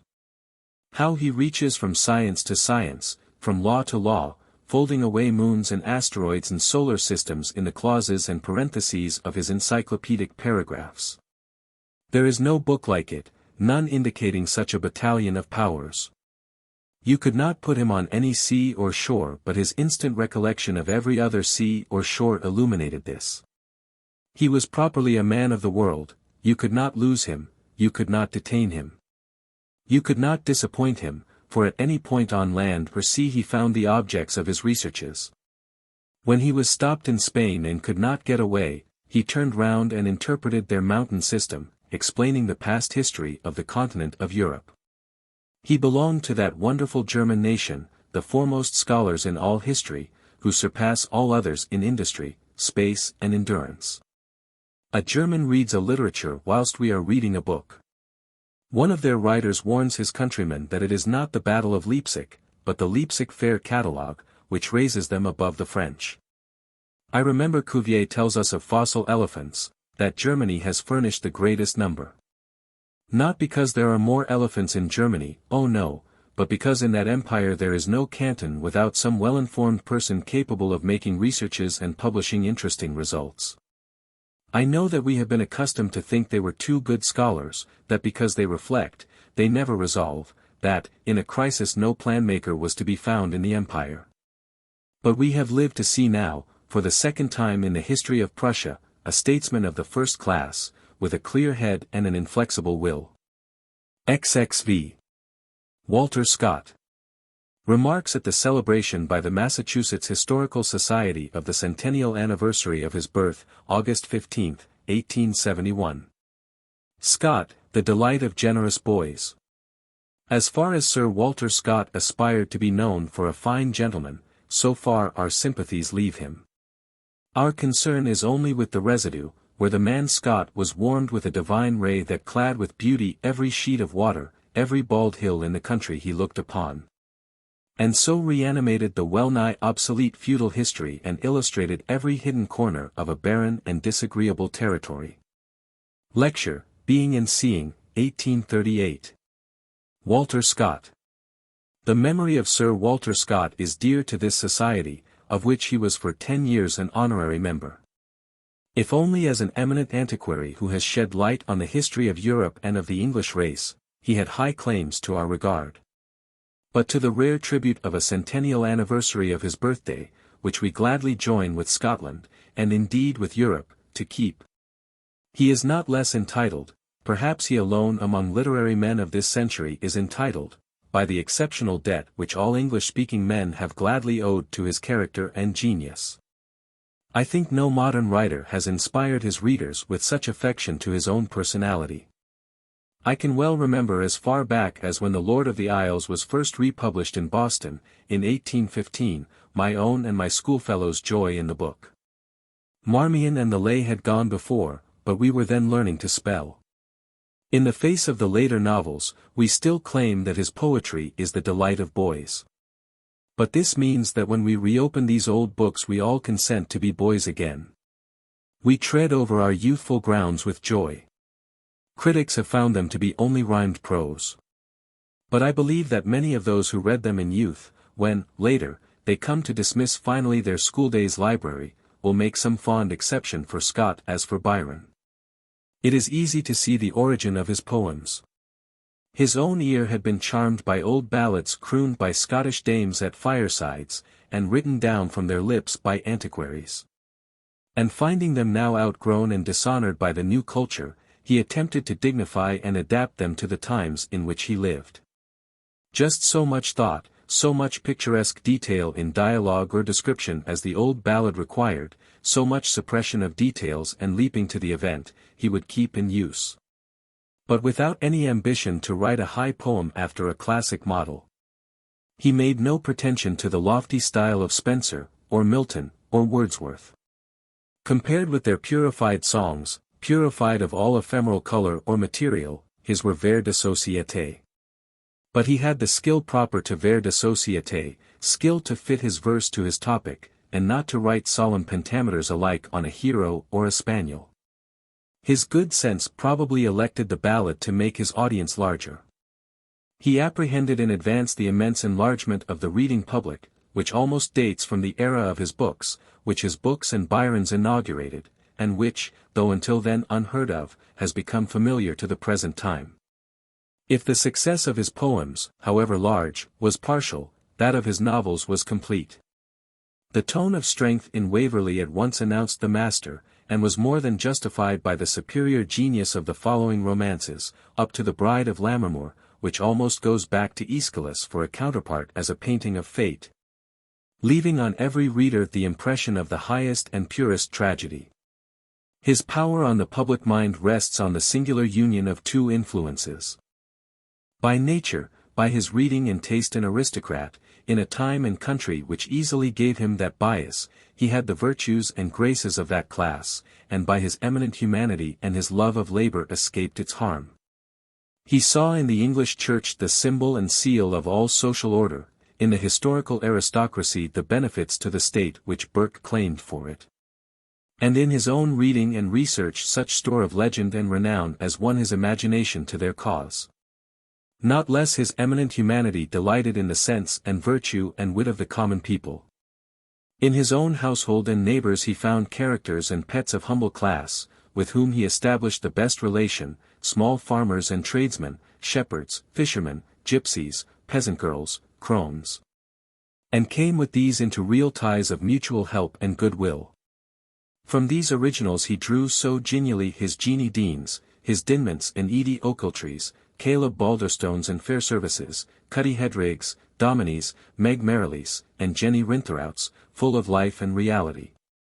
Making these, too, the pivots on which the plots of his stories turn, and meantime without one word of brag of this discernment, nay, this extreme sympathy reaching down to every beggar and beggar's dog and horse and cow. In the number and variety of his characters he approaches Shakespeare. Other painters in verse or prose have thrown into literature a few type figures, as Cervantes, Defoe, Richardson, Goldsmith, Sterne and Fielding. But Scott portrayed with equal strength and success every figure in his crowded company. His strong good sense saved him from the faults and foibles incident to poets, from nervous egotism, sham modesty, or jealousy. He played ever a manly part. With such a fortune and such a genius, we should look to see what heavy toll the fates took of him, as of Rousseau or Voltaire, of Swift or Byron. But no, he had no insanity, or vice, or blemish. He was a thoroughly upright, wise and great-hearted man, equal to whatever event or fortune should try him. Disasters only drove him to immense exertion. What an ornament and safeguard is humor! Far better than wit for a poet and writer.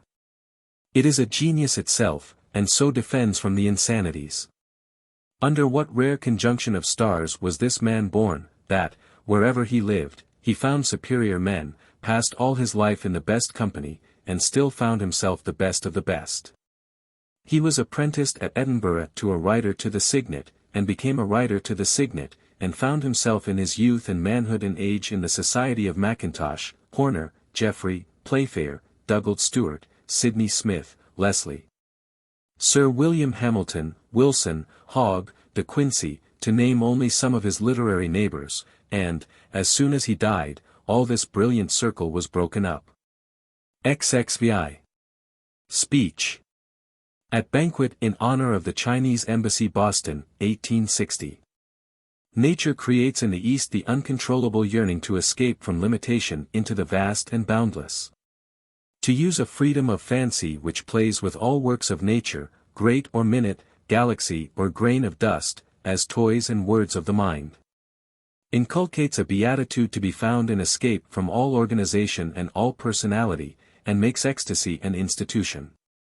Speech. At the banquet in honor of the Chinese Embassy. Mr. Mayor, I suppose we are all of one opinion on this remarkable occasion of meeting the embassy sent from the oldest empire in the world to the youngest republic. All share the surprise and pleasure when the venerable Oriental dynasty, hitherto a romantic legend to most of us, suddenly steps into the fellowship of nations. This auspicious event, considered in connection with the late innovations in Japan, marks a new era, and is an irresistible result of the science which has given us the power of steam and the electric telegraph. It is the more welcome for the surprise. We had said of China, as the old prophet said of Egypt, her strength is to sit still. Her people had such elemental conservatism that by some wonderful force of race and national manners, the wars and revolutions that occur in her annals have proved but momentary swells or surges on the Pacific Ocean of her history, leaving no trace. But in its immovability this race has claims. China is old, not in time only, but in wisdom, which is gray hair to a nation, or, rather, truly seen, is eternal youth. As we know, China had the magnet centuries before Europe. And block printing or stereotype, and lithography, and gunpowder, and vaccination, and canals, had anticipated Linnaeus's nomenclature of plants. Had codes, journals, clubs, hackney coaches, and, 30 centuries before New York, had the custom of New Year's calls of comedy and reconciliation. I need not mention its useful arts, its pottery indispensable to the world, the luxury of silks, and its tea, the cordial of nations. But I must remember that she has respectable remains of astronomic science, and historic records of forgotten time, that have supplied important gaps in the ancient history of the Western nations. Then she has philosophers who cannot be spared. Confucius has not yet gathered all his fame. When Socrates heard that the oracle declared that he was the wisest of men, he said, it must mean that other men held that they were wise, but that he knew nothing. Confucius had already affirmed this of himself, and what we call the golden rule of Jesus, Confucius had uttered in the same terms 500 years before. His morals, though addressed to a state of society unlike ours, we read with profit today. His rare perception appears in his golden mean, his doctrine of reciprocity, his unerring insight, putting always the blame of our misfortunes on ourselves. As when to the governor who complained of thieves, he said, if you, sir, were not covetous, though you should reward them for it, they would not steal. His ideal of greatness predicts Marcus Antoninus. At the same time, he abstained from paradox, and met the ingrained prudence of his nation by saying always, bend 1 cubit to straighten 8. China interests us at this moment in a point of politics. I am sure that gentlemen around me bear in mind the bill which the Honorable Mr. Jenks of Rhode Island has twice attempted to carry through Congress, requiring that candidates for public offices shall first pass examinations on their literary qualifications for the same. Well, China has preceded us, as well as England and France, in this essential correction of a reckless usage, and the like high esteem of education appears in China in social life, to whose distinctions it is made an indispensable passport. It is gratifying to know that the advantages of the new intercourse between the two countries are daily manifest on the Pacific coast. The immigrants from Asia come in crowds. Their power of continuous labor, their versatility in adapting themselves to new conditions, their stoical economy, are unlooked-for virtues. They send back to their friends, in China, money, new products of art, new tools, machinery, new foods, etc., and are thus establishing a commerce without limit.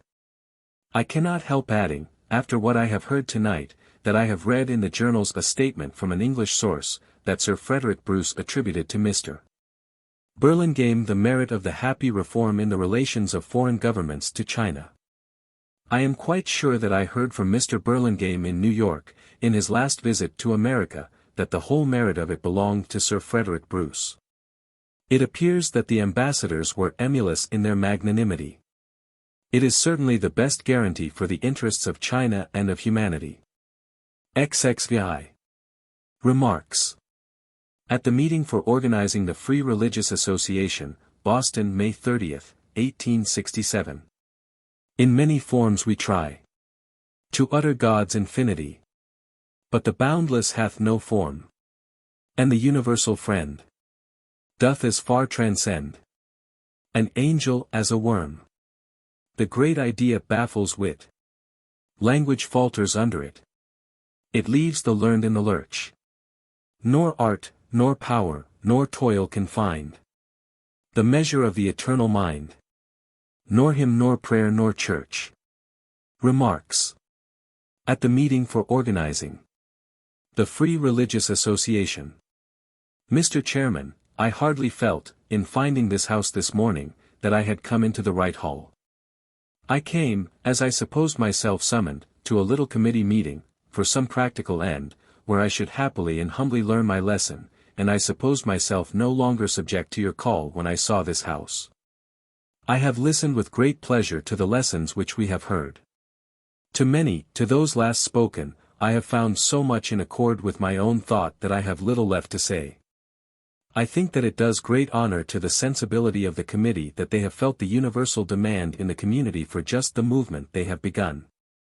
I say again, in the phrase used by my friend, that we began many years ago, yes, and many ages before that.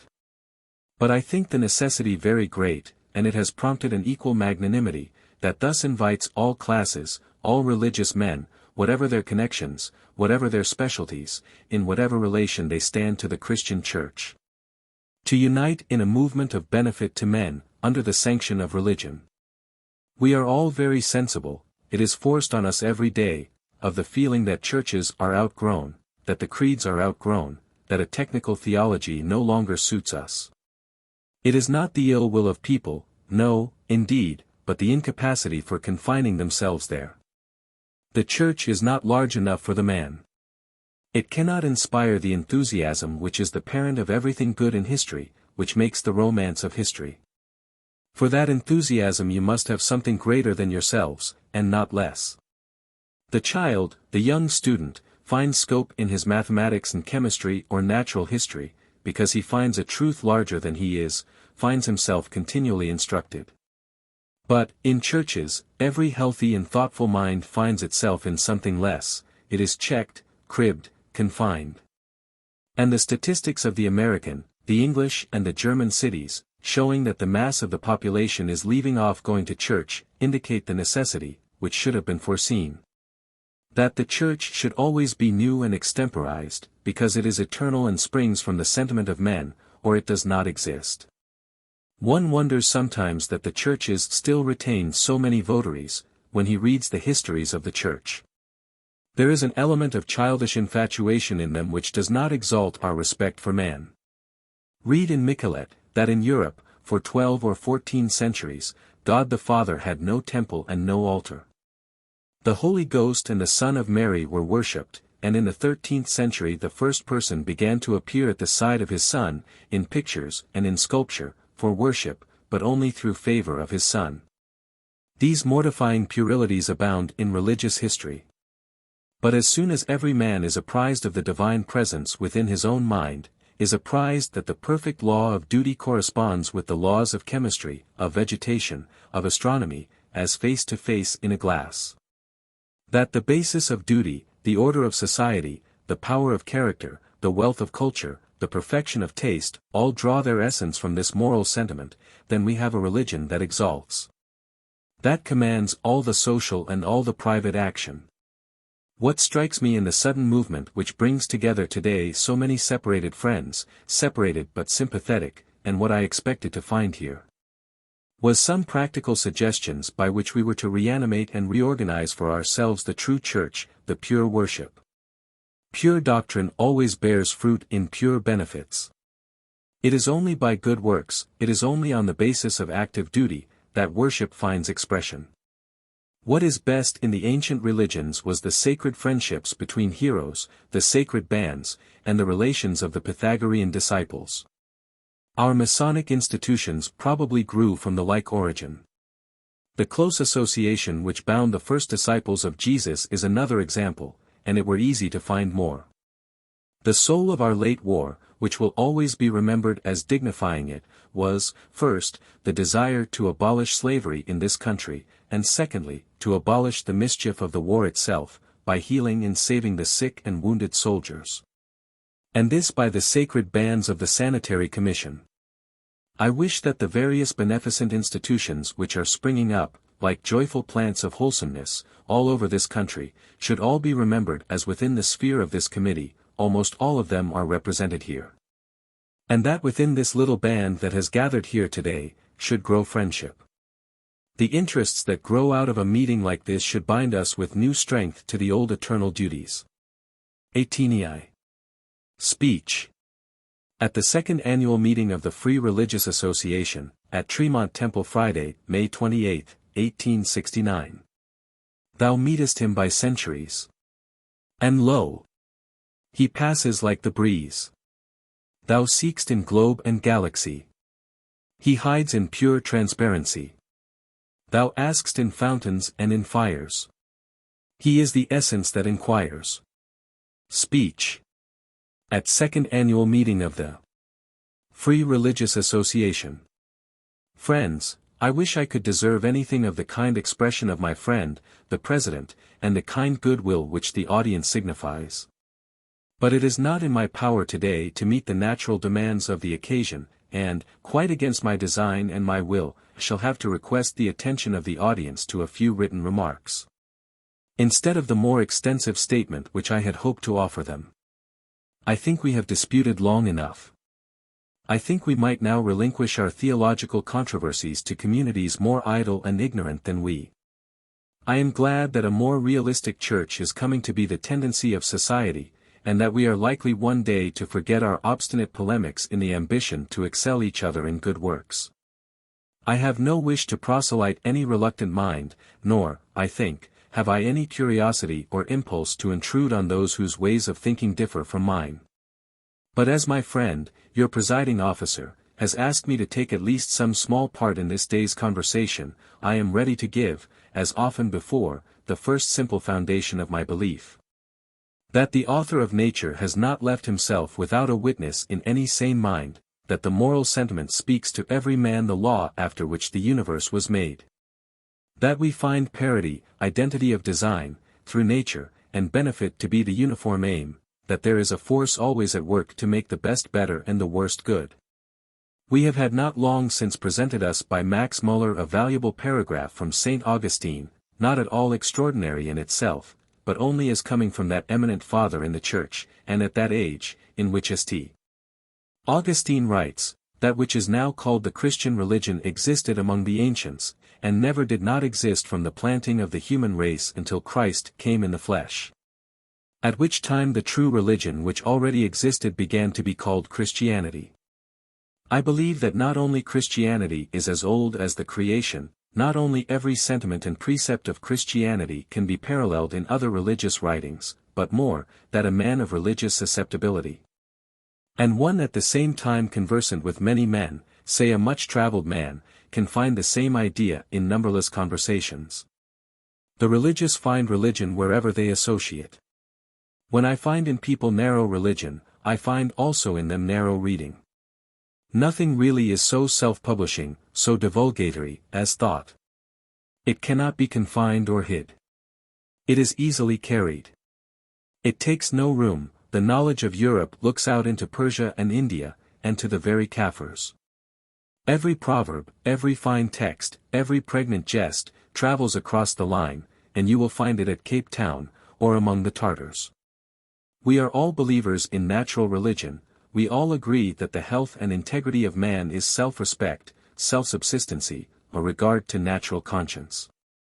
All education is to accustom him to trust himself, discriminate between his higher and lower thoughts, exert the timid faculties until they are robust, and thus train him to self-help, until he ceases to be an underling, a tool, and becomes a benefactor. I think wise men wish their religion to be all of this kind, teaching the agent to go alone, not to hang on the world as a pensioner, a permitted person, but an adult, self-searching soul. Brave to assist or resist a world, only humble and docile before the source of the wisdom he has discovered within him. As it is, every believer holds a different creed, that is, all the churches are churches of one member. All our sects have refined the point of difference between them. The point of difference that still remains between churches, or between classes, is in the addition to the moral code, that is, to natural religion, of somewhat positive and historical. I think that to be, as Mr. Abbott has stated it in his form, the one difference remaining. I object, of course, to the claim of miraculous dispensation, certainly not to the doctrine of Christianity. This claim impairs, to my mind, the soundness of him who makes it, and indisposes us to his communion. This comes the wrong way, it comes from without, not within. This positive, historical, authoritative scheme is not consistent with our experience or our expectations. It is something not in nature, it is contrary to that law of nature which all wise men recognize. Namely, never to require a larger cause than is necessary to the effect. George Fox, the Quaker, said that, though he read of Christ and God, he knew them only from the like spirit in his own soul. We want all the aids to our moral training. We cannot spare the vision nor the virtue of the saints, but let it be by pure sympathy, not with any personal or official claim. If you are childish, and exhibit your saint as a worker of wonders, a thaumaturgist, I am repelled. That claim takes his teachings out of logic and out of nature, and permits official and arbitrary senses to be grafted on the teachings. It is the praise of our New Testament that its teachings go to the honor and benefit of humanity, that no better lesson has been taught or incarnated. Let it stand, beautiful and wholesome, with whatever is most like it in the teaching and practice of men. But do not attempt to elevate it out of humanity, by saying, this was not a man, for then you confound it with the fables of every popular religion. And my distrust of the story makes me distrust the doctrine as soon as it differs from my own belief. Whoever thinks a story gains by the prodigious, by adding something out of nature, robs it more than he adds. It is no longer an example, a model. No longer a heart-stirring hero, but an exhibition, a wonder, an anomaly, removed out of the range of influence with thoughtful men. I submit that in sound frame of mind, we read or remember the religious sayings and oracles of other men, whether Jew or Indian, or Greek or Persian, only for friendship, only for joy in the social identity which they open to us. And that these words would have no weight with us if we had not the same conviction already. I find something stingy in the unwilling and disparaging admission of these foreign opinions, opinions from all parts of the world, by our churchmen, as if only to enhance by their dimness the superior light of Christianity. Meantime, observe, you cannot bring me too good a word, too dazzling a hope, too penetrating an insight from the Jews. I hail every one with delight, as showing the riches of my brother, my fellow soul, who could thus think and thus greatly feel. Zealots eagerly fasten their eyes on the differences between their creed and yours, but the charm of the study is in finding the agreements, the identities, in all the religions of men. I am glad to hear each sect complain that they do not now hold the opinions they are charged with. The earth moves, and the mind opens. I am glad to believe society contains a class of humble souls who enjoy the luxury of a religion that does not degrade, who think it the highest worship to expect of heaven the most and the best. Who do not wonder that there was a Christ, but that there were not 1,000, who have conceived an infinite hope for mankind, who believe that the history of Jesus is the history of every man, written large. XXIX. Address. At the opening of the Concord Free Public Library. The Bishop of Cavaillon, Petrarch's friend, in a playful experiment locked up the poet's library, intending to exclude him from it for 3 days. But the poet's misery caused him to restore the key on the first evening. And I verily believe I should have become insane, says Petrarch, if my mind had longer been deprived of its necessary nourishment. Address. At the opening of the Concord Free Public Library.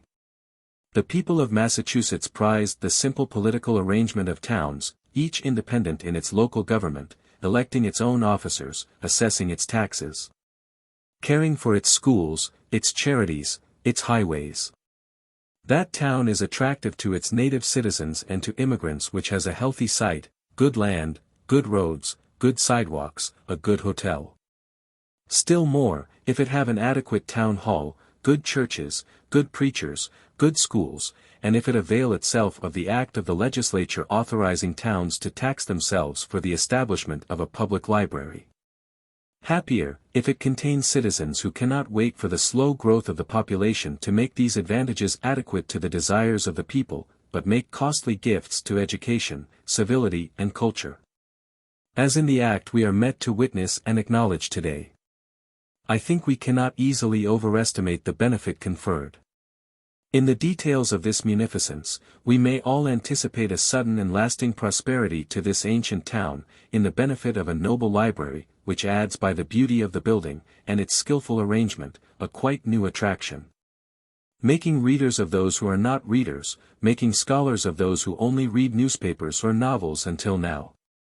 And whilst it secures a new and needed culture to our citizens, offering a strong attraction to strangers who are seeking a country home to sit down here. And I am not sure that when Boston learns the good deed of Mr. Monroe, it will not be a little envious, nor rest until it has annexed Concord to the city. Our founder has found the many admirable examples which have lately honored the country, of benefactors who have not waited to bequeath colleges and hospitals, but have themselves built them, reminding us of Sir Isaac Newton's saying, that they who give nothing before their death, never in fact give at all. I think it is not easy to exaggerate the utility of the beneficence which takes this form. If you consider what has befallen you when reading a poem, or a history, or a tragedy, or a novel, even, that deeply interested you, how you forgot the time of day, the person sitting in the room, and the engagements for the evening. You will easily admit the wonderful property of books to make all towns equal, that Concord Library makes Concord as good as Rome, Paris, or London, for the hour. Has the best of each of those cities in itself. Robinson Crusoe, could he have had a shelf of our books, could almost have done without his man Friday, or even the arriving ship. Every faculty casts itself into an art, and memory into the art of writing, that is, the book. The sedge papyrus, which gave its name to our word paper, is of more importance to history than cotton, or silver, or gold. Its first use for writing is between 3,000 and 4,000 years old, and though it hardly grows now in Egypt, where I lately looked for it in vain, I always remember with satisfaction that I saw that venerable plant in 1833. Growing wild at Syracuse, in Sicily, near the fountain of Arethusa. The chairman of Mr. Monroe's trustees has told you how old is the foundation of our village library, and we think we can trace in our modest records a correspondent effect of culture amidst our citizens. A deep religious sentiment is, in all times, an inspirer of the intellect, and that was not wanting here. The town was settled by a pious company of nonconformists from England, and the printed books of their pastor and leader, Rev.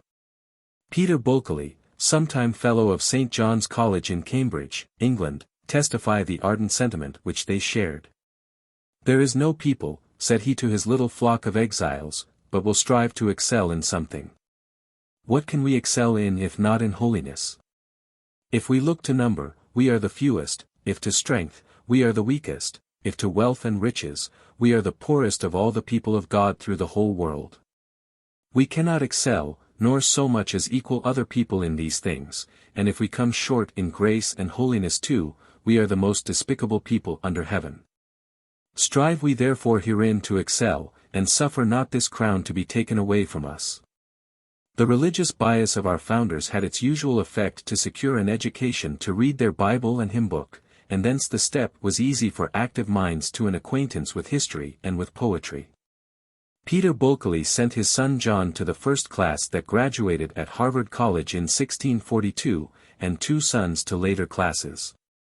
Major Simon Willard's son Samuel graduated at Harvard in 1659, and was for 6 years, from 1701 to 1707, vice president of the college, and his son Joseph was president of the college from 1781 to 1804.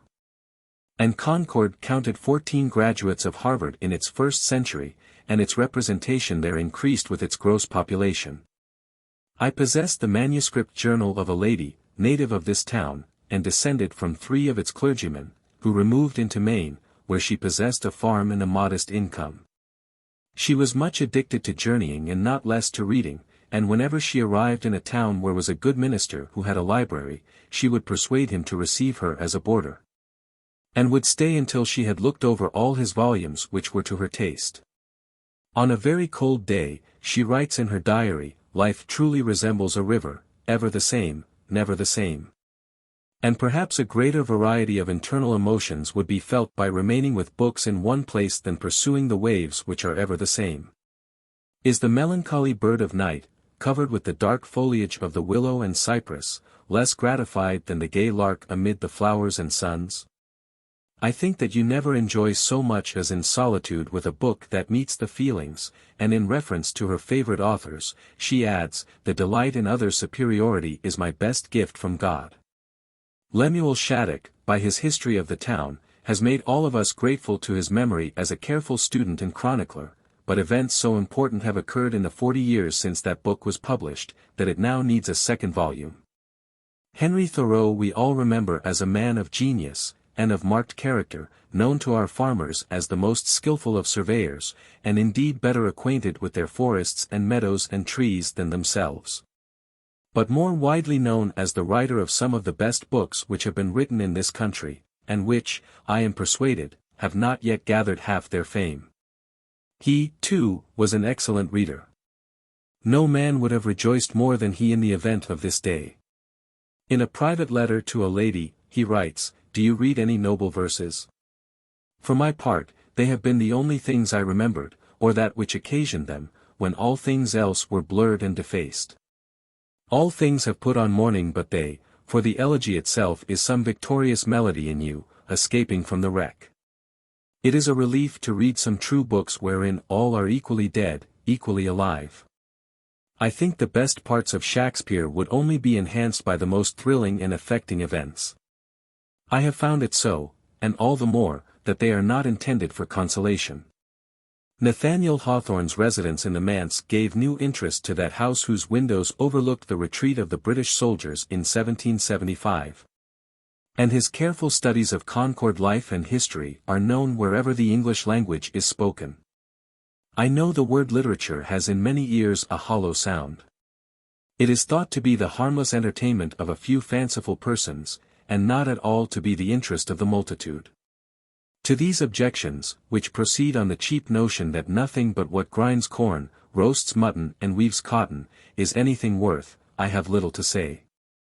There are utilitarians who prefer that Jesus should have wrought as a carpenter, and St. Paul as a tent-maker. But literature is the record of the best thoughts. Every attainment and discipline which increases a man's acquaintance with the invisible world lifts his being. Everything that gives him a new perception of beauty multiplies his pure enjoyments. A river of thought is always running out of the invisible world into the mind of man. Shall not they who receive the largest stream spread abroad the healing waters?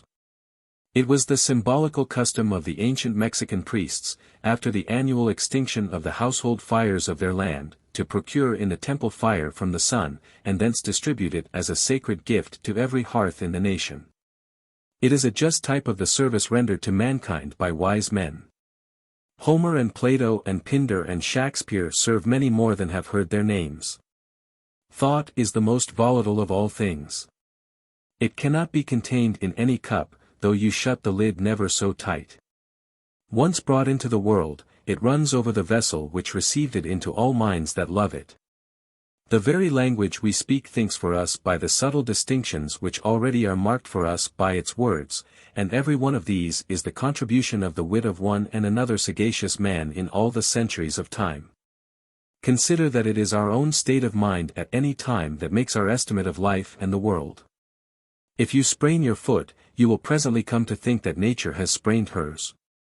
Everything begins to look so slow and inaccessible. And when you sprain your mind, by gloomy reflection on your failures and vexations, you come to have a bad opinion of life. Think how indigent nature must appear to the blind, the deaf, and the idiot. Now if you can kindle the imagination by a new thought, by heroic histories, by uplifting poetry, instantly you expand, are cheered, inspired, and become wise, and even prophetic. Music works this miracle for those who have a good ear. What omniscience has music? So absolutely impersonal, and yet every sufferer feels his secret sorrow reached. Yet to a scholar the book is as good or better. There is no hour of vexation which on a little reflection will not find diversion and relief in the library. His companions are few, at the moment, he has none, but, year by year, these silent friends supply their place. Many times the reading of a book has made the fortune of the man, has decided his way of life. It makes friends. 'Tis a tie between men to have been delighted with the same book. Every one of us is always in search of his friend, and when unexpectedly he finds a stranger enjoying the rare poet or thinker who is dear to his own solitude, it is like finding a brother. Dar. Johnson, hearing that Adam Smith, whom he had once met, relished rhyme, said, "If I had known that, I should have hugged him." We expect a great man to be a good reader, or in proportion to the spontaneous power should be the assimilating power. There is a wonderful agreement among eminent men of all varieties of character and condition in their estimate of books. Julius Caesar, when shipwrecked, and forced to swim for life, did not gather his gold, but took his commentaries between his teeth and swam for the shore. Even the wild and warlike Arab Muhammad said, "Men are either learned or learning, the rest are blockheads." The great Duke of Marlborough could not encamp without his Shakespeare. The Duchess d'Abrance, wife of Marshal Junot, tells us that Bonaparte, in hastening out of France to join his army in Germany, tossed his journals and books out of his travelling carriage as fast as he had read them, and strewed the highway with pamphlets. Napoleon's reading could not be large, but his criticism is sometimes admirable, as reported by Las Casas, and Napoleon was an excellent writer. Montesquieu, one of the greatest minds that France has produced, writes, "The love of study is in us almost the only eternal passion. All the others quit us in proportion as this miserable machine which gives them to us approaches its ruin. Study has been for me the sovereign remedy against the disgusts of life, never having had a chagrin which an hour of reading has not put to flight." Hear the testimony of Selden, the oracle of the English House of Commons in Cromwell's time. Patience is the chiefest fruit of study. A man, that strives to make himself a different thing from other men by much reading gains this chiefest good, that in all fortunes he hath something to entertain and comfort himself withal. I have found several humble men and women who gave as affectionate, if not as judicious testimony to their readings. One curious witness was that of a Shaker who, when showing me the houses of the Brotherhood, and a very modest bookshelf, said there was Milton's Paradise Lost, and some other books in the house, and added that he knew where they were.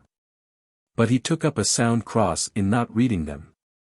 In 1618, March 8, John Kepler came upon the discovery of the law connecting the mean distances of the planets with the periods of their revolution about the Sun, that the squares of the times vary as the cubes of the distances. And he writes, "It is now 18 months since I got the first glimpse of light, 3 months since the dawn, very few days since the unveiled sun, most admirable to gaze on, burst out upon me. Nothing holds me. I will indulge in my sacred fury. I will triumph over mankind by the honest confession that I have stolen the golden vases of the Egyptians to build up a tabernacle for my God far away from the confines of Egypt. If you forgive me, I rejoice. If you are angry, I can bear it, the die is cast, the book is written, to be read either now or by posterity. I care not which. It may well wait a century for a reader, since God has waited 6,000 years for an observer like myself. In books I have the history or the energy of the past. Angels they are to us of entertainment, sympathy, and provocation. With them many of us spend the most of our life, these silent guides, these tractable prophets, historians, and singers, whose embalmed life is the highest feat of art. Who now cast their moonlight illumination over solitude, weariness, and fallen fortunes. You say, 'tis a languid pleasure. Yes, but its tractableness, coming and going like a dog at our bidding, compensates the quietness, and contrasts with the slowness of fortune and the inaccessibleness of persons.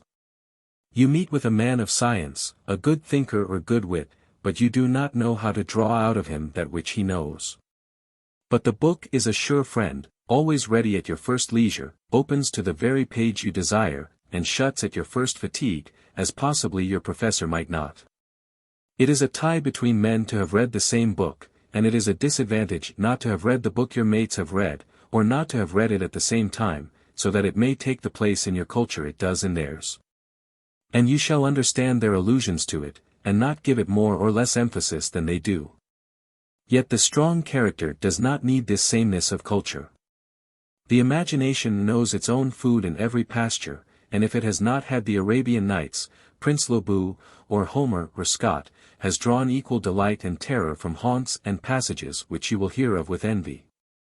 In saying these things for books, I do not for a moment forget that they are secondary, mere means, and only used in the off hours, only in the pause, and, as it were, the sleep, or passive state of the mind. The intellect reserves all its rights. Instantly, when the mind itself wakes, all books, all past acts are forgotten, huddled aside as impertinent in the august presence of the Creator. Their costliest benefit is that they set us free from themselves. For they wake the imagination and the sentiment, and in their inspirations we dispense with books. Let me add then, read proudly, put the duty of being read invariably on the author. If he is not read, whose fault is it? I am quite ready to be charmed, but I shall not make believe I am charmed. But there is no end to the praise of books, to the value of the library.